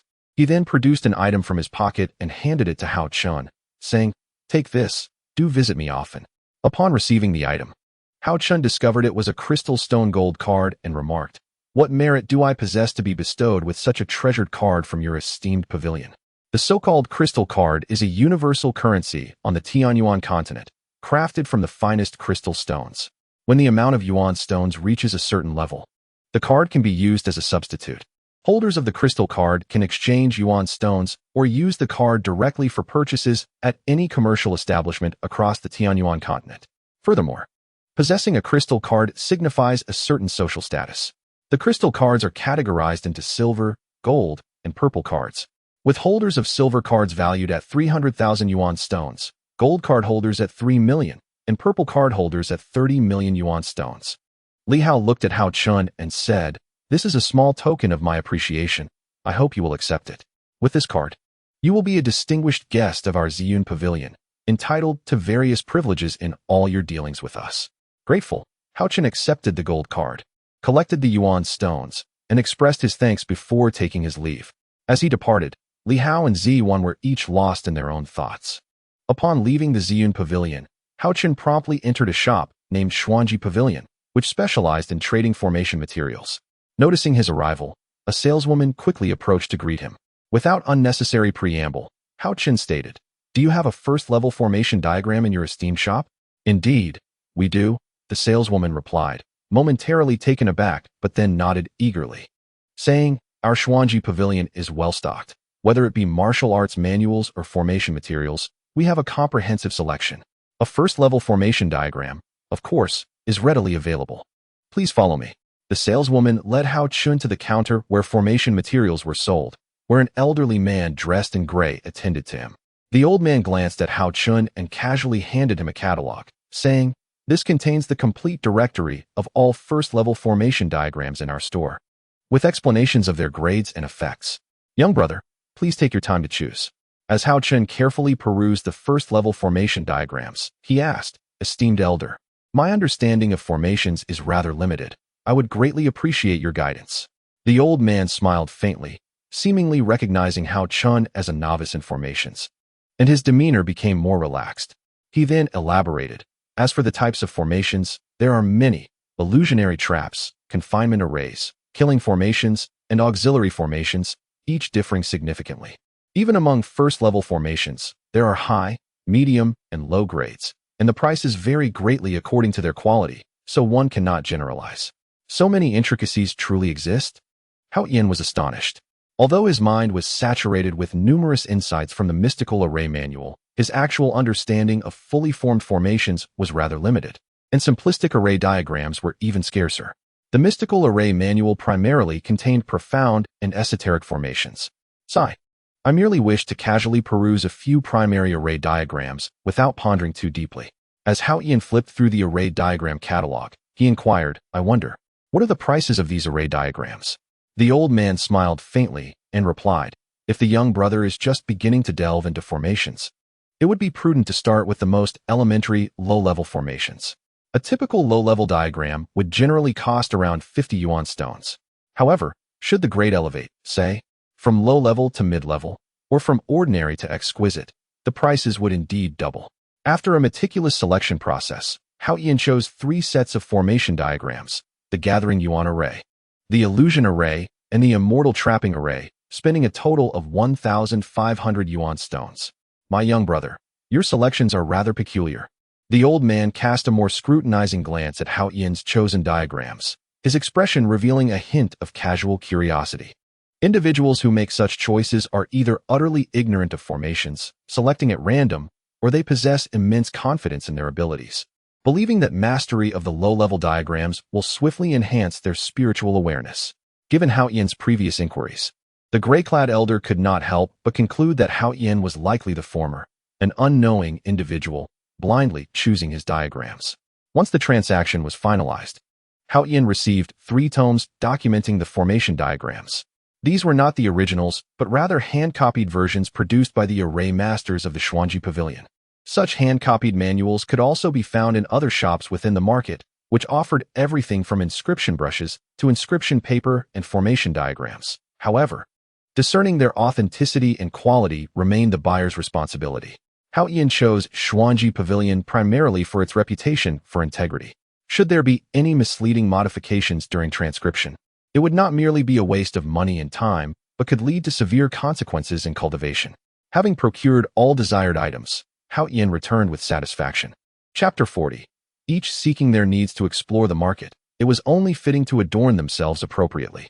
Yi Mei and Yu Wan changed out of their sect uniforms into their favored dresses before heading towards the center of the market.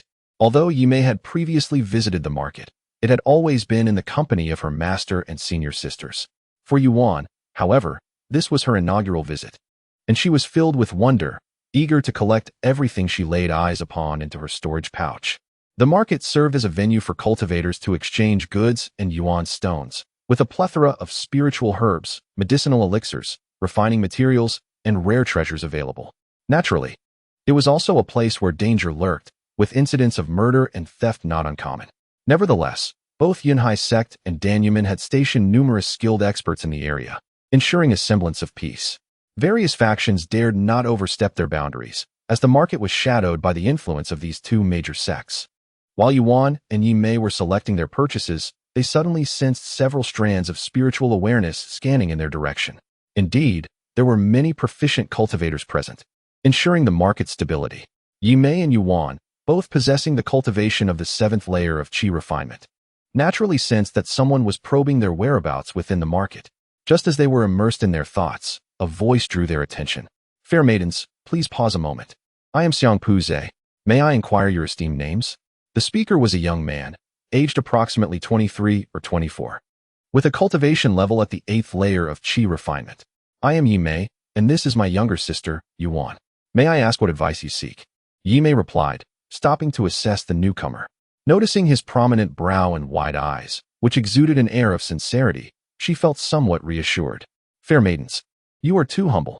It is truly remarkable for one as young and beautiful as yourselves to have attained the 7th layer of qi refinement. What a splendid combination of talent and beauty," Xiang Puze remarked, showering them with compliments. "Xiang, if you have something to convey, please do so directly. I lack the leisure to engage in idle flattery about talent and beauty," Yi Mei replied, a subtle smile gracing her lips, tinged with slight annoyance. "Fair maidens, I beg your pardon for my earlier rudeness. I do indeed have matters I wish to solicit your assistance with. Rest assured, I will offer you both certain benefits in return for your aid." As Yi Mei and Yu Wan made to depart, Xiang Puze hesitated, then swiftly blocked their path.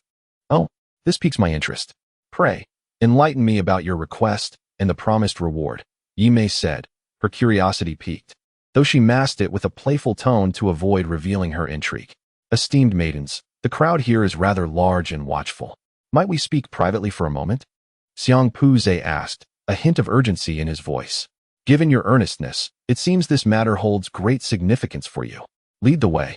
We shall discuss it further in a more secluded location," Yi Mei responded, casually adjusting her hair. "Mei Jia, we are in unfamiliar territory. It's best to exercise caution. Besides, we have an engagement later with Haochen and Li Yu at the Huayuan." Yuan tugged at Yi Mei's sleeve, softly advising her against proceeding. "There's no need for concern. Within the market, no one dares to harbor ill intentions or instigate conflict. Trust my judgment," Yi Mei reassured her sister with an air of nonchalance. "Thank you, esteemed maidens, for your understanding.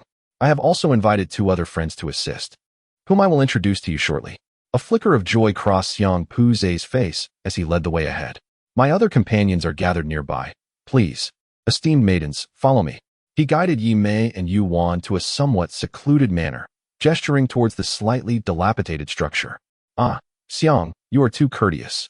I shall not be pretentious," Yi Mei declared, stepping forward with Yuan in tow, unreservedly entering the premises.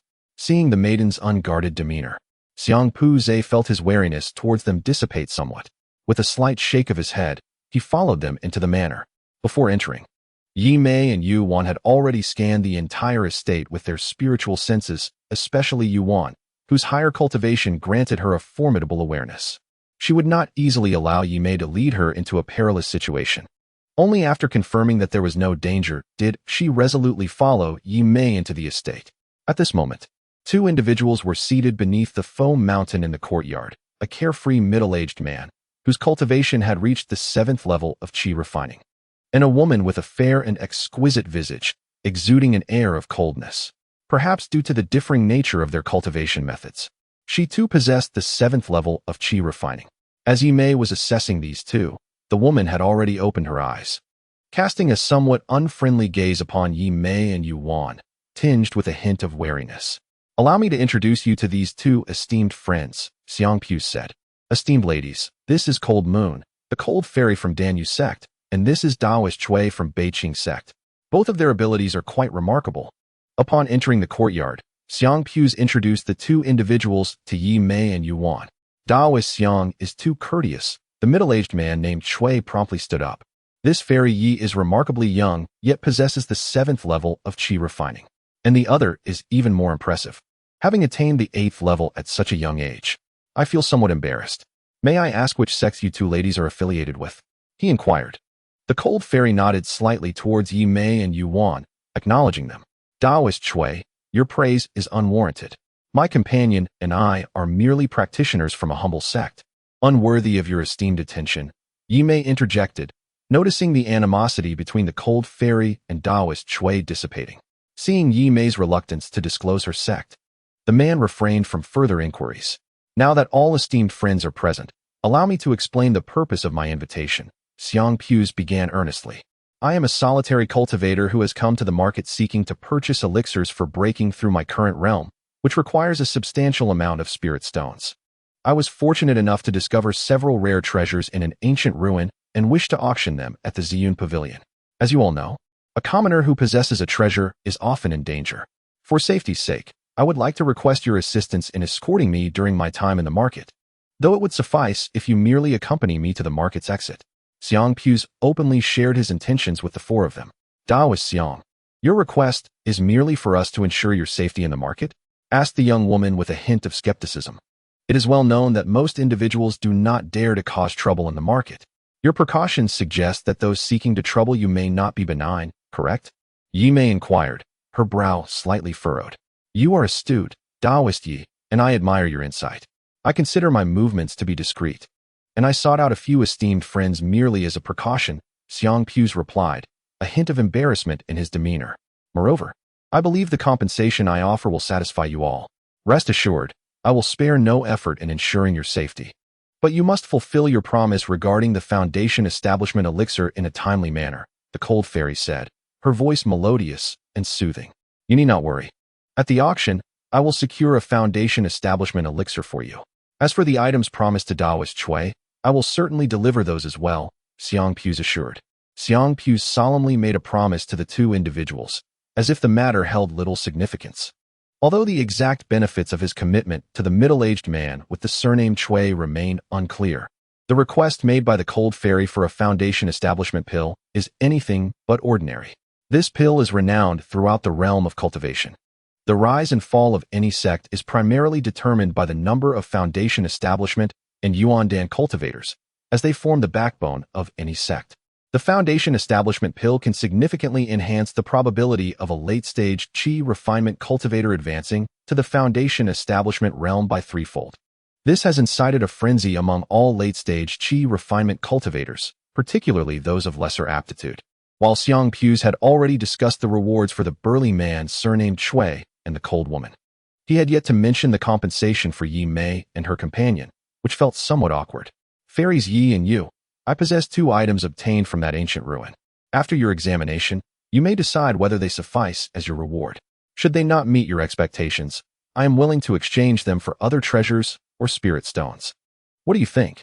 Upon seeing Yi Mei nod in agreement, Xiangpu clutched his storage bag and produced a jade piece, roughly the size of a palm.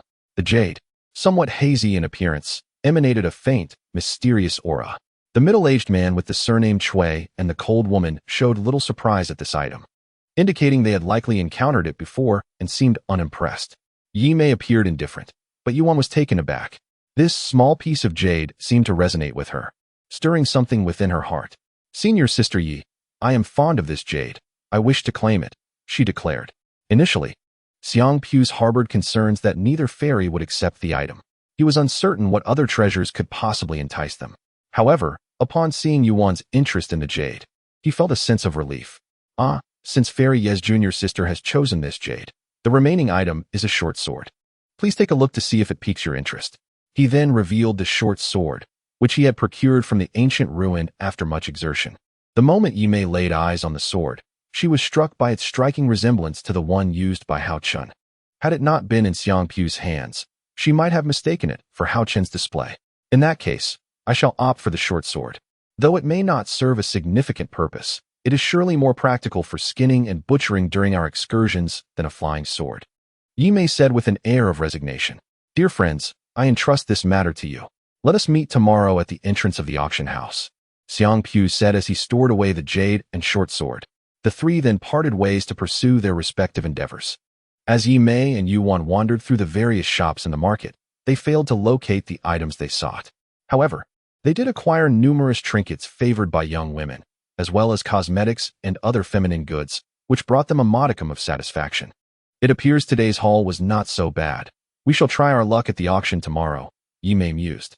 With that thought, the two decided to cease their shopping for the day. Content has been refined and translated as requested. Contentment enveloped them as they returned to the Huaiyue Inn, reuniting with Haochen and the others. Chapter 41. The Auction, Part 1. When Yimei and Yuan arrived at the Huaiyue Inn, Haochen, Liu, and Lu Su had long since gathered on the second floor, having reserved a private room. Upon spotting the two women approaching, Lu Su eagerly descended to greet them. Once the five reconvened, they recounted their experiences at the market, with Liu and Lu Su having made several purchases, most of their resources having been spent by Lu Su. Yuan playfully chided Haochen, "You truly fear that we would be a burden to you? Is it so bothersome to have us accompany you through the market?" Yimei shot a reproachful glance at Haochen, adding, "Humph. Should you ever abandon me to shop alone again, I shall not hesitate to give you a good thrashing." Haochen, caught between the disapproving gazes of the two women, found himself at a loss for words, fully aware that they could not comprehend his concerns. Though he had previously disguised himself during their last visit to the marketplace, he remained uncertain whether he had left behind any traces for pursuers.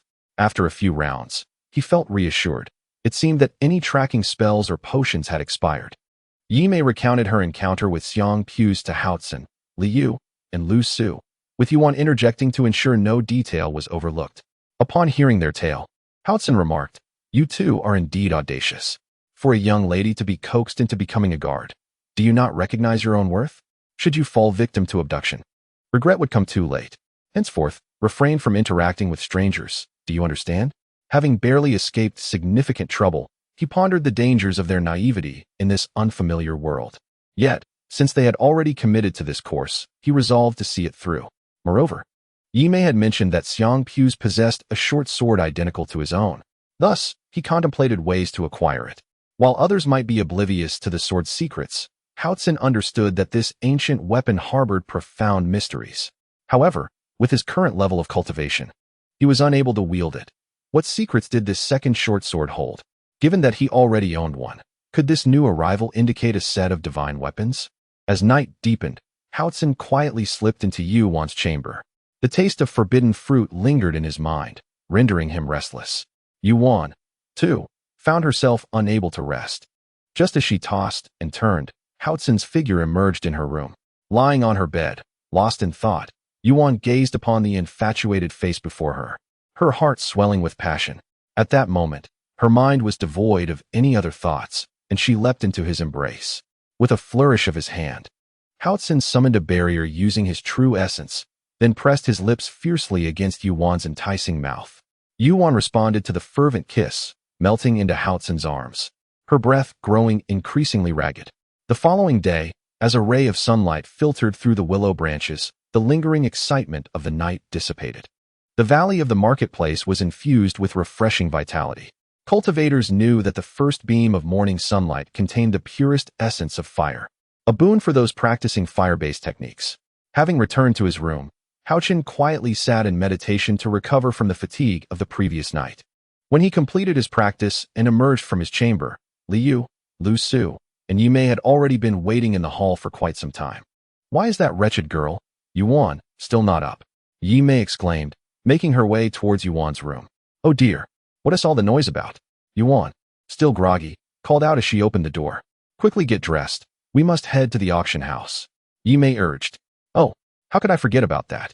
Yuan quickly retreated to her room, hastily tidying up and ensuring everything was in order before descending the stairs with a leisurely demeanor.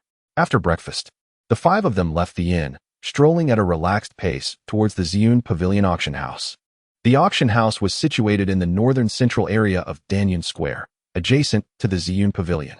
By this time, the auction house had opened its doors, welcoming a considerable number of cultivators eager to participate in the auction. As soon as Yi Mei and Yuan arrived at the entrance, they felt several probing presences scanning them. After a brief wait at the door, a seemingly frail young man approached Yi Mei. Suddenly, a voice, reminiscent of a mosquito's buzz, echoed in her ear. "Fairy, I am Xiang Pu's. I have employed a secret technique to alter my appearance. We shall enter first, and Taoist Chui and Fairy Lung may follow shortly." Yi Mei nodded discreetly, pondering to herself. Indeed, Xiang Pu's possesses remarkable abilities. To have such a technique to transform one's form is no small feat. It was no wonder that Haochen advised her to remain vigilant regarding unexpected events. Upon hearing Xiang Pu's message, Yi Mei and Yuan followed him into the auction house with an unruffled demeanor. The three settled into seats in the third-to-last row. At that moment, Li Yu and Lu Su, maintaining their composure, discreetly followed suit and sat in the seats behind the two women, patiently awaiting the commencement of the auction. Meanwhile, Haochen, dressed in azure robes and with hands clasped behind his back, arrived at the Wuyun Pavilion auction house, a prime location within Danyan Square. The Wuyun Pavilion lay to the north of this bustling area, while the Wuyun Pavilion was to the south, with countless spirit stones flowing in and out daily. Whether loose cultivators or disciples of various sects, all congregated here, resulting in significant foot traffic, especially during grand auction events like today. "Esteemed senior, please pay 100 spirit stones." "Thank you," the guard at the entrance said respectfully. For ordinary cultivators, 100 spirit stones was a sum beyond their reach, one that would take years of hard work to amass. Yet many continued to enter without a second thought, undeterred by the modest fee. "Is this acceptable?" Haochen casually produced a gold card. "Ah, a distinguished guest. Please forgive my lack of discernment. You may enter, esteemed senior." The guard hastily apologized upon seeing the gold card, inviting Haochen inside. Such occurrences were anticipated by Haochen.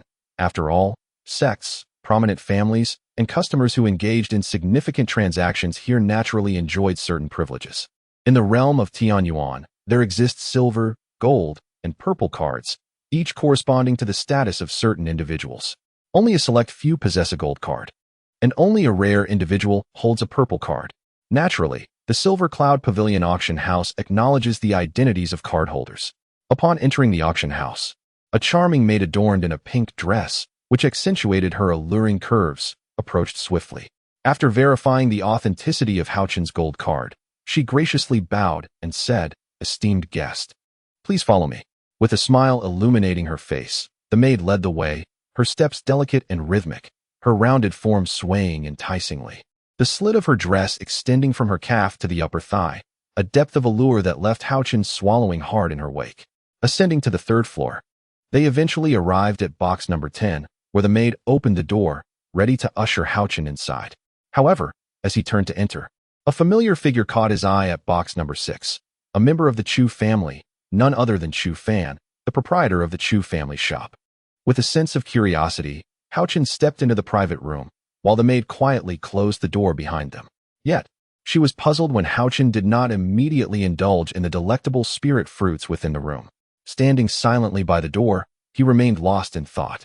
After a considerable pause, he finally shifted his position. Under the maid's bemused gaze, Haochen opened the door once more, partially leaning out to catch a glimpse of a white-haired elder, surrounded by a throng of people, entering box number 3. Gently closing the door, he inquired, "What is your name?" The maid, respectfully bowing, revealed a glimpse of her fair complexion, though at that moment, Haochen felt no inclination to admire her beauty.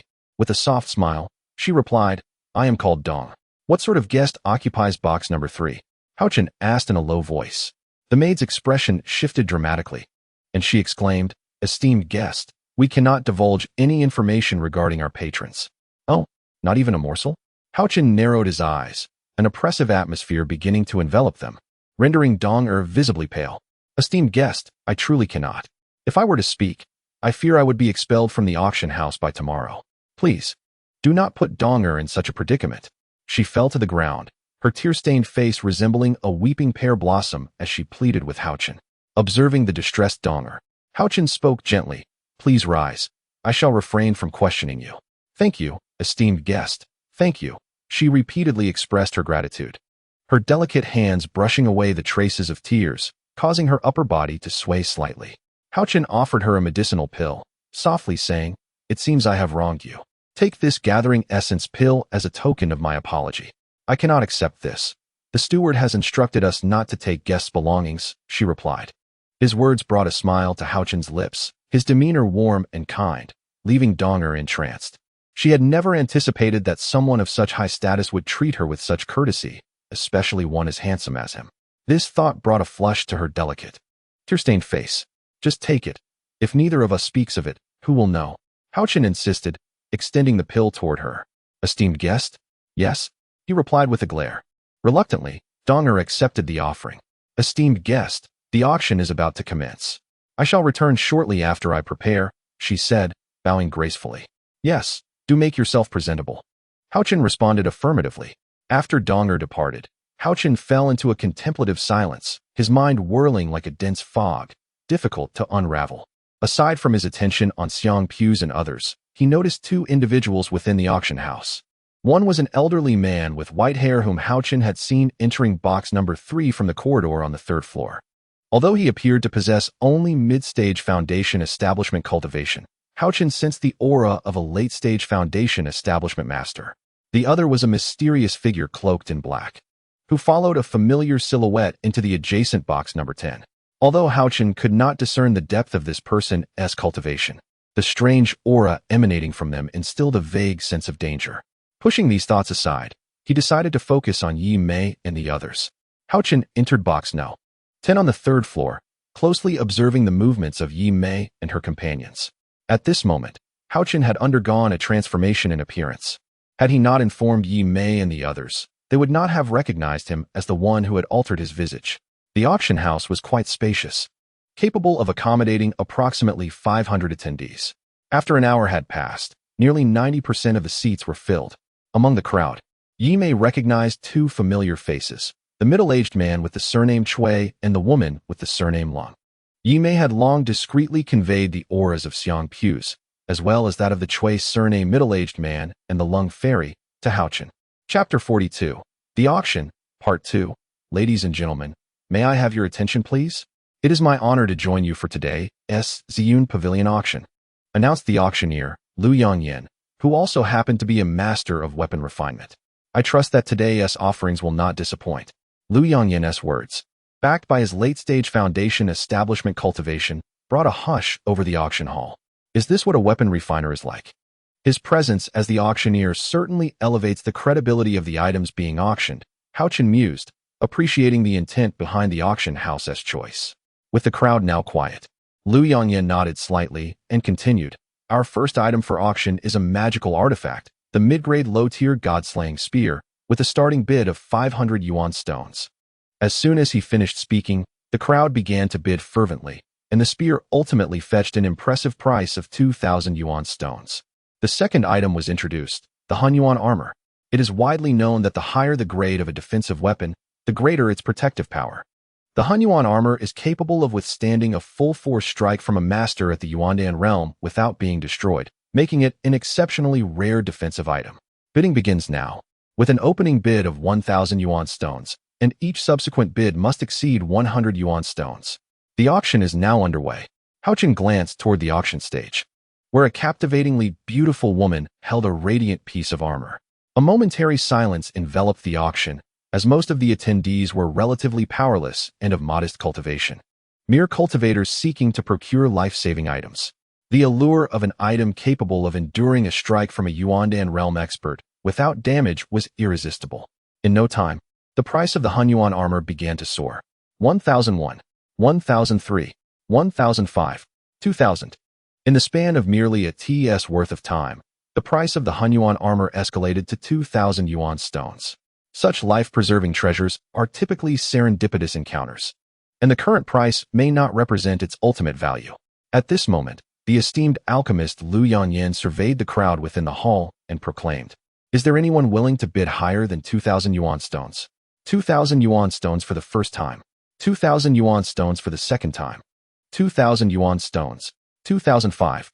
Ah, This distinguished friend bids 2,500 yuan stones. Is there anyone who will offer more? This is the Hun Yuan armor, capable of withstanding a strike from a powerful practitioner at the Yuan Dan realm unscathed. Possessing it could very well ensure your survival in critical moments. Seize this opportunity. It is a rare find indeed. Is there anyone willing to bid more than 2,500 yuan stones? 2,500 yuan stones for the first time. 3,000. Oh, this esteemed friend bids 3,000 yuan stones. Is there anyone who will bid higher than 3,000 yuan stones? Lu Yongyan's eyes glimmered with excitement, reflecting his fervor.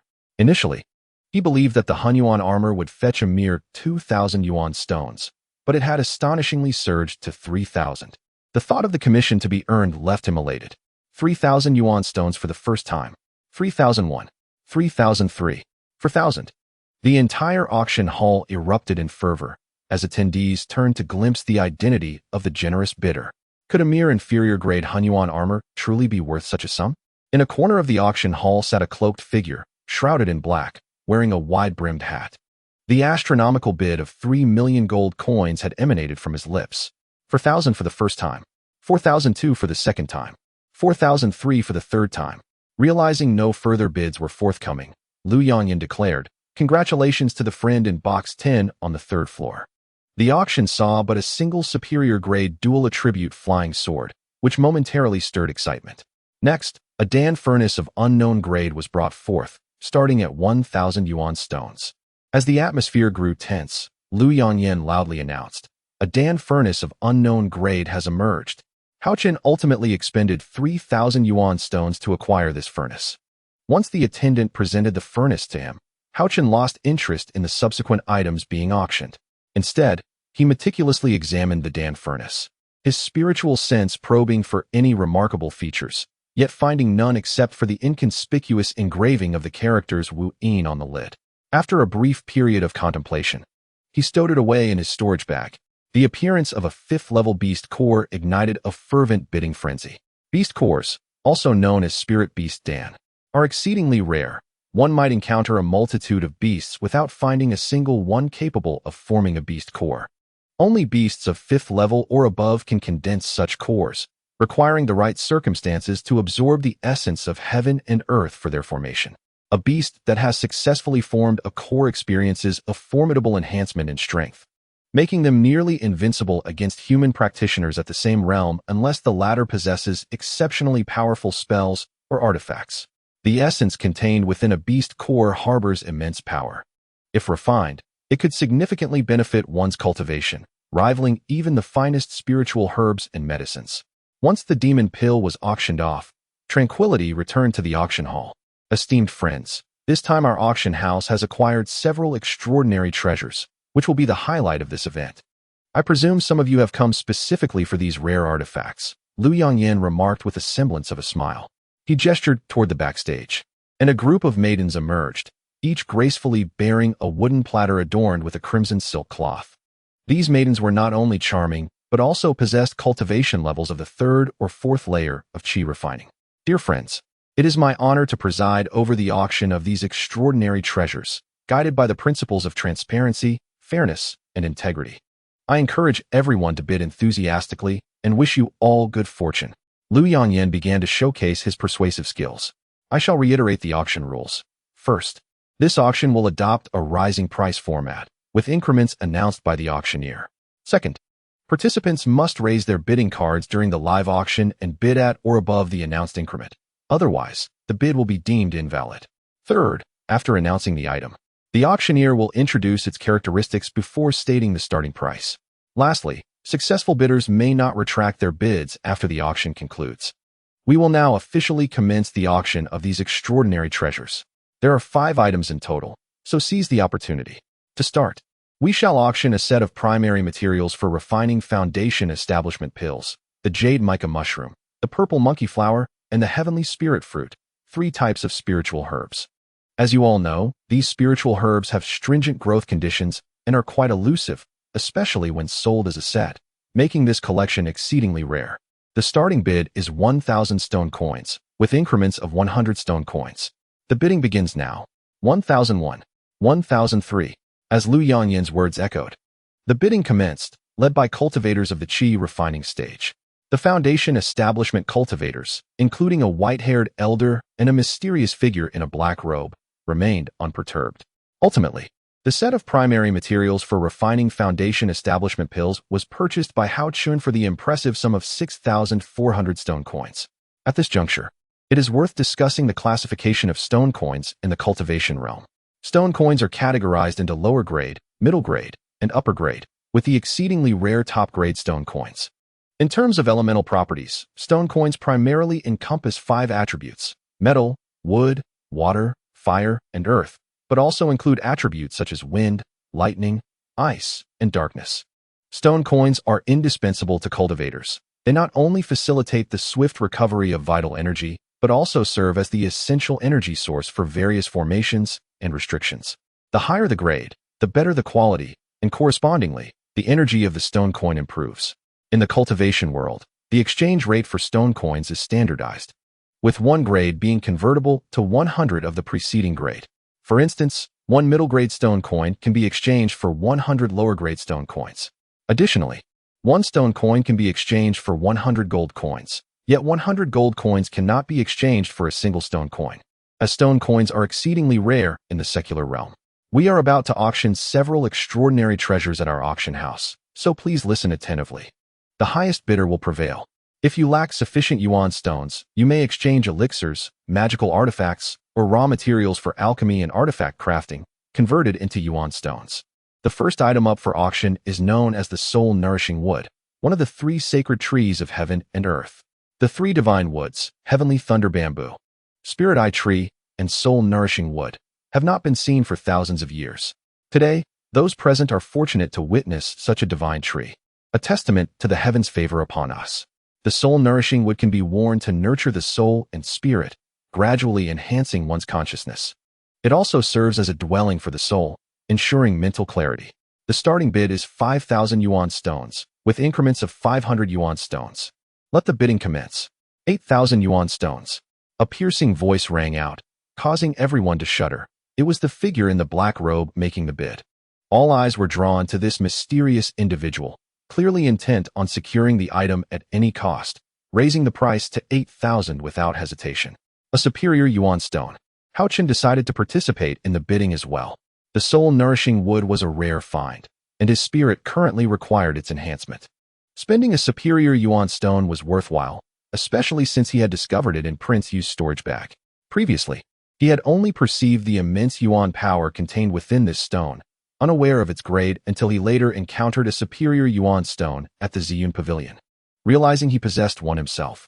Although superior and premium yuan stones are scarce in Yunzhu, they can still be found, but the soul-nourishing wood is truly irreplaceable. Haochen reasoned that it was better to exchange the superior yuan stone for something he could utilize at present. Upon hearing a bid from Box 10, the black-robed figure shot a venomous glare through the wall. Haochen sensed an uncomfortable aura, akin to being stared at by a venomous serpent. Hey kid, the surroundings of the market have been rather tumultuous lately. You'd best safeguard that soul-nourishing wood. Do not let any unforeseen accidents occur. The black-robed figure ominously conveyed to Box 10. Unperturbed, Haochen remained composed, gazing steadily at the auction platform. Lu Yongyan cleared his throat and inquired, "Does any other friend wish to place a bid?" With the superior yuan stone already in play, what further contention could there be? We could only watch as the treasure slipped into another's grasp. Surprisingly, the black-robed figure did not raise his bid again, simply remaining silent in his box. Meanwhile, Xiang Pu's, who was disguised and seated on the first floor, cast a curious glance towards Box 10 on the third floor, though he showed no overt surprise. After a considerable wait of half an hour, Lu Yongyan finally announced that the soul-nourishing would belong to Box 10 on the third floor. He evidently wished to prolong the auction to see if anyone would counterbid, and discreetly glanced at the black-robed figure's box. But alas, no one else spoke up. Chapter 43. The Auction 3. Haochen successfully bid for the soul-nourishing wood. Allowing Donger, who had been waiting outside, to enter, I handed her the meticulously prepared high-grade yuan stone, instructing her to proceed to the front desk for the transaction. Before long, Donger, accompanied by 2 foundation establishment cultivators, arrived at the entrance of the private room. After exchanging pleasantries, only Donger entered the room, gracefully carrying a jade platter. Upon unveiling the crimson cloth that covered the platter, I beheld a thumb-sized soul-nourishing wood lying within. Following the completion of the transaction, Donger exited the private room, remaining vigilantly outside. The two Foundation establishment cultivators, upon noticing Donger's departure, exchanged nods and departed from the third floor. I held the soul-nourishing wood in my hands, scrutinizing this legendary divine wood. Measuring merely the width of a thumb and approximately an inch in length, its verdant hue radiated vitality. A careful examination revealed that it was imbued with an exceptionally potent wood attribute essence. For caution's sake, I carefully stowed the soul-nourishing wood away. At this moment, I cast a glance towards the direction of Xiang Pu's seat downstairs, realizing that this individual was shrouded in mystery, becoming increasingly incomprehensible to me. This extraordinary treasure was undoubtedly presented for auction by him, and the mere fact that such an item could be offered left me astounded. My suspicions regarding Xiang Pu's true identity deepened, contemplating the possibility that he had cultivated a unique technique to conceal his true prowess. The ability to mask one's cultivation level flawlessly suggested that he possessed a treasure capable of hiding one's cultivation. Subconsciously, I sensed that his strength was certainly formidable. However, despite probing with my spiritual consciousness, I remained unable to discern his cultivation level, which appeared to be that of an 8th-layer Qi refinement practitioner. With these thoughts occupying my mind, unease settled within me. I began to ponder the motives of Xiang Pu's, who had befriended Yi Mei and Yuan, speculating whether I had unwittingly become embroiled in a vast conspiracy. Subsequently, the next extraordinary item to be auctioned was introduced by the auctioneer as a forbidden artifact. I had no interest in bidding for this item. A forbidden artifact is crafted from rare materials and possesses immense power. However, its drawback is that its efficacy diminishes with each use, rendering it useless after several activations. Furthermore, the user must expend both true energy and essence blood to activate it, resulting in a loss of vitality. If the user's cultivation is inadequate and they forcefully activate the forbidden artifact, they risk destruction alongside the item. Nonetheless, such artifacts can serve as valuable means of self-preservation.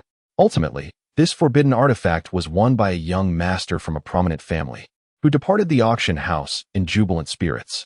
Possessing this artifact equated to an additional means of safeguarding one's life, which naturally brought him great joy. As the auction concluded, Yi Mei and Yuan exited the venue alongside Xiang Pu's, while I made my way out through the VIP passage. Upon leaving the auction house, I sensed a chilling aura that locked onto my movements, and without needing to think, I knew it was the ominous figure in the black robe. My pursuit of the soul-nourishing wood had inexplicably drawn me into conflict with an unknown adversary, leaving me with a throbbing headache. At this moment, the evening sun hung low in the sky. I quickly located Yi Mei and Yuan, and together with Xiang Pu's, we ventured to a secluded location. At this moment, Xiang Puja did not allow the middle-aged man surnamed Chui and the female cultivator surnamed Lung to accompany them. Daoist Xiang, this is my junior apprentice, Haochen, Yi Mei stated directly, introducing Haochen to Xiang Puja while pointing at him. It is a pleasure to meet you, Haochen said, clasping his fists in a gesture of respect. The pleasure is mine. Xiang Puja reciprocated with a similar gesture. After their pleasantries, Xiang Puja turned to Yi Mei and Yuan, smilingly remarking, "Ladies, the auction has concluded, and my items have been successfully sold without any mishaps." "Thank you, Daoist. I have a question that perplexes me," Hao Chun inquired, a hint of dissatisfaction in his tone.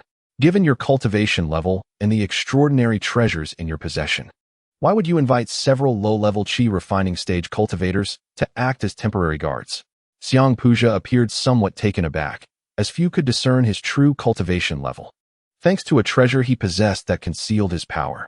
His expression shifted slightly as he responded, half seriously, "You suggest I am concealing my cultivation, yet aren't you doing the same?" Realizing that Xiang Puja was aware of his own concealed abilities, Hao Chun decided to no longer hide his cultivation. A wave of Qi fluctuations, indicative of a late-stage Qi refining cultivator, emanated from him.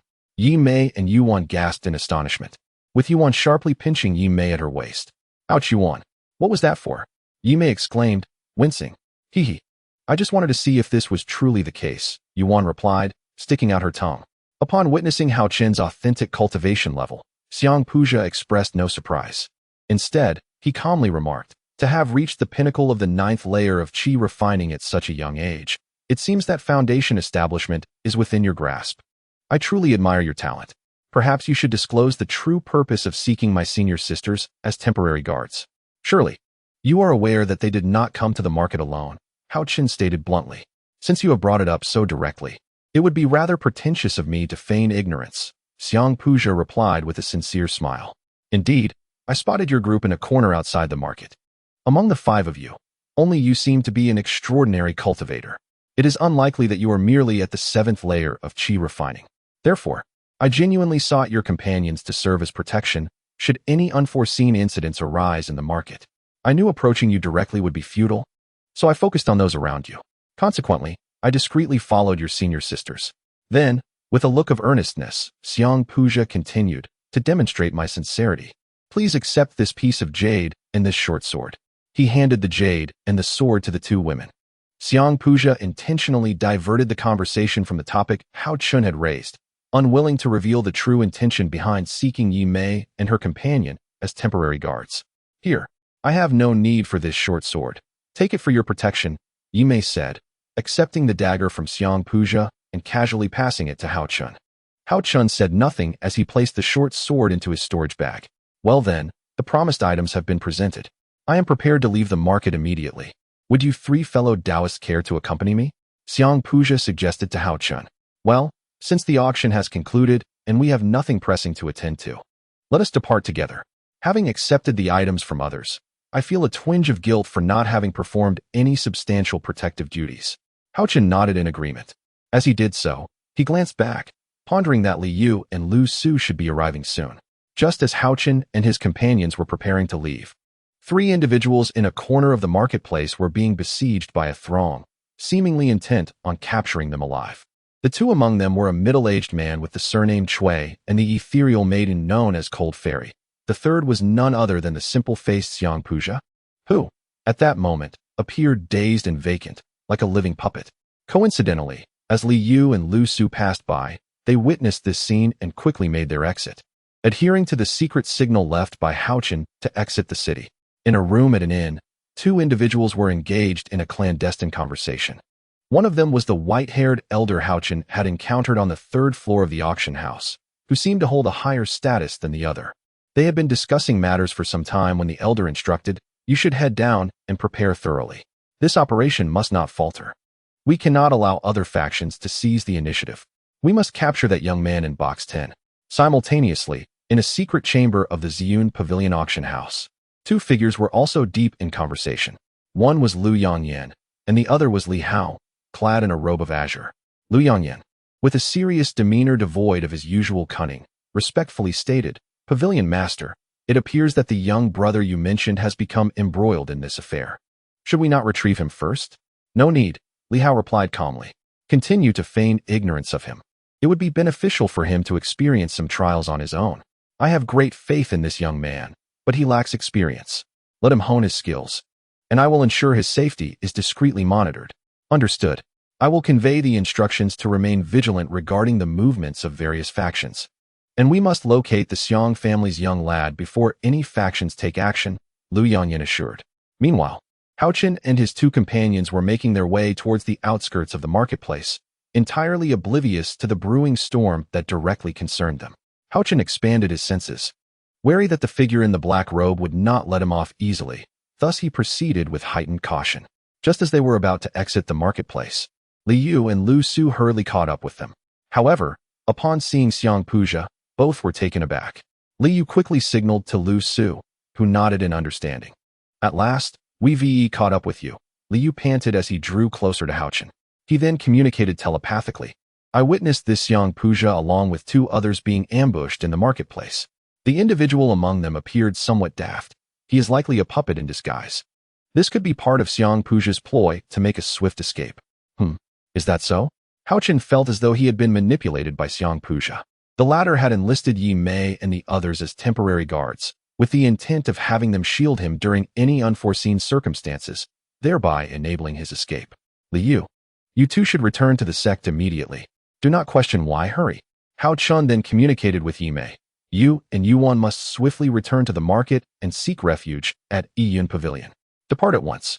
In this moment, Lu Su had already seized the opportunity of being with the three women to inform Yi Mei and Yu Wan of the unfolding situation. As Li Yu and the others departed, Xiang Pu's was about to speak when Haochen interjected. Let them leave first. I will stay with you. Besides, with them here, I cannot fully exert myself. Watching the four disperse in different directions, Haochen finally felt a sense of relief. He then expanded his spiritual awareness to survey the surroundings. Sensing a latent danger in the misty forest beyond the market, drawing ever closer. This encroaching peril mirrored the dimming light of the sky, which was now barely hanging on. At this moment, everyone present felt the weight of oppression, for that light was on the verge of collapsing into an abyss of darkness. Xiang Pu's, too, sensed the impending threat. Just as they intended to flee the danger on their swords, an unexpected turn of events occurred.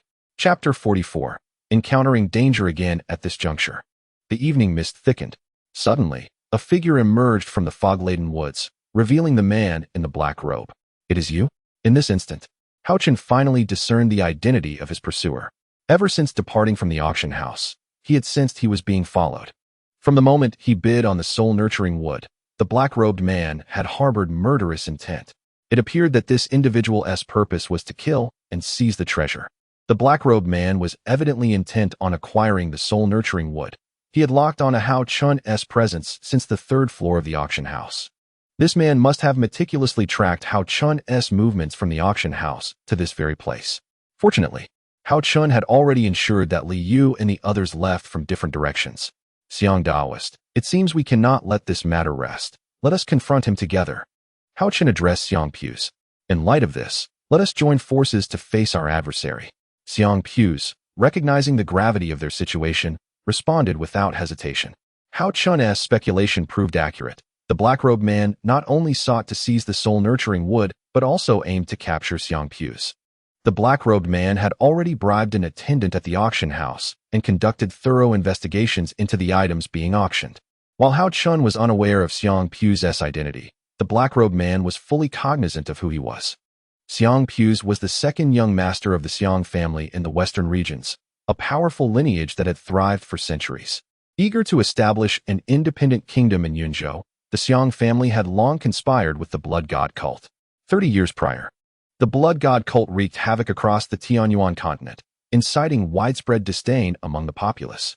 Consequently, the cult was branded as a malevolent force. Their actions reeked of wickedness, rendering them intolerable to the realm of cultivation. In an effort to eradicate such scum, righteous individuals united to drive them out, yet some managed to escape. This time, Xiang Pu's had discreetly arrived in the northern region of Yunzhou, intending to showcase rare treasures at the auction, inciting the experts of the Yunzhou cultivation world to turn against each other in a frenzy over the precious items. This turmoil further disrupts the order of Yunzhou, leaving no time to attend to the Xiang family and the blood god sect, nor to the developments within Yunzhou. Xiang Puja's arrival in Yunzhou signifies a covert expansion of power. Yet, the Xiang family, despite their meticulous calculations, failed to anticipate the emergence of a variable like Haochen. Haotian's presence has thrown the Xiang family into disarray and unsettled the plans within the cultivation realm of Yunzhou. Although Haotian possesses a sect, he lacks the protection of a master, suffering grievances in solitude without anyone to advocate for him. Consequently, there will be no situation where a child's misdeeds lead to the exposure of their mother. Haotian's appearance cannot trigger a chain reaction. The figure in the black robe is well aware that Xiang Puja hails from the western region and knows his intentions in the northern region. However, blinded by greed, he now seeks only the soul-nurturing wood and the treasures possessed by Xiang Puja.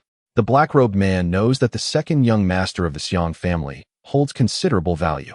Boy, surrender the soul-nurturing wood, and I shall leave your corpse intact, the black-robed man barks at Haotian.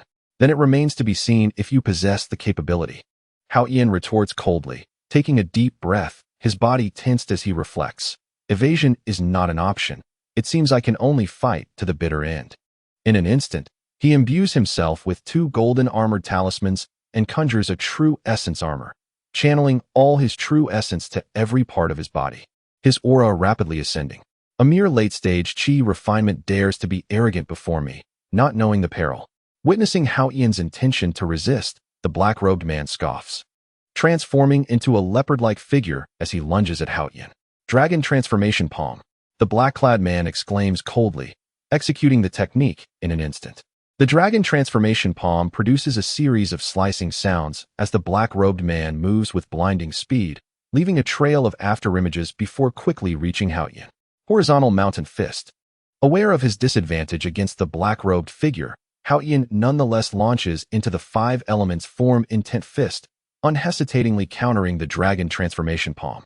At that moment, Xiang Puja is not idle either, his aura surging to the early foundation establishment stage.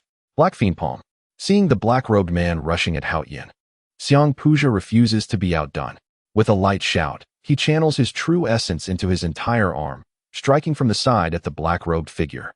Not daring to underestimate Xiang Puja's attack, the black-robed man swiftly dodges, narrowly evading this lethal blow. However, the force directed at Haochen is significantly diminished. Although the black-robed man's power is somewhat weakened by Xiang Puja's interference, a tremendous force still shatters Haochen's true essence armor, and the golden armor talismans offer little resistance. The violent energy surges through Haochen's arm, rampaging within his body as if it were a bomb, intent on tearing him apart. With a grunt, Haochen is propelled backward, crashing to the ground several meters away, causing the earth to collapse and burying him in a pit. Gasping, Haochen feels a tearing pain in his internal organs, a bitter taste rising in his throat as he cannot help but spit out a mouthful of blood. Mid-foundation establishment stage, he thinks, astonished by the opponent's strength. The figure clad in black robes turned out to be a cultivator at the mid-foundation stage, and the realization that this individual had set their sights on him was utterly unexpected. Was it merely due to his bid for the soul-nurturing wood that had incited such murderous intent? Haochen thought bitterly. Clambering out of the pit, covered in dirt and disheveled, he managed to stand upright with great difficulty. At that moment, he vividly recalled his grandfather's words. A son of the Hao family must hold his head high, even in death. Feeling a heart-wrenching pain, Haochen couldn't help but draw a sharp breath. Was this what true power entailed? Was this the chasm that lay between them? He had been defeated in a single blow, wiping the blood from the corner of his mouth with determination. He could not suppress the deep-seated resentment that flickered in his eyes. You are no match for me. In my eyes, you are merely an insignificant insect. Observing Haochen's battered state, the black-robed figure approached with a hint of disdain, taunting him with cold mockery. As the words left the lips of the cloaked man, he leisurely advanced toward Haochen, as if the preceding events had never transpired. You are no match for me. As the figure steadily approached, Haochen wore a self-deprecating smile. He had uttered this very phrase to Cold Cloud not long ago, and now it was being cast upon himself. In the eyes of the black-clad man, he was but a mere ant. Was this truly how he was perceived? Born into a humble family, devoid of support, Haochen realized he could rely on no one but himself. He sighed in resignation, acknowledging the harsh reality. Strength was the key to everything. In a world where the strong reigned supreme, the weak were subject to oppression, and only the powerful commanded respect. To become a formidable force, one must cultivate with unwavering tenacity, rising above others in prowess to earn reverence. Resolute, he understood that his only recourse was to fight with all his might. With a mid-foundation stage cultivator pursuing him, escape was not an option. Taking a deep breath to steady his turbulent emotions, Haochen endured the excruciating pain, straightened his posture, and feigned indifference as he brushed off the dirt clinging to his clothes. He had no choice but to rely on himself. Though he might not be a match for his opponent, he resolved that even in death, he would take a piece of him with him. His gaze hardened once more. Achoo! You could have at least chosen a better spot to toss me into this filthy pit. Look at what you've done to my clothes. I won't let this go. Old man, if he was to fight, he would ensure that his adversary would feel his wrath as well. Boy, are you seeking death? The moment his words fell, the black-robed figure's voice erupted with furious irritation. Such a worthless wretch has you so riled up? Before Haochen could retort, Xiang Pu's, standing nearby, fanned the flames of rage further.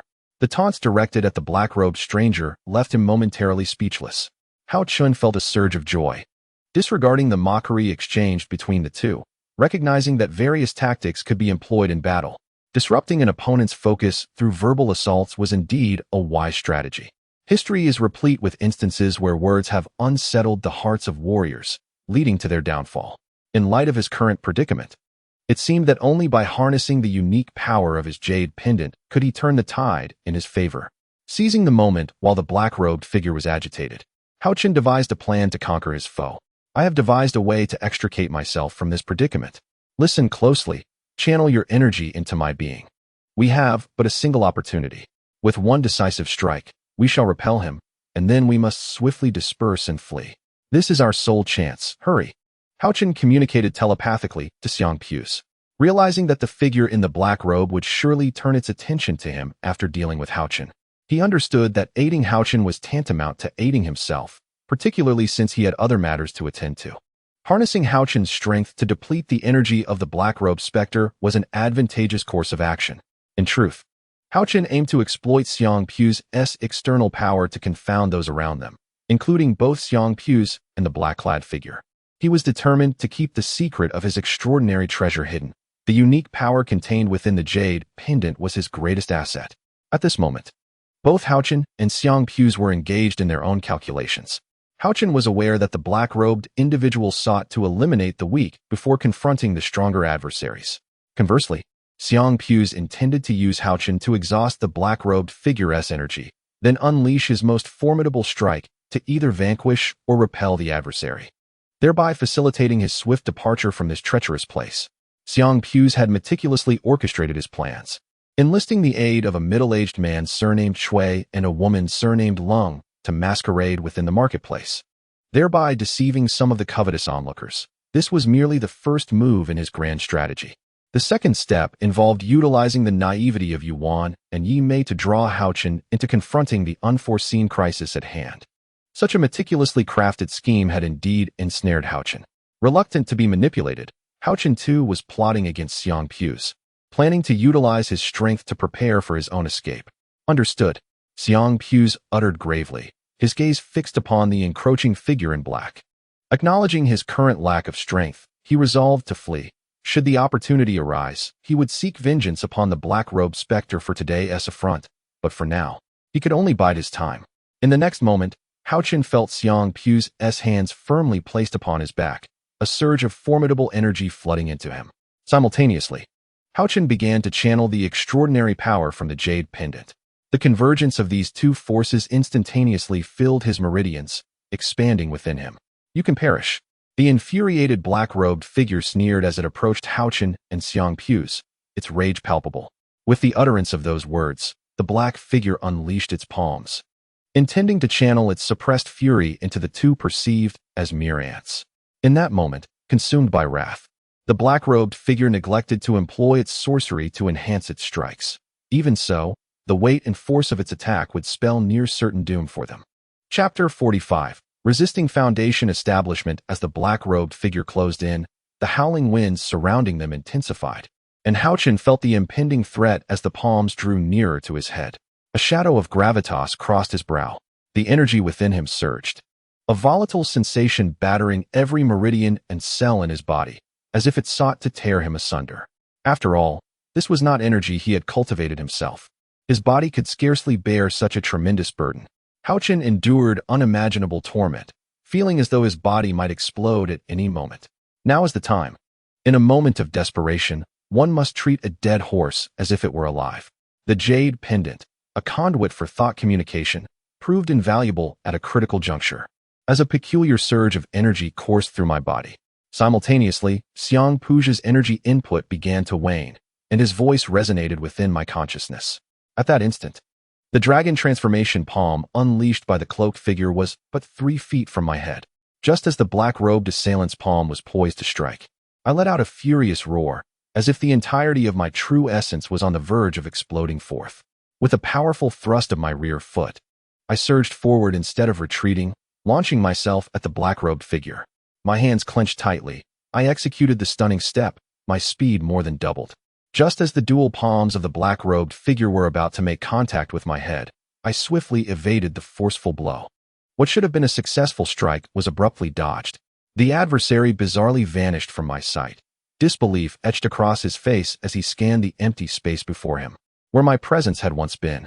In astonishment, the cloaked figure hesitated momentarily, hastily glancing to the side, only to find me unexpectedly beside him. "How is this possible?" he exclaimed in shock. Seizing the opportunity, I disregarded his astonishment and unleashed my preformed spell, infusing the Dan flame into my shaping intent burst fist. My internal true essence drained swiftly, for I realized I had but one chance. After this strike, all my energy would be expended. The fierce punch, enveloped in white flames, sliced through the air with a piercing shriek, hurtling towards the black-robed figure, my gaze icy and resolute. In a moment of panic, the cloaked figure, unable to contemplate the situation, hastily attempted to defend himself.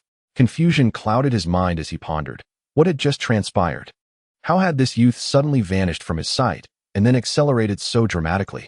Moreover, as he felt the fiery punch, he discerned it was far beyond the capabilities of mere chi refinement. Had he concealed his true strength? The thought sent a shiver down the black-robed figure's spine. Impossible. He quickly dismissed the notion, observing that the boy before him was merely 16 or 17 years old. How could he possess such formidable power? This level of strength transcended the realm of chi refinement. It could not be his authentic prowess.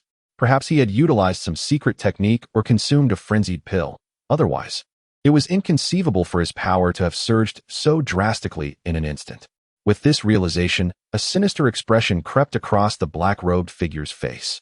Even if he had ingested a frenzied pill or employed some arcane method, the disparity in our strengths remained. Surely he could not ascend to the heavens. In a moment of clarity, the black-robed figure unleashed his true essence, channeling it into his palms, which glowed with a radiant white light, emanating a flash akin to lightning. With a thunderous roar, he charged towards me. Now is the moment. Sensing that my opponent showed no inclination to evade, I swiftly consumed the recovery pill that had been resting in my mouth, a cold smile gracing my lips as the ice-heart pill revealed its potency. He awaited this moment, previously concerned that the figure in the black robe might choose to evade. In hindsight, he realized how overconfident he had been. Perhaps it was his absolute confidence in his own abilities that led him to confront head-on, for in the eyes of the black-clad man, he was merely a practitioner at the chi refining stage.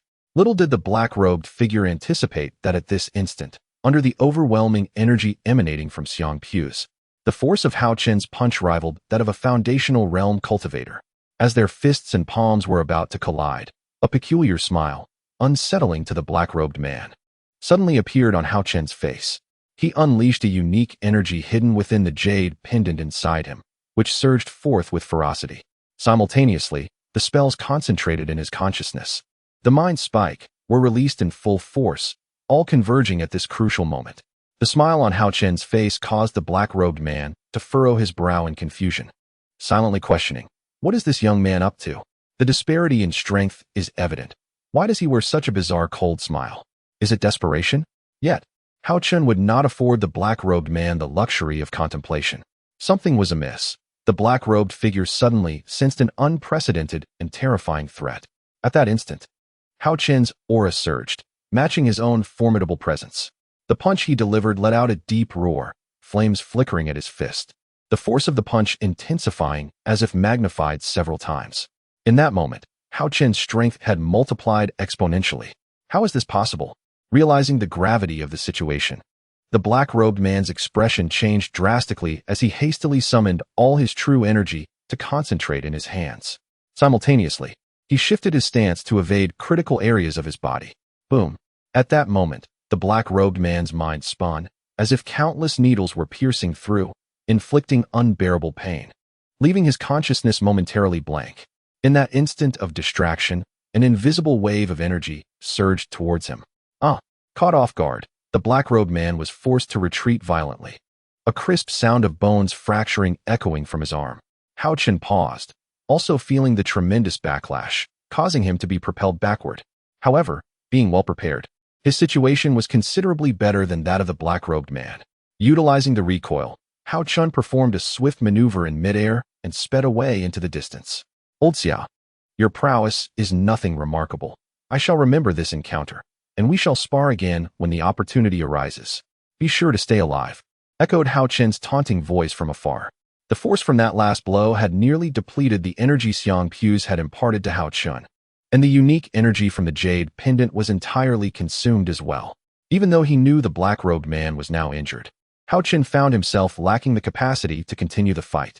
After transferring his energy to Haochen, Xiang Pu's had also exhausted much of his own strength. Seizing the opportunity amidst their fierce battle, Xiang Pu's made his escape. Scoundrel! The black-robed man, having been knocked to the ground by Haochen's punch, was seething with rage. Upon hearing the words left by Haochen, the figure cloaked in black grimaced, his face contorted with rage, and his blood surged in fury.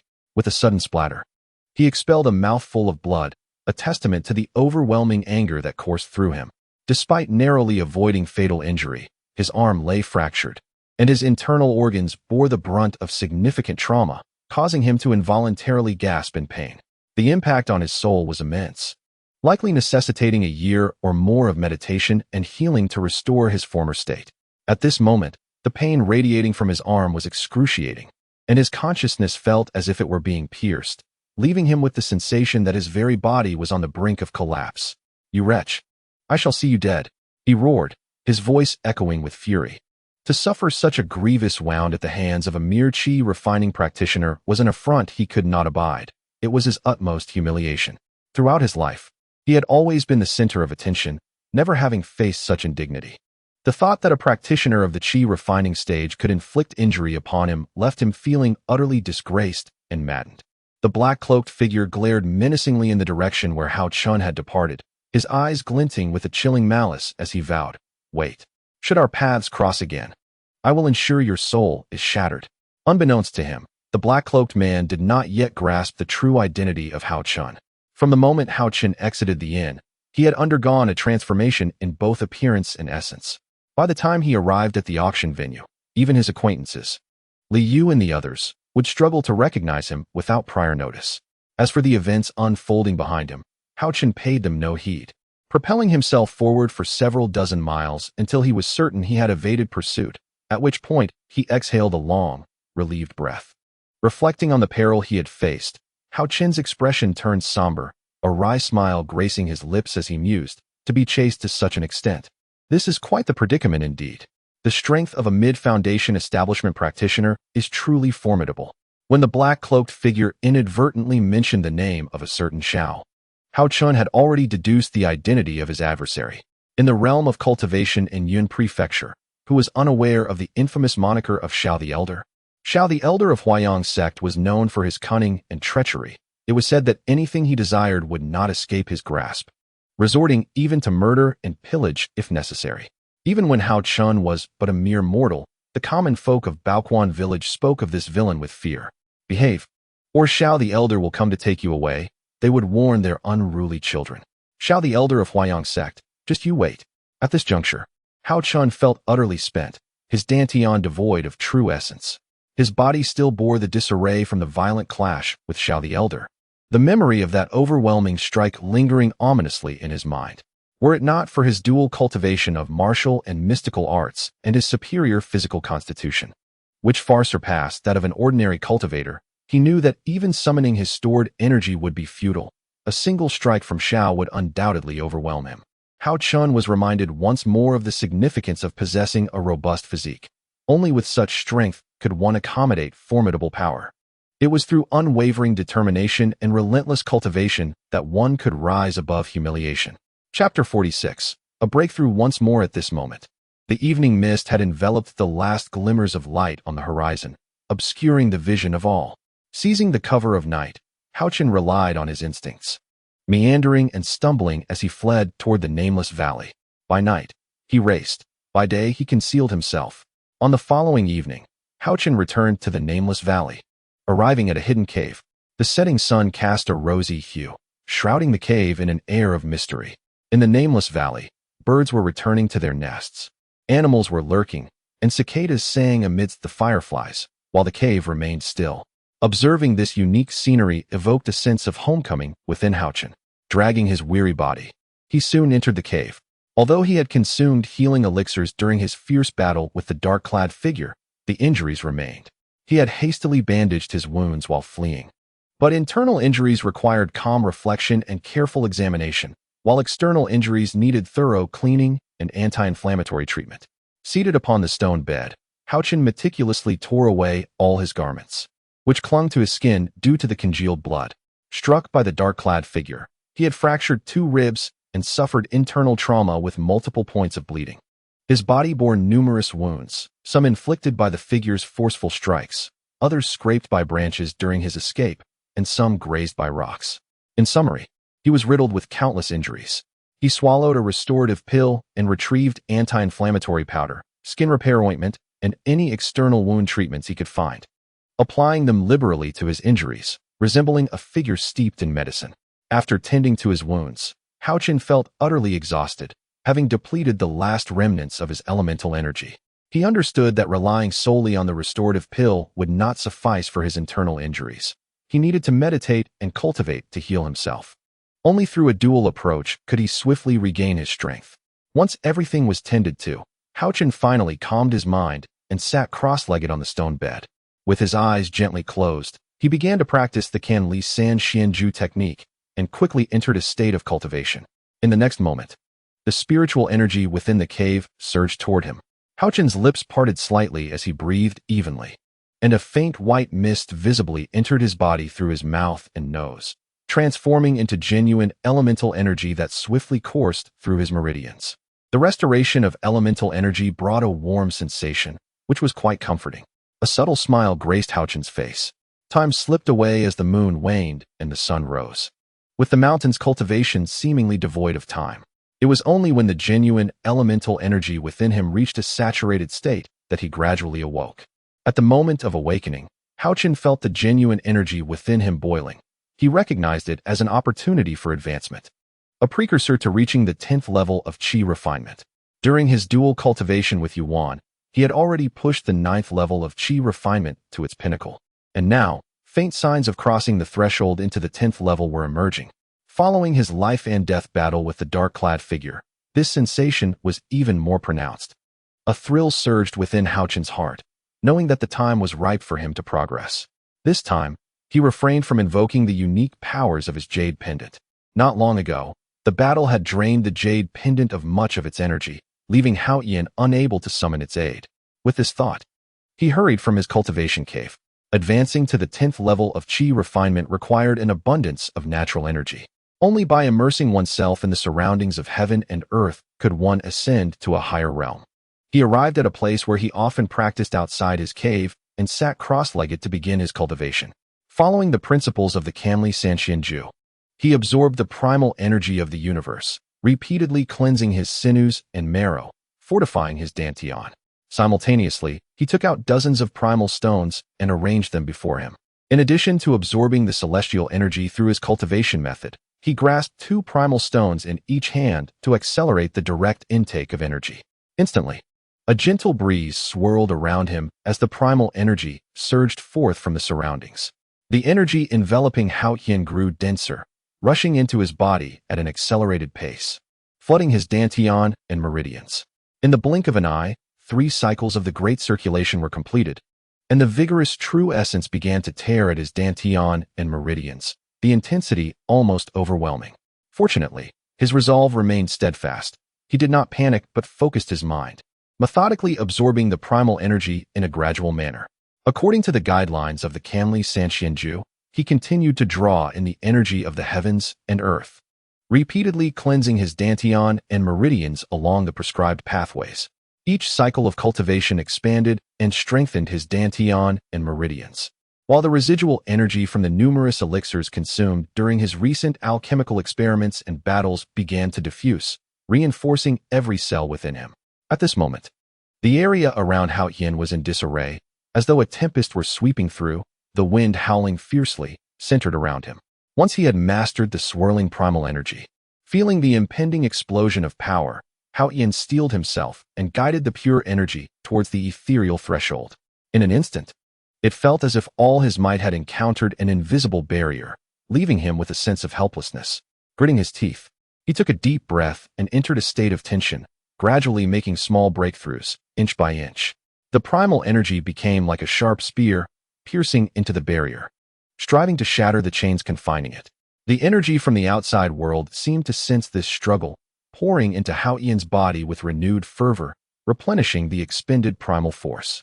Finally, with a resounding crash, the barrier vanished without a trace.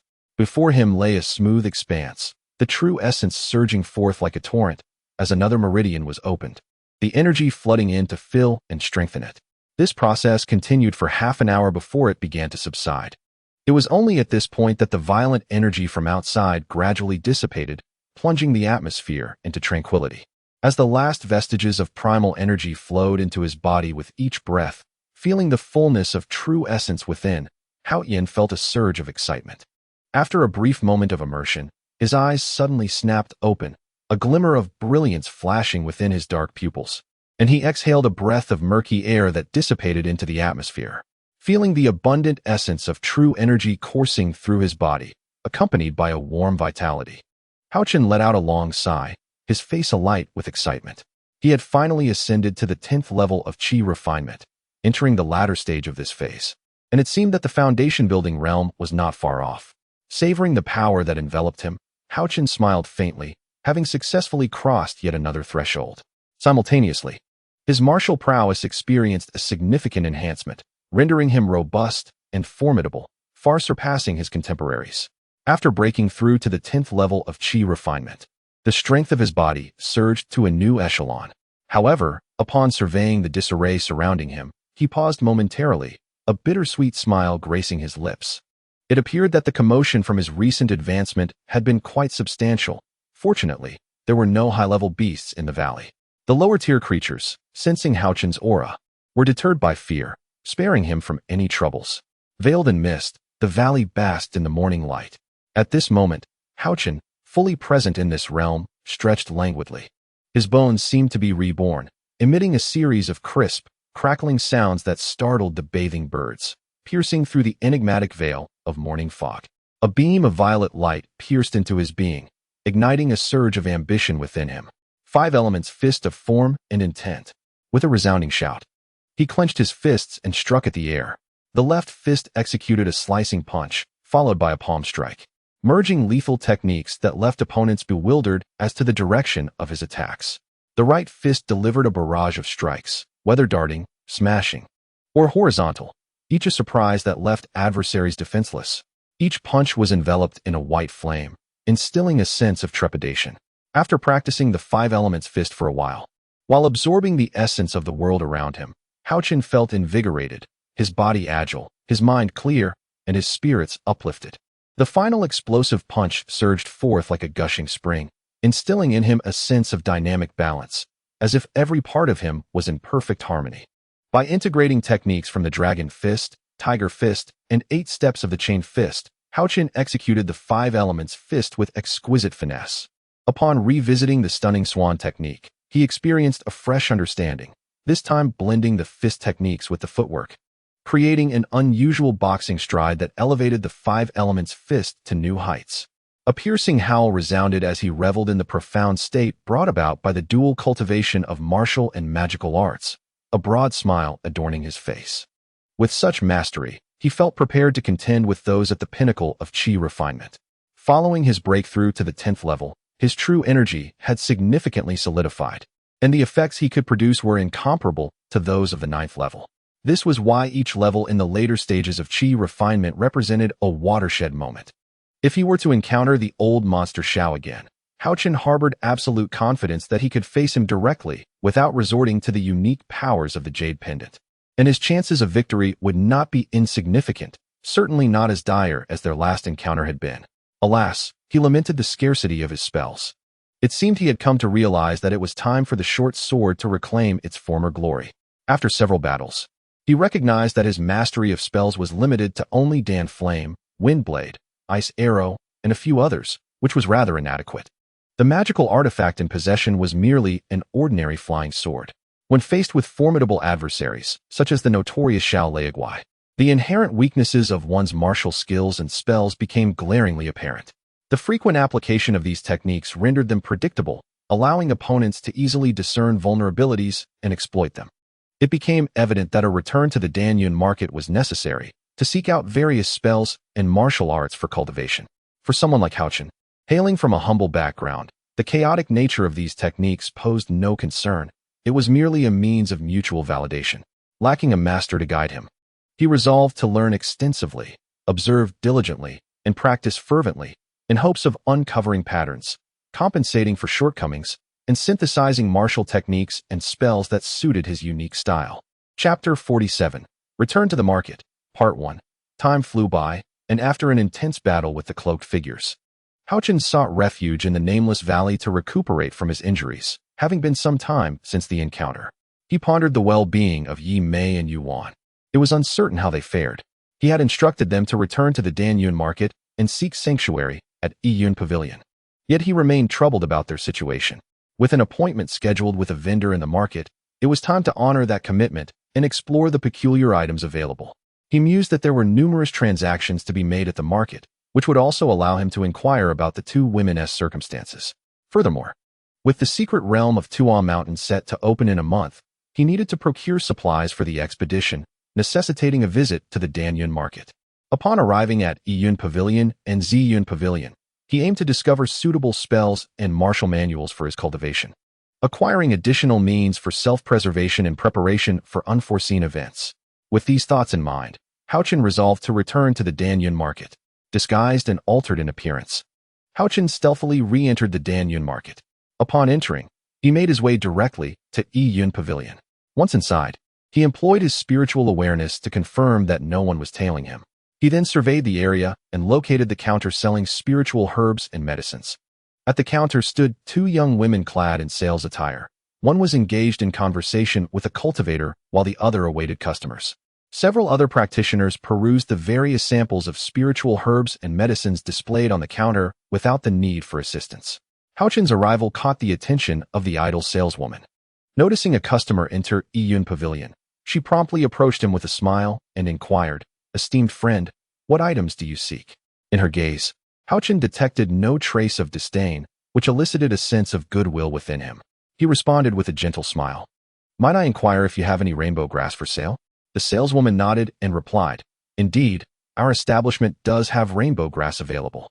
Hearing this, Haochen's heart leaped with joy. Rainbow grass, also known as seductive grass, emitted a peculiar aroma that attracted beastly creatures below the 8th tier, possessing a unique aphrodisiac effect on them. While perusing the Chu family's secret techniques of alchemy, he had come across the recipe for seductive powder, which utilized rainbow grass as the primary ingredient, combined with several other spiritual herbs to concoct a potent lure for hunting beasts. Furthermore, it could be strategically employed in ambushes, sprinkled upon an adversary's body to draw in feral creatures. Subsequently, Haochen engaged in conversation with the female disciple, casually mentioning the recent events that transpired in the market.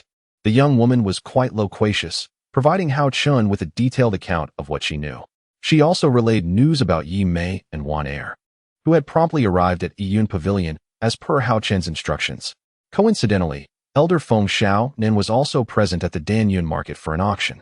Concerned for Haochen's safety, the two women recounted the events to Elder Feng, beseeching her assistance in rescuing him. "Since when has our sect produced such a prodigy? How could I have been unaware of such a talent?" Feng Xiaonan pondered, realizing that her prolonged seclusion had rendered her ignorant of the happenings within the sect. Upon returning, she resolved to investigate this disciple named Haochen. After listening to Yi Mei and Yuan's narrative, curiosity about Haochen began to blossom within her.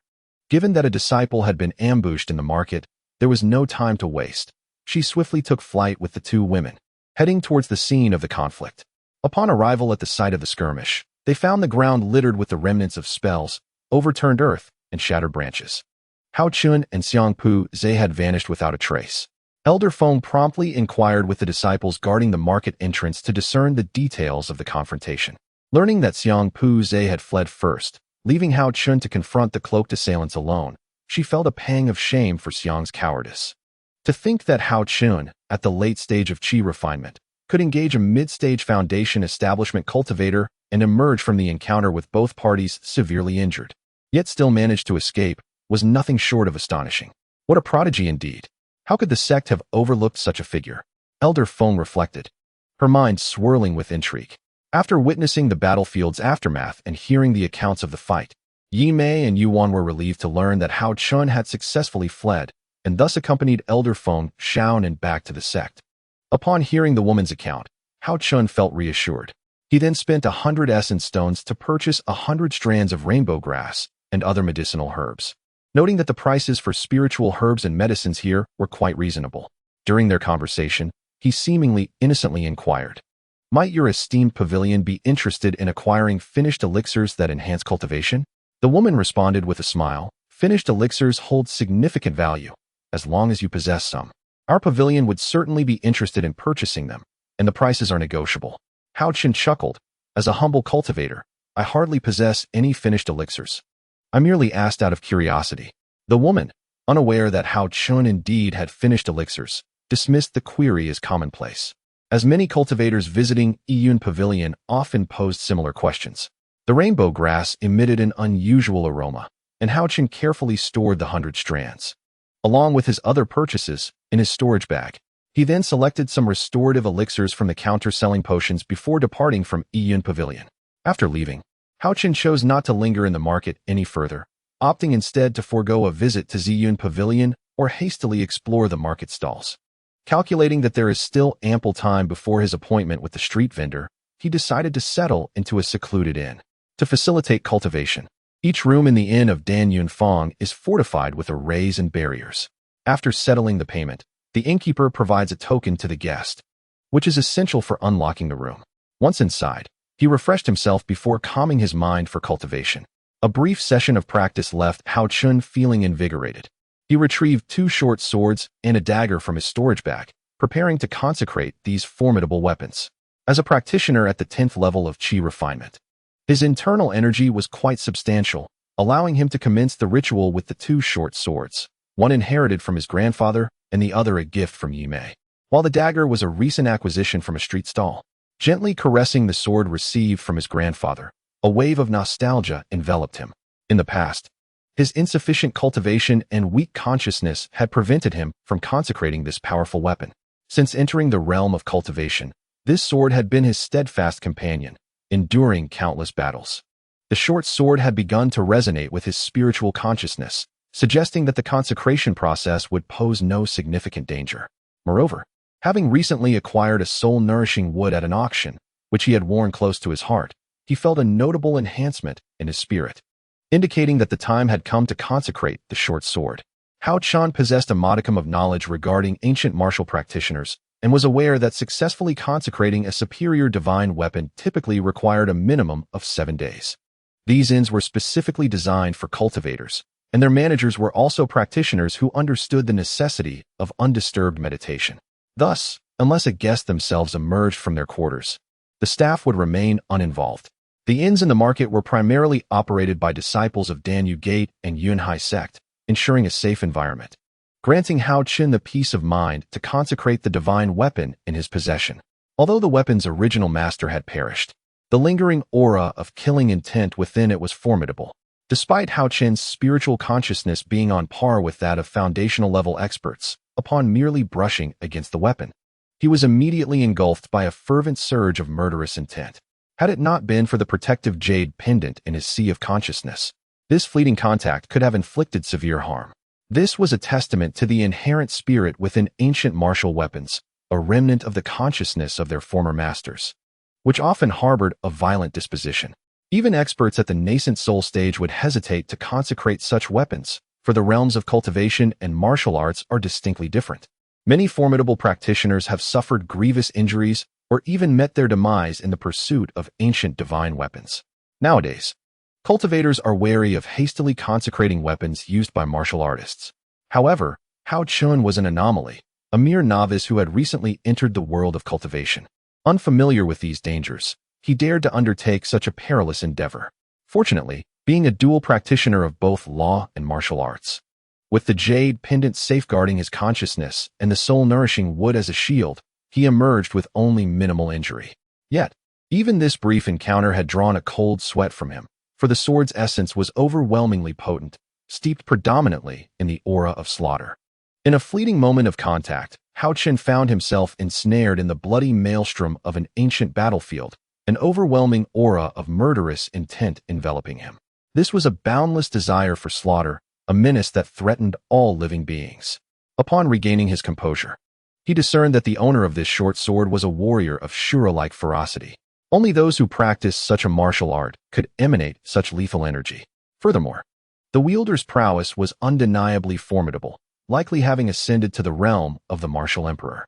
Such a murderous essence was beyond the capacity of a mere chi refining stage novice to comprehend, and even among martial artists. It was clear that not every warrior could hope to wield it. With this realization, Haochen relinquished any aspirations of refining the short sword inherited from his grandfather, as well as the one gifted by Yimei. He harbored no desire to be ensnared by the Shura's murderous aura. Such divine weaponry was now a source of mere lamentation for him. Nonetheless, he did not abandon the two short swords entirely. He endeavored to assert his claim over them through blood sacrifice, yet the swords absorbed his blood without yielding any results. He had anticipated that with his ascendance to the 10th layer of chi refinement, his physical and mental faculties would be greatly enhanced, allowing him to refine a short sword. Instead, he found himself disillusioned. When one begins to achieve success, a sense of hubris often follows, leading one to believe they are invincible and that their will is unassailable. Haochen fell prey to this folly, emboldened by his recent advancement, and disregarded the formidable nature of ancient divine arms. Ultimately, his efforts were in vain, yielding no rewards. Chapter 48. Return to the Market, Part 2. Utilizing the refining techniques of cultivators or the blood sacrifice method of martial artists. He was still unable to tame the short swords, much to his dismay. At this moment, he retrieved a dagger purchased from a street vendor. This dagger, notably longer than a standard one, measuring nearly a foot, was not significantly shorter than the short swords in his possession and could indeed be classified as a short sword. However, it bore the inscription of the Qinghun dagger, rendering it impossible for him to rename it. With both short swords untamed and his desire for possession unquenched, Haochen felt a surge of desperation. He resolved that this dagger should be susceptible to refinement. This time, he would employ a dual approach of consciousness and blood sacrifice to commence the taming of the dagger. Slowly, his consciousness penetrated the dagger, only to be met with a powerful soul essence that thrust him into an abyss of relentless killing intent. Swiftly, he consumed the ice heart pill he had been holding beneath his tongue. A wave of soothing spiritual energy surged into his mind, awakening him from the haze. As time slipped away, sweat soaked his garments, veins bulged upon his forehead, and his eyes turned crimson. Haochen endeavored to suppress and tame the lingering murderous essence within the dagger, whether in ancient times or the modern era. Treasures refined through sacrifice or blood ownership invariably retained a fragment of their owner's soul or consciousness. The nature of the treasure dictated the essence preserved within. Alchemical furnaces contained the owner's refining principles, while weapons bore the weight of their master's lethal intent. Each artifact resonated with the lingering imprint of its creator's will. The clash between Haochen and the lingering murderous intent of the dagger unfolded. Should this residual malevolence dominate, it would consume the consciousness of the forger, subjugating their will and transforming them into a mere instrument of slaughter. As the sun rose and set, 10 ice heart pills were depleted, the blood at his fingertips congealed, and Haochen's complexion turned ashen. Even the life-preserving revitalization pill had been consumed. With unwavering resolve, Haochen was determined to refine this obstinate dagger. He understood that if he could successfully refine it, he could transmute the murderous intent into his own driving force. If controlled adeptly, it might yield unforeseen effects. In the moment when the 7th wave of purple aura graced the window, the blue-souled dagger morphed into an ethereal shadow, abruptly entering Haochen's body, manifesting like a tattoo upon his right arm. He felt the dagger's malevolence gradually being devoured by his consciousness. At the instant when the murderous intent was entirely assimilated, it felt as though he had been momentarily stunned, and he succumbed to slumber. 2 days later, Haochen gradually regained consciousness, realizing that the blue-soul dagger had been successfully refined. With a mere thought, the dagger detached from him, swirling around his form. The blue-soul dagger was a divine weapon from the celestial realm. Had it not been for Haochen's rich Shaohao bloodline and his dual cultivation of martial and magical arts, it would have been exceedingly difficult to refine it. Now, with a flicker of his mind, the blue-soul dagger could take flight at his command. After toying with the dagger for a while, he concentrated, and it transformed into a streak of flowing light, re-entering his right arm. As he caressed the mark of the blue-souled dagger on his arm, a twinge of fear gripped him. Had he delayed for just a few more breaths, it might have consumed him, integrating his consciousness into its essence. Nevertheless, he had successfully refined it, securing a powerful talisman for his survival. Through the resonance of his consciousness, Haochen learned that this blue soul dagger was once a divine weapon wielded by the shadow killers of the celestial realm during the war against the demons.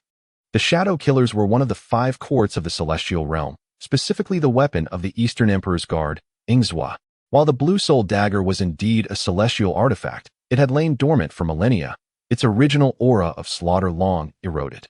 Had it not been for Haochen's serendipitous refinement, it might have remained dormant for centuries more, ultimately turning into worthless scrap as its murderous intent faded away. The successful refinement was attributed to 2 factors: the weakening of the dagger's murderous intent and the presence of elements within Haochen's body that intrigued it, particularly his Shaohao blood, which could draw its interest.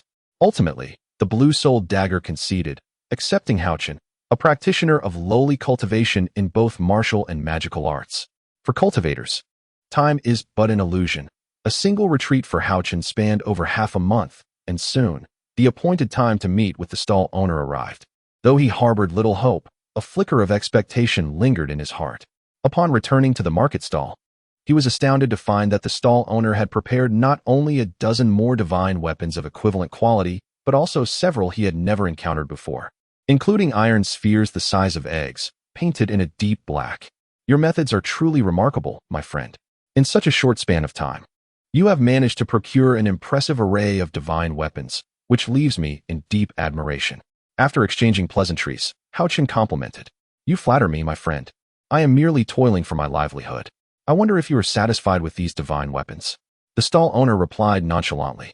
Indeed, I am thoroughly satisfied. However, this is not the appropriate venue for our discussion. Shall we find a more suitable place?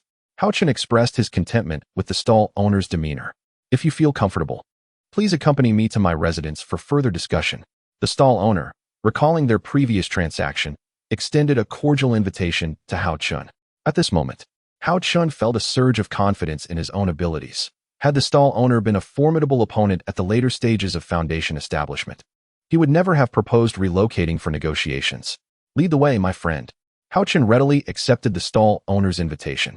Upon hearing this, the stall owner promptly packed up his stall and guided Haochen to a secluded little shop.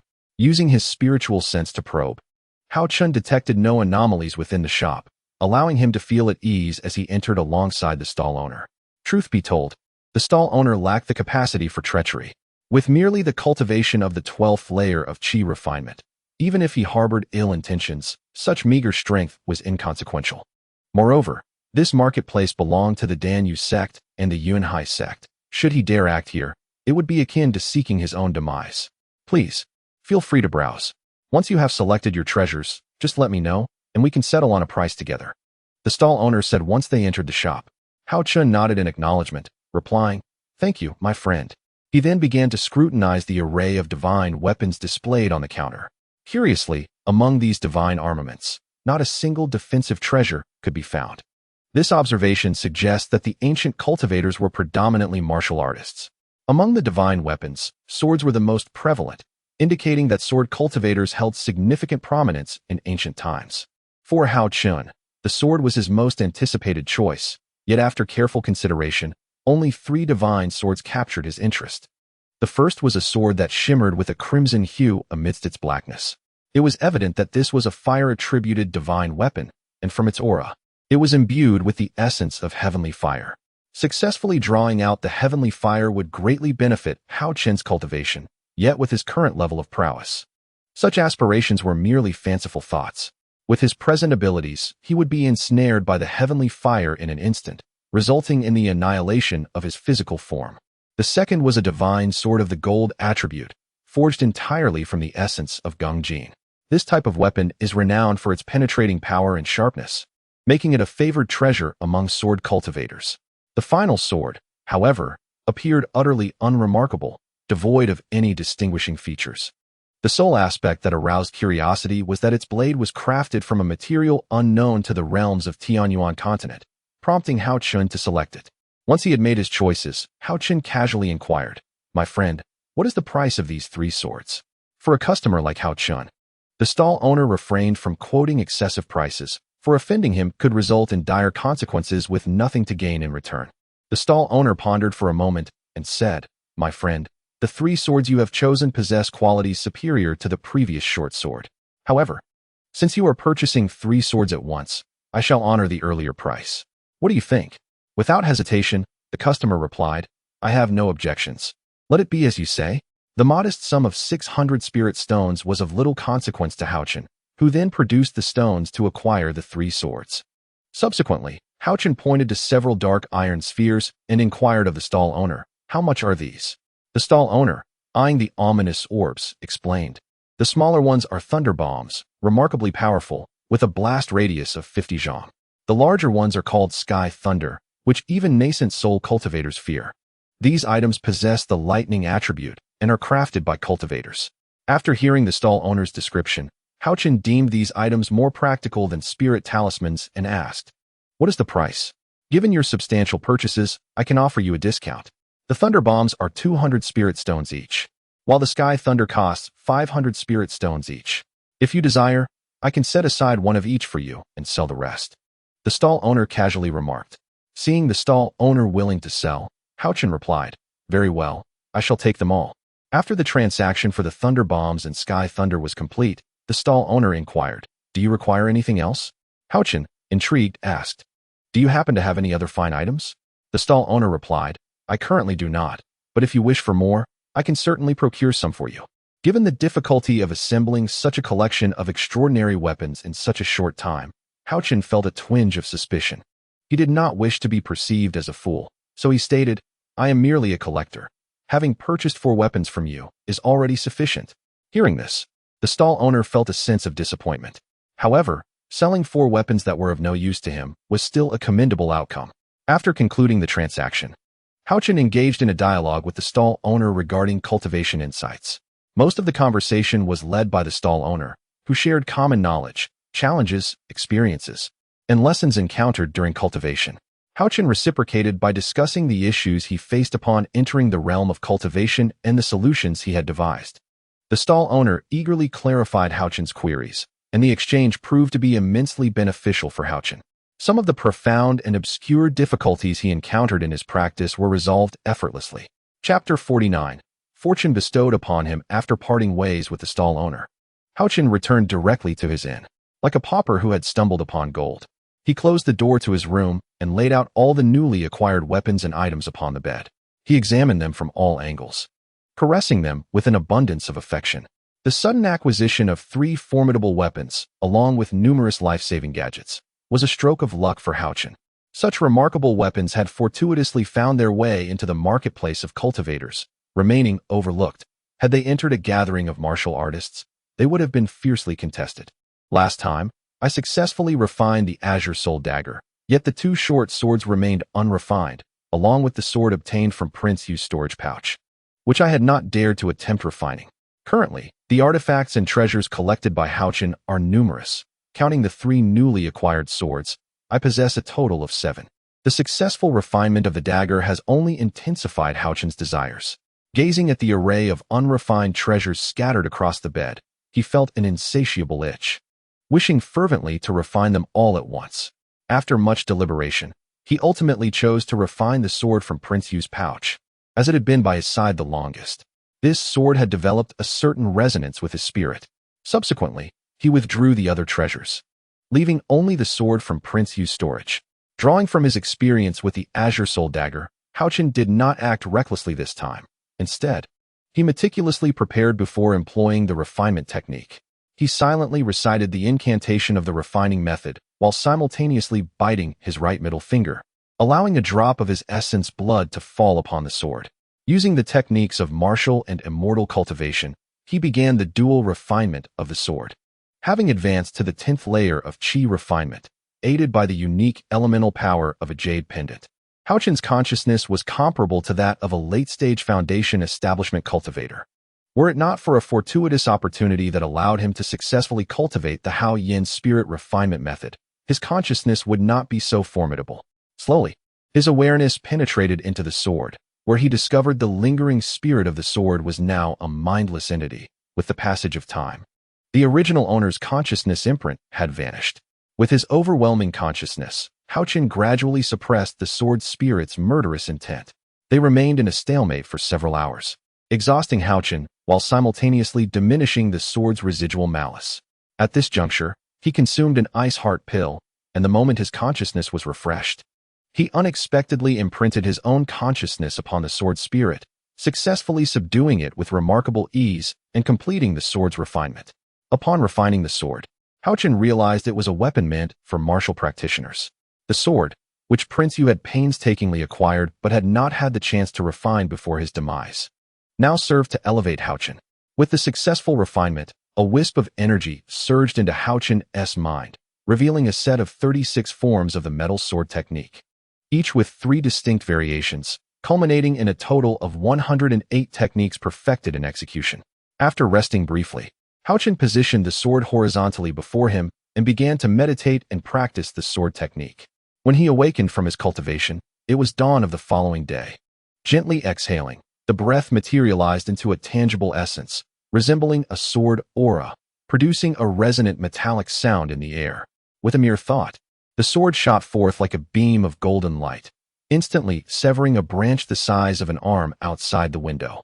Such a sharp sword. Once he successfully masters the metal sword technique, he will wield a power surpassing that of any blade. His entire essence could coalesce into a formidable sword, with every pore capable of releasing sword energy, unleashing 1,000 swords in unison, invincible in its path. Alas, Prince Yu was unfortunate, yet Haochen is different. He is a practitioner of both martial and magical arts, capable of refining and utilizing even martial weapons. Refining the treasured sword to acquire a sword technique was akin to adding wings to a tiger. Upon obtaining the Gungjin sword technique, Haochen felt as though he had acquired a lethal means of attack that would significantly amplify his offensive capabilities. However, mastering this Gungjin sword technique was no trivial endeavor. It required the absorption of a substantial amount of Gungjin energy to cultivate a sword spirit. The more formidable the sword spirit, the more powerful the sword chi would become. The challenge lay in the fact that absorbing Gungjin energy was no simple task. Perhaps this was why Wang Ziyu had not hastened to refine the Gungjin sword. Without access to a plentiful source of Gungjin energy, be it from materials or ores, elevating the Gungjin sword technique to a higher realm was impossible. After all, even the most skilled artisan cannot create a feast without rice. No matter how great one's talent, a lack of resources would hinder progress. Yet, Haochen was different. Within him resided the unique elemental force of a jade pendant, which the Gungjin sword particularly favored. This was his fortunate destiny. Well, after all, it was merely an auxiliary means. Even though he could not yet meet the requirements for usage, having refined the treasured sword was still better than nothing.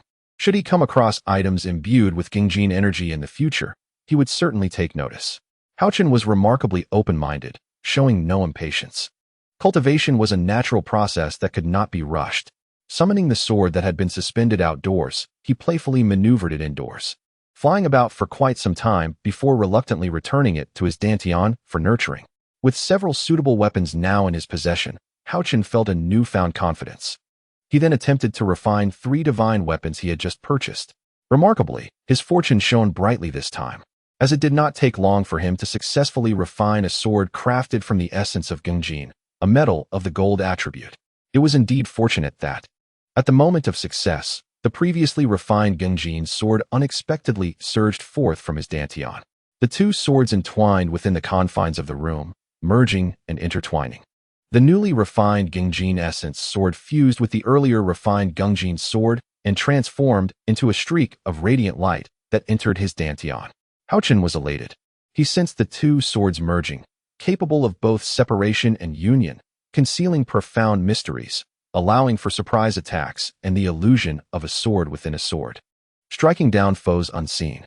Perhaps his luck had been exhausted, as he found himself unable to refine the subsequent divine weapons, nor could he even probe them with his consciousness, leaving him no choice but to set them aside for the time being. Although he could not refine the remaining swords, they were not without merit. With a blade sharp enough to slice through iron, he could still unexpectedly destroy an opponent's low-level magical artifact. Moreover, as a practitioner of both martial and magical arts, he could utilize them as weapons. For future convenience, Haochen decided to name the various divine weapons. He renamed the sword formed from the fusion of the Gungjin sword and the Gungjin essence sword as the Feihuang sword, while the derived Gungjin sword technique was renamed the Feihuang sword technique. The 2 short swords were designated as follows. The first, obtained earliest, was called the Qingpa short sword. The one gifted by Yi Mei was named the Qingling short sword, and the dagger acquired from the market retained the name Qinghun dagger. From the vendor at the market stall, 3 exquisite swords were acquired, of which only 2 remain. The crimson blade has been aptly named the Flying Rainbow Sword, while the unremarkable one is temporarily referred to as the Nameless Sword. Unbeknownst to Haochen, this sword is, in fact, a celestial weapon. Assessing the spells and martial techniques at his disposal, Haochen feels a profound confidence in his cultivation of the stunning step, the 5 elements fist, the flame of elixirs, and the wind blade. While he possesses an array of spells and martial skills, he finds himself lacking in defensive artifacts. Although he had successfully bid on a primordial armor at an auction, he yearns to procure additional protective treasures, such as inner armor, thus making Wuyun Pavilion his preferred destination. After all, the market stalls offer nothing of interest in terms of defensive artifacts, and even if they did, the prices would be exorbitantly high. It would be far more prudent to revisit Wuyun Pavilion, as his previous visit had only seen him purchase a few rainbow grass on the first floor, neglecting to explore the second. Upon re-entering Wuyun Pavilion, Haochen was taken aback to discover that due to the opening of the secret realm, there were few commendable defensive artifacts available. The remaining armors and inner armors did not meet his standards. Although Haochen expressed his intention to acquire some defensive artifacts, he was informed that no shipments would arrive before the secret realm's opening. Consequently, he was compelled to abandon this notion and instead sought to purchase elixirs at Wuyun Pavilion. Fortunately, with the support of Danyu's sect, Wuyun Pavilion was well stocked with medicinal concoctions. Facing the perilous journey into the secret realm, Haochen decided that since he could not procure the defensive treasures he desired, he would not squander the essence stones he possessed. Thus, after reserving enough essence stones for his cultivation needs, he exchanged the remainder for elixirs, hoping that these would provide him with an added layer of safety within the secret realm. Subsequently, Haochen meandered through various shops and stalls, acquiring an assortment of spirit talismans and elixirs, amassing a diverse collection of items. He even stocked up on gunpowder for hunting, becoming well acquainted with the owners of the roast duck shop and the tavern. In truth, many shared Haochen's sentiment, exchanging their essence stones for elixirs before venturing into the secret realm. Only those scions of noble families and disciples of sects refrained from such practices, as they possessed their own aids, rendering their forays into the secret realm far safer. Though Haochen is indeed a member of a sect, he currently bears no distinction from a solitary cultivator. Lacking a master to impart wisdom or the support of sect resources, he can only cultivate in solitude. Nevertheless, Haochen feels a sense of contentment, for he has at least a safe haven compared to solitary practitioners. Determined to explore the Wuyun Mountain secret realm, he aims to accumulate cultivation resources through his own efforts, thereby laying a foundation for future growth.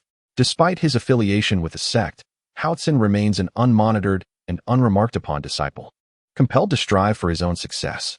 As he embarks on his adventure in the Wuyun Mountain secret realm, he is resolute in keeping his whereabouts concealed from the sect, particularly from Yuan and Yi Mei. Should they discover his intention to enter the secret realm alone, they would undoubtedly object. Thus, Haochen quietly returned to the marketplace, having undergone several transformations to disguise his appearance, discreetly procuring the necessary items for his venture into the Wuyun Mountain secret realm. Chapter 50. The secret realm of Wuyun Mountain. After procuring the necessary items in the Danyun Square, Haochen meticulously departed from the bustling market, making his way towards the enigmatic Wuyun Mountain secret realm. Throughout his journey, he exercised utmost caution, moving furtively and pausing intermittently. He altered his route and disguised his appearance, fearful of being pursued. Alas, his adversaries were numerous.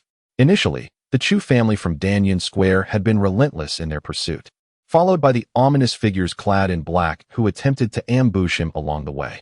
Furthermore, the elderly man with white hair he had encountered on the 3rd floor of the auction house lingered in his thoughts, leaving him uncertain if he too had taken an interest in him. Especially concerning was the peculiar behavior of Xiang Pu's, as described by Li Yu. He had been beset by a group of unidentified assailants before even leaving the market. Haochen speculated that Xiang Pu's identity must have been compromised, given that the items he acquired at the auction were of unparalleled rarity. The willingness to part with such coveted treasures suggested that Xiang Pu's possessed even more invaluable possessions than those displayed at the auction. Haochen sensed that he had unwittingly become embroiled in a conspiracy. should he fall victim to the black-clad assailants in the market. His master and fellow disciples at Yunhai sect would undoubtedly seek retribution. Unfortunately, due to Li Yu's incidental encounter with the false Xiang Pu's being pursued in the market, Haochen acted swiftly, decisively instructing Li Yu and the others to vacate the perilous area. Xiang Pu's and his family appeared intent on auctioning rare treasures to incite turmoil within the cultivation circles of Yunzhou, thereby allowing the Xiang family to capitalize on the ensuing chaos to strengthen their foothold in the region. Regrettably for them, Xiang Pu's had miscalculated. With the unforeseen variable of Haochen, the Xiang family's machinations in Yunzhou were destined to fail. The journey from Danyan Square to the Tuo Mountain secret realm typically spanned merely a fortnight of sword flight. However, Haochen, through stealth and evasion, took over a month to reach the vicinity of Tuo Mountain. This extended duration proved advantageous, as he managed to elude numerous parties intent on his downfall. Upon entering the northeastern region of Tuo Mountain, he advanced steadily towards the secret realm, which had become increasingly tumultuous due to its impending activation, resulting in frequent tremors that unsettled the earth. Many wild and spirit beasts fled their lairs, with third-level beasts being commonplace, while even fourth- and fifth-level beasts emerged in alarming numbers. Every step taken outside the Tuo Mountain secret realm was fraught with peril, graced by his well-honed spiritual awareness. Haochen diligently scanned for the presence of foes as he traversed the area. After thorough scrutiny, he ascertained that he was no longer being tracked by the Chu family's secretive methods. With his breath concealed and his appearance altered, the elderly man and the peculiar old monster were unable to recognize him, allowing for a relatively safe passage. Adhering to a principle of caution and prudence, he navigated the northeastern outskirts of Tuo Mountain without encountering significant danger. Thus, by moving cautiously yet steadily, Haochen arrived at the northeastern site of the Tuo Mountain secret realm just 7 days before its activation. At this moment, the entrance to the secret realm was bustling with temporary encampments erected by various sections. Thousands of small factions gathered here, awaiting the opening of the realm. Most of these groups were minor sects, loose cultivators, and the progeny of martial and immortal families. Among the more renowned sects were Yunheng sect, Jiang sect, Qinyu Gate, Huiyuan Gate, Xiang sect, and Huayu sect, among others. However, at this time, the disciples from the northeast region's 4 continents, 3 sects, 2 gates, and 1 royal family had yet to arrive. With a bit of inquiry, Haochen learned that these powers typically arrived only 3 days prior to the opening of the secret realm, usually led by formidable cultivators at the Foundation Establishment or Yuandan stages, with the exception of the Loose Cultivators Alliance. There existed an unwritten rule regarding the opening of the secret realm. For a month prior, no one was permitted to engage in conflict around its periphery. Thus, Haochen safely spent 4 nights in this place, awaiting the arrival of the various sections. Although many disciples from the sects entered the secret realm, there was a cap on the number of participants.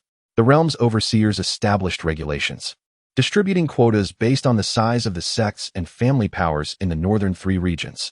In the northeast region, this included 4 continents, 3 sects, 2 gates, 1 alliance, and 1 royal family. Each sect and royal provincial allocation was capped at 20 individuals, while smaller sects and cultivation families were limited to 10. The loose cultivators were organized by the Loose Cultivators Alliance, forming teams of 10, with a maximum of 5 teams, thus capping the number of loose cultivators at 50. Those entering the secret realm were required to pay 200 yuan stones to purchase a specialized teleportation talisman. This talisman could only be activated when the realm was closed, allowing the input of vital energy to transport individuals out.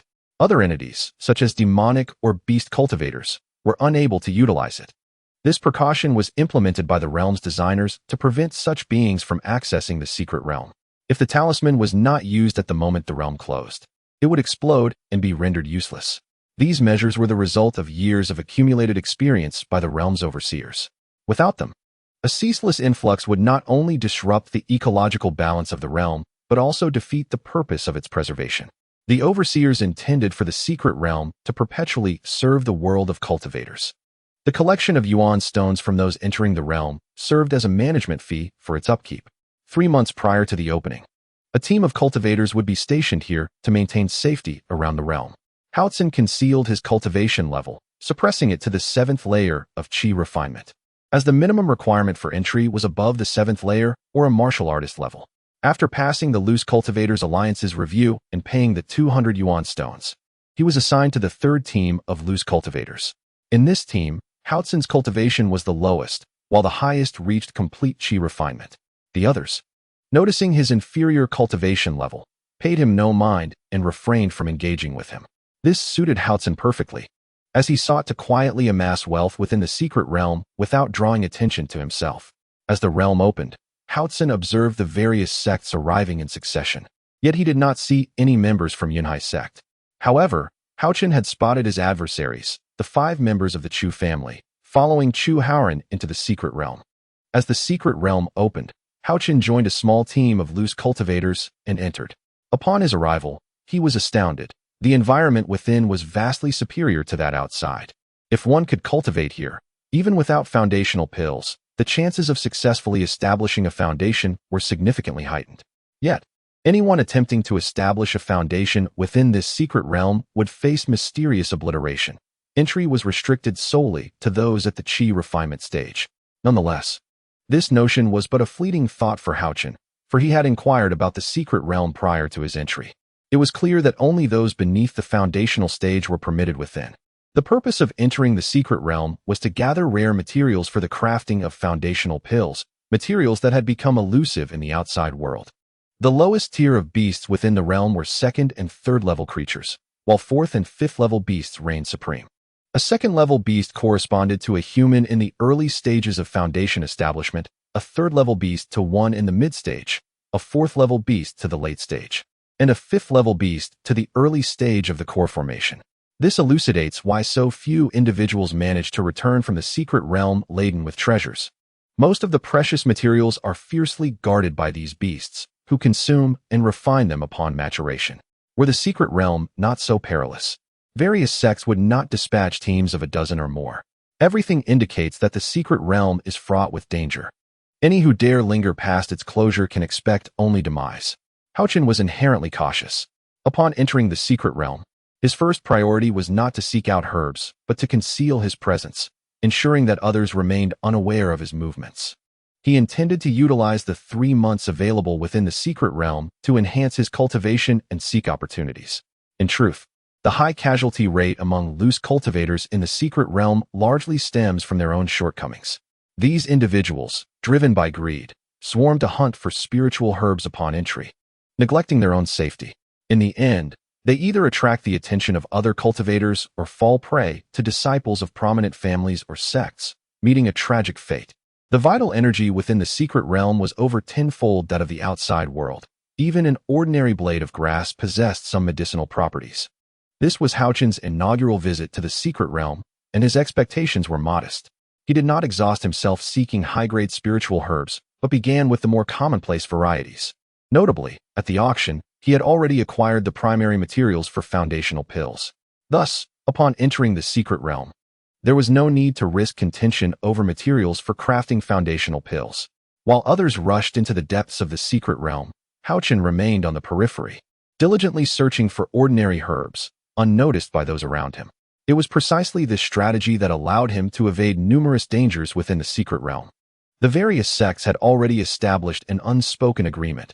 Upon the opening of the secret realm, they would first cleanse the loose cultivators, resulting in the deaths of countless individuals during this purge. It must be acknowledged that the actions of the various sects are indeed formidable. Outside the secret realms, they dare not engage in such behavior. Although these sects are immensely powerful, the number of loose cultivators far exceeds theirs. Should they incite a rebellion among the loose cultivators, even if they were to emerge victorious, the cost would be considerable. However, the scenario shifts within the secret realms. As long as no survivors are left, no one will know that these loose cultivators were purged by the major sections. Even if someone were to come across the corpses of loose cultivators within the secret realm, they would simply attribute the deaths to the competition for spiritual herbs and elixirs, thereby sparing the sects from unnecessary troubles. Since the ancient wars, the major sects have maintained this tacit understanding, clandestinely controlling the medicinal materials within the secret realms. Few loose cultivators and small families can gather the necessary materials to concoct foundational elixirs. Since the development of the Wuyun Mountain secret realm, countless loose cultivators have perished within its confines. This is one of the reasons the major sects have been able to maintain their advantage. Chapter 51. Schemes, Part 1. Upon entering the secret realm, Haochen found himself without a map or acquaintances, relegating him to linger at the rear of the makeshift expedition team. Observing the fervor with which others sought out spiritual herbs and elixirs, he remained unconcerned, preoccupied with devising a plan to extricate himself from this temporary band of adventurers. Gradually, he intentionally distanced himself from the group, opting not to press forward but rather to veer off to the side, disappearing into the depths of the dense forest. Venturing alone, Haochen refrained from delving deeper into the secret realm, instead wandering the periphery.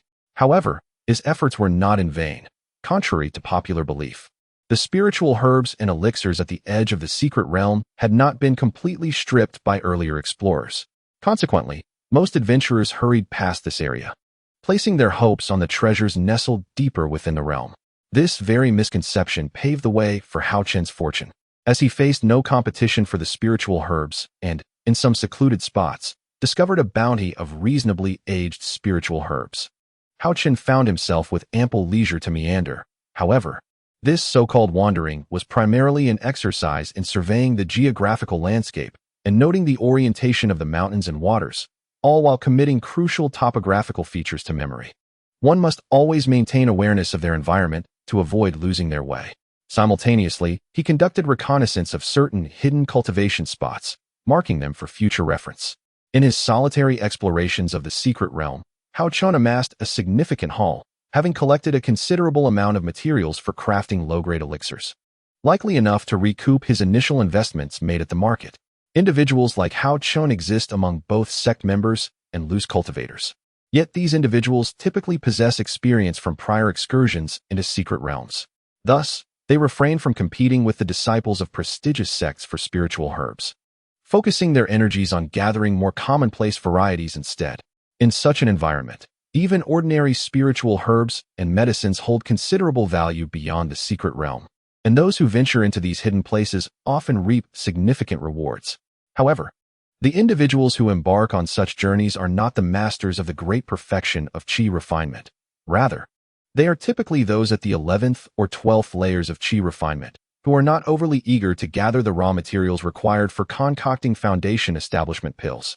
Thus, these individuals prefer to harvest common medicinal plants for profit, exchanging their findings in the market for foundation establishment pills, rather than risking their lives to delve into the depths of the secret realms to contend with disciples of various sects for rare treasures. The outskirts of the secret realm generally do not yield many aged spiritual herbs. By sheer fortune, Haochen found himself in an extremely secluded location, where he beheld a diminutive tree that filled his heart with exhilaration, for he had spotted the coveted tianling fruit. As he gazed upon the tree adorned with clusters of purplish-red tianling fruits, he wiped away the drool that had escaped the corner of his mouth. This exquisite spiritual fruit is a rare find, one that is more often sought than found. Among treasures of heaven and earth, the tianling fruit is considered a precious entity, known for its ability to accelerate the body's absorption of natural energies and to widen the meridians, making it a principal ingredient in the crafting of foundation establishment pills. Despite the absence of competition, Haochen acted swiftly and cautiously, plucking the tianling fruits from the tree and placing them into a jade box to be stored in his pouch. Yet, no sooner had he finished than he encountered members of the Chu family, an unfortunate coincidence, as he found himself face to face with them under such circumstances. The individuals from the Chu family he now beheld were not those he had previously encountered outside the secret realm. Each time the Chu family entered the secret realm, they meticulously strategized, dispersing their members among scattered cultivators and prominent families, only to converge later based on the scent of tracking potions. For centuries, the Chu family has relied on this tactic to maximize their gains within the secret realm. While the Chu family members had not yet realized that the person before them was their long-sought target, the allure of the spiritual fruit was undeniable. They knew precisely how many fruits a tianling fruit tree could bear, especially given their expertise in herbalism. The patriarch of the Chu family, once a Yuan Dan practitioner of the Danyu sect, possessed extensive knowledge, particularly about the geographical locations of various high-grade spiritual herbs, medicines, and fruits within the secret realm, all meticulously documented. The tree of Tianling fruits that Haochen fortuitously stumbled upon was one such secret location recorded by the Chu family. For years, this spiritual fruit had been exclusively enjoyed by the Chu family, but now it had been discovered by Haochen, who had stripped the tree bare. This act would surely incite trouble, for the Chu family would not allow anyone to uncover their secret and would strive to reclaim the Tianling fruits, even if it meant eliminating the one who had discovered them. 6 late-stage Qi refinement experts, including 3 formidable masters of great perfection, united to corner Haochen into a perilous situation. Even if Haochen were to surrender the Tianling fruits to the Chu family at this moment, it would be futile. The Chu family was intent on silencing him, yet at this juncture, they merely surrounded him without unleashing their full strength, primarily due to their concern over damaging the Tianling fruit tree. A lone tiger cannot withstand a pack of wolves, no matter how skilled Haochen was. He found himself with no choice but to flee. Unable to confront, one can always flee. However, before making an escape, let us drive the Chu family into a frenzy once more, severing their future aspirations. Thus, a surge of indignation welled within Haochen, compelling him to undertake a drastic act of annihilation. Seizing the moment, he uprooted the celestial spirit fruit tree, soil and all, stowing it away in his storage pouch, which incited the Chu family to a furious uproar. This audacious act of Haochen irrevocably enraged the Chu clan. The celestial spirit fruit was the lifeblood upon which their standing in the Dan Yun Square relied. Witnessing the Chu family's ire was akin to savoring ice-cold honey water on a sweltering summer day, exceedingly delightful. Haochen had meticulously calculated his escape. The instant he extracted the celestial spirit fruit tree, he would flee deeper into the secret realm. The periphery of the secret realm was unlikely to provide sanctuary from the Chu family's pursuit. While perusing the Chu family's alchemical secrets, Haochen stumbled upon a formula for a baiting powder designed to attract demonic beasts, a concoction beloved by such creatures. Prior to venturing into the secret realm, he had procured a substantial quantity of rainbow grass from Wuyun Pavilion, specifically to concoct this alluring powder. Following the Chu family's alchemical manuscript, Haochen prepared 100 portions of this enticing bait. At this juncture, it was perfectly timed for the Chu family to indulge in the pleasures of the baiting powder. Choosing to flee against the wind, Haochen scattered the powder behind him as he ran. The Chu family, closely trailing him, remained oblivious to his cunning trap, inadvertently becoming ensnared by the powder. The moment Haochen released the baiting powder, the nearby demonic beasts were stirred by its alluring scent, drawn to the Chu family as if they were mere prey. The Chu family soon grasped the unfolding calamity, but it was too late. They were utterly ensnared by Haochen's stratagem. The beasts, perceiving the Chu clan as nothing more than food, launched into a savage battle. Although the Chu family boasted 6 formidable experts in the late Qi refinement stage, they understood the necessity of retreating swiftly. Prolonged exposure would invite a greater horde of demonic beasts, drawn by the scent of the baiting powder. They had no choice but to fight their way through, carving a bloody path to escape the clutches of the beasts. Have you noticed the scent permeating the air? It bears a resemblance to our Chu family's secret baiting powder, Chu fan queried, perplexed, as they escaped the onslaught of the beasts. This powder was meticulously crafted by our ancestor, a recipe not even the Dan Yu sect possesses. Yet, that individual seemed to know it well. Could he be the one we pursued earlier? The Chu family fell into deep contemplation. After evading the Chu family's relentless chase, Haochen pondered the prospect of laying a trap in a secluded area deep within the secret realm, awaiting the arrival of the Chu clan. No one could resist the allure of an entire celestial spirit fruit tree. The Chu family would undoubtedly pursue him relentlessly.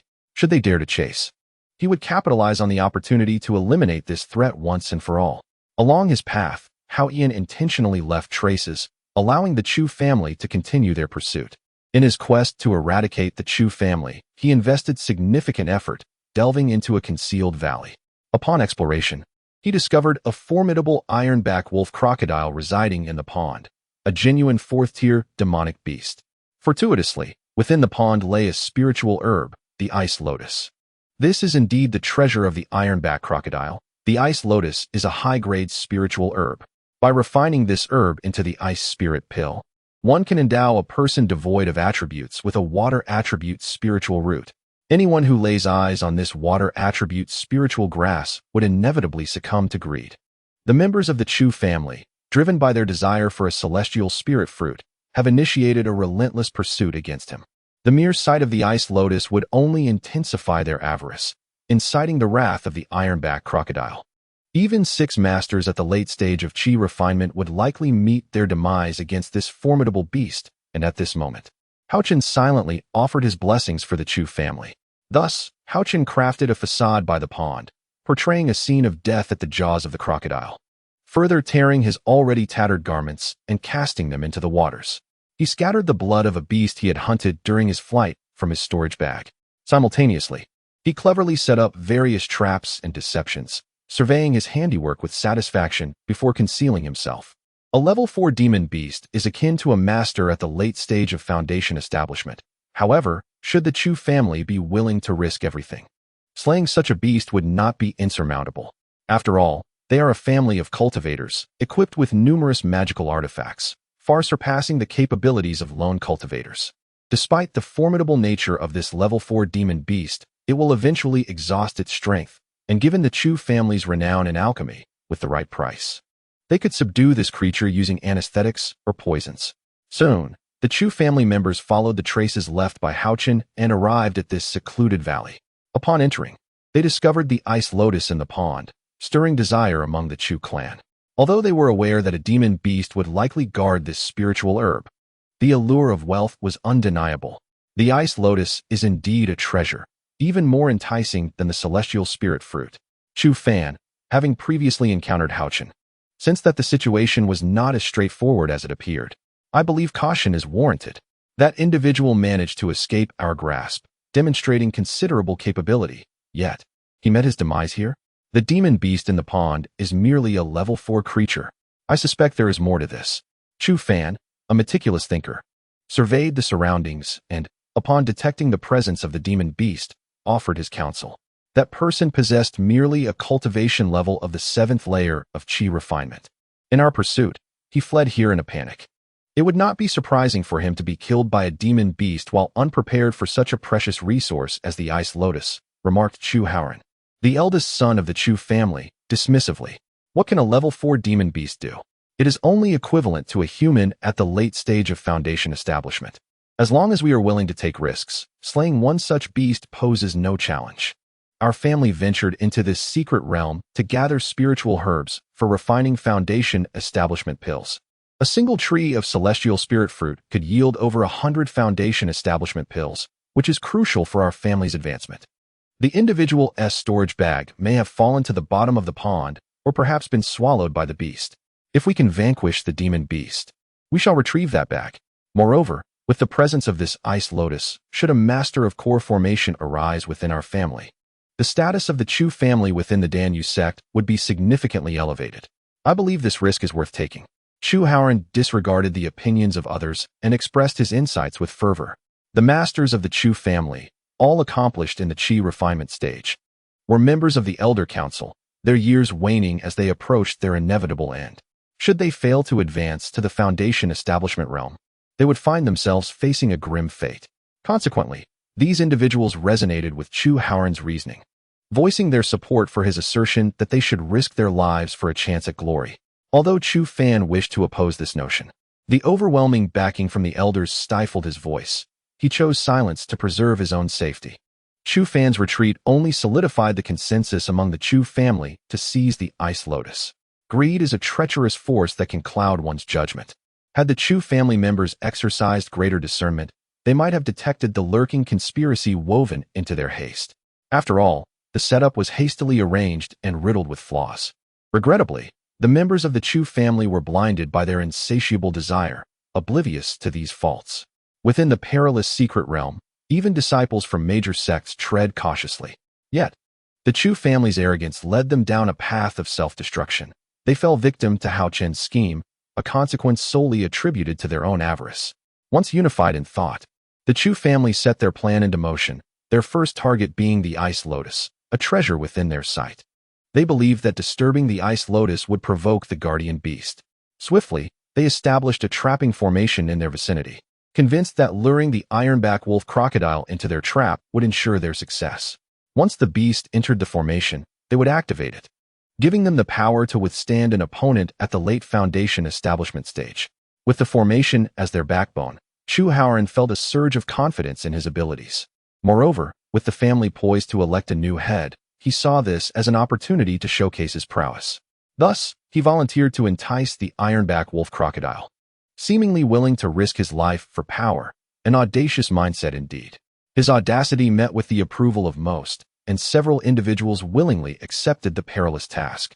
Much to the delight of the assembly, Haochen promptly sprang into action, darting towards the ice lotus with the swiftness of lightning. Yet, he soon discovered that the ironback wolf crocodile was swifter still. In an instant, he was struck by a tremendous force and sent flying. This beast, a level 4 creature, equated to a practitioner at the late foundation establishment stage. Though Haochen was prepared, the impact left him grievously injured and unable to continue the fight. To withstand a blow from a level 4 beast and survive, he could be considered a victor in defeat. Injured, Haochen was carried away by his fellow disciples for healing. Upon witnessing the severity of his wounds, the onlookers gasped in shock. Haochen, originally a master at the late Qi refinement stage, had sustained damage to his dantian from the ironback wolf crocodile's attack. Even with recovery, he would undoubtedly suffer a loss of 1 or 2 realms in his cultivation. The members of the Chu family fixated their gaze upon the pond, where suddenly emerged a formidable ironback wolf crocodile, over 30 feet long, its entire body cloaked in darkness, eyes glinting with malevolence. As they beheld this creature, a collective gasp escaped their lips. This was a 4th-tier ironback wolf crocodile, and it was evident that they had encountered grave peril. Chu Fan remarked, observing the beast that had surged from the water's surface. Although it posed a significant threat, it also confirmed that the individual at the 7th level of Qi refinement had indeed met his demise at the jaws of this creature. An elder from the Chu family proclaimed. Upon his utterance, all present nodded in agreement. It was no wonder they held such a belief. A master at the pinnacle of Qi refinement, fully prepared, had been rendered powerless by a single strike from the ironback wolf crocodile. Conversely, a practitioner at the 7th level of Qi refinement, unprepared while attempting to pluck the ice lotus, was surely doomed to be annihilated in one blow.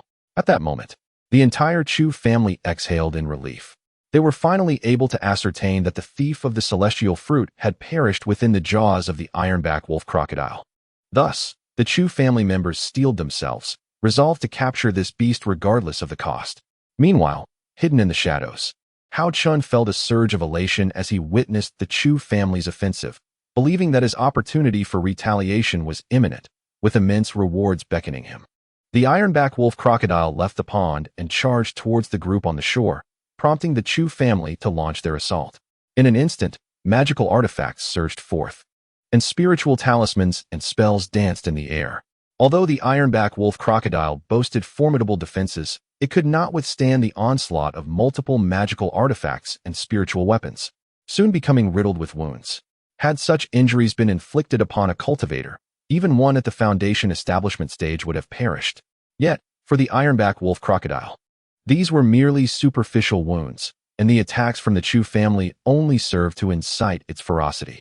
Previously, the Chu family had employed the immortal binding array to confound the ironback wolf crocodile, but as its fury escalated, it disregarded the artifacts attacking it, fixating instead on a single individual for a relentless assault, showing no intent to retreat. Curiously, the ironback wolf crocodile seemed to have singled out the Chu family's elder, charging heedlessly towards him. The immortal binding array, effective against cultivators at the late stages of foundation establishment, revealed its inadequacies against a 4th-tier monster like the ironback wolf crocodile. While they were capable of inflicting damage, they could not deliver a fatal blow, instead provoking the beast further. A frenzied monster was the most fearsome of all. Before long, the elder could no longer endure the onslaught, but fortunately, with the Chu family's numbers, reinforcements quickly stepped in. The monster's essence was several times greater than that of an ordinary cultivator. Despite the Chu family's determination to wear down the ironback wolf crocodile, they found it increasingly challenging to withstand its reckless and relentless assault, particularly as it focused its fury on a singular target, inciting considerable frustration amongst the Chu family. Time passed swiftly, and soon an hour had elapsed. Although the Chu family possessed pills to restore their vitality, they were merely ordinary Qi-boosting pills. The truly restorative elixirs were beyond the means of such a small clan to concoct, and even within the Danyu sect, they were scarce. Consequently, after just 1 hour, the ironback wolf crocodile had thoroughly exhausted the Chu family's dozen or so members, and the immortal binding array was on the verge of collapse. At this moment, the members of the Chu family instinctively recoiled, yet the elder, having slightly restored his true essence, bellowed, "For the sake of our clan, we shall engage in a battle to the death." In truth, even if the Chu family did not wish to fight to the death, there was no turning back. The ironback wolf crocodile had already descended into madness, and retreat was no longer an option for them. A desperate struggle would demand a considerable toll. All members relinquished their defenses and shifted to offense, resulting in casualties among the Chu family, while the ironback wolf crocodile also sustained severe injuries under their relentless assault. Chapter 53, Schemes 3. In less than half an hour, 3 masters of the great perfection of Qi refinement from the Chu family were grievously wounded. Several disciples at the 11th and 12th levels of Qi refinement perished at the hands of the ironback wolf crocodile. It was a mutual destruction, with neither side gaining an advantage. The severely injured ironback wolf crocodile began to retreat toward the pond. However, the Chu family was unwilling to allow it to escape, for a 4th-level demon beast held significant value. Moreover, if they permitted the ironback wolf crocodile to return to the pond, their earlier sacrifices would be rendered futile. Encouraged by the elder, the remaining members of the Chu family resolved to fight with their lives, vowing to slay the ironback wolf crocodile. Thus, another fierce battle erupted. Both sides were at their limits, resulting in a brutal confrontation. In just a few exchanges, the Chu family lost several more members, while the ironback wolf crocodile sustained additional wounds. Observing the mutual devastation, Haochen took immediate action. He refrained from attacking the Chu family members directly, but seized the opportunity to reveal himself while the ironback wolf crocodile was preoccupied with them. Suddenly, a figure darted across the pond, plucking the ice lotus from the waters. The Chu family stood dumbfounded. Even the dimmest among them recognized they had fallen into a trap, realizing that they might meet their demise here today. Unexpectedly, they were the ones who were outsmarted. The Chu family had met their match, and they pondered what price they must pay to be spared. Upon witnessing the emergence of a figure they had pursued, the elder comprehended the treachery at play. Those who commit numerous injustices will meet their end. This is the consequence of your family's misdeeds. To think that I would grant you mercy is but a dream. None of you shall escape today. Haochen resolutely rebuffed. At that moment, Haochen sought to capitalize on this opportunity to divert the attention of the Chu disciples towards himself, thus enabling him to execute the traps he had set, intending to annihilate all members of the Chu family. The elder's expression changed upon hearing these words, though he quickly regained his composure. To think you could keep us all here would require a price you cannot afford. Although we are gravely injured, if we unite and fight with all our might, you too shall perish here, the elder declared, his tone resolute and imbued with a sense of martyrdom. However, these words did not intimidate Haochen. Allowing a tiger to return to the mountain was not his desire. Indeed, I shall let you witness my masterpiece before your demise, Haochen remarked with a peculiar smile directed at the elder. With that, he activated the traps he had previously arranged. Gunpowder, thunderous blasts, and mystical talismans converged in an instant, as a brilliant inferno erupted at the gathering of the Chu clan disciples. The explosive sounds drowned out the anguished cries of the Chu family members. It must be said that Haochen's scheme was remarkably successful, effectively drawing the attention of the Chu clan to himself. However, he failed to anticipate one crucial aspect. After seizing the ice lotus herb, the ironback wolf crocodile descended into utter madness, and the situation on the battlefield gradually spiraled out of control. Upon discovering the theft of the ice lotus herb, the ironback wolf crocodile lost all restraint and charged wildly into the crowd. Coincidentally, Haochen had just arrived, and the beast, mistaking him for reinforcements for the opposing side, charged directly at him. As the guttural sounds echoed, Haochen, witnessing the ironback wolf crocodile rushing towards him, fled in haste. Realizing it could not catch up with Haochen, the beast contemplated. If it could not slay him, it might as well annihilate those around him. In an instant, the ironback wolf crocodile pivoted and lunged ferociously at the Chu clan disciples. Its razor-sharp teeth glinted menacingly as it bit through the waist of the Grand Elder, then turned its attention to the newly rejuvenated Haochen. Sensing the impending threat, Haochen deftly evaded the attack and retaliated with a powerful tiger fist. striking the creature's head with a resounding thud. Yet the ironback wolf crocodile seemed utterly unfazed. Faced with the relentless assault of the ironback wolf crocodile, the Chu clan disciples found themselves embroiled in a bloody struggle. Haochen unleashed blow after blow, each infused with his full strength. But the injuries on his left arm only worsened as the beast sank its teeth into him once more. At this point, his arm was devoid of sensation, his body riddled with wounds, both front and back. After a prolonged battle, only Haochen remained standing, fiercely contesting against the ironback wolf crocodile. The creature's jaw bore the marks of the Chu clan's onslaught, yet it was now too weakened to inflict harm on any part of Haochen's body. In a fit of rage, the beast leapt, intending to crush Haochen beneath its massive form. In a moment of desperation, the gravely injured Chu fan, witnessing the peril faced by his young master, unleashed a burst of fiery alchemy from the side, attempting to divert the beast's attention. Yet, the ironback wolf crocodile, resolute in its intent to eliminate Haochen, did not flinch in the face of the flames, instead crashing directly into Haochen. A heart-wrenching scream abruptly ceased. From a distance, Haochen observed the devastating clash between the Chu clan and the ironback wolf crocodile, feeling a pang of sympathy. With a swift and graceful motion, he seized the beast's tail, summoning an unknown strength to hurl the ironback wolf crocodile against a nearby rock. To his dismay, the creature seemed unscathed as it turned, exposing its razor-sharp teeth in a lethal attempt to strike Haochen down. Fueled by anger, Haochen evaded the frontal assault and, with a fierce roar, launched himself at the ironback wolf crocodile from the side. Simultaneously, the creature's tail lashed out like a steel whip, striking Haochen and sending him flying over 3 paces. His left arm was broken, and a ghastly wound marred his back. Despite the excruciating pain, Haochen persevered, propelling himself forward with one foot before leaping once more towards the beast, undeterred by the odds against him.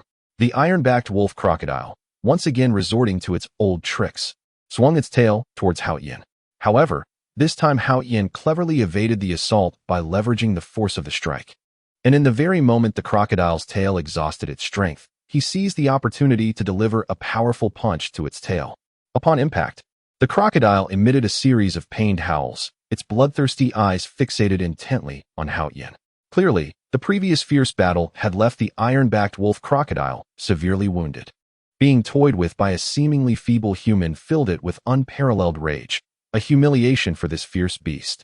It gazed at its opponent, consumed with a desire to devour him whole. In a fit of fury, the iron-backed wolf crocodile lunged at Haochen once more, its terrifying, exposed teeth aimed to shred him apart. "Since you seek your own demise, I shall oblige," Haochen thought, as he deftly unleashed the Qinghun dagger. Imbued with the flames of elixirs, its length akin to that of a military dagger, hurtling towards the crocodile. The dagger, glinting ominously, pierced into the creature's maw. At that instant, Haochen swiftly retreated, observing the crocodile's reaction from a safe distance. The beast felt the searing flames ablaze within, attacking everything around it in a frenzy. Even the gravely injured Chu fan, the proprietor of the Chu family shop, was not spared. With its blood-red eyes locked onto Haochen, the crocodile's massive tail, trailing a shadow, struck again. Haochen leapt aside just in time. The spot where he had stood moments before now marked by a deep trench gouged by the crocodile's tail. Cold sweat trickled down his back. Had he engaged directly, he would have surely met his end. Continuously evading the iron-backed wolf crocodile's relentless attacks left Haochen in a state of disarray, yet his body remained largely unscathed. With the Qinghun dagger embedded in the beast's mouth, he resorted to drawing the Fei Huang's sword, occasionally striking at the crocodile. Ultimately, weakened by the internal flames, the dagger drawing its blood, and the incessant assaults from the Fei Huang's sword, the iron-backed wolf crocodile succumbed and crashed heavily to the ground. At this juncture, Haochen had consumed both the recovery pill and the bone regeneration pill. However, his left arm remained immobilized due to grievous injuries, his chest fractured, and his body a patchwork of blood and flesh. Glancing at the lifeless body of the iron-backed wolf crocodile beneath him, he waved his hand to store it in his spatial pouch. He then swiftly scoured the battlefield, collecting the spatial pouches left by the Chu family members and gathering scattered weapons and magical artifacts, ensuring not a single item was overlooked. Even the foundational stones of the confinement array were not neglected. The overwhelming stench of blood lingered in the air, a beacon for other ferocious beasts. Should another creature appear, his life would be in dire jeopardy. Moreover, the commotion he had caused might attract nearby cultivators seeking spirit herbs. Thus, after securing the area, he made a hasty exit. As he traversed the terrain, cautiously avoiding formidable beasts, he finally emerged from the perilous swamp into a serene valley. Lifting his gaze, he beheld lush trees dotting the mountains, a gentle stream meandering through the valley, warm mist enveloping the scene, and fragrant grass wafting through the air. A probe of his senses revealed no presence of high-level beasts in the vicinity. Satisfied with this tranquil locale, he chose to rest and recuperate, discovering a small cave abandoned by a beast at the base of a cliff. Perhaps the creature had perished or vacated the area. The cave, though modest, offered shelter from the elements. To ensure his safety, Haochen took out the thunderbolt and kept it close at hand, for it was his greatest reliance upon entering the secret realm. Although he had previously consumed recovery pills and bone regeneration pills during his fierce battle with the ironback wolf crocodile, these could only alleviate his injuries temporarily. Subsequently, Haochen needed to attend to his wounds more thoroughly. He retrieved a disinfectant powder to cleanse the wounds, then applied a rejuvenation powder over the affected areas, using his spiritual consciousness to realign the fractured bones. Only after swallowing another bone regeneration pill did he finally feel at ease. After meticulously tending to his injuries, Haochen conducted a comprehensive examination of his body and, upon sensing that he was no longer in mortal danger, he let out a long sigh of relief. He realized that he could no longer continue his inspections and thus laid down to rest in the beast's cave. Despite the multiple injuries he sustained, he felt fortunate that his foundation remained intact. Given his current physical condition, further travel was not advisable. He resolved to recuperate fully before proceeding. Haochen lay quietly in the cave, reflecting on the treachery orchestrated against the Chu family and the exhausting battle with the ironback wolf crocodile. At that moment, he found himself too weary to rise, resorting instead to cultivating his techniques to restore his true essence. Chapter 54. A desire for bargains after 7 days of meditative healing. Haochen's body had recuperated. Opening his pack, he beheld the storage bags of the 17 members of the Chu family, and his eyes gleamed with excitement. Regardless of the contents within, the mere possession of these 17 storage bags would fetch a handsome price. Haochen methodically opened each bag, discovering not only the spiritual herbs and medicinal substances gathered from the secret realm, but also a modest quantity of elixirs. It appeared that the Chu family had suffered considerable losses during their skirmishes with the ironback wolf crocodile.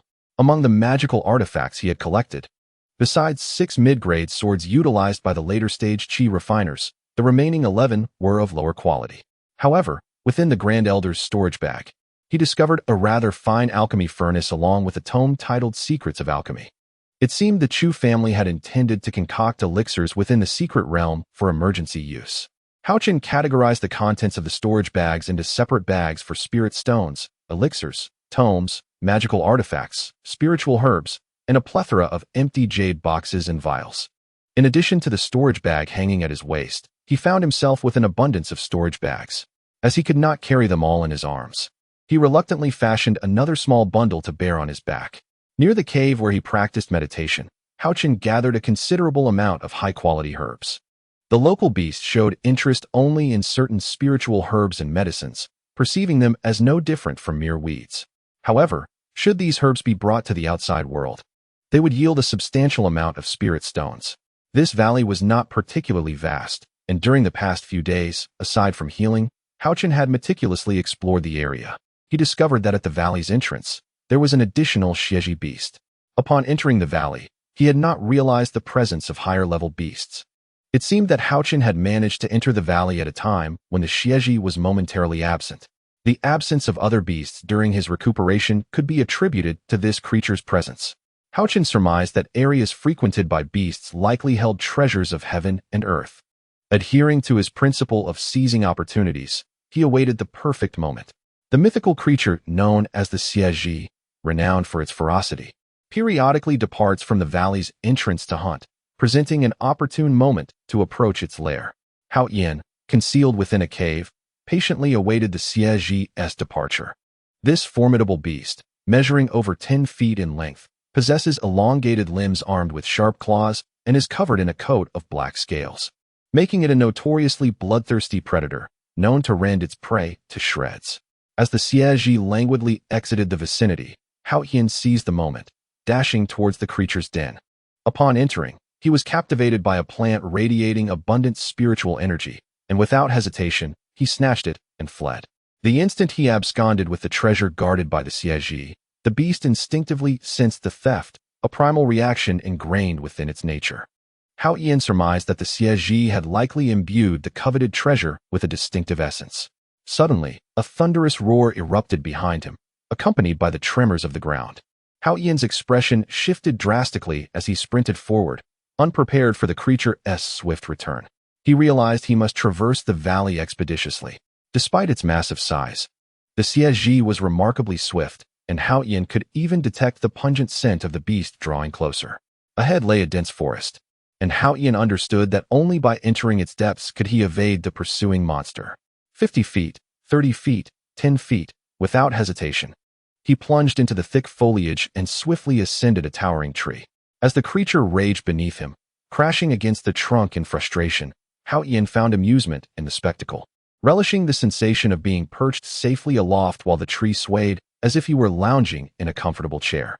After several futile attempts to dislodge him, the siege, realizing its efforts were in vain, eventually retreated.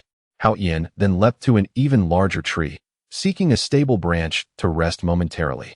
It was then that he revealed the vibrant spirit herb he had seized, which turned out to be a nurturing infant grass.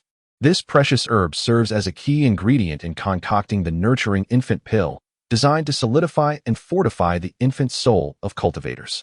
Though this elixir could not directly elevate a qi refinement practitioner to the infant soul realm, it would enhance and strengthen their infant soul during their ascension.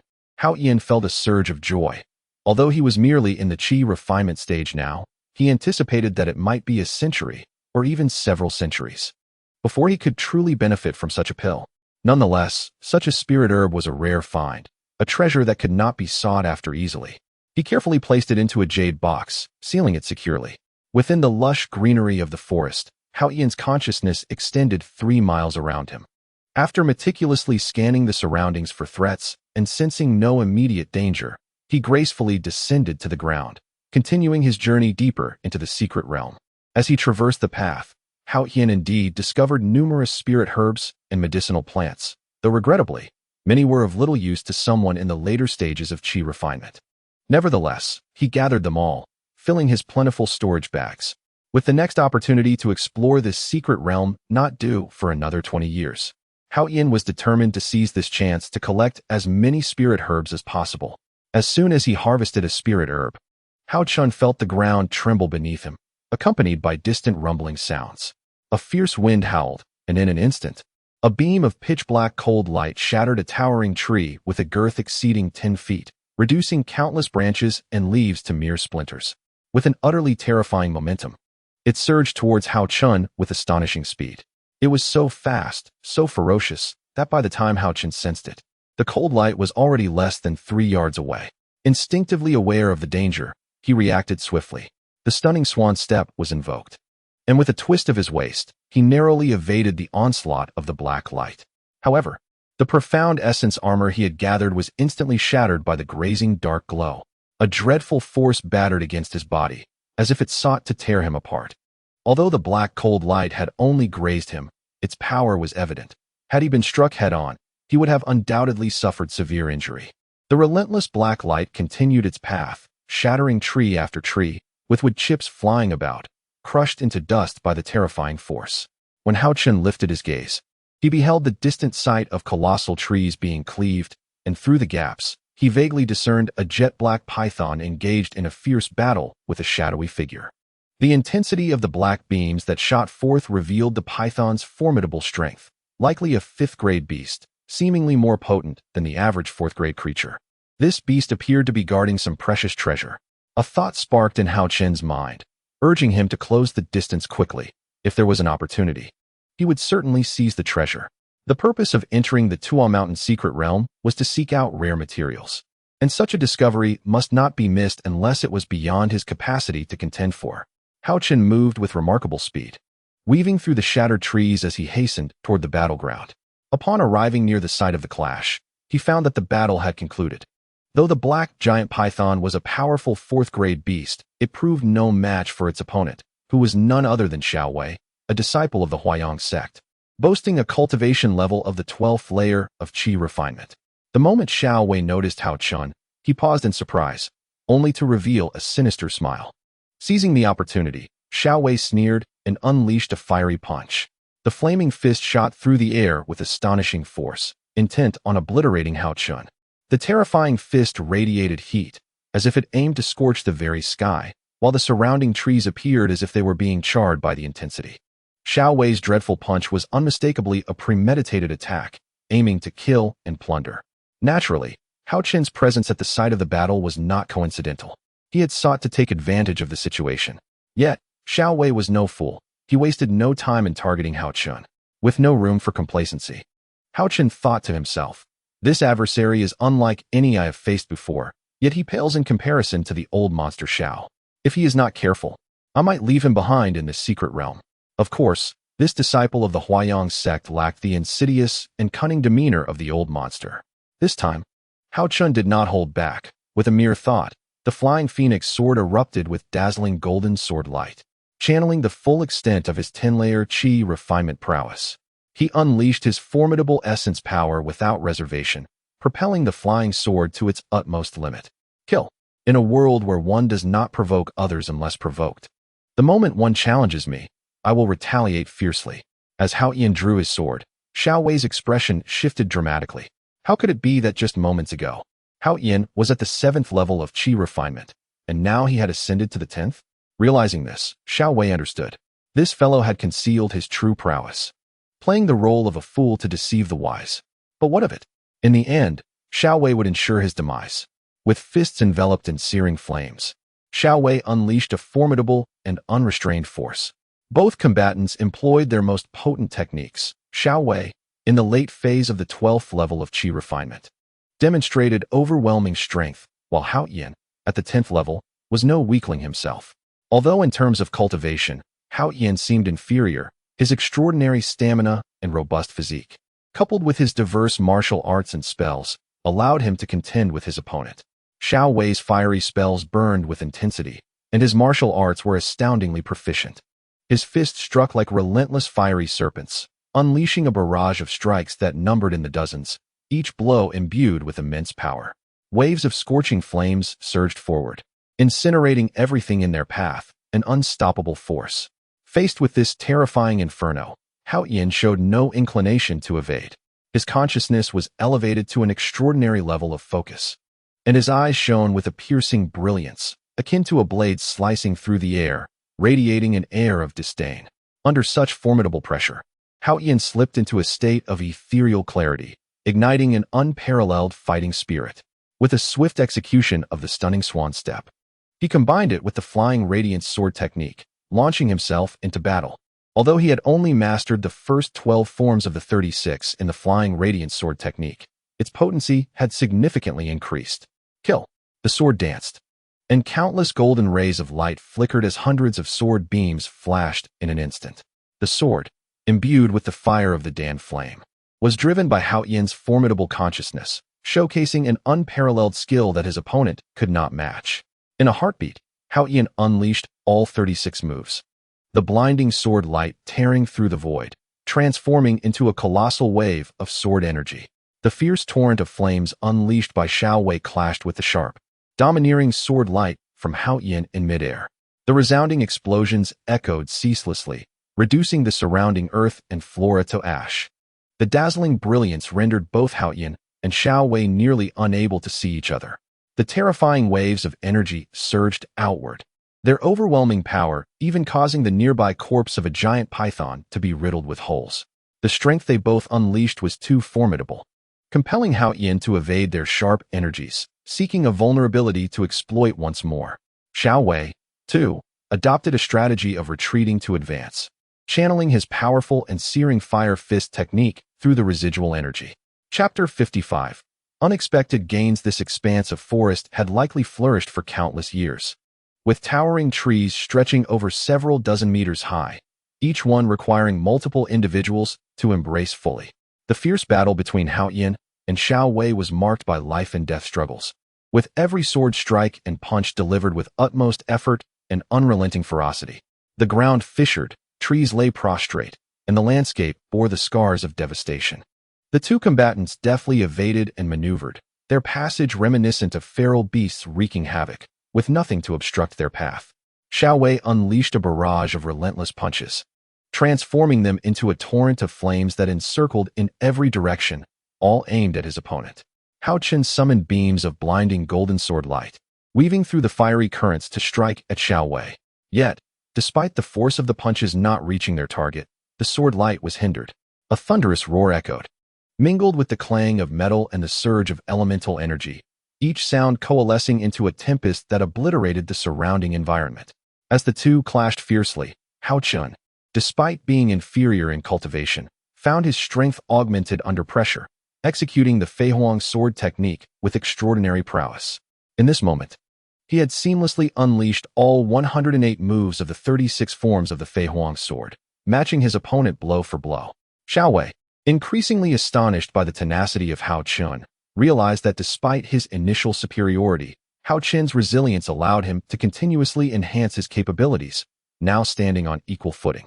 If that is the case, I shall resort to secret techniques to vanquish you. Shaohao bellowed. Dan Yin Funtian. With a thunderous roar, he radiated an even more dazzling crimson light, a terrifying heat radiating outward. Trees within dozens of yards began to wither and char under the infernal blaze. The dreadful power rendered Haochen unable to approach. He could only reinforce himself with fire-warding talismans to shield against the flames. Simultaneously, he executed the Jinghong step to evade. The Feihuang sword unleashed hundreds of golden sword rays, intercepting the roaring Dan Yin Fentian. In mere moments, the sword rays he conjured appeared to dissolve under the onslaught. As the spell was one that even those at the late foundational stage could not withstand, let alone him. Shaohui's voice carried an ominous heat as he declared, "The disparity between the 10th and 12th realms of qi refinement is stark. Were it not for your unique dual cultivation physique, you would have already succumbed." He gathered the fearsome Dan Yin flames once more into his right fist and struck with tremendous force, akin to a crimson flame dragon soaring through the air, unleashing an astonishing pressure that caused the void to rupture with a series of explosive sounds. Haochen felt as if he were suffocating, with no avenue of escape. He dared not confront the Dan Yin flames directly, fearing annihilation. Silently, he conjured icy shards, imbuing them onto the Feihuang sword, while simultaneously, the Qinghun dagger lay poised for action. With a sudden clash, the Qinghun dagger and the Feihuang sword collided with the Dan Yin Fentian, yet were sent reeling backward, with Haochen also propelled several dozen yards away by the recoil. His back collided forcefully against a towering tree, the sound of cracking bones echoing as if they might shatter. The returning Qinghun dagger and Feihuang's sword dimmed, merging with Haochen's form. Witnessing his most formidable attack thwarted by one of the 10th realm of qi refinement, Shaohui's fury ignited. His mind consumed by frenzied intent as he amassed his strength to strike at Haochen once more. Die! With a leap, Shaohao transformed into a shooting star, descending upon Haochen like an endless torrent of fiery fists. The scent of death enveloped Haochen, as the looming threat of mortality often serves to awaken the utmost potential within humanity. In this moment, Haochen was no exception. He instantaneously summoned all his energy, his thoughts coalescing as he wielded the flying rainbow sword in his left hand and the nameless sword in his right. A glimmer of cold radiance burst forth like stars, ultimately converging at the tip of his blades, emanating an unparalleled sharpness that seemed invincible against all that existed. With the ice arrow technique and wind blade technique, Haochen concentrated all his power, simultaneously channeling the unique elemental force of his jade pendant, compressing it with intense fervor at the blade's tip. Imbued with a terrifying might and sharpness, further augmented by the weapon's inherent strength. With a flick of his wrist, both swords shot forth, aimed directly at the fist that descended with destructive intent. Time appeared to decelerate tenfold as the dual swords became but a single, exquisite shadow of brilliance, colliding with the oncoming fist. No sound escaped the clash, creating an eerie atmosphere that distorted one's senses. Shaohui's fist faltered, pierced by the sword light.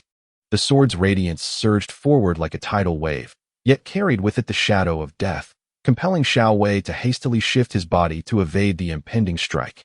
However, in exerting himself to the utmost, Any sudden deviation from his original intent risked injury to his meridians. Yet, for the sake of survival, such wounds were bearable. Xiao was resolute that a successful strike would seal his opponent's fate. In the next moment, a sharp pain shot through Xiao's shoulder as the sword pierced his body, causing him to tremble uncontrollably, the force of his punch wavering perilously close to collapse. At the moment of his faltering, his fist collided directly with Haochen's body.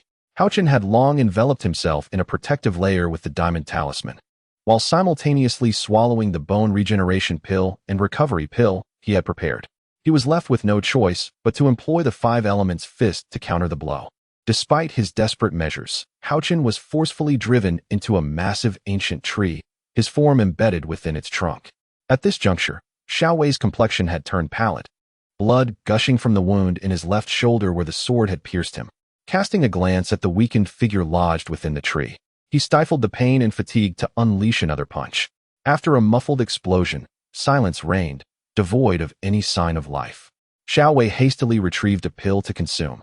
But just as he was about to collect his spoils, he suddenly sensed an overwhelming presence rapidly approaching. Given his current condition, with barely a fraction of his strength remaining, retreat was his only viable option. As for the figure ensconced within the tree, Xiao was confident that his strike would ensure their demise. Even if they yet drew breath, a follow-up blow would undoubtedly obliterate them, a testament to his faith in his own prowess. No sooner had Xiao departed than a graceful figure swiftly approached, clad in flowing azure garments, her cheeks aglow with a delicate blush. Pausing at the scene, her melodious voice rang out, "Who has fought here?" Her beautiful gaze swept across the surroundings, instantly discerning the intensity of the conflict. Two combatants had engaged, one wielding martial arts, the other employing swordplay, both utilizing fire-based techniques in their fierce battle. The woman surveyed the scene of the conflict before turning her gaze towards the gaping hollow within the colossal ancient tree. However, the darkness concealed within offered no indication of any fluctuations in energy, prompting her to refrain from further investigation. With no other discoveries to be made, she swiftly departed using her agile movements. Moments later, a figure emerged from the depths of the tree's hollow, none other than the unscathed Haochen. At that moment, Haochen had no time to ponder anything else, sensing the flying rainbow and the nameless sword buried within the soil at the epicenter of the explosion. He hurriedly stowed them away in his storage bag. He then descended before the remnants of the colossal python, retrieving a dark attribute demon core from within his body. What began as an attempt to seize an opportunity had devolved into a life-and-death struggle. In the Wildman Valley, seeking to take advantage had resulted in his meridians being shattered by the swift strike of the jungle wind tiger. It seemed that such opportunities were fraught with peril. Moving forward, he resolved to curb his greedy impulses. Observing Haochen's tattered attire and the numerous singed marks upon him, it was evident that this place had witnessed a fierce battle. Strangely, however, Haochen bore no visible wounds. Had Xiao laid eyes upon him, he would undoubtedly have been astounded.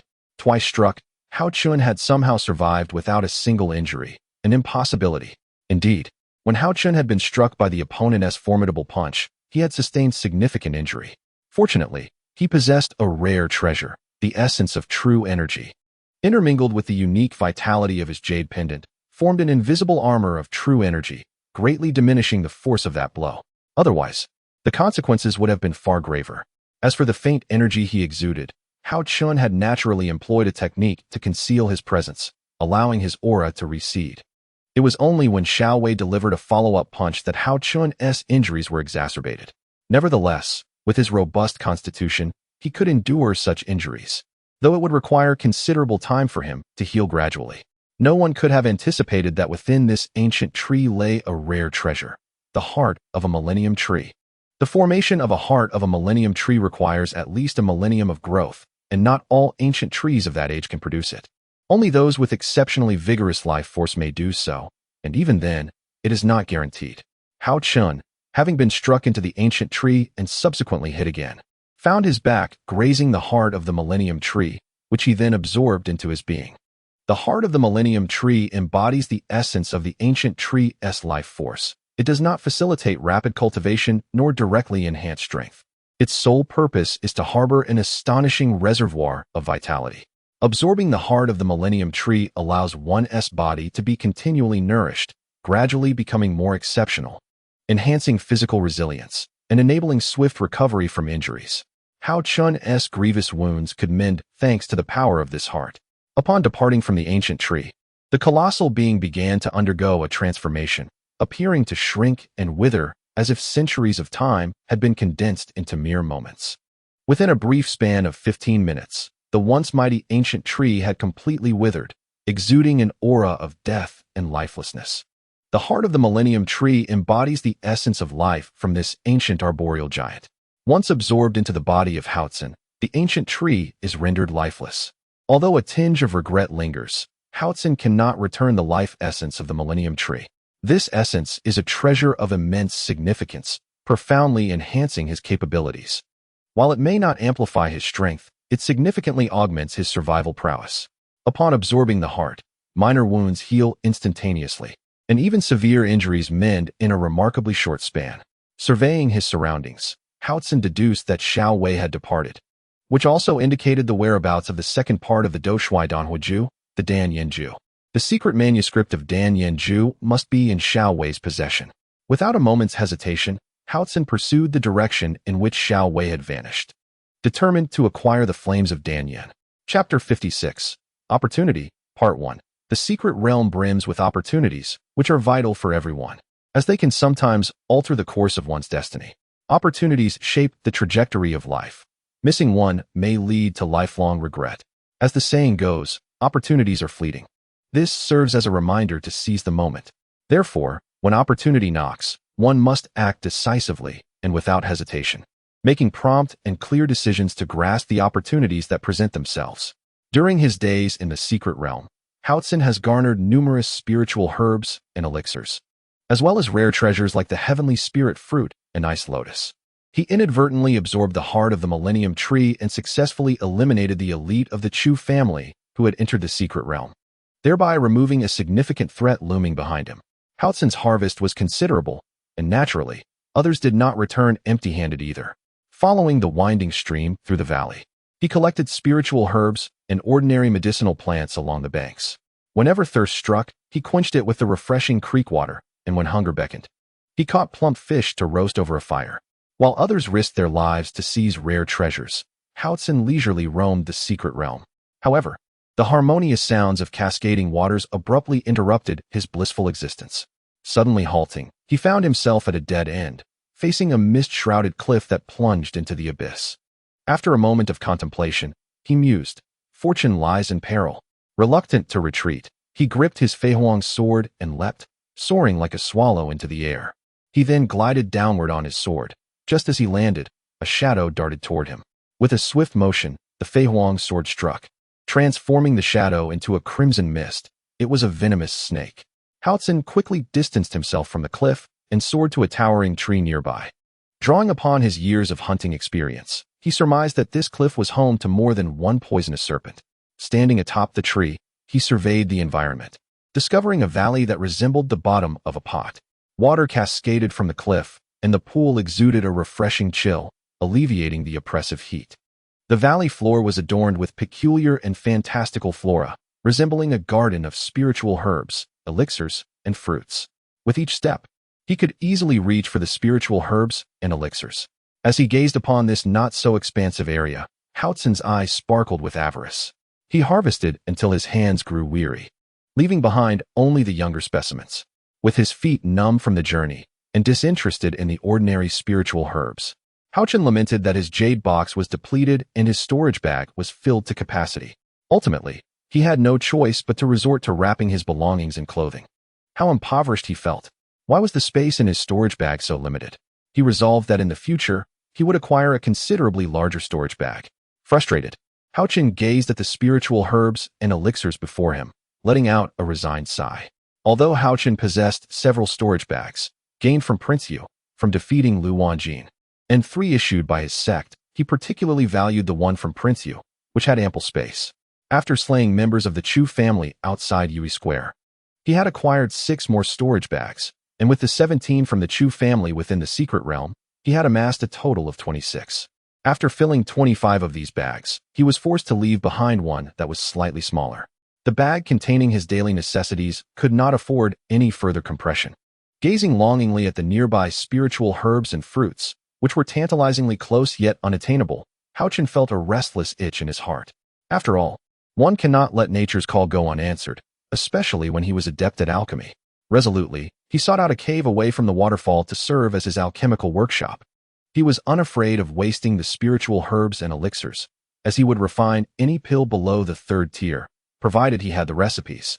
He produced numerous vials of various elixirs, pulse-guarding pills, chi-replenishing pills, vitality pills, rejuvenation powders, fire-consolidating pills, and ice heart pills. Even crafting many gathering essence pills and fourth-tier recovery and rejuvenation pills. The process of alchemy was laborious and demanding. During breaks, Haochen repeatedly filled his empty storage bags. And after a fortnight of relentless work, his essence stones ran dry, and the spiritual herbs and elixirs were nearly exhausted. Reluctant to continue with alchemy, he remembered the purpose of his entry into the secret realm, to seek rare treasures from the earth and sky, not to remain confined in one place. If he continued to refine pills here, countless opportunities would slip through his fingers. Thus, he stowed away his alchemical furnace, buried the remnants of his refining, and made his way to the poolside. In the days spent refining, he had often come here to wash up, the invigorating waterfall drawing him in. As he cleansed himself, the exhilarating sound of cascading water filled him with joy. Having been preoccupied with alchemy and neglecting his hygiene, he felt it imperative to wash thoroughly before departing. Stripping down, he dashed into the waterfall, the torrent crashing against his body like a force of nature. How powerful! Haochen was astonished by the might contained within nature. Contemplating that this was indeed an excellent place for body refinement, he engaged in a contest with the waterfall, initially unable to endure for more than a few breaths, but eventually managing to withstand the pressure for an entire incense stick's duration. By the end, his body had acclimatized to the waterfall's relentless flow. Sensing that there was nothing left to linger over, he donned his clothes and prepared to leave. Suddenly, a saying from the mundane world echoed in his mind. Drawing a knife to sever the water only makes it flow more. Intrigued, he pondered the poetic essence of wielding a sword to cut through water. With a flourish, he unsheathed the Feihuang sword, executing the 36 forms and 108 strikes in an instant, coalescing into a magnificent sword intent, its radiant light blinding to behold. With a decisive swing, he struck. Embracing the conviction of severing the waterfall, Haochen summoned the full force of his being, coalescing it upon the flying radiant sword. A golden sword light, several feet long and seemingly tangible, threatened to rend the very air as it surged forth, exuding a fearsome momentum that sent shivers down one's spine as it struck towards the waterfall. Fixated on the formidable sword light, he sensed its power had subtly reached the early stages of foundation establishment, nearing the mid-stage strength. Haochen's intent was merely a fleeting thought, a desire to grasp the essence of the sword cleaving through flowing water, aiming to part the waterfall, nothing more. This was a philosophy, if realized. It might lead to a transcendence in his realm of understanding. This strike surpassed the final blow he had unleashed during his battle with the disciple of Huayang's sect, Shaohao. It cleaved through the waterfall, momentarily interrupting the torrential cascade. Yet, in the blink of an eye, the sword light was once again shattered by the waterfall's might. What was that? In the fleeting instant of the waterfall's interruption, Haochen caught a glimpse of something significant. He propelled his sword toward the midpoint of the waterfall, hovering in the narrow space between the waterfall and the cliff, advancing slowly. As he approached the center, he discovered an opening concealed within. The gap between the waterfall and the cliff grew perilously narrow, mere inches wide, rendering passage impossible without confronting the force of the water. Previously, Haochen had stood beneath the waterfall, bracing against its pressure from the rocks below. Now, he hovered midair, facing the onslaught of the rushing water, aware that a moment's inattention could send him plummeting. Fortunately, in this critical moment, he drew forth 2 short swords and drove them fiercely into the stone bordering the opening, anchoring his body and stabilizing his mind to unleash his full power towards the entrance. This brief action left Haochen feeling utterly drained, every sinew and muscle aching as if torn asunder. He had no choice but to retreat and rest briefly, allowing his body to recover before once again standing beneath the torrent. Once he acclimated to the impact of the water, he rose anew to explore the cave. Taking a deep breath, he leaped towards the concealed entrance behind the waterfall. His spiritual sense extended forward, revealing a blurred vista ahead. accompanied by the faint sound of water droplets cascading. It was a natural cavern, adorned with stalactites jutting in chaotic array. While the ceiling bore stalactites of varying lengths and thicknesses, Haochen felt as though he had stepped into a wondrous realm. Chapter 57. Opportunity, Part 2. Entering this extraordinary natural cavern, Haochen keenly perceived the air was rather thin. An ordinary person would likely succumb to asphyxiation in no time. However, endowed with a robust physique from his dual cultivation of martial and magical arts, he could endure for a longer duration. Additionally, his exceptional body refinement training had significantly enhanced his physical capabilities, allowing him to remain unscathed even if he lingered here for days and nights. As Haochen traversed deeper into the cavern, he sensed the passage extended downward, feeling the distinct vitality of the atmosphere, which was palpably richer than outside. The sound of dripping water grew clearer with each step he took, and he remained ever vigilant, wary of the lurking dangers that might reside within. Beyond the rhythmic ticking of time, the only sounds permeating the air were the footsteps and subtle breaths of Haochen, devoid of any other presence. Was it possible that this place was devoid of any beasts or creatures? Yet, despite such tranquility, Haochen dared not lower his guard. The Tianyuan continent was replete with peculiarities, and this mystical realm might conceal secrets unknown to humankind. The world is vast, and I have merely taken my first steps on the path of cultivation. To journey further, one must embrace an unwavering belief, fearless of adversities. I shall wager my life, come what may, navigating through the jagged stone pillars, resembling interlocked canine teeth of varying sizes. Haochen soon discerned the source of the ticking sound. A small pool, measuring 3 feet in diameter, cradled a crystal-clear stalagmite, standing tall like a miniature stone pillar, reminiscent of a hot pot made of rock. The artistry of nature, a harmonious amalgamation of yin and yang, was astonishing. The water encircling the stalagmite was a milky white, devoid of any impurities, breathtaking in its purity. Suspended above the milky pool was a long, inverted stalagmite, perfectly aligned with the one in the center of the pool. From its apex, a droplet of pure milky liquid began to coalesce slowly, before cascading down onto the transparent stalagmite below, producing a crisp ticking sound as it landed, and subsequently spilling into the pool. The celestial treasures birthed from this union of yin and yang exuded an enchanting fragrance, permeating Haochen's nostrils and filling his lungs, enveloping him in a sense of ethereal bliss. Nestled at the edge of the pool was a stone tablet, hewn from a stalagmite, inscribed with the words, "Heaven and earth possess rare treasures. The essence of their vitality evolves into what is known as stalagmite milk. This stalagmite milk has existed for millennia. Mortals may consume it to strengthen bones and cleanse marrow, leading to a metamorphosis, while cultivators may enhance their true essence and elevate their cultivation level. Those fortunate enough to behold this treasure, do not deplete the entire pool. Leave some for those who come after." The inscription bore a name unknown to Haochen. Yet upon closer inspection, he realized it dated back 1,000 years. A millennium of stalagmite milk. Haochen's eyes sparkled with excitement, as he had been troubled by his insufficient cultivation level, making it difficult to compete within this secret realm. Unexpectedly, fortune smiled upon him in the form of this ancient elixir. Without needing to consult the tablet's text, Haochen recalled references to stalagmite milk within other tomes at his sect. It was known that after a certain age, it possessed remarkable properties for enhancing one's cultivation, particularly at the 1,000-year mark, where its effects were extraordinary. How much could my cultivation improve by consuming and refining this 1,000-year stalagmite milk? Haochen pondered silently. Furthermore, this enhancement might not solely pertain to his true strength, but could also elevate his physical cultivation.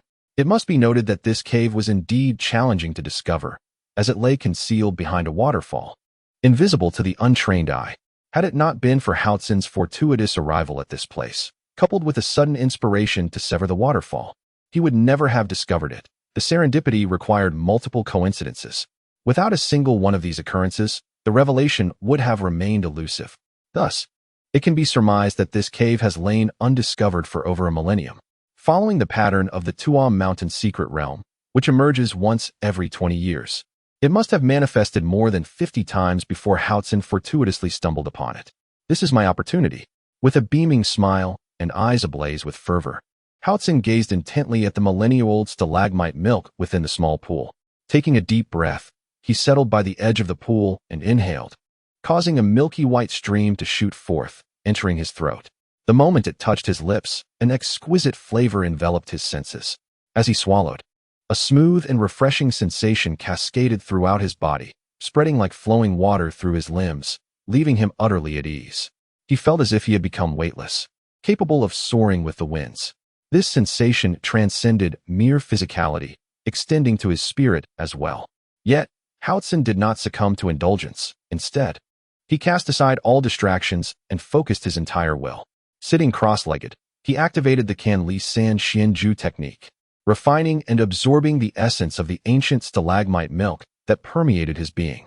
This milk, born from the accumulation and purification of earthly spiritual energy, formed into a pure, liquid essence of nature, devoid of impurities, allowing for swift and efficient absorption. Moreover, during the absorption process, it subtly nourished his body, facilitating transformative changes. Every individual who enters the Wuyun Mountain secret realm encounters their own unique opportunities. However, a small fraction of these adventurers meet insurmountable dangers that lead to their demise, while others fall prey to deceitful machinations or confront formidable foes. The thundering roar of the waterfall resonated throughout the valley, audible for miles around. During this time, two figures arrived sequentially, but lingered only briefly, as they found nothing of particular note and lacked Haochen's inventive spirit to challenge the waterfall, remaining oblivious to the extraordinary opportunity hidden behind the torrent. Within the cave, Haochen continued to refine the ancient stalagmite milk, infusing its power into his limbs and merging it with his robust and pure elemental energy. Wisps of white aura enveloped him, akin to swirling clouds, exuding a fragrant aroma that was deeply refreshing. A surge of energy coursed through him, amplifying his strength, reaching the 11th layer of qi refinement. As his cultivation advanced, the trajectory of his Canli San Xianju began to shift, gradually transitioning from the first phase of qi refinement to the foundational stage of cultivation. During his time at the Yunhai sect, apart from cultivating, Haochen devoted himself to comprehending the techniques, including his time spent in the Nameless Valley. He has fully grasped the first phase of the Canli San Xianju, with only the ascension of his cultivation remaining to complete the process seamlessly. Regarding the Flying Phoenix sword technique, under the guidance of Haochen, he has naturally deduced all 36 forms. As his cultivation level rises and the quality of his techniques elevates, his swordsmanship can similarly advance in a remarkably short period. This is precisely why his cultivation has become the sole limitation to Haochen's strength, and he is currently focused on remedying this deficiency. Beyond the enhancement of his cultivation, Haochen perceives a significant amplification of his spiritual awareness. Alongside a marked fortification of his physical form, his muscles and organs have become increasingly compact, and their strength has evidently escalated. After such extensive training, only a small fraction of the Millennium Stone Bamboo essence has been consumed. Although Haochen does not intend to exhaust all of the essence, reserving some for future needs, he can still proceed to refine the majority of it. With a deep inhalation, another surge of the Millennium Stone Bamboo essence, akin to an arrow released from its bow, swiftly enters his mouth, rapidly swallowed and diffused throughout his body. As his techniques operate, the turbulent blood within him spreads to his limbs and bones.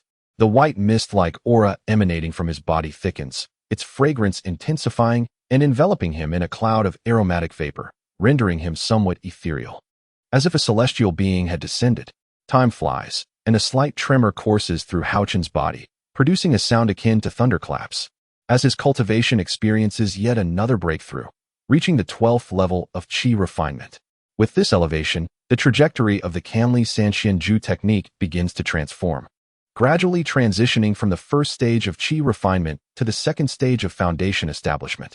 The jade pendant, having absorbed a substantial amount of stone bamboo essence, also undergoes a change. Its azure white hue becomes increasingly rich, and the power it contains grows ever stronger, resonating within Haochen's consciousness like a rumbling thunder. The cycle of absorption and refinement continues, with the small pool of stone bamboo essence gradually diminishing. His aura surges once more, peaking at the 12th level of qi refinement. Subsequently, a tremendous sound reverberates through his consciousness, akin to a rolling thunder, inducing a sensation of dizziness. Once everything settles, Haochen ceases his cultivation, as his body has reached its limit and he no longer requires the essence. Observing the pool, which still contains some stone bamboo essence, Haochen abides by his principle that waste is a grave sin. He retrieves several jade vials from his storage bag and begins to portion the essence, leaving only a thin layer at the bottom of the pool. Firstly, a predecessor from a century ago once left a message suggesting that a portion be reserved for future fortunate souls, for the chance of entering this place is exceedingly slim and rare. Secondly, the remaining essence, even if completely absorbed and refined, would not significantly elevate his cultivation nor enhance his strength, but could instead introduce mental demons into his practice. With a flick of his fingers, akin to a sword, Haochen channels his true energy, slicing through a stone bamboo stalk and firmly planting it on the opposite side of the small pool, creating a new stone tablet. With deft movements, he carves the following message: Heaven grants treasures, the earth nurtures spirits. Those fortunate enough to obtain them must approach with caution, for one should not deplete the source entirely. Excess in all matters may lead to self-harm. The inscription bears the current year and the characters Haochen, representing Haochen's present perspective. As one's cultivation deepens, so too does their understanding and enlightenment, leading to personal growth and various realizations. Although these insights may not directly enhance one's cultivation or power, they provide a clearer comprehension of oneself and the world, fundamentally linked to one's realm and personal journey. Individuals experience different cognitions at various stages of life. Thus, the inscription reflects Haochen's current thoughts, which he deems valid enough to preserve for future generations. At this moment, Haochen meticulously examines his own transformation, realizing he is but a hair's breadth away from achieving the consummation of qi refinement. Upon careful analysis, he feels his cultivation has progressed, yet his state of mind remains tethered to the comprehension of the qi refinement level. The advancement in cultivation through the Canli Sanxian Ju method transitions toward the foundational stage of construction. This improvement is undeniably significant. Without at least 6 months of arduous training, such a leap would be unattainable. The pronounced enhancement in cultivation also signifies a remarkable increase in strength. Clasping his hands together, he feels the latent power in his arms, as if capable of toppling mountains. Chapter 58. The unthinkable. As his cultivation progresses, the jade pendant in his sea of consciousness begins to stir, leaving him curious about its current state. Previously, no method could provoke the pendant's response. He wonders if things have changed. With a flicker of thought, the pendant surprisingly shifts from the sea of consciousness. What is happening? It can be summoned now? Why has it transformed from a bluish-white hue to an entirely jet-black color? Staring at the pitch-black pendant, Haochen is momentarily speechless.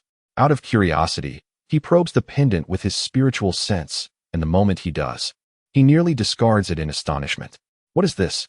Good heavens! I've struck gold. Haochen is beside himself with joy, cradling the pendant in his hands and bouncing around in elation. What has he discovered? An astonishing revelation.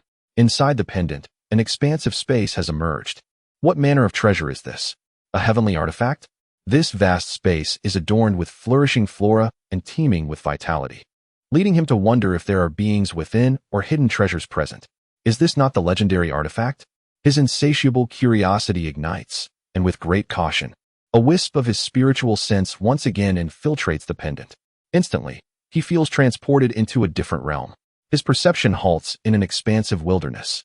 To his astonishment, the vitality within this space is remarkably dense, exponentially surpassing that of the outside world. Compared to the vitality of the Tianyuan continent, it is as if there exists a chasm between the two. Suppressing his excitement, he begins to explore his surroundings. Nearby, he discovers a pond several yards in size, with spring water bubbling forth, producing a melodious sound as it flows along a channel into the distance. What astonishes him further is a tree, about a yard tall, laden with fruits beside the spring. He notes that aside from the flora, there is no other form of life present in this space. It retains the untouched essence of primordial chaos, devoid of any signs of development. Does this imply the presence of numerous treasures? Since no one has ventured to cultivate this land, the soil here must be exceptionally fertile. One could cultivate spiritual herbs and vegetables, as well as grains, perhaps even establish a dwelling. As Haochen contemplated this, a surge of excitement welled up within him. This jade pendant truly is a rare treasure. Haochen marveled inwardly. In the Tianyuan continent, spatial artifacts abound.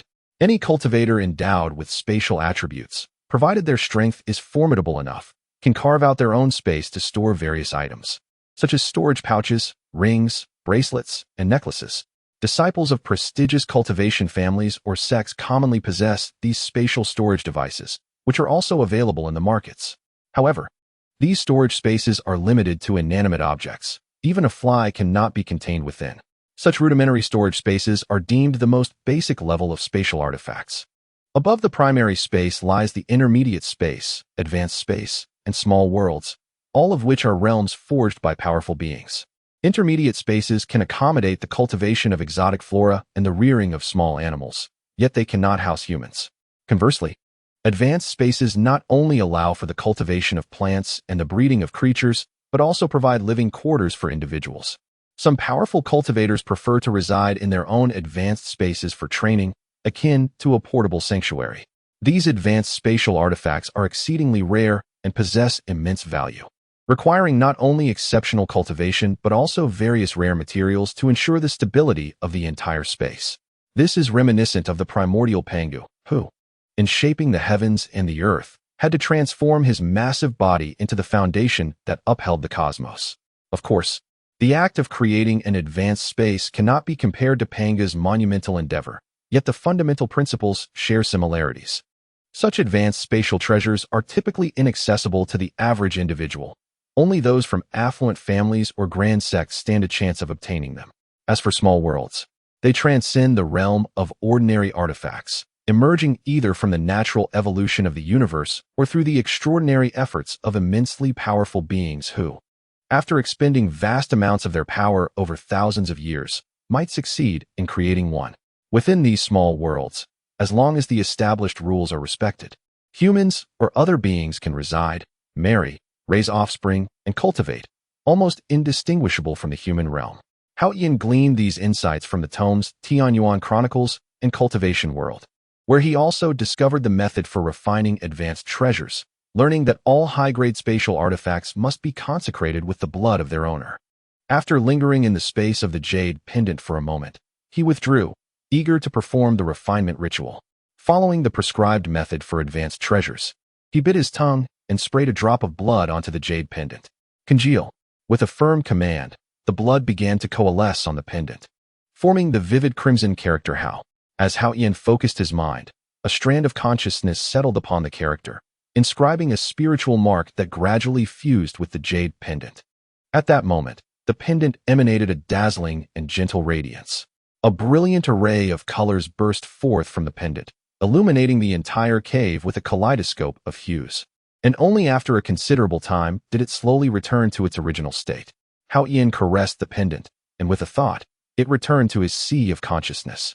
As the thought stirred once more, the jade pendant was drawn from the sea of consciousness. Haochen pondered, if the jade pendant's space is filled with mountains and waters, flowers and trees, could a person enter it?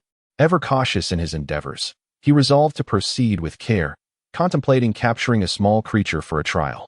With this in mind, he soared from the cave, his spirit probing the nearby valley, where he spotted a kingfisher singing by the water's edge. You shall do, he mused, darting swiftly to the side of the kingfisher, capturing it in an instant, and, with a mere thought, depositing it into the jade pendant's realm. The kingfisher, bewildered by its sudden relocation to an unfamiliar, vibrant domain, paused mid-song. It glided through the air, its head swiveling in confusion. There's a tree by the pond. I shall rest there for a moment.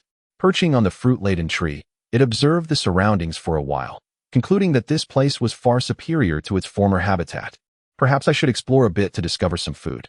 After some time, the bird returned, disappointed to find no sustenance, not even a single mayfly. How am I to survive here? It lamented. Meanwhile, Haochen was elated.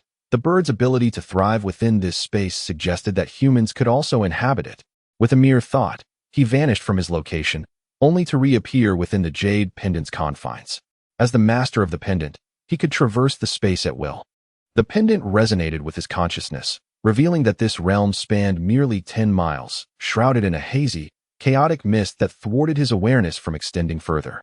Observing the jade pendant's space with keen attention, he discovered an abundance of treasures. The fruit-laden tree bore the Tianyuan fruit, rumored to extend life by a century. Among the distant hills grew the jade marrow fungus, while the underbrush concealed the purple monkey flower and countless other spiritual herbs and medicines. Haochun's blood surged with excitement. Suddenly struck by a thought, he recalled that he had unearthed a tianling fruit tree during his escape. With a flicker of his consciousness, he retrieved the tree from his storage pouch. Given the rich spiritual energy here, I shall plant you by the spring opposite the Tianyuan fruit tree, allowing these two spiritual trees to flourish side by side. He then transported numerous spiritual herbs and medicines into the pendant's realm, planting and sowing diligently, particularly with the precious Ningyian grass, which he handled with utmost care. After a considerable time, he finally took a moment to rest, satisfied with his labor.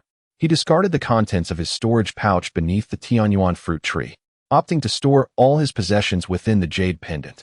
Only the pouch issued by his sect remained, hung at his waist, containing some basic items and a few everyday necessities, along with a scant supply of spiritual herbs and medicines. Gradually calming his mind, Haochen sensed a faint breath of life within the jade pendant.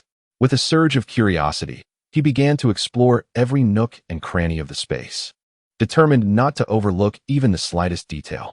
Finally, beneath the cover of the jade marrow fungus, he discovered a small girl, approximately a foot in size. Oh, it's a girl. What is going on? How could there be a little girl here? Could she be a spirit? Haochen pondered as he gazed at the slumbering child. Since it was rather dull to be alone, he decided to wait here for the girl to awaken and inquire about her presence. He found a comfortable spot nearby and settled into a meditative position. The ambient energy here was several dozens of times denser than that of the Tianyuan continent, almost viscous in nature. After several weeks, not only had Haochen solidified his recent advancements in cultivation, but he had also made slight progress in the outside world. Recovering his cultivation to its former state would have taken at least 10 days to half a month. Half an hour later, a soft murmur reached his ears.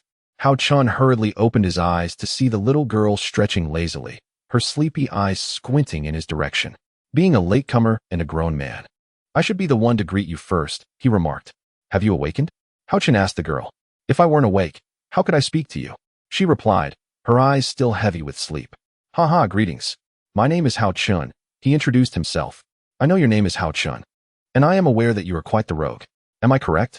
The girl fixed her gaze on him, her eyes wide with scrutiny. Haochen found himself momentarily speechless. Hee, are you angry? The girl teased, glancing mischievously at him. And no, it's nothing, he stammered, his face flushing as he realized she had hit the nail on the head. Call me Ling Er, she continued. I am the spirit of the jade pendant. My life began to emerge slowly as the jade space formed. I have lived in this pendant for countless years in solitude. To my knowledge, this pendant is a treasure of the celestial realm, having traversed many hands before ending up here. It has spent countless years in the mortal realm without the support of spiritual energy, which is why I remained in slumber. It was only when you started cultivating that I began to absorb the energy and gradually awaken. Haochen thought to himself. No wonder I couldn't gather energy in my dantian when I was younger. You must have been consuming it all. What are you thinking? If I hadn't absorbed energy from your body, how could I have awakened? If I were still asleep, could you have entered? Ling Er retorted, her tone slightly petulant. How would you know what I'm thinking? Haochen muttered internally. Stop mumbling. I am the spirit, and you are the master of the jade pendant. We are, of course, connected in spirit, Ling Er said, casting him a disdainful look. Indeed. Haochen scratched his head and chuckled. You currently have the right to use this space, but the power of control remains with me for now. You must obediently listen to me and bring in more good things. Also, you should rapidly enhance your cultivation and provide me with pure energy. I do not wish to remain in this state. I want someone to play with, to wear beautiful clothes, to eat delicious food, and to reside in a comfortable place, Ling Er declared emphatically, clearly delineating their respective powers. After yawning, she added, I'm tired. I've eaten too much this time and haven't digested it well. I'm going to sleep now. With that, her head tilted, and she drifted off. Haochen reflected on this. His recent cultivation progress was thanks to the Millennium Stone milk, and he realized he needed to consolidate his own strength as well. Linger has indeed proposed several matters worthy of contemplation. This jade pendant has always been my greatest secret, and finding someone to accompany Linger in play is truly a conundrum. I shall decide based on circumstances in the future. After lingering in the jade pendant space for a while, I reluctantly exited. Chapter 59. Encounter with Yunluo. The secret realm is, After all, a secret realm. Some are artificially created, while others are discovered dimensions that exist parallel to our own world. The Wuyun Mountain secret realm features dense forests and a labyrinth of stone pillars. Yet it is not a true alternate dimension, for the sun suspended in the sky is artificially crafted. At this moment, a flying sword darted through the realm, carrying a graceful figure, her presence intoxicating like a fragrant breeze. Soon, a chilling light pursued the departing sword, echoing a cold voice through the valley. "Little girl, you cannot escape." Before the voice faded, the pursuer, wielding the sword, unleashed a barrage of spells towards the front, fiery flames in red, slicing wind blades in white, and an astonishing sword aura in green.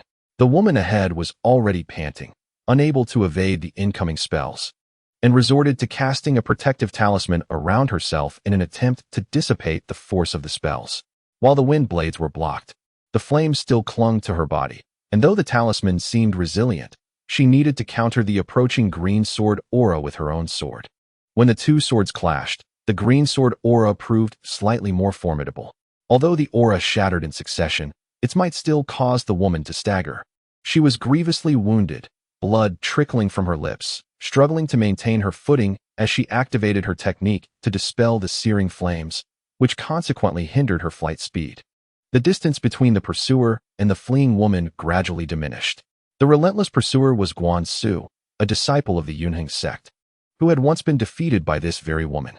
After his defeat by a woman of equal cultivation, Guan Su returned to his sect, enduring ridicule from his peers, which left him in utter dismay. Determined to reclaim his honor, he set his sights on avenging his humiliation. This time, in the secret realm, Guan Su fortuitously encountered the woman who had previously bested him, Yun Luo, a female disciple of the Yunhai sect. Thus, he conspired with his junior brother, Nanhua, to closely shadow Yun Luo's movements. It seemed fate had conspired against Yun Luo, for during a moment of vulnerability, Nanhua unleashed a hidden weapon, wounding her gravely and forcing her to flee. With an ambush ahead and a pursuer behind, Yun Luo could only escape sideways. Just as she burst through the encirclement and was about to soar through the air on her sword, a sudden black light spiraled towards her from the side. Yun Luo raised her sword to defend, and amidst the deafening clash of metal, the black light circumvented her blade, only to reverse course. At that moment, a figure darted forth, its wide black sleeves sweeping through the air, capturing the black light within. This dark figure moved with spectral swiftness, and from within the sleeve, a chilling black glow erupted, launching another attack to intercept Yun Luo, while Guan Su also soared to confront her. Confronted by the dual onslaught of two adversaries, Yun Luo exhibited no trace of panic in the face of danger. Instead, her countenance grew increasingly frigid. With her right hand, she wielded her sword, which gleamed with a blinding light, executing a series of swift thrusts toward the rushing figure cloaked in darkness. Simultaneously, her left hand conjured a blade of wind, slicing through the air like a swarm of locusts, aimed menacingly at her rear, targeting Guan Su.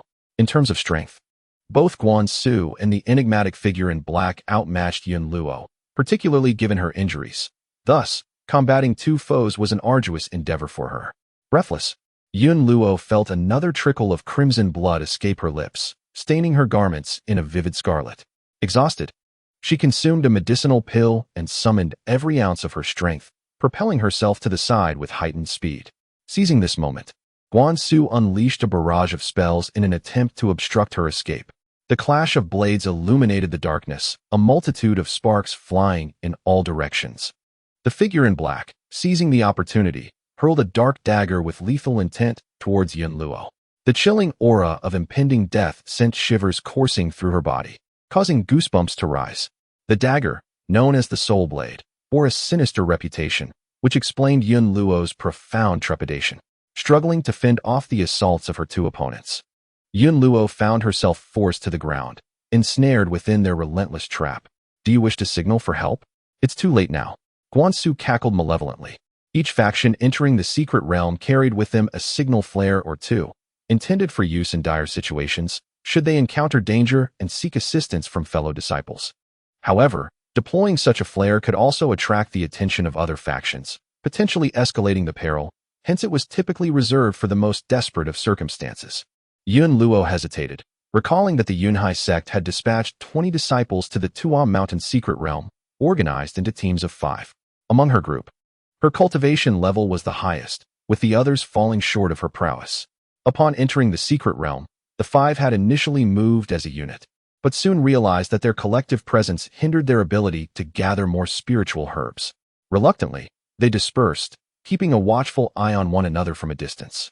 Unfortunately, Yun Luo had lagged behind, separated from the other 4. Should she choose to ignite a distress signal, what if only 1 or 2 of her companions arrived? They would be unable to rescue her, and might even endanger themselves in the process.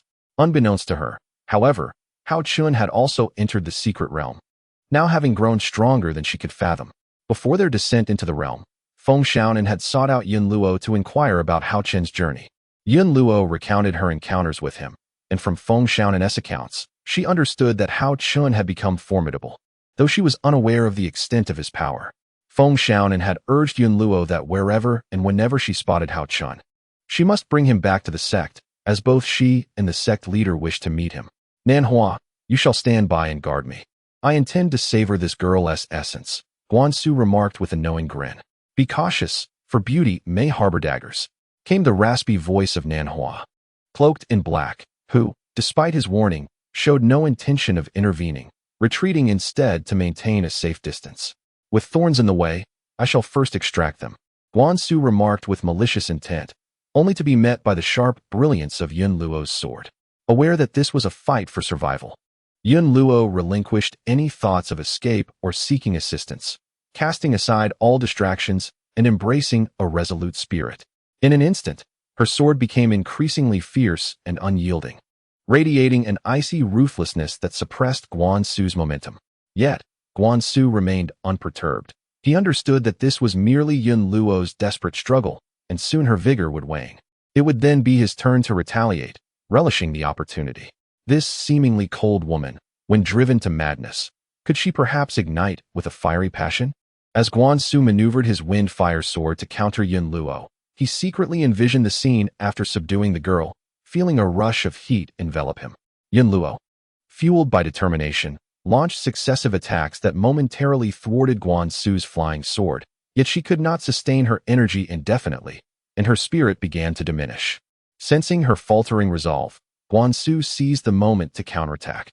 His sword danced through the air, and in a fleeting moment of distraction, Yun Luo was struck in the left shoulder, compounding her injuries and complicating her struggle.